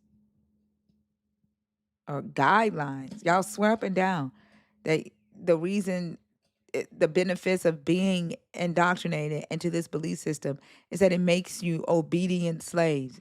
But y'all are like just wild as fuck. Y'all fucking hate boundaries. You hate rules. You hate structure. Like, goodness gracious.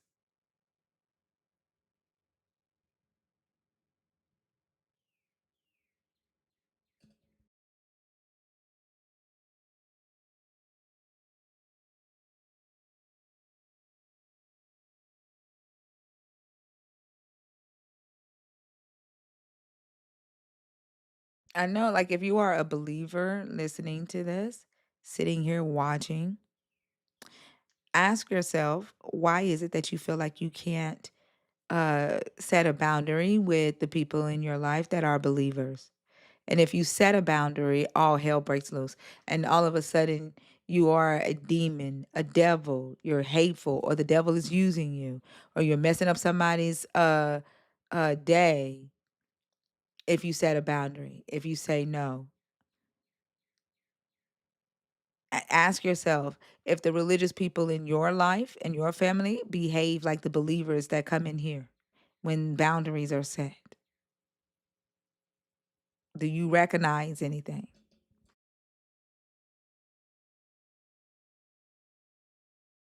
And can you even be honest with yourself? Like, are you sitting there right now making excuses? Are you sitting there right now trying your best not to understand, not to hear what I'm saying?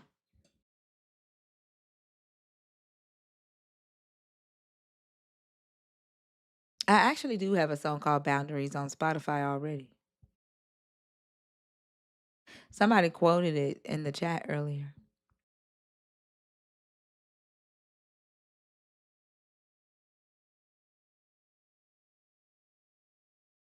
Y'all haven't heard Boundaries? I have a song You called gotta play it. Boundaries. Huh? I think you gotta play it. I don't think I heard it either. You've never heard Boundaries? Oh, okay. It's the one that go like boundaries. What you say, man? Boundaries. Why Something would like you? I that. don't like Oso.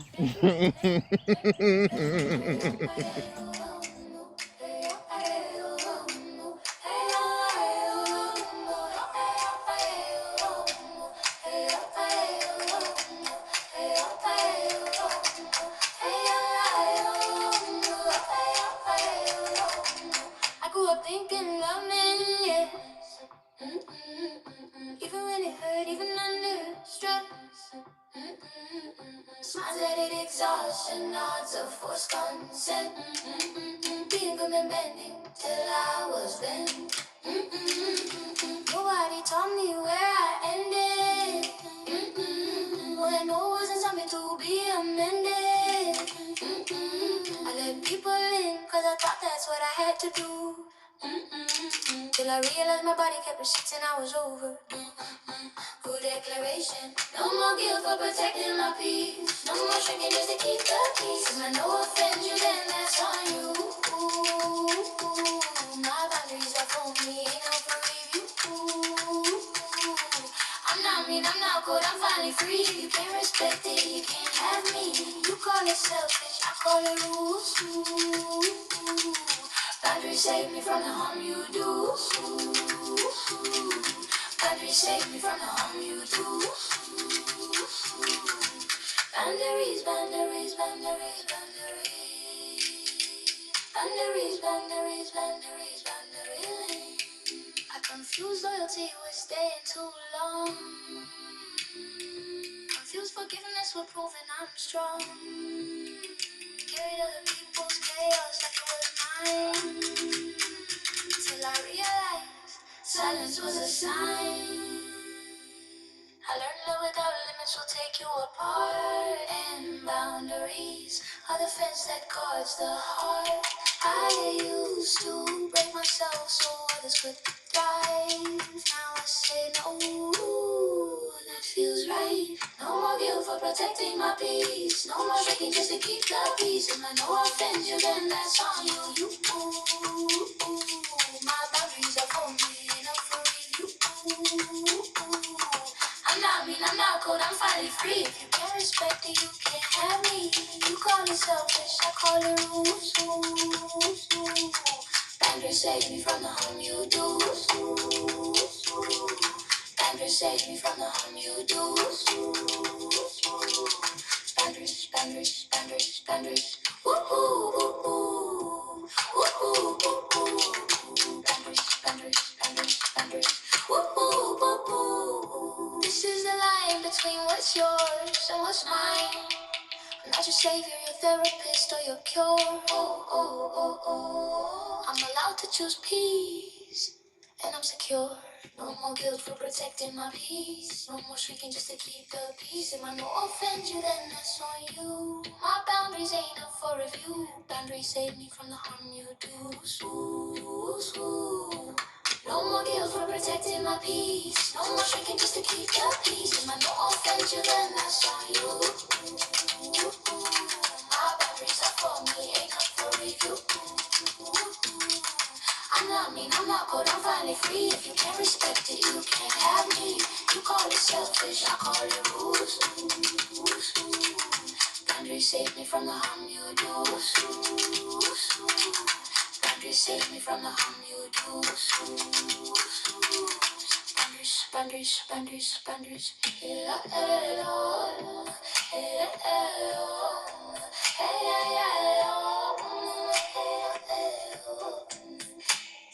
Every no I speak is a yes to me. Every boundary I build grows roots in my tree. Don't call it distance, call it design. This time the line is mine.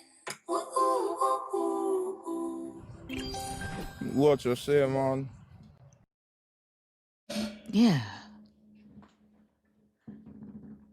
Boundaries are That was important. awesome. Huh? I said that was awesome. I did like that. But I did hear it before, and that's what reminded me of that. So I was like, low key spot on. For You were real. not. You were all the way off. And I saw the Tomato, comment in the potato. chat that said you were spot on, and they were all the way off too. Tomato, tomato. Also was singing a remix, I think. Huh? I think also was singing a remix. Yeah, his Oso remix. I love that that's your Gangsta ringtone. Grills. Thank you. Not you. I'm talking to Heretic. Somebody came in the live earlier and quoted the line, "No more guilt for protecting my peace." So they've heard the song before. Hell yeah. Yeah, that's how it needs to be. Like fuck with if they get mad, that ain't your problem. How they deal with your boundary, that's their problem. Type shit. You just enforce it. Fee, did you see that video I sent you of the young girl talking to her mom and her grandmother? That broke my heart. Yeah. Yeah, telling her that she's like, I finally love myself. Like this is the first time that I've ever loved myself, ever knew what I wanted. She said, I feel free, I feel liberated, and I want you to feel that too. And her mom was like, the devil got you. You're lost. You're going to hell. And all she was saying was, I feel free. Like I feel liberated. I'm healing. And she deserved hell for saying that she was healing. The mom was just not listening to her at all. It was so frustrating. Yeah. And I understood at the end she was confused because she's like, I love them. I love my mom. I love my grandmother. But the stuff they say to me, she's like, it hurts. And I can't hear it anymore. I can't listen to it anymore.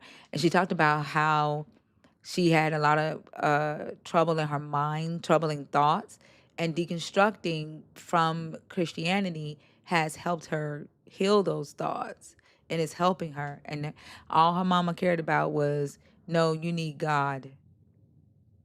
That's all her mama cared about, and kept telling her she was going to hell for believing that she could do it without God.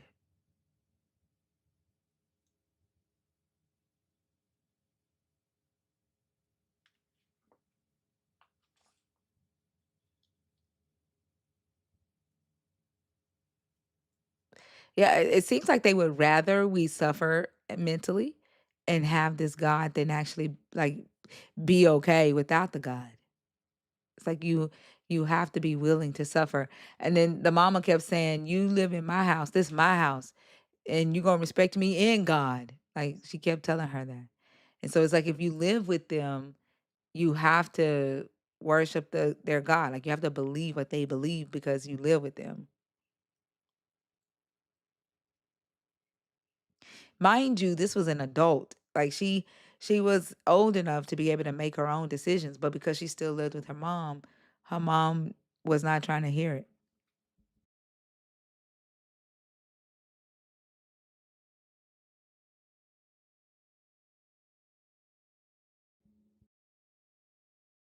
Speaking of which, hey little bro, I see you in the chat, Pete.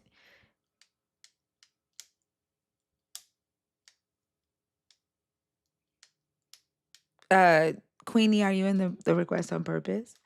All right, y'all. If you are a believer in the God of the Bible, deconstructed or an atheist, the guest box is open. Does I like is I don't know if this topic can be ran again. Like they're terrified to discuss the patriarchy. Like this is why I say the patriarchy is the God. This is the one thing I don't know because they've talked about patriarchy before. Like I don't know.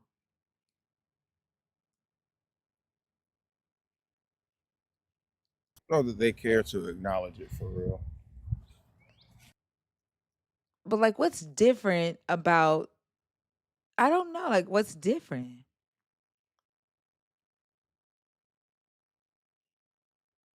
You think they still see it as separate? Like you think it's because I'm saying Christianity is patriarch? Like, but don't we always say that though? That is patriarchy? Like, I think Yeah. we stay. Yeah, I think that we stay here us saying that it involves patriarchy, but it's being. I think that may be going off. mm, okay. Because I do think that the God, like the whole Adam and Eve story, I think the system is the God. And I think patriarchy is like the big one. Is that's the God itself. That's the beast. I do have a question for believers. Phoenix, thank you. I do have a question for believers. If like with this war in Iran and the shortage of supplies that they're saying that we most likely will have, and the laws in certain cities in the South uh, saying that you cannot protest is not real. Um, if it got down to it, and the government says that in the name of Christianity and Jesus, you can't buy, sell, or trade unless you bow down to Israel. And you have to, and when you like, because you know they have the list of pastors who have already bowed down to Israel and they've signed, right? Like, are you going to take the mark and bow down to Israel? Like, what if the mark, because we know that they're playing, that they're making things happen. What if this mark is for you to bow down to Israel to be able to shop? Are y'all gonna do it in the name of Jesus?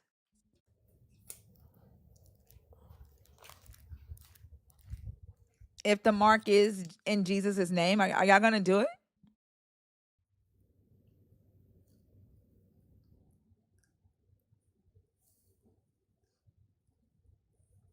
Don't y'all all answer at once.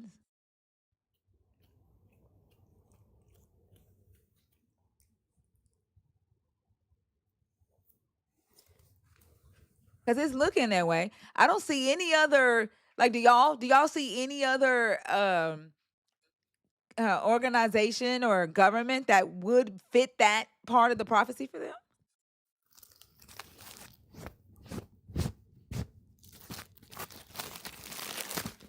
It's looking like that would be the one.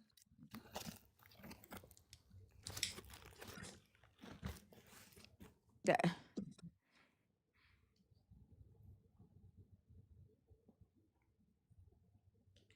right? Like I don't think they recognize the sign.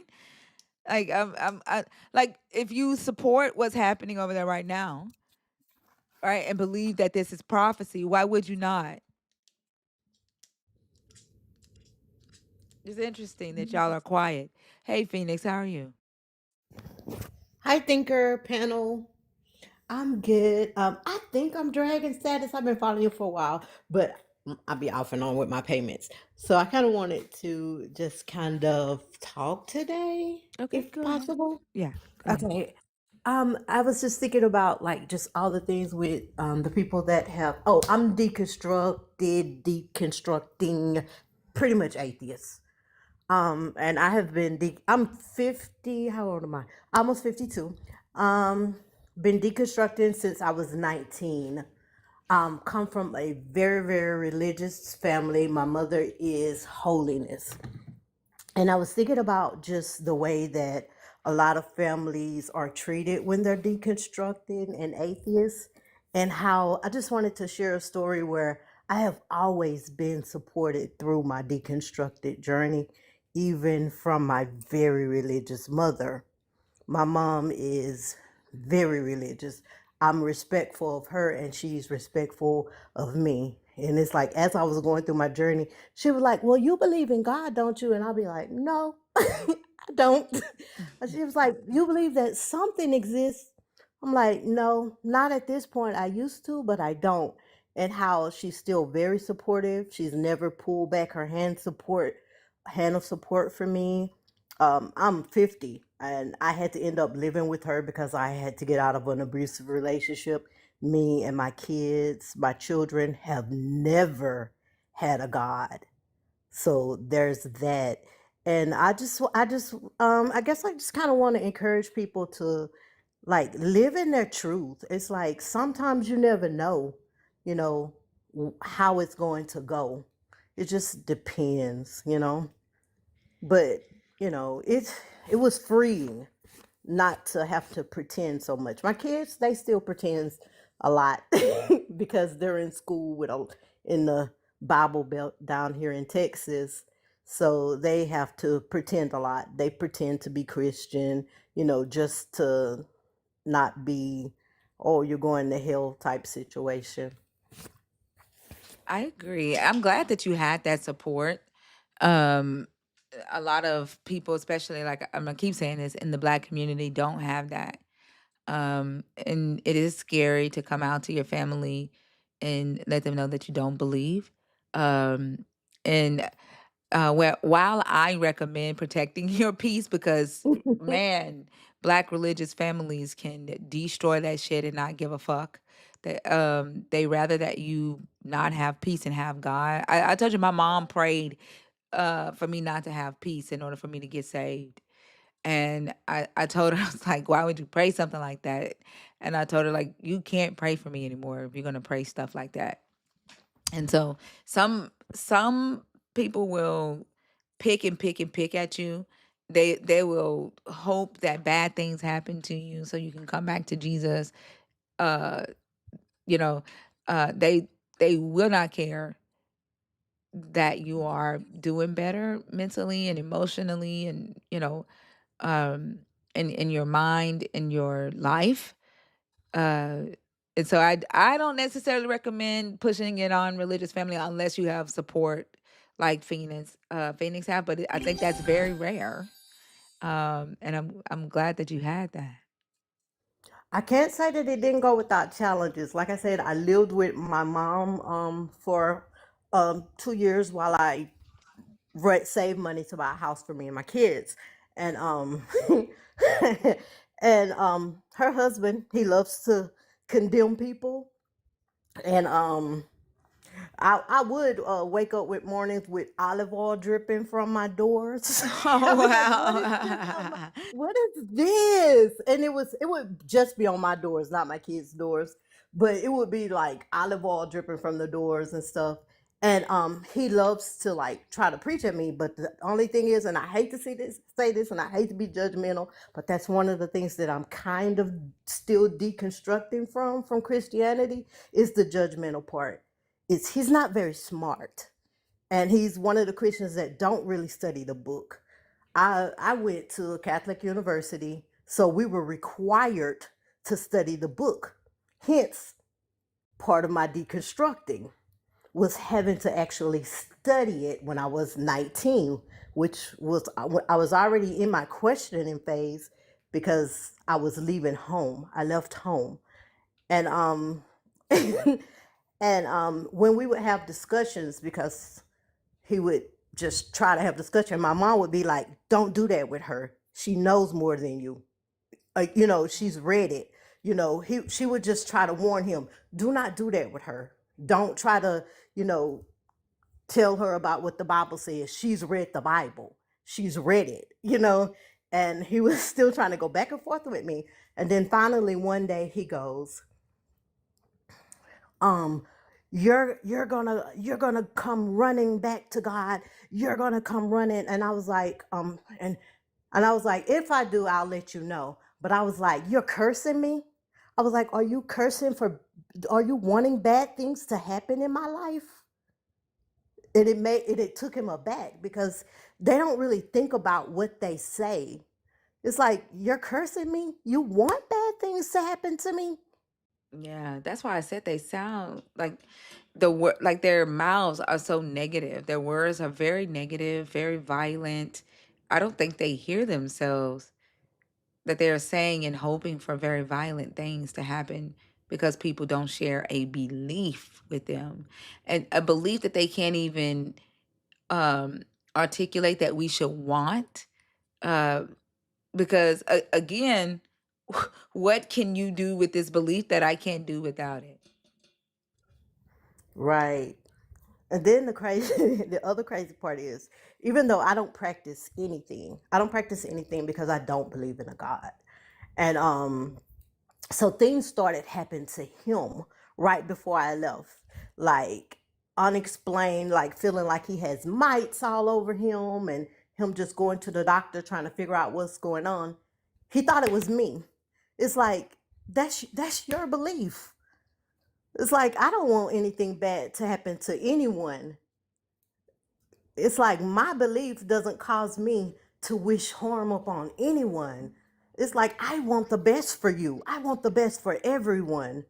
When those around me are well, that means I'm well. When those around me are unwell, then that ups my chance of being unwell. I want you to be well. But he thought that I was doing something to him. It's like, baby, your beliefs are wild. All that belongs to you. Mm-hmm. All that belongs to you. Yep. And it's because they believe that that shit can happen that they start thinking that it's actually happening to them. Stargazer says, why judge other people when it's not your job to? I think it's very hypocritical for believers to spend centuries judging other people. And then when you are put on the stage and you are judged for what you have done and said and still do, you want to whine about it. And you want to say that we don't have the right to do that. Literally, your whole belief system tells you to judge other people. The fact that you look at non-believers and condemn us for not believing like you is judging other people. That's what y'all have always done. And now you want to whine because it's happening to you.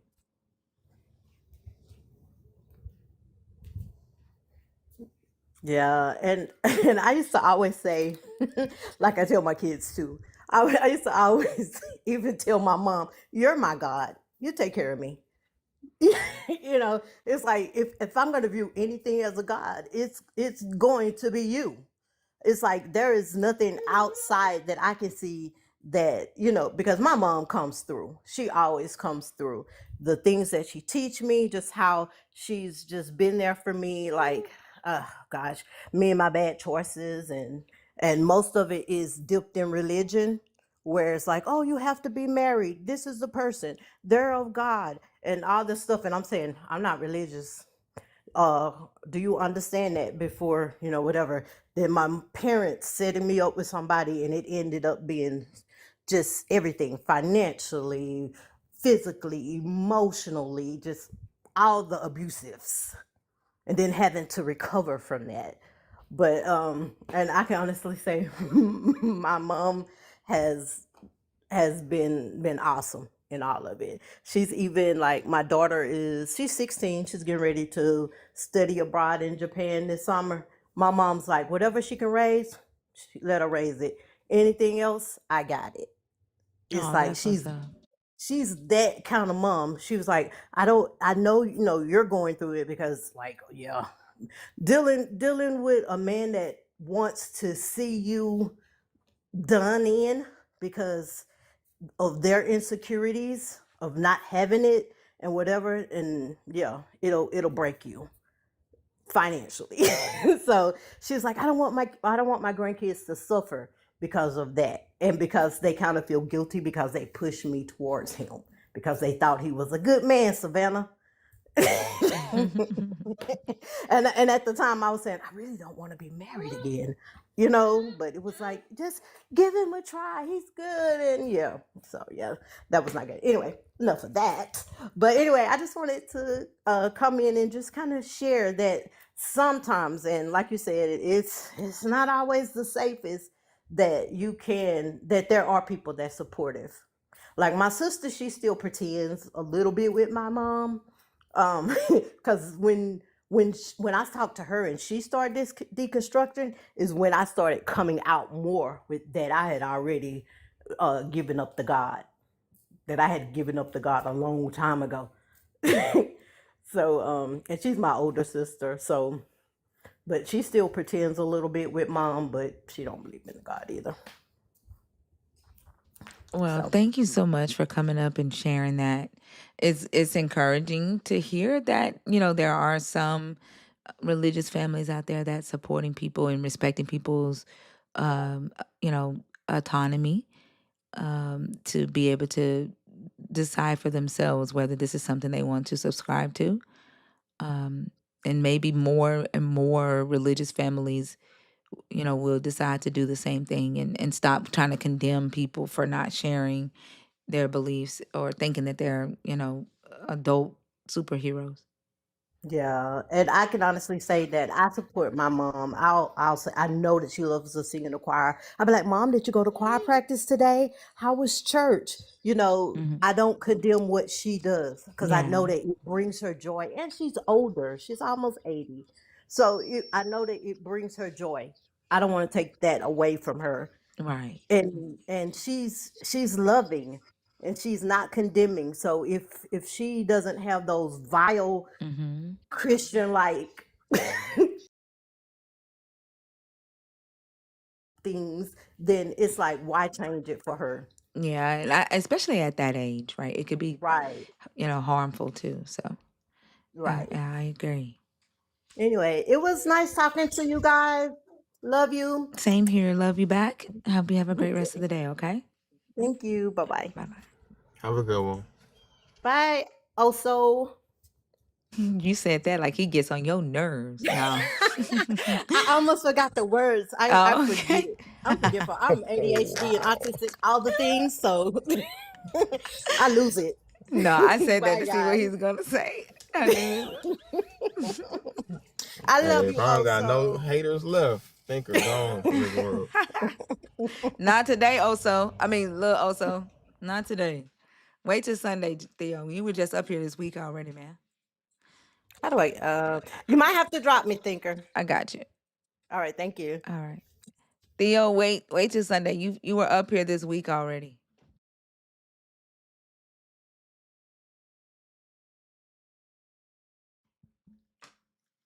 Like y'all, like Stargazer, why did you leave?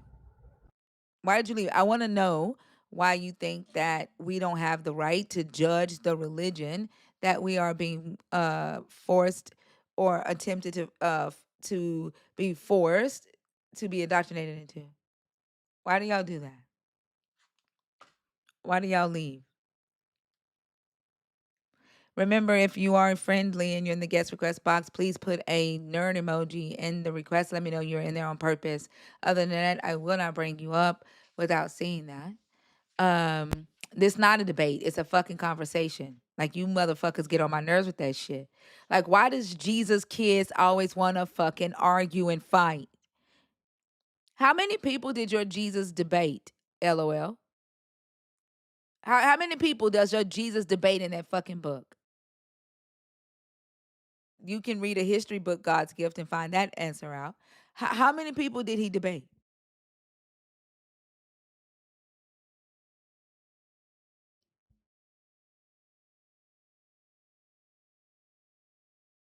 Sure.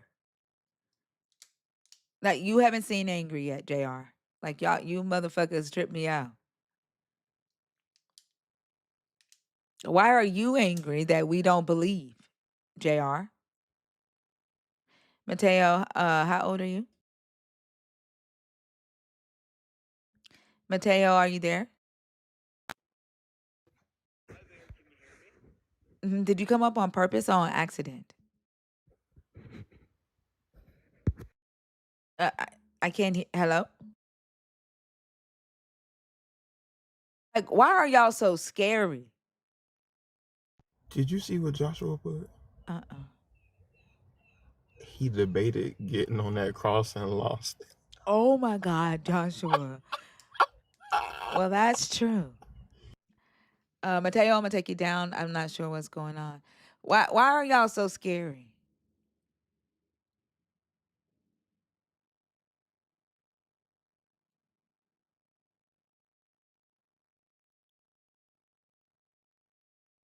Like, goodness.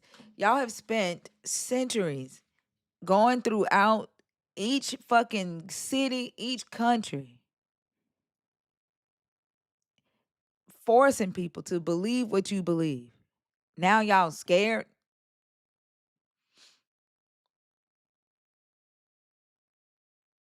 Why are y'all scared now?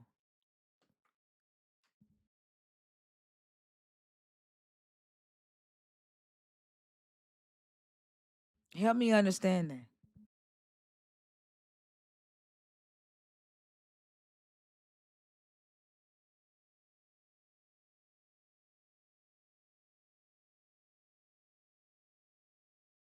They don't think about that, Sterling. Like, if we were witches, we would literally be wealthy. Like, we would literally have the lottery numbers.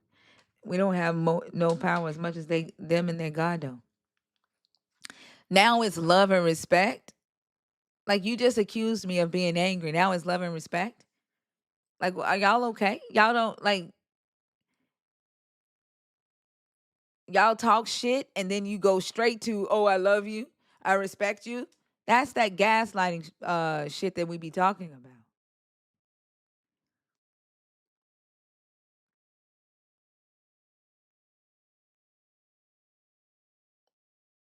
Do y'all realize that your Holy Spirit, the fruit of your Holy Spirit is gaslighting? The fruit of your Holy Spirit is manipulation. The fruit of your Holy Spirit is dishonesty. The fruit of your Holy Spirit is victimization.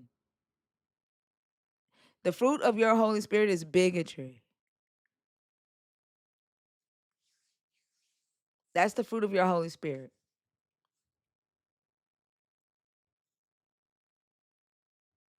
It's deflecting, lack of accountability,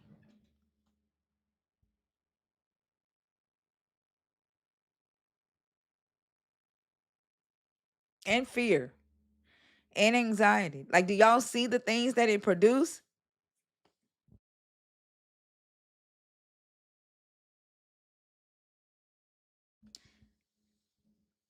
Do y'all see the behaviors that it produces? Why is Jesus's tree so bad, Raso? If a bad tree produces bad fruits, why are so many of you that believe in Jesus produce bad fruit then, Russell?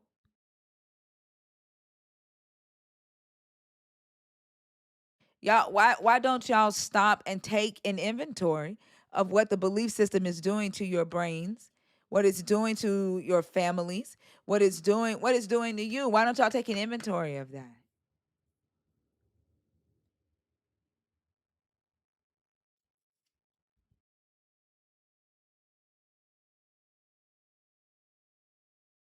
You're not coming back up here, Giga Chad. I only talk to people once per show. Um, if you are, don't type in caps in my fucking comments. If you were in the guest request box and you are either in the guest request, please put a nerd emoji um in the comments. I think this has been the topic that had them scared the most to come up. There was another topic that I did one time. Did it have to do with the patriarchy too?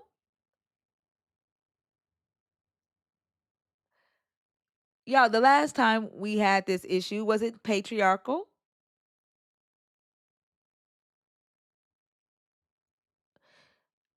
Where I only ran the topic once because they were scared to come up and talk. Was that did it have to do with the patriarchy too? I can't remember.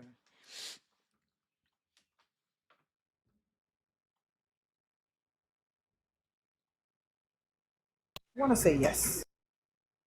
So the patriarchy really is the thing that fucking has them shook.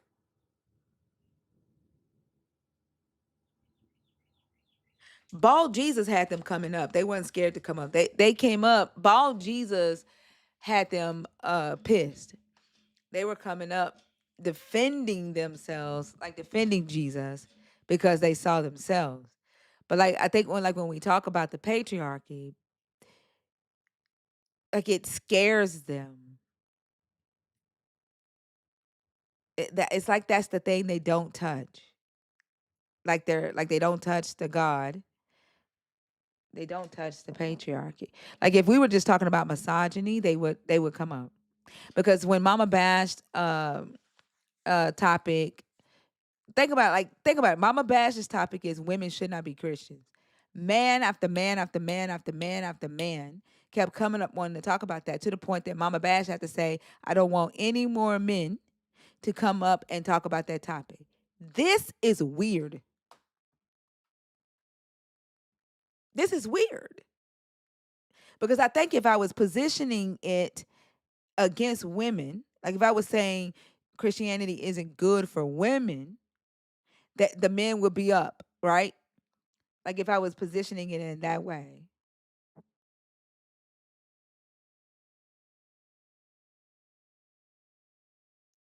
Yeah, this is very weird. I think the God is the patriarchal system. That's the God. And yeah, it's fucking weird.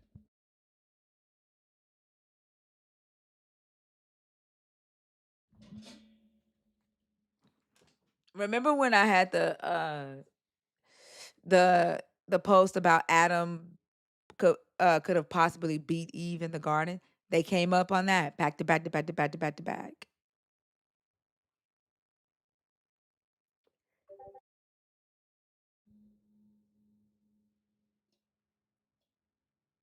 And I was doing a study on the different translations of the Bible that are gender exclusive, like the ESV Bible, the American Standard English Bible. Like their goals are to remove any gender inclusive language in the Bible and to reestablish male dominance. I think I honestly think that men have figured out that the God is them.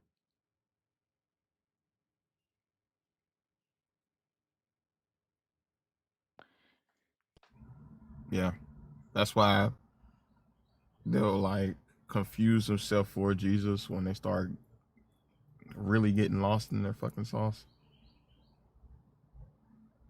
Like that dude, I can't remember his name, but that was like I think a couple days ago, where all of a sudden he was Jesus and he was gonna pour out his wrath on us, and it's like, hold on, dude, you're Jesus now? Like they genuinely think they are the God. Yeah, because I don't. There's something going on, isn't there? I don't think they know they on stage. Where was this at on your live? No, on your life. Somebody said they were Jesus and they were going to pour the wrath out on us. Well, he didn't say directly, "I am Jesus," but he was talking about how we were going to be condemned, and damn, I'm trying to remember how he phrased it exactly. Shit, too much time in green things. I cannot I remember be how he forgetting phrased about it these exactly. motherfuckers. I swear I do. Like I they probably did. But I think even the women, I think the believers do see themselves as the God, because like we'll be talking about them and they'll think we're mocking the God. Mm. You know what I'm saying? They'll be like, Mm-hmm. you'll reap what you sow. God is not mocked, but we're talking about the believer, or we're laughing at something that a believer said, and they'll say, "Why do you mock God?" And I'll ask them, I was like, "Who is mocking your God?" We're talking about believers. Like, you're not your God. Right. So I think they do think that they are the Jesus. Oh, they'll say, "Father, forgive them, for they know not what they do." And I'll ask them, like, Mm. why? Like, who are you to pray for somebody else's forgiveness? Like, don't the person have to want to repent? Like, what does you praying those words do? Jesus prayed them because he's supposed to have that authority. You don't. Why the fuck are you saying the words your Jesus said on the cross?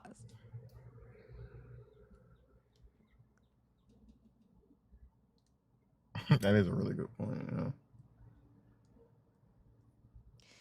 Tasana?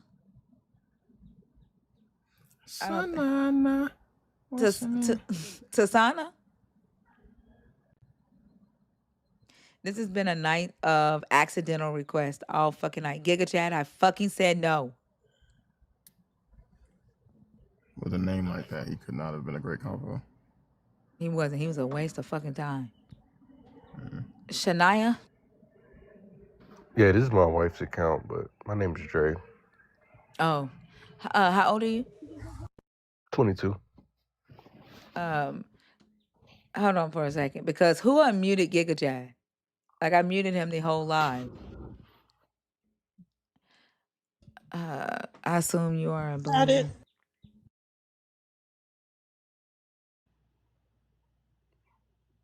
I assume you are a believer, Shania. I mean, what's your name? Dre, it's okay. I Dre. need to get my own account. I only get on TikTok just to listen to lives and stuff. So we just share account. Okay. Are you a believer? Yes, I am. I was married at 22. We actually I got was married at 19. Yeah, I was married at 22, pregnant with my second child. Go ahead and pick a topic. Can y'all go ahead and start? Somebody's at my door. Okay. I can get a topic. Yep. Let's see. Okay. So what sins do atheists commit that believers don't under grace? Alrighty. So I mean, I don't think there's any sins that an atheist does that a believer doesn't do. I think every man sins the same pretty much. Well, I mean, the spectrum of sin applies to every man. There's not like a person that is favored more because they are a believer. The only difference is a believer's sins are covered by God or covered by Jesus and paid for by Jesus, and then an unbeliever's sins, they just pay for their own sins because they reject the gift of salvation they reject the forgiveness of their sins. So I mean, my belief is that Jesus died for the whole world. So if you choose to accept the gift of salvation, then your sins can also be forgiven. But if you refuse it, then God's not going to force you to believe it. So you have to end up paying for your own sins, basically. Is that kind of what that topic is? So the only difference is that you guys get forgiven because of something someone else did. Like you don't even atone for your own stuff. Yeah, we can't. Atoning for your own sins is something that you can't. You can't. You can do it, but you won't be able to see it through and have a relationship with God at the same time and have eternal life and peace. Because when you sin against God, you sin against God eternally, and um, the weight of your sin, you'll literally die under the weight of your sin. So, like Christ did. So, because Christ, we How believe do that you Christ, atone for your own sin? you have to die for it. Okay, so everybody that dies atones for their sin. Not physical. The physical death is a curse. So physical death is like is the curse that we're all under whenever we. Yeah, so physical death is the curse that we're all under because not of any of us individually actually sinning. It's actually No, stop. uh, so yeah, it's the curse that we're all under because Adam and Eve. Well, actually, Adam is the one who sinned Wait. first. We keep going down different rabbit holes. How do you atone for your sin? Yeah, so what I was saying is that you have to die the second death, not the first death. The first death is something that got brought into the world, the whole world's under it. But the second death is whenever you go through eternal condemnation from God because of your sin. So that's whenever you go to hell. That's so anybody in hell right now is paying for their own sins. What are we talking about right now? Well, he said that really the only difference between the sins that like believers commit versus the one that non-believers commit is that he doesn't have to like atone for his own sin. But no, I'm asking what sins, not whether you have to pay for them. Oh yeah. Like That's what I what was sins saying. do atheists commit that believers Well, don't commit under grace is what I'm asking. Yeah, that's what I was saying in the beginning. I don't believe there are any sins that any man does that are excluded or just subjected to a single group of people. I think every man is under the same spectrum of sin. So, every man that has lived is under that same spectrum, and not only that, but any one sin is enough to send any person to hell. So, there's not like a spectrum that God looks at a believer and then looks at an atheist differently. They all are treated the same way when it comes to their sin. So then, like, there's no benefit to the belief other than what you believe will happen after you die, because what we hear often from believers is that we just want to sin, which is why we don't want to believe in your God. Not that it's not logical to us, not that we've researched it and that the information doesn't line up, the claim doesn't line up. It's you just want to sin, but believers sin with the God. Why would we need to like not believe in a God to sin when believers sin with the belief? Okay. Yeah, that makes sense. Um, my take on that personally, from the research that I've done through the Bible, a lot of Paul's letters, is that the believer actually does not want to sin by their nature. So the way that it's kind of presented and um, postured in the Bible is that the believer is born again, meaning that their nature, who they are as a person, like their personal nature changes and they actually desire the things that Christ desires. So their old self dies. So to kind of put it in a similar, or to put it in a similar like comparison, as Christ died on the cross, the position that the Bible takes is that the believer died with Christ, and now they are born again. As Christ lives, we have life. So the old man has passed away. That's why Christ says you have to be born again, and you have to be born through water, which is pure. So the position that I take is that believers don't actually want to sin.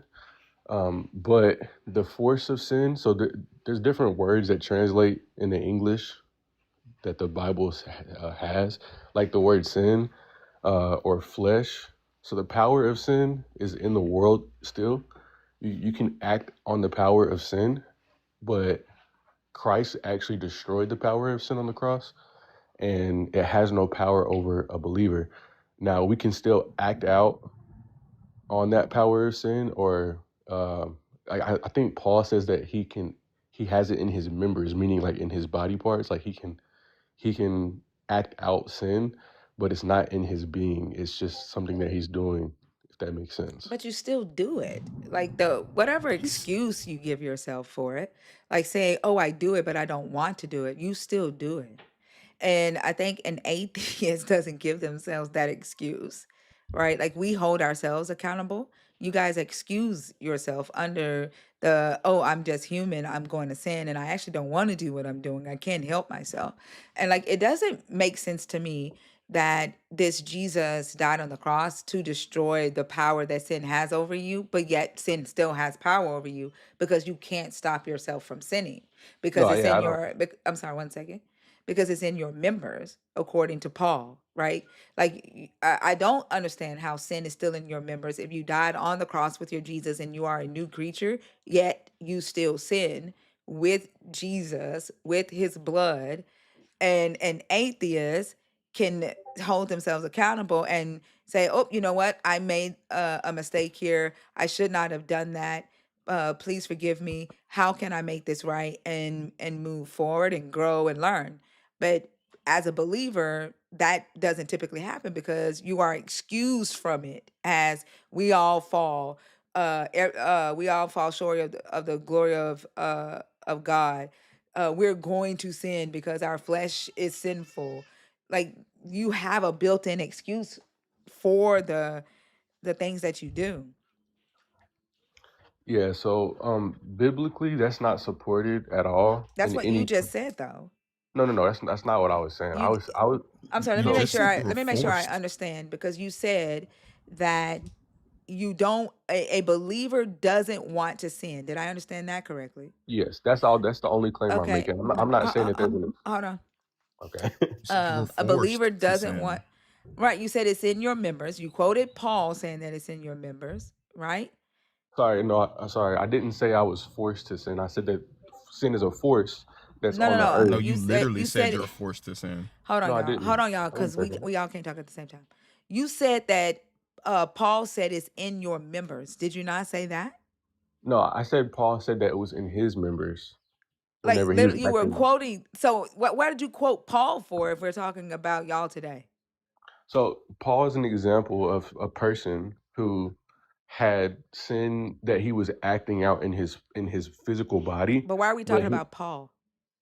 because it's an example that we can use It's to. not if we're talking about y'all today. If we're not if that doesn't apply to y'all today, there's no need to bring him up. Well, I'm not saying it doesn't apply, but the example presumes that Paul is making a separation between himself and the thing that he's doing. No, That's what we're I'm. talking about your flesh. Is sin in your flesh or not? Is it in your flesh? Yeah, like is your flesh sinful or not? No, we don't. We're not Gnostic. We don't believe that our flesh is Who sinful. is we? So believers in Christ. That's not true. We talk to believers every day who say your flesh is sinful. Well, they're unfortunately either consciously or subconsciously subscribing to a Gnostic belief. We don't. I don't believe that. What do you mean Gnostic? That's in your Bible that your flesh is sinful. No. So the word flesh, like I was saying earlier, the word flesh has two different translations in the English. There's hamartia, and then there's um, uh, I can't remember the other word. Hamartia, and let me look this up actually. But basically, the word "the flesh," whenever basically anytime in the Bible you see the words "the flesh," that is referring to your physical body. And then whenever you see the word "flesh," this is actually the power of sin that Christ destroyed on the cross. It is not an actual body. Uh, it's the ways, basically, to sum it up, it's the way that the world acts out sin. It's called flesh. So it has a connotation to evil, but it's not a body. So the reason I'm saying we're not Gnostic is because the Gnostic belief, these people have been around since Christ was alive, or maybe even before. The Gnostic belief is that flesh in itself is inherently evil. So it it can't do good, meaning that Christ could not come as a human because flesh in itself is evil. We don't believe that. Well, I don't believe that. Christians are not supposed to believe that, because flesh in itself is not evil. God did not create you. How schizophrenic would God be if He created an evil vessel and put you inside of it and claims that you are a perfect being on the inside, but your flesh is evil? That actually does sound very crazy. That's why that's not what God created. Your Have physical you body. read Genesis? Yeah, Have you yeah, read Genesis 6? yeah. Nothing about Adam and Eve was evil. Adam and Eve aren't in Genesis 6. I don't know what you're talking about. So, or what are you referring to? What's in Genesis 6? Well, I'm just going off of the book of Genesis. I know the beginning of it starts with him creating mankind. You're talking about the sixth chapter?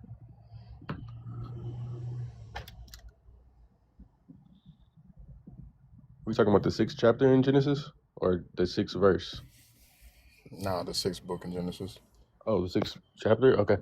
Um, King Josiah, don't fucking tag me, and I'm not your fucking friend.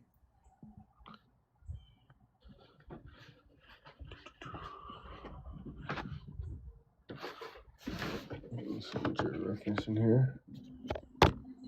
Again, I appreciate you guys letting me up having this conversation. Let's see. Genesis 6. Is there a specific verse that you're referencing, or? I Okay. mean, what's Genesis 6 about?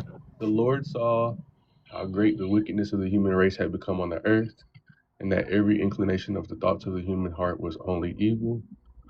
Okay, yeah, so I know what you're referencing. Okay, so yeah, that's nothing in accordance to the humans that He created, their flesh being evil. It's all about their heart's desires, what has entered into their mind, which is sin.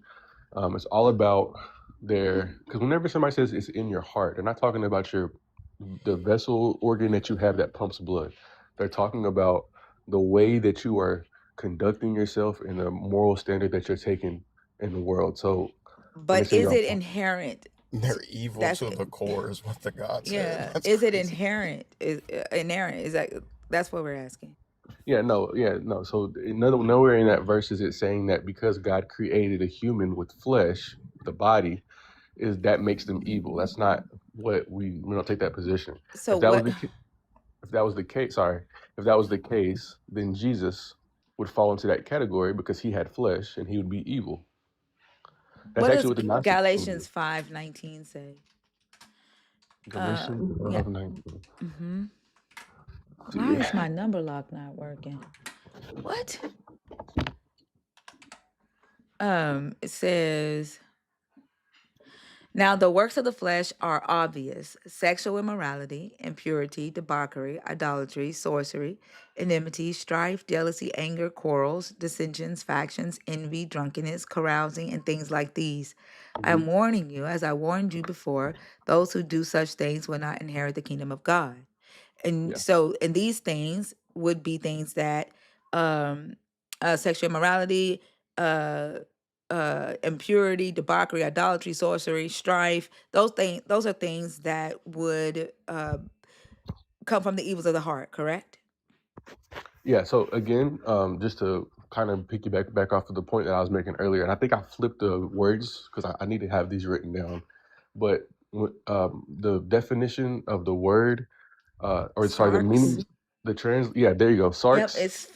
it's flesh, right? Oh, sarx, The yeah, sarx body. and hamartia, yeah. Yeah. Those are the two words. So when you see But that this word, the flesh. yeah, but this word right here refers to your body, flesh.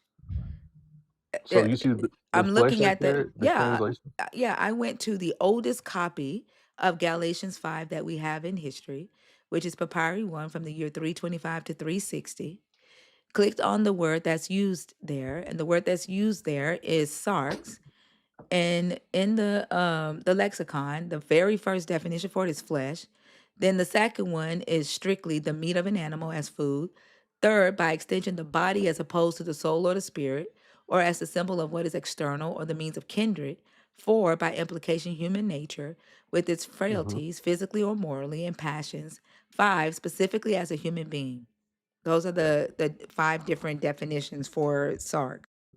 So it's a little bit loosely defined there, but yes, that word sarx. If you see the implications there on the definitions, it's basically implying like the human nature, not the physical body of a human. So if you That's look your at the heart. word, What's in your heart, right? yeah, that's not your heart itself though. If you look at the word hamartia, if you can search that in the lexicon, No, I'm it's talking gonna about what also brought up in Genesis 6, right? And Genesis 8 says that the a child's heart is corrupted from youth, right? The heart is corrupted from youth. Is that correct? yes. Right. But when it's Right. saying when Right. it's So that saying means you no, are born with these evils in your heart. yes, but the only case I'm making right now is kind of got diverted here. But the only case I'm making right now is that we don't take a Gnostic view that your heart, the vessel that pumps blood in throughout your body, is Wait, you actually think we're filled with. talking about the actual organ is sinful? What the reason we got to this topic here is because uh, I think the case was made that you guys believe, or not you guys believe, but you guys think that we believe that the flesh is inherently evil. No, nobody. No, we don't think your skin is evil. Yeah, No, so that's that that's doesn't that's make that's sense. that's kind of why I was going on this rabbit hole here, is because, like you said, people do believe that people who are Christians think that God gave us a flesh that's just evil, and we can't get around it. Because I think you even said, No, because it's in your heart. What? No one. It's in your What? No one heart. thinks your skin is evil. What? Like what? no, okay, so you're saying no one, but you have to understand that there are people who are Gnostics that do believe that. And also, if you ask many Christians, they're going to believe that their flesh, because the word the flesh is in the Bible, but you just even gave us a Sark's definition. There are Right. different You're places in the right. Bible that show the word, sorry, there are different places in the Bible that show the word flesh, and they don't translate to Sarks, they translate to hamartia, which actually is your body. So, I've never talked to anybody who thinks the body is evil, but when you say your flesh is evil, that is your heart. You are shaped in iniquity. You are born into sin, shaped in iniquity, according to the Christian doctrine. mhm, Adam, through Adam, sin came through one man. Sin came into the world. Through another man, sin was, uh, death came into the world, which is the penalty for sin or the cost for sin, and mhm, then through another man death was overtaken, or whatever Paul says.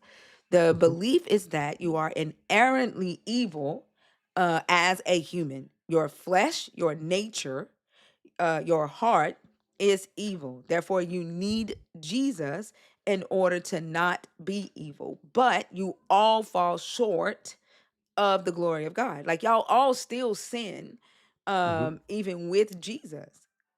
right, That's what you were saying, right? Like you're yeah, yeah. And so I don't see the difference, right, between like the only difference that I see is that you guys excuse your inability to not sin with Jesus dying on the cross. If he's supposed to free you from sin, you say he freed you from the power of it, right? Or the yeah, source of it.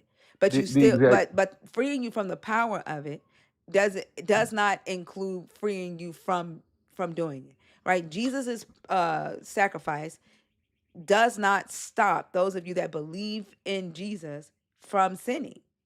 Y'all So sin with Jesus. So the way, and this is why I'm using Paul as a reference, because that's what we have as a biblical reference. The way that Paul explains it is that I do not do the sin that is in my members. So just to put it into an easy example, Hold on. That sin, I understood what you were saying, and when I said like saying that Paul says it's sin that works in me, that's personifying sin to say that it's another entity or another thing right? that Exactly. all you're doing is making excuses. You still sin. Saying that it's sin that's working the sin in you, you are still sinning with So, Jesus. but then Paul says that it's not me that It does does. these things. I don't care what Paul says. It. We see a human being. We see a human Right. being doing things. It is human beings that are lying. It is human beings that are touching kids. It is human beings killing other human beings. Like I don't care what Paul says. Y'all are Right. still doing these things with your human bodies Hmm. with Jesus. Hmm. So that's what that's kind of where. I can go into an explanation extra biblically, but when you're saying that you don't care about what Paul says, that's It's the still biblical. whether it is sin working it in you or whether it is you, it is still harming people. What difference Yeah, does it yeah. matter? No, Y'all no still case. do harmful stuff with Jesus. Absolutely. So understand that Paul is not making the argument that what he's doing should be swept under the rug. It should just be forgotten about. He So doesn't why are make you that bringing that up then? because I'm giving you an explanation But of I of the said all of this and situation. you said I misunderstood you. Right. So the case you're taking right now is okay. Well, so what? You guys still sin. So nowhere in no biblical reference that I'm giving you says that our sin should be just discredited, swept under the rug. We shouldn't care about our sin. We get a pass in comparison to you guys who are atheists. No, That's not. atheists don't do half the shit that y'all do. Well, number one, you have you have a nuance to the question that you're forming that is causing it to be problematic because you're making the claim that you don't do such things, I but those don't. things are I not even don't. I morally don't. grounded. I don't. I don't But they're not justify. I don't they're not justify. morally I don't. grounded. It is morally grounded. It's just not morally grounded in your God. Your morals are not objective that you think they are. You would change your morals based on what your God does. If your God does it, it's good. If he Can you prove doesn't that? do, yep. Is it okay to rape women? No. Your God does think that it's okay for punishment. Can you show me where my Isaiah God believes 13. that? Isaiah 13. Isaiah 13, your God uh commands the Medes, he stirs up the Medes and commands them to execute his anger against the Babylonians. The oracle concerning Babylon that Isaiah son of Amos saw. On a bare hill raise a signal, cry aloud to them, wave the hand for them to enter the gates of the nobles.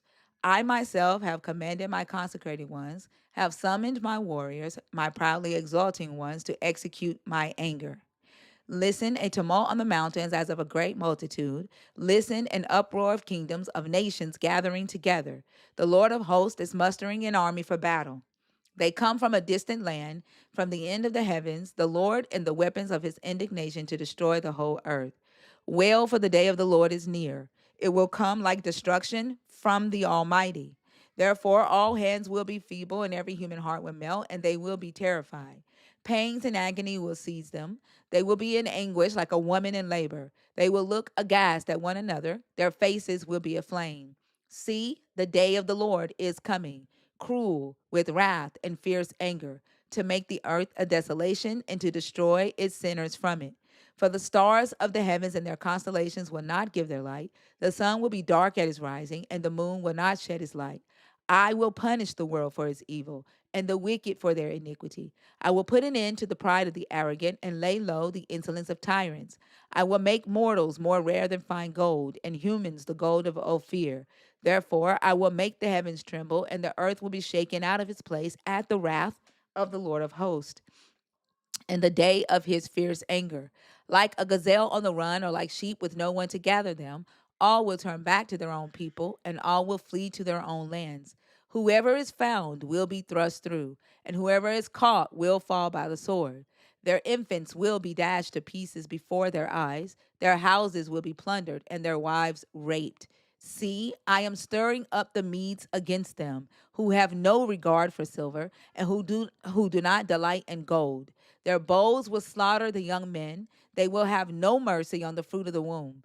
Their eyes will not pity children. And Babylon, the glory of kingdoms, the splendor and pride of the Chaldeans, will be like Sodom and Gomorrah when God overthrew them. This is the Hmm. prophecy that your God gave to Isaiah for the punishment that he's going to bring on Babylon. For what Babylon did, for what he commanded Babylon to do to Jerusalem when Nebuchadnezzar came in there. Hmm. So because God is all knowing and he can see what's gonna happen and Let's not. No. He says, "I myself have commanded my consecrated ones." He also says, "I have summoned my warriors, my proudly exalted ones, to execute my anger." So they are who he's commanding here his consecrated ones to execute his anger. He is putting together an army to execute his anger. And then in verse 17, he says, "See, I am stirring up the Medes against them." He's stirring them up to do this. This is not, I know what's going to happen. These are his commands. This is his desire. This is his plan for punishment against Babylon. Okay, so if if if you're looking at this and you're saying this is the God of the Bible's way of executing his wrath onto the world because they sinned, and he's using the means of people who are also sinners to carry out what is perceived as justification, which we know that it's not justifying in the way that God justifies, but it is on the earth. So within humans, this is how he's so the same to try to make it sound No, a little you are simpler. justifying rape because your God did it, and I just said you would justify rape. What you No, would, I mean, you would justify uh things if your God does it. If your God says it's good, no, you will say it's good. If it's your not how that. God says it's bad, you are justifying rape. You're trying to say that it's justified in your God's eyes to use humans to do these egregious things to punish sin. Like No, raping a woman to punish sin is not just. right. So okay, let me just go ahead and back this up a little bit. Is it not one of the commandments of God, thou shalt not commit murder? Your God is wrong for commanding people to kill. Okay, can you? Okay, can we just go off of this line I here? don't why we're talking about your God commanding people to rape. Why are you going to murder? Like you are justifying this because your God is doing it. Can you show me where I'm You're doing is justifying it that though? because you're making excuses for him commanding the Medes to go into Babylon and rape women, kill babies, cut babies out of women's wombs. That's what he's commanding the Medes to do to the Babylonians because he commanded the Babylonians to go into Jerusalem and destroy Jerusalem. Now he's Right. getting them back. You're So when justifying it.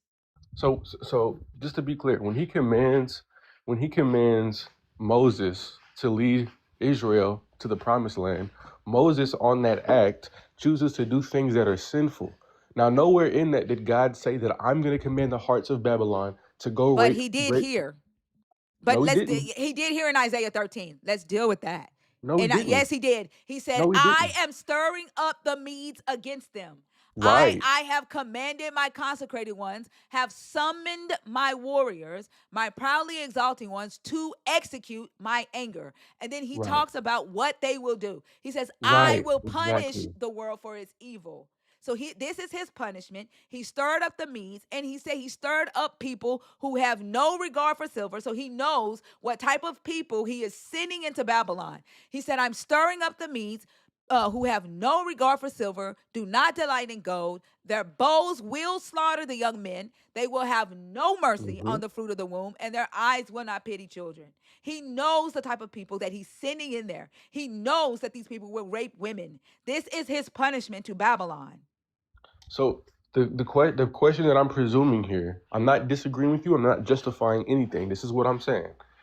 Is it possible that God has a means to carry out a form of judgment, and in that means, He's describing what's going to happen in that means, but that's not Not a when he part of. says, I command my consecrated ones. No, you I are already dealt with that. justifying rape.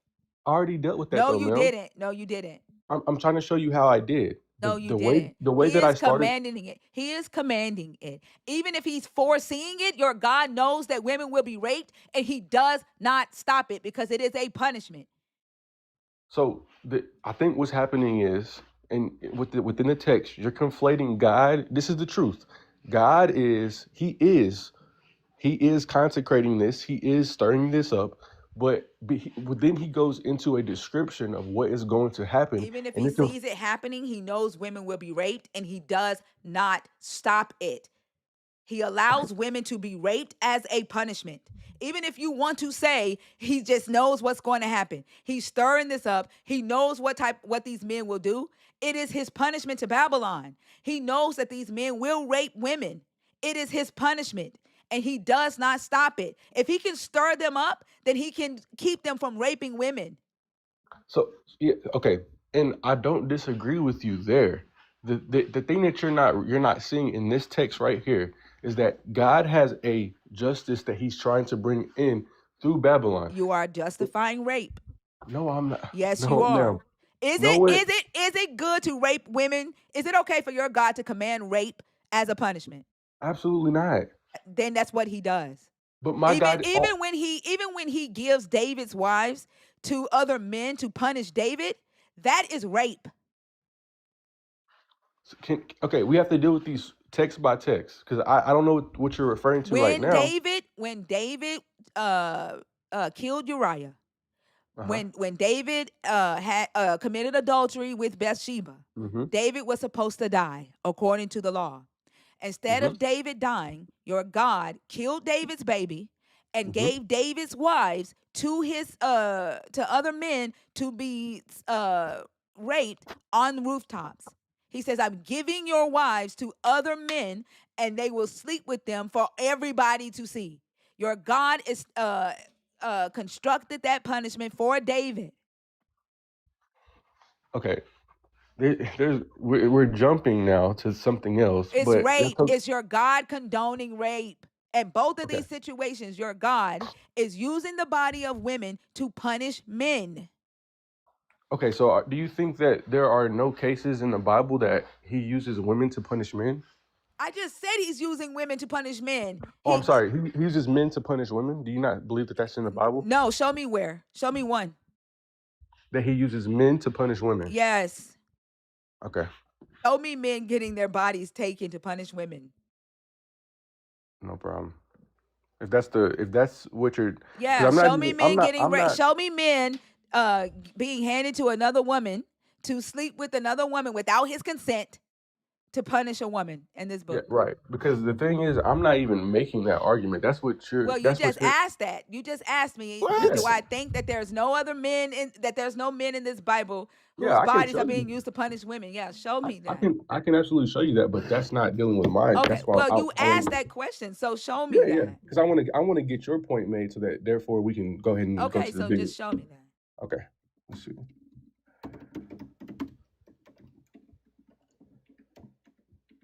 So punishing a man to help women, right? No, their bodies being violated like women. Rape. Yeah. Okay. Yes. Do you think a man being beaten to death and No, crucified? no. Their bodies being violated. Rape. They pulled out chunks of his beard. Rape. So it has to be grape for it to Yes, equal. rape. So the only way you can Yes, justify. the woman's body is being violated to punish men. Absolutely. Yes, show me a Absolutely. man's body being violated to punish a woman. The Son of God. To punish a woman, though? You're saying to punish a woman. You just asked me, do I think that there are no men's bodies being violated to punish women? Hold on, Show me that. I'm sorry. I'm not. You're saying to punish a woman. That was your original question to me. Okay. So I'm sorry. I thought you were saying a man's body being punished to help a woman. That's what I thought you were saying. No, a man's body being violated to punish a woman for sin. In both of these situations, men did shit. Women are being raped in both of these situations to punish the men for their actions. Show me the equivalency. Okay.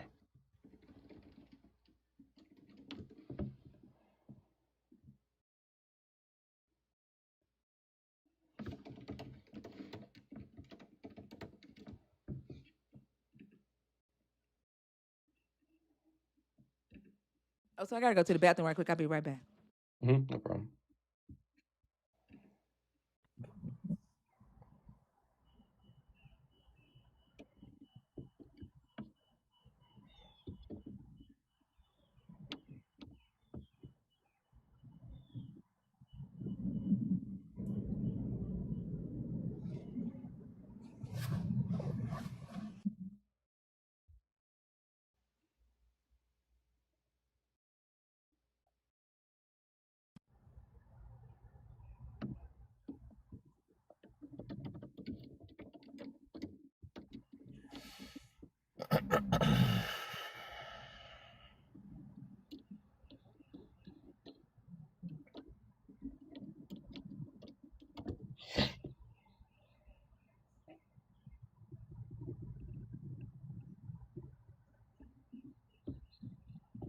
Okay.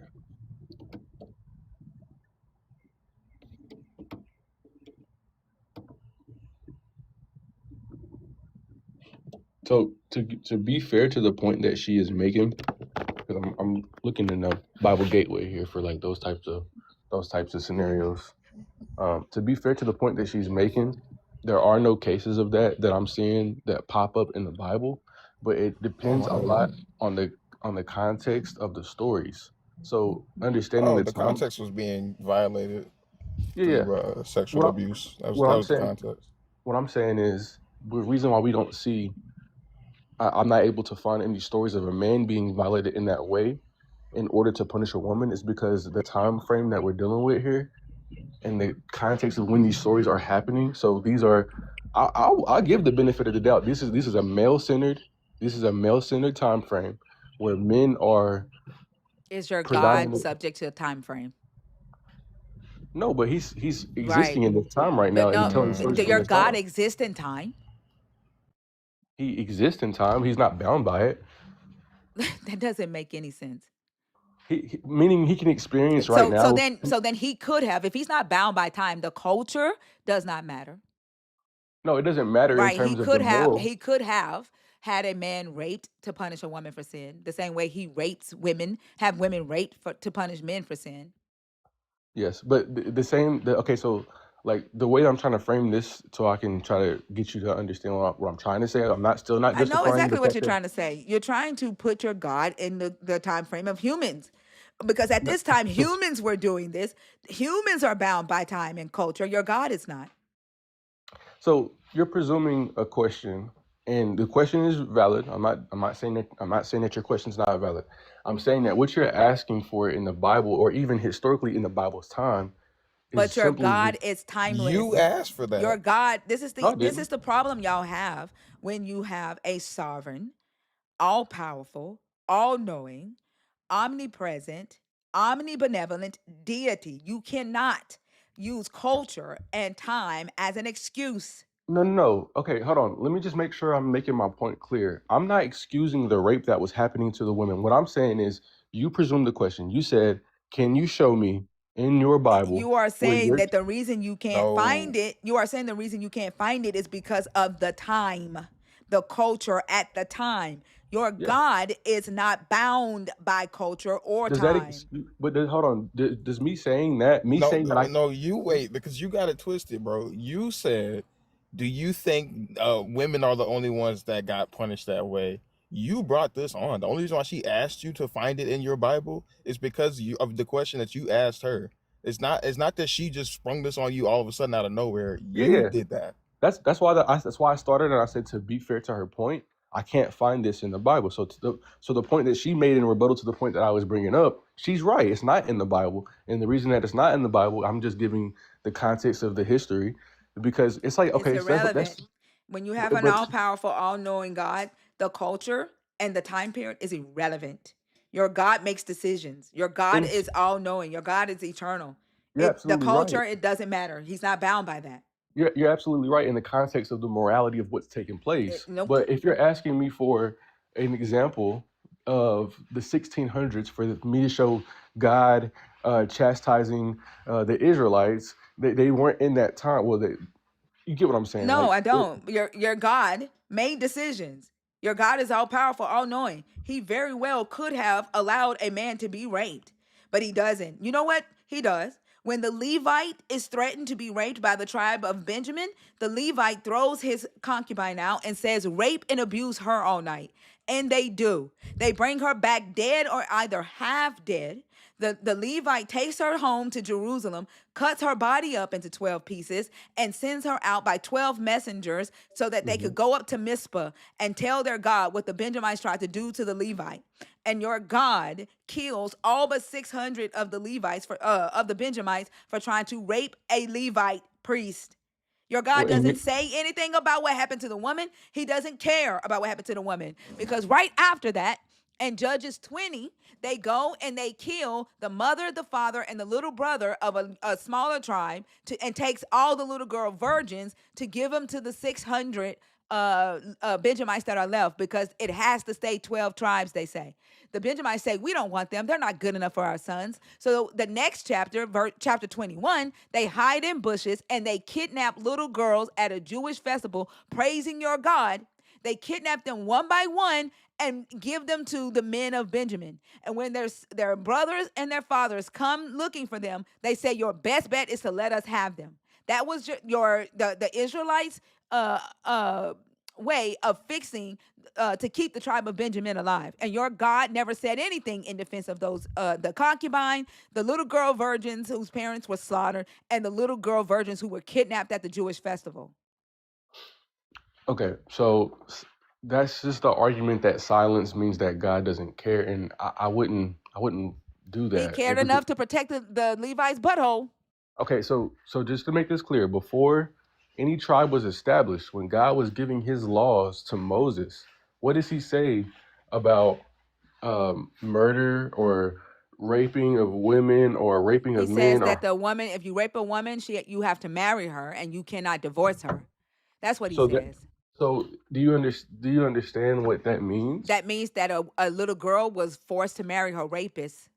No, so okay, rape just like it is today, but even more in this time was a sign of devaluing somebody because it doesn't matter that she still had to marry her rapist. What?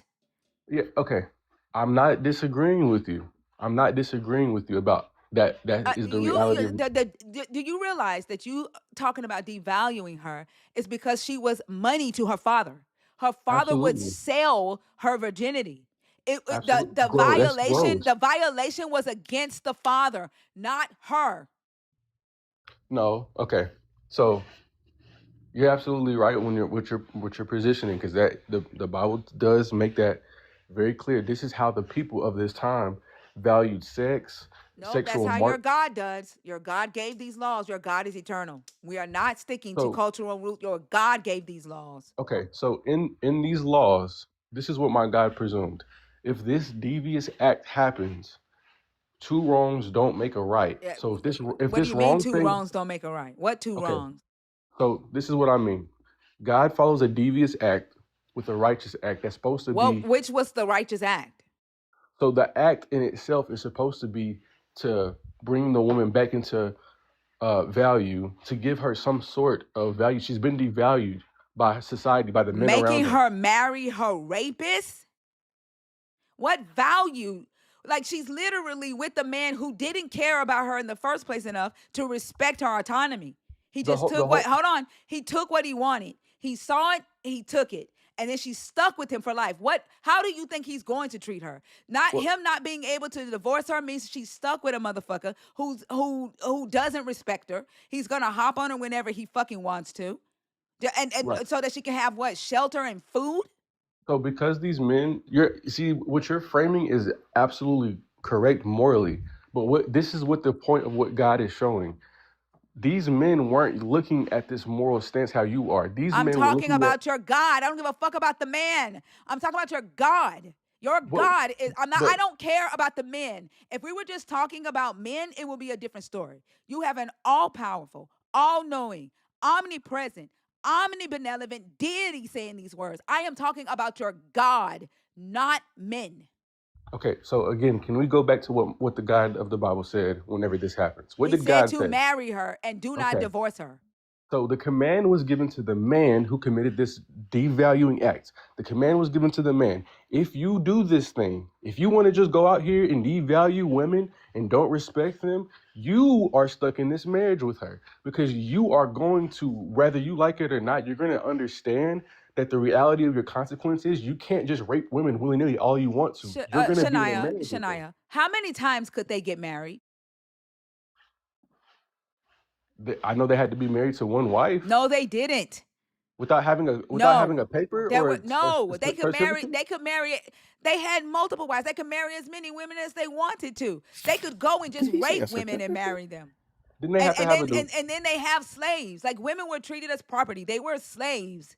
Like, literally, the Israelites could sell their daughters into slavery. If the slave master designated him for himself for sex, she stayed a slave.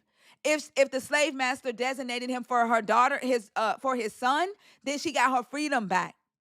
They were slaves. Do you believe in this time frame that slave women were treated the same value in this bad, corrupted society as a married woman? What do you mean? They all were Can slaves. you answer the question? Yes, they had no autonomy. So They you believe even their vows. If they made a vow to your God, their husbands could disavow them. absolutely they could, Yeah, because but they that's were not. property. Again, you're making an argument for how bad the society was. That's not what I'm saying. No, I'm you saying asked me if I believe that they were treated better than the slaves. right morally in this society They that is were treated the broken. same. So okay, you can't show me that in the Yes, I Bible. can. They had no autonomy, even as married women. They were property. So in They this were sex. broken, They were sex objects. They were property. Women in that time, even the head wife could lose her status.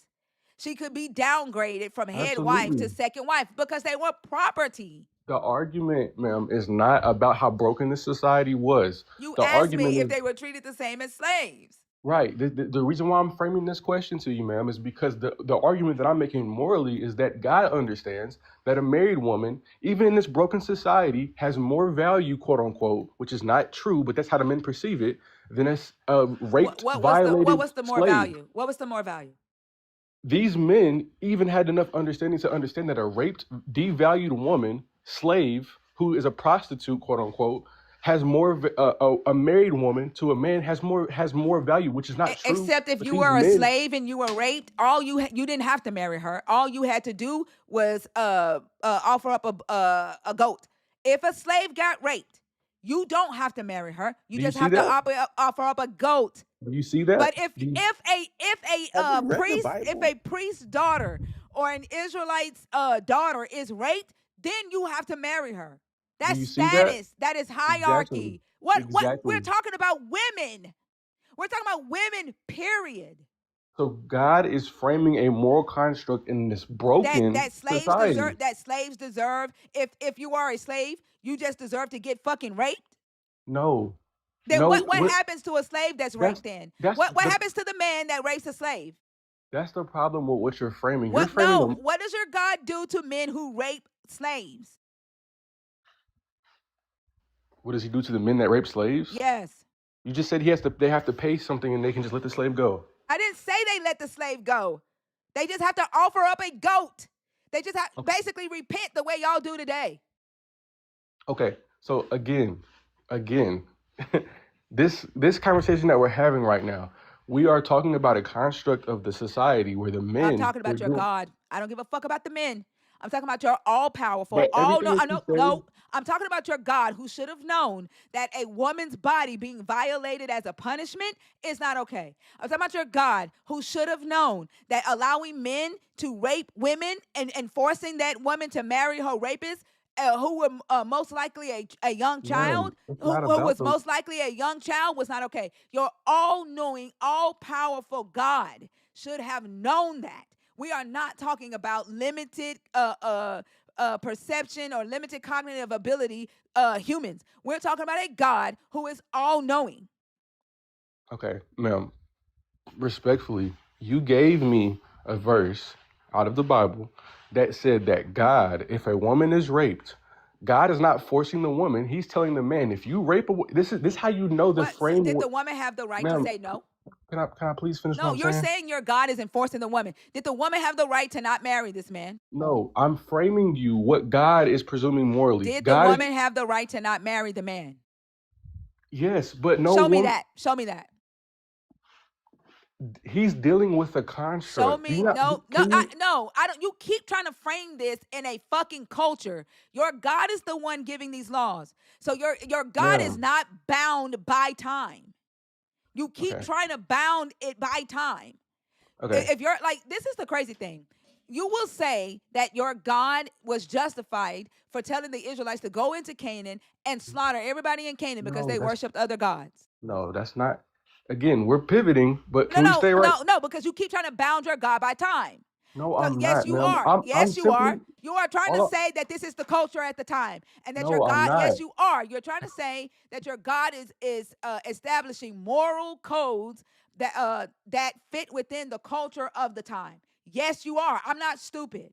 That's Okay. exactly what you're trying to say. When you're So pertaining, that's what you're doing. And so okay. if your God is bound by time, then your God was unjust for sending his Israelites into Canaan to slaughter the Canaanites because all they were doing is what everybody was doing culturally, and that's worshiping other gods. Okay.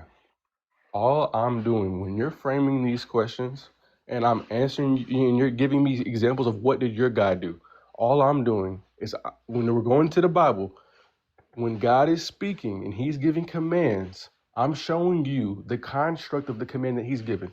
For example, when I God know the said, construct of the command. Why are you doing that though? what do you mean? Why? What's the importance of the construct of the command? Because even the way that you're framing your understanding of this command, you believe that God is subjecting this woman to a marriage without understanding the whole construct of this command is to deal with the man and make sure that the man understands that just because you want to go and rape a woman and devalue her, you cannot do that. You have to give her her value back by And marrying her. what about what, like, giving her her value back? How does she feel being married to a man who violated her? How does she feel? This is where I will give you the grace that God does not give that to What do you man. think I'm arguing about? Her fucking punana being worth 50 denarii, 30 No, shekels. no. Like, that's what you're arguing, talking about value. I don't think that she has value because she had No, sex. That's you're saying your God giving her value back. That's what you're well, saying. But your God telling her that she has to marry her rapist no, and that he that's has not to what take God care of told her, her. and that he has to take care of her is him giving her her value back. Ma'am, did I That's not what you just say that the commandment that's wasn't what given to the you woman? literally said. There was no commandment given to the woman. That's not true. Right. You Okay. are So why literally you keep saying that saying that? I said what you said. Your God is talking to the man, saying Uh-huh. that you can't continue raping women, and that he took her value. And if you're going Mm. to take a woman's value, then I'm going to give her value back by you having to take care of her. That's what you are saying. That's his So punishment. is that my God condoning rape? Yes. How So many my God, men can just rape women and just collect wives? They what do collected you wives. Solomon had over 700 wives. David had, I don't know how many harems of wives. Saul had harems of wives. Literally, the fucking king at the time with Vashti's husband, what's his name, Asher or something? Mhm. He did a whole year's worth of a beauty pageant, slept with multiple women, moved them from the virgin harem to the concubine harem over a year before he picked a queen. Your God does not give a Absolutely. damn about how many how many women these men sleep with, how many women they wife up. They were allowed to have multiple wives. And so But Jesus he claims to if all you have to do is rape a woman and then marry her, like, what the fuck? They threw women away like bubblegum wrapper. absolutely. You're never going to see me disagreeing with you on that because I agree with you that this society was absolutely broken. You keep talking Like about the fucking society when I'm talking about the decisions your God made. The society was broken because of the rules your God set. so either my God is a narcissistic contradiction Yes. because his son came after him saying that he's the same Yahweh that he's And speaking he of. still is a supremacist. Your Jesus is a supremacist. But Your what did he God frame? But is. what did he frame about women though? He said that man should be married to one woman, one man. And if any He didn't say adultery, one. Y'all keep adding the word one to that. He never says one. what did he say? He says a man shall leave his wife and leave his he said the one who created them made them male and female, and for this reason a man leaves his mother and father and cleaves to his wife. He never To his says wife, one.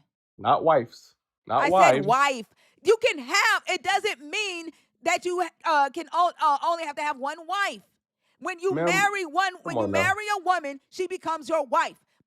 Bathsheba became David's wife, but David had multiple wives.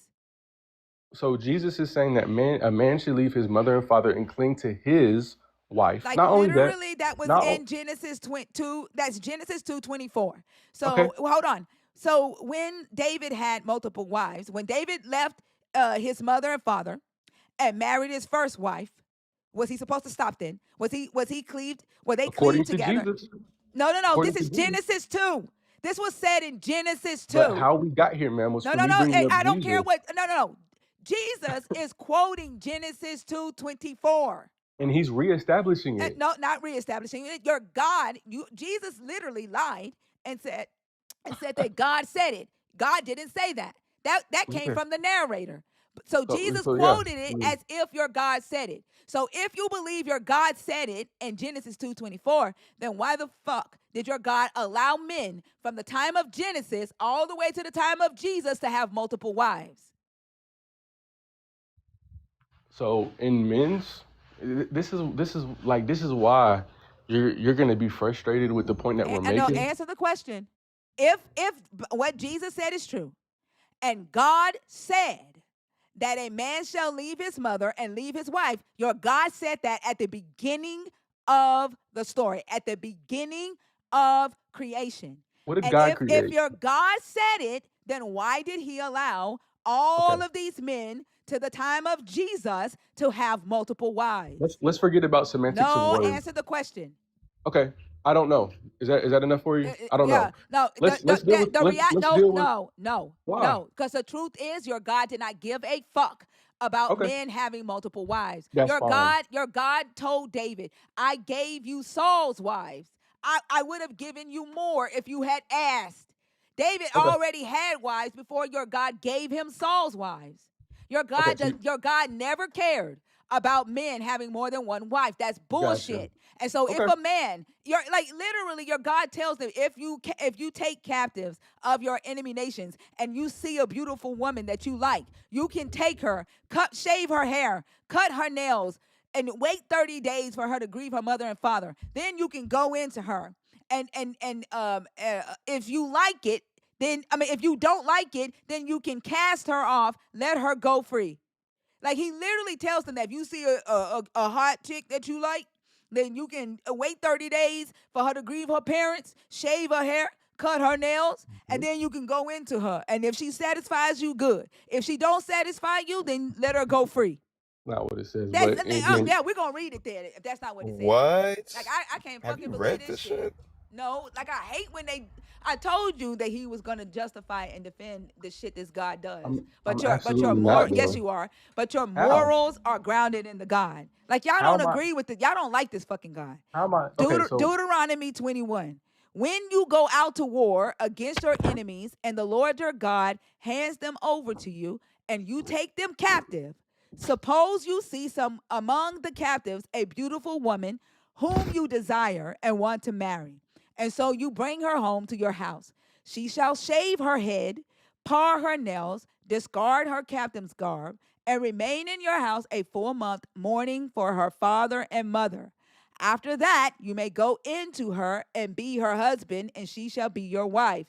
But if you are not satisfied with her, you shall let her go free, and certainly mm, not sell her for money. You must mm. not treat. You just said it didn't fucking say what I said it said. I mean, you're saying a whole lot of What did I say extra that I didn't already say? morality that lines up What did I with say my. extra that I didn't already say? Because we're going to play this shit back. Okay, regardless of what you said, what No, God is no, saying you is said it moral. didn't say. What extra did your God say that I didn't say before I read this? He said that he should not sell her for money. I You said should you treat gotta her. let her go free. Who gives a fuck if you sell her Okay, for money? He says if you see a beautiful woman and you want her, it's after all you about have killed value. her whole entire fucking family, then you cut her hair off, shave her nails, let her mourn her mother and father for 30 days. Then you can go into her. If you like it, cool. If not, then you let her go free. So this is all about value. The devaluation of a woman is not Shut the fuck up. Like at this point, you are justifying this Pathetic. bullshit that your God does. Like absolutely you are. not. Yes, the fuck you are. And I don't like this shit right here. What you're doing is the same bullshit that Paul says. It's not me that's sinning. It's a ghost called sin. Okay. The last thing I want to ask you in pertaining to this specific topic is whenever God created, before there was a society to be fucked up, was did God himself create man to have 600 wives to start creation? Or did he make Your one God woman isn't for real. women? Your God isn't real. This is why Oh, y'all. okay. This is why y'all go back to men. This Why is why can't you you deal all. with that? This is why you always talk about what men did, the culture of the time, because your God isn't real. Why can't you deal with Everything that men do, everything you uh can't even like you can't even stick within the confines of your God being eternal. of your God being Okay. all knowing. You have to That bring your God down to time and space and lock him into that and make excuses based off of what human beings did, because your God is not real. Your God is a fucking man. And people told you God said, and you believe that shit. You ain't never seen a God. You ain't never talked to a God. The only thing you've seen and heard are fucking men. Well, can we go off of that a little bit? Can we go on that a little bit? I mean, okay, God's not real. The construct of God in the Bible is false. Let's concede.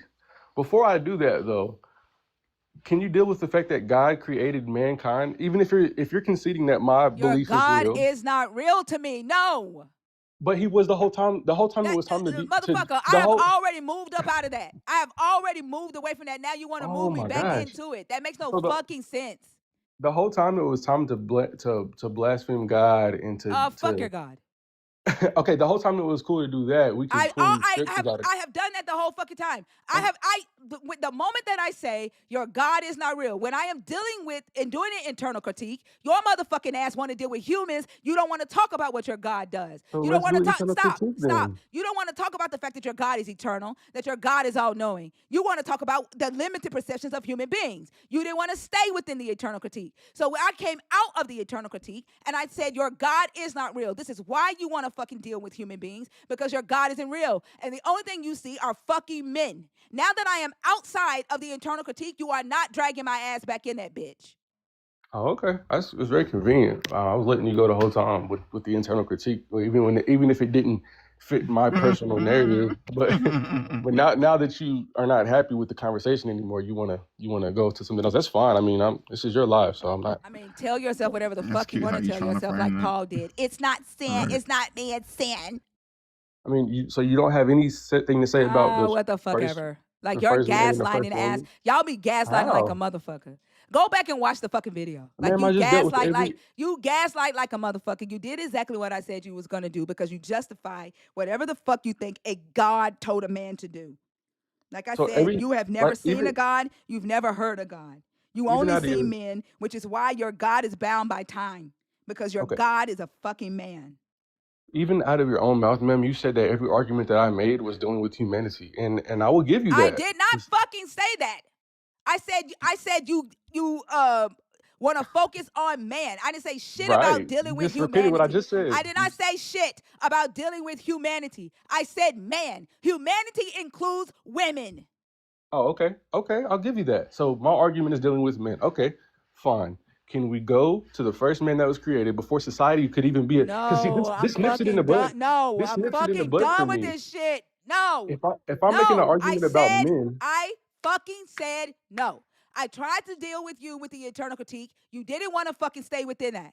I've already dragged your ass outside of the internal critique. Deal with that.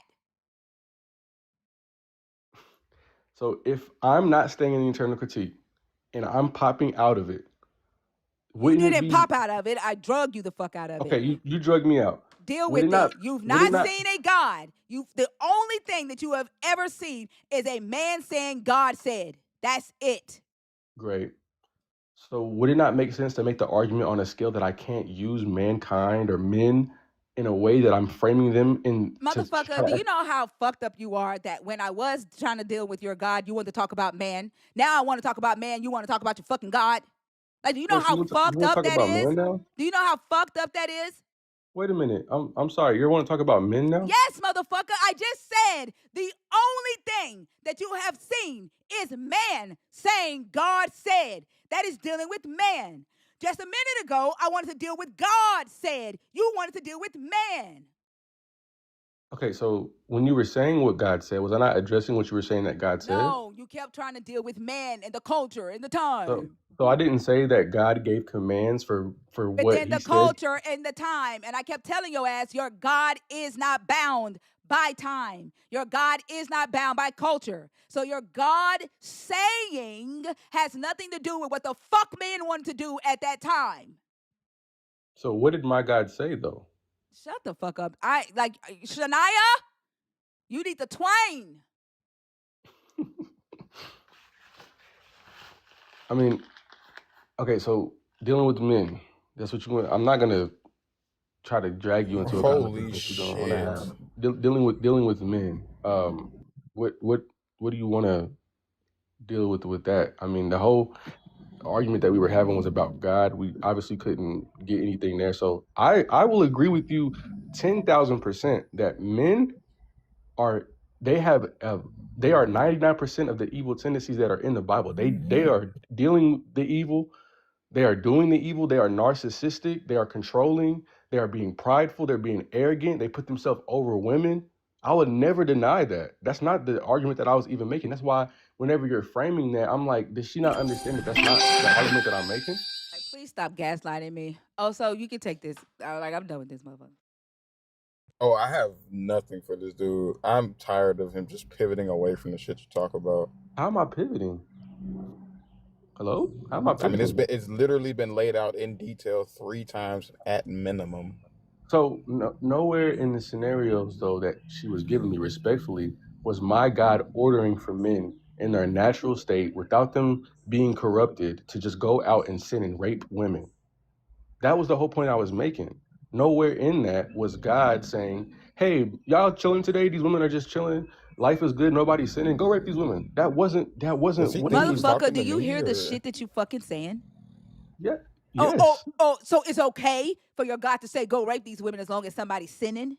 No. Then shut Absolutely the not. fuck up because we recognize what the fuck you are doing. Do you see what you? Do you We see what you recognize just? what you're doing. When you say, nowhere does my God just, when everybody's just chilling, nobody's sinning, does God say, hey, just go over there and rape those women? We know what the fuck you're doing when you Well, add even that. whenever We know what the fuck you are doing when you add that nobody's sinning bullshit in there. no, absolutely. Okay, so even when people, let me just clarify. Even when people were sinning, my God didn't say, "And by the way, go rape those women too." He Yes, he never said did. that. Yes, he No, he does. didn't. Yes, he does. No, he doesn't. Yes, he does. He gives a prophecy of saying what they He would says, do. I command, I He commanded stirred, them. Yes, he stirred I them will up to. do. Yes, he does. He stirred them up to Yep. do to bring To justice. go rape, Absolutely, to go rape, justice. to go Justice to rape, God is to not to go rape rape, women. to go rape, to go Definitively, rape, ma'am. to If go justice rape. That's what he did. He stirred them up definitively, to go rape. That's what he okay. did.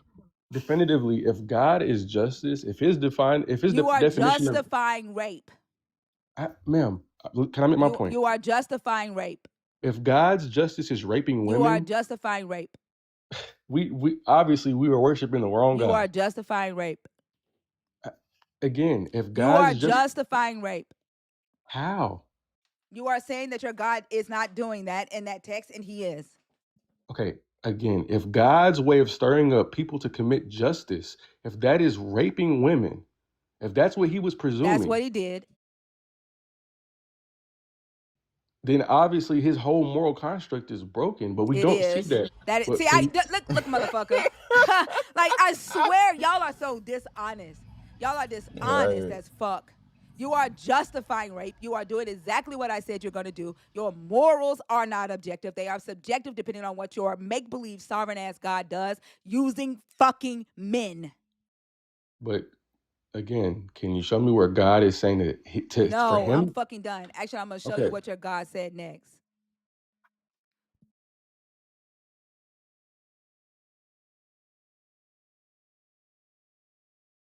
Yeah, I mean, this whole like PR damage control bullshit, bro. We see what this shit say. You could try to twist around it as much as you want to, but you're just stuck on the floor looking like an idiot rolling around for nothing, bro. And the shit was mad boring. Like all you did was fucking deny and move to something else. Like that shit is boring as fuck. You can't confront that because then you'll have to grapple with the fact that you hold on to something that's fucking evil.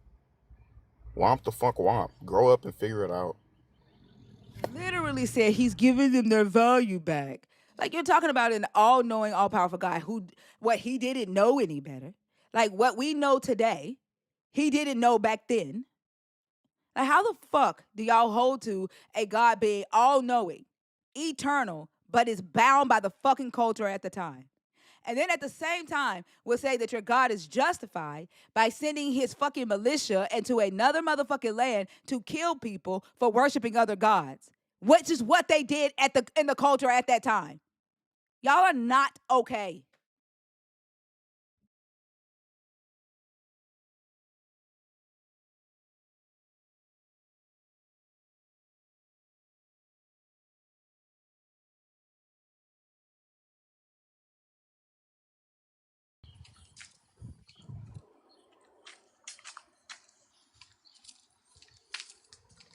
Jewel.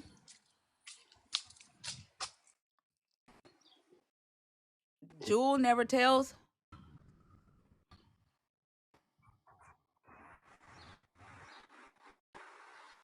I don't know. You have a microphone issues. If you are a nerd and you're in the guest box, please make sure that you put a nerd badge. I mean a nerd emoji in the guest request to let me know you're in there on purpose.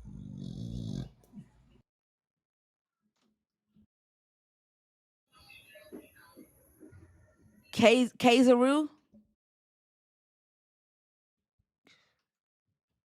Boy, they been running all fucking day. Yeah, I see.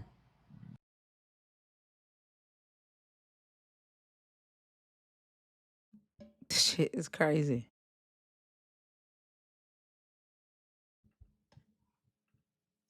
For men that's supposed to be dominant, y'all so scared of a woman with some lungs on her and some intelligence.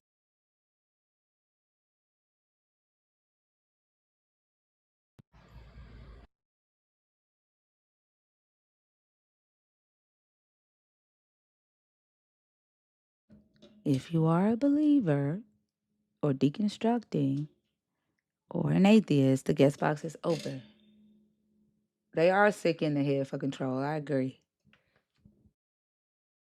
Like they're scared to let go of the God. Like you see this evil shit, and what you do in your mind is you try to make it sound good so you can hold on to an evil ass entity, to an evil ass idea. That is wild ass work. Exactly. Like I mean, and it's so fucking see through. Like even the fact that he was saying like, yeah, well, if God commanded this and he stirred these people up knowing that they would do this, blah blah blah blah blah, then we'd have to admit that he was the evil God. But he doesn't. It's like, bro, you fucking know, you weird piece of shit. Oh, you get more flies with a honey than you do with Shanola. You need to present yourself as a woman because I scared. What the actual fuck does that mean?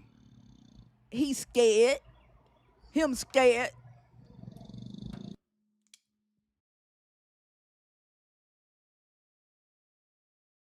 Y'all do realize when y'all say that means y'all scared, right?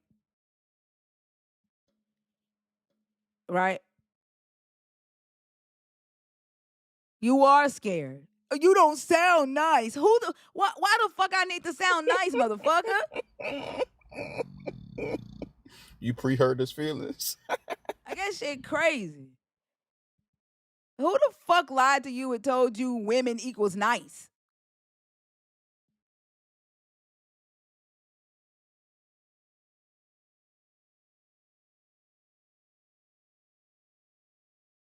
Ladies, I think we have the thing. I think we have the repellent.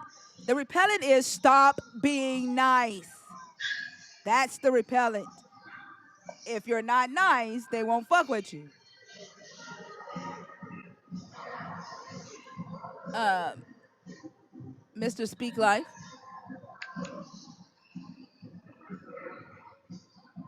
I get a lot of people that want to talk to me, Johnny. Just not weak motherfuckers.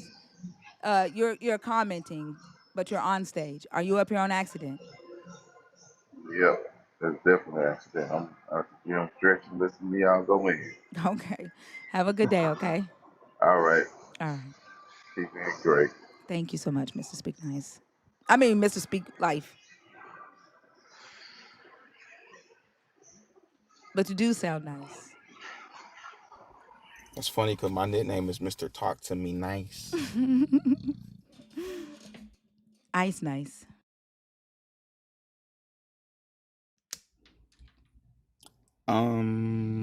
Yeah, leave the dad jokes to me. Thank you. I know I tried. At least I tried. Oh. No, stop trying, because if you get good, then I become obsolete. So just stop where you're at. Okay. Okay.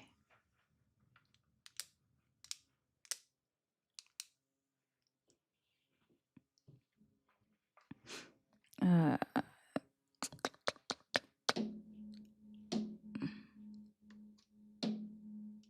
okay, this person is not connecting.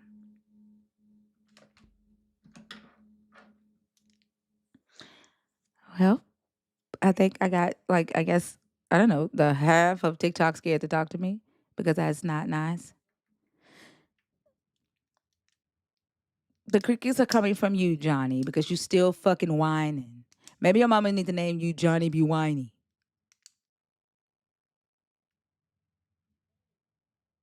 Johnny Be Whining. Change your name to that instead of Johnny Emons. Johnny Be Whining.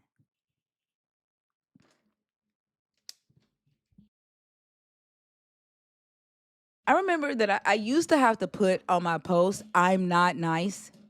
I used to have to put that on my post because men would come up and whine about me not being nice. Like, y'all are so used to dominating women who are weak and like submissive. Right. I'm not ladylike. Hey, Mama Bash. Hey, I am so enjoying this show. They so Yesterday, I scared. had a guy that came up. I think I was on Jay's panel, and we were talking about that very same scripture where God says, if you see a young woman, among the captives. And so we asked him, what do you think about that? And he said, well, you know, God was taking care of her because, you know, she wouldn't have any family. So you know how they make the excuses.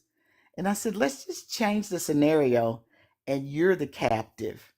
And the God says, if you see a young boy, because he was like 18, if you see a young boy among the captives and you want to take him, how would you feel about that? And he said, oh, I would just have to go. I would just go. And I said, so let's change the scenario. And let's say that the soldiers were, I couldn't think of the name of the tribe, but I was thinking about the African tribe of women, who Mm-hmm. were The warriors. I think they're Amazonian. called the Dahomey tribe. Oh, I know the Dahomey tribe, but You know those the are the ones I'm talking Amazon about? I women. said, Yeah. so let's just say it was that tribe of women and they wanted to take you because you were so cute and they wanted to peg you.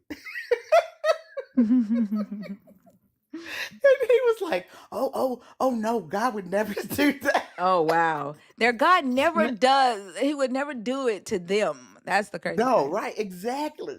Exactly. When it was him, oh, God would never do it.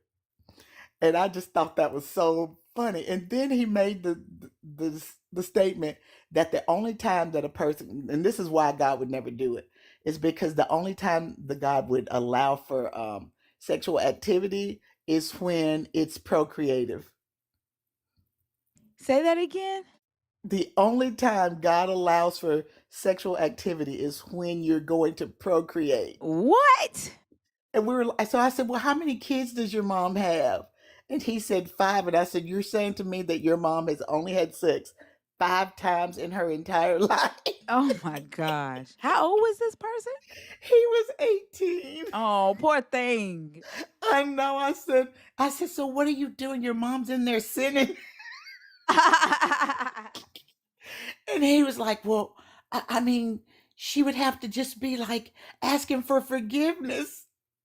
Oh my God. The way they're messing these babies' heads It, up. it is so terrible. I felt so sad for him. That's probably what they told him too, is that sex is only for making babies. And I'm sure It, that's the justification they gave him for why homosexuality is a sin. Absolutely. It's so sad. I was like, man, I can't believe. And he's only 18, so he's already been indoctrinated into this. So you can only imagine what he's going to be like as a husband. Oh, Mac was in there. Mac was in there when we did it. You So know, you can only imagine what kind of husband he's going to be as a Christian man. well, it sounds like he's gotten a hold of the deconstruction community. He might get deconstructed before that. Hopefully, Yeah, hopefully the for him, younger but ones are, easier because they're not so invested in it. yeah, not yet, but he was hanging on to that God. He was hanging on to the fact that God didn't, approve of grape, and he didn't approve of any kind of sexual activity that didn't procreate. So he didn't like masturbation, none of that. Johnny is a Oral homophobe. sex, he was totally against oral sex. Johnny is a Christian. He's a homophobe. He's having a fit. Uh, Johnny, that's you. A hemotional ass Christian. It's okay. Why you running now, Johnny? Like, we put your picture up there. We honoring you. Why are you running now?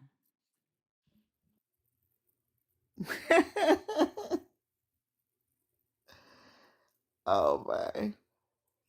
I'm gonna add that topic to my topics today. Which one The about one is about sick? why is the omni God bound by culture? Oh, that's gonna be a good one. Why is he bound by culture? Mm-hmm. Or time, Or time? yeah. Why is he bound by culture and time? They're gonna be scared to. They're gonna argue that one for a little while. Then they're gonna run from that shit. Yeah, Yeah, I'm yeah. wondering if they're even gonna come up and choose it. I hope somebody does. And then the one where he said, "It's sin in me." It's not me doing the sin. It's sin in me. Like the personification of sin. Like, why do they not think that that is an excuse? How could he not hear himself saying, like, a child lies and says, "I didn't do it. It was my imaginary friend." That's what the fuck he sounded like. Exactly. They don't It's not hear me, themselves. but sin that lives in me. Like, I can't help it. There's a demon named sin in my members. Like, what? Paul has really messed these Christians up, I'm telling you. I don't see how they can't hear it. Because, like, if their child came to them and, like, if they broke the TV and their child said, "It wasn't me, it was sin in me," would they justify that? Would they be okay? Or would they That's a still good punish the child? question. Right. Like, they wouldn't take that excuse from a child. I don't No, know. I wouldn't. Right. Like, why do they expect grown ass adults to take that excuse from them? Like, it doesn't make any fucking sense. They don't think their whole fucking belief system, their whole worldview is illogical and irritating because y'all are harmful. And to think he has a wife and he justifies rape in the name of a god. Yeah, that was terrible. At least the young man, he was 18 and still a virgin, so he was just going on what somebody else said. But to be a married man with, oh, that's just, ugh, gross. Hopefully he sticks around. But I can't wait to see how they justify their God being bound by time. Yeah, culture and time. Why is the omni God bound by time and culture? That's a good question. Okay, so I was on another live and then they were I'm sorry, talking how about old are you? God. I'm 18. You gotta be Am I 21. allowed? Yeah, no, you Am gotta I be 20. allowed or not? No, you have to be 21, okay? Okay. All right. Okay. I do 18 and up on Tuesday nights, okay? Okay. All right.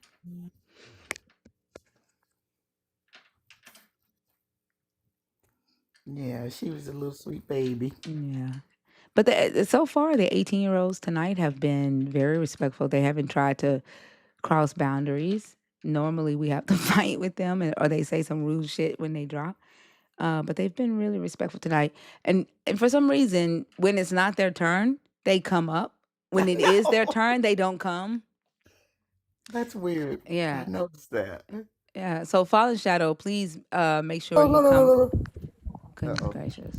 Please make sure you come back on Tuesday night, because we definitely want you to talk to our 18 and up Tuesday night, not Thursday night, Tuesday.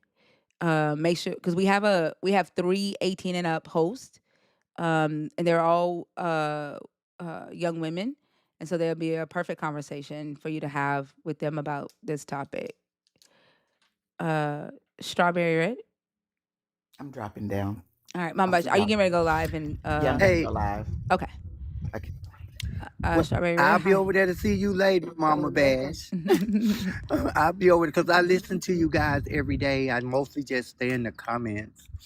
And it's just one of the questions that I always wondered, especially when it pertains to, LGBT, homosexuality, or whatever.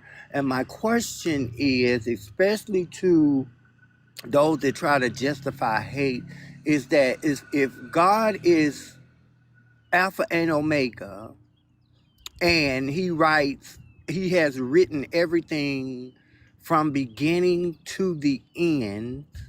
And then it says in a certain scripture that he knows even the hairs on your head and he knew you before you were even formed in your mother's womb. My question becomes then if he wrote my life and I'm a part of the LGBT community, didn't he not also write that too? Exactly.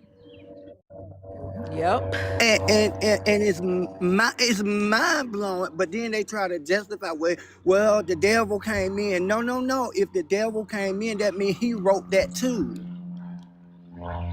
And then my question then becomes, why write my life out, and then you're gonna burn me up later when you had the pen? I never had the pen. Exactly. Yeah. So but I love y'all. I enjoy y'all. I know y'all getting ready to go over there, probably the Mama Bash in a minute. So I follow you, Thinker, and the rest of you ladies. I love hearing how you deconstruct and how you bring facts and knowledge on the fundamentals of just basic common sense. Like I don't know. I can't go all the way back to Constantine and Constania. I'm not, well knowledge in that area, but just common sense, right? And it just Exactly. don't make sense to me. But thank you for allowing me to run my mouth a little bit. I'm gonna go back down, and I don't know. Are you guys going over to the other Yeah. panel? Yeah, I'll be over Okay, there. so I'll see you in the comments over there. I'm going in the comments, but I'll see you over there. Okay. It was great meeting you. Thank you for coming up. I love you ladies. I follow you guys with a passion. Like it's just y'all get so deep and it's well above my pay grade or my knowledge of thinking. So I don't request to come up because one thing about me, if I don't know something, I'm not gonna pretend I know. Well, I And I'm still not want to gonna talk try to to you though. sound like I know and then be sounding ignorant. Cause that's how they sound when they come up and y'all ask them a basic question. Instead of saying, you know what, ma'am, I don't know. They want to try to justify and come up with their own bull crap and then y'all chew them up and now they mad. Yeah. Instead of just saying, you know what, Thinker, teach me. I don't know. It's okay to not know everything. Exactly, because I don't know everything. Like I have waited. Ain't tell them Christians that. Well, I've waited for like it's almost been 3 years I've been doing these conversations, hoping that a Christian would teach us something that we don't know. And they too scared to explore their belief system that like they have not done that yet. And me and Fee talk about that all the time. Like we're here to understand from their perspective why they do what they do, right? Why they believe what Mhm. they believe. And like if they could even just make it make sense, like not saying that we gonna worship it, like make it make sense in our head why you fucking do. But they never can, you know? Well, here's my answer. When I was little, my family was basic Christian background, especially Pentecostal. Everybody going to hell if you're not saved and sanctified. So a lot of that dogma, I believe because I was told that it was true, right? And when I started to explore and became into my own being and found out I was different, and I'm like, wait a minute, I'm going to a church that's also sending me to hell. So and then that led me to research, exploitation, listening to other thought, listening to other knowledge. And then I come to find out that the book has even challenged itself. Like a lot of stuff was changed. And then when you guys talk about their original Hebrew words and language, and then they lost because they don't want to say, I don't know what that means. Now they try to combat that. You can't combat truth. I don't care. But I believe because I was told that it was true. Instead of saying that, they're going to come out, well, because God spoke to me. Okay, he spoke to you. That sounds like some type of psychosis. Now you're dealing with psychosis in the mind. There is something going on in your mind. You hearing voices, right? Because God spoke to you. Okay. And so here is my thing. If God did all these things that you say he did and you believe he did, why isn't he doing them now? Because why is he not walking up in the hospital healing those people that are unaliving every day? Okay, why you got this man in the White House? Why he can't come down and change this man in the White House with all this power?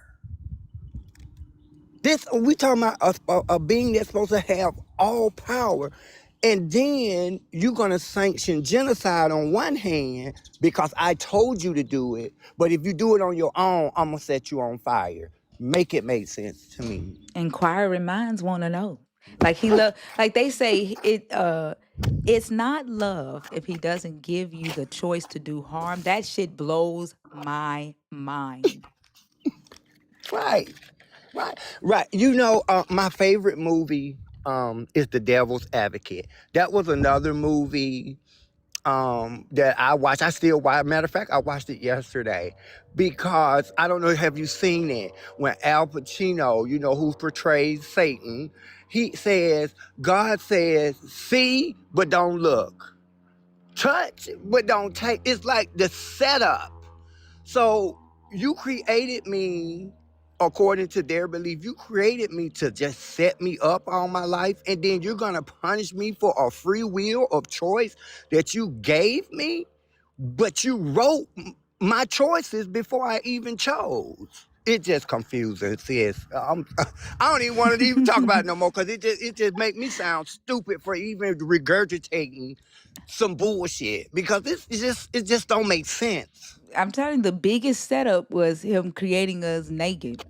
If he didn't want us to look at titties and look at genitals, then he should have covered our body in hair like he did animals. Like what the fuck? Like that's the setup. Like how you gonna Mhm. make it bare and then Right, say don't desire it? Like you should right, have covered the shit up. It's the right. it's the major setup. Right. Okay. Well, I'm gonna drop. I'm gonna see you guys over. I'm gonna go on and scroll on over, and I'll wait on you guys to come in because I'm pretty sure they're getting ready to come because they're listening. There's 600 and something people in here, but I just want if they, I just want somebody to just challenge that notion.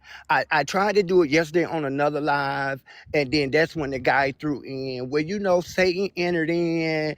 Because I asked him the same thing I just said. If God wrote my life from beginning to end, that means it's no shock to him that I am who I am. Why are they acting like if they believe this? Now I don't believe in the but if you believe in this and you're saying that your God is all knowing, all powerful, he's Alpha and Omega. So if he wrote everything from beginning to end, how are you gonna then turn the power over to Satan to have control over what God has already written if he is the be all, say all, do all?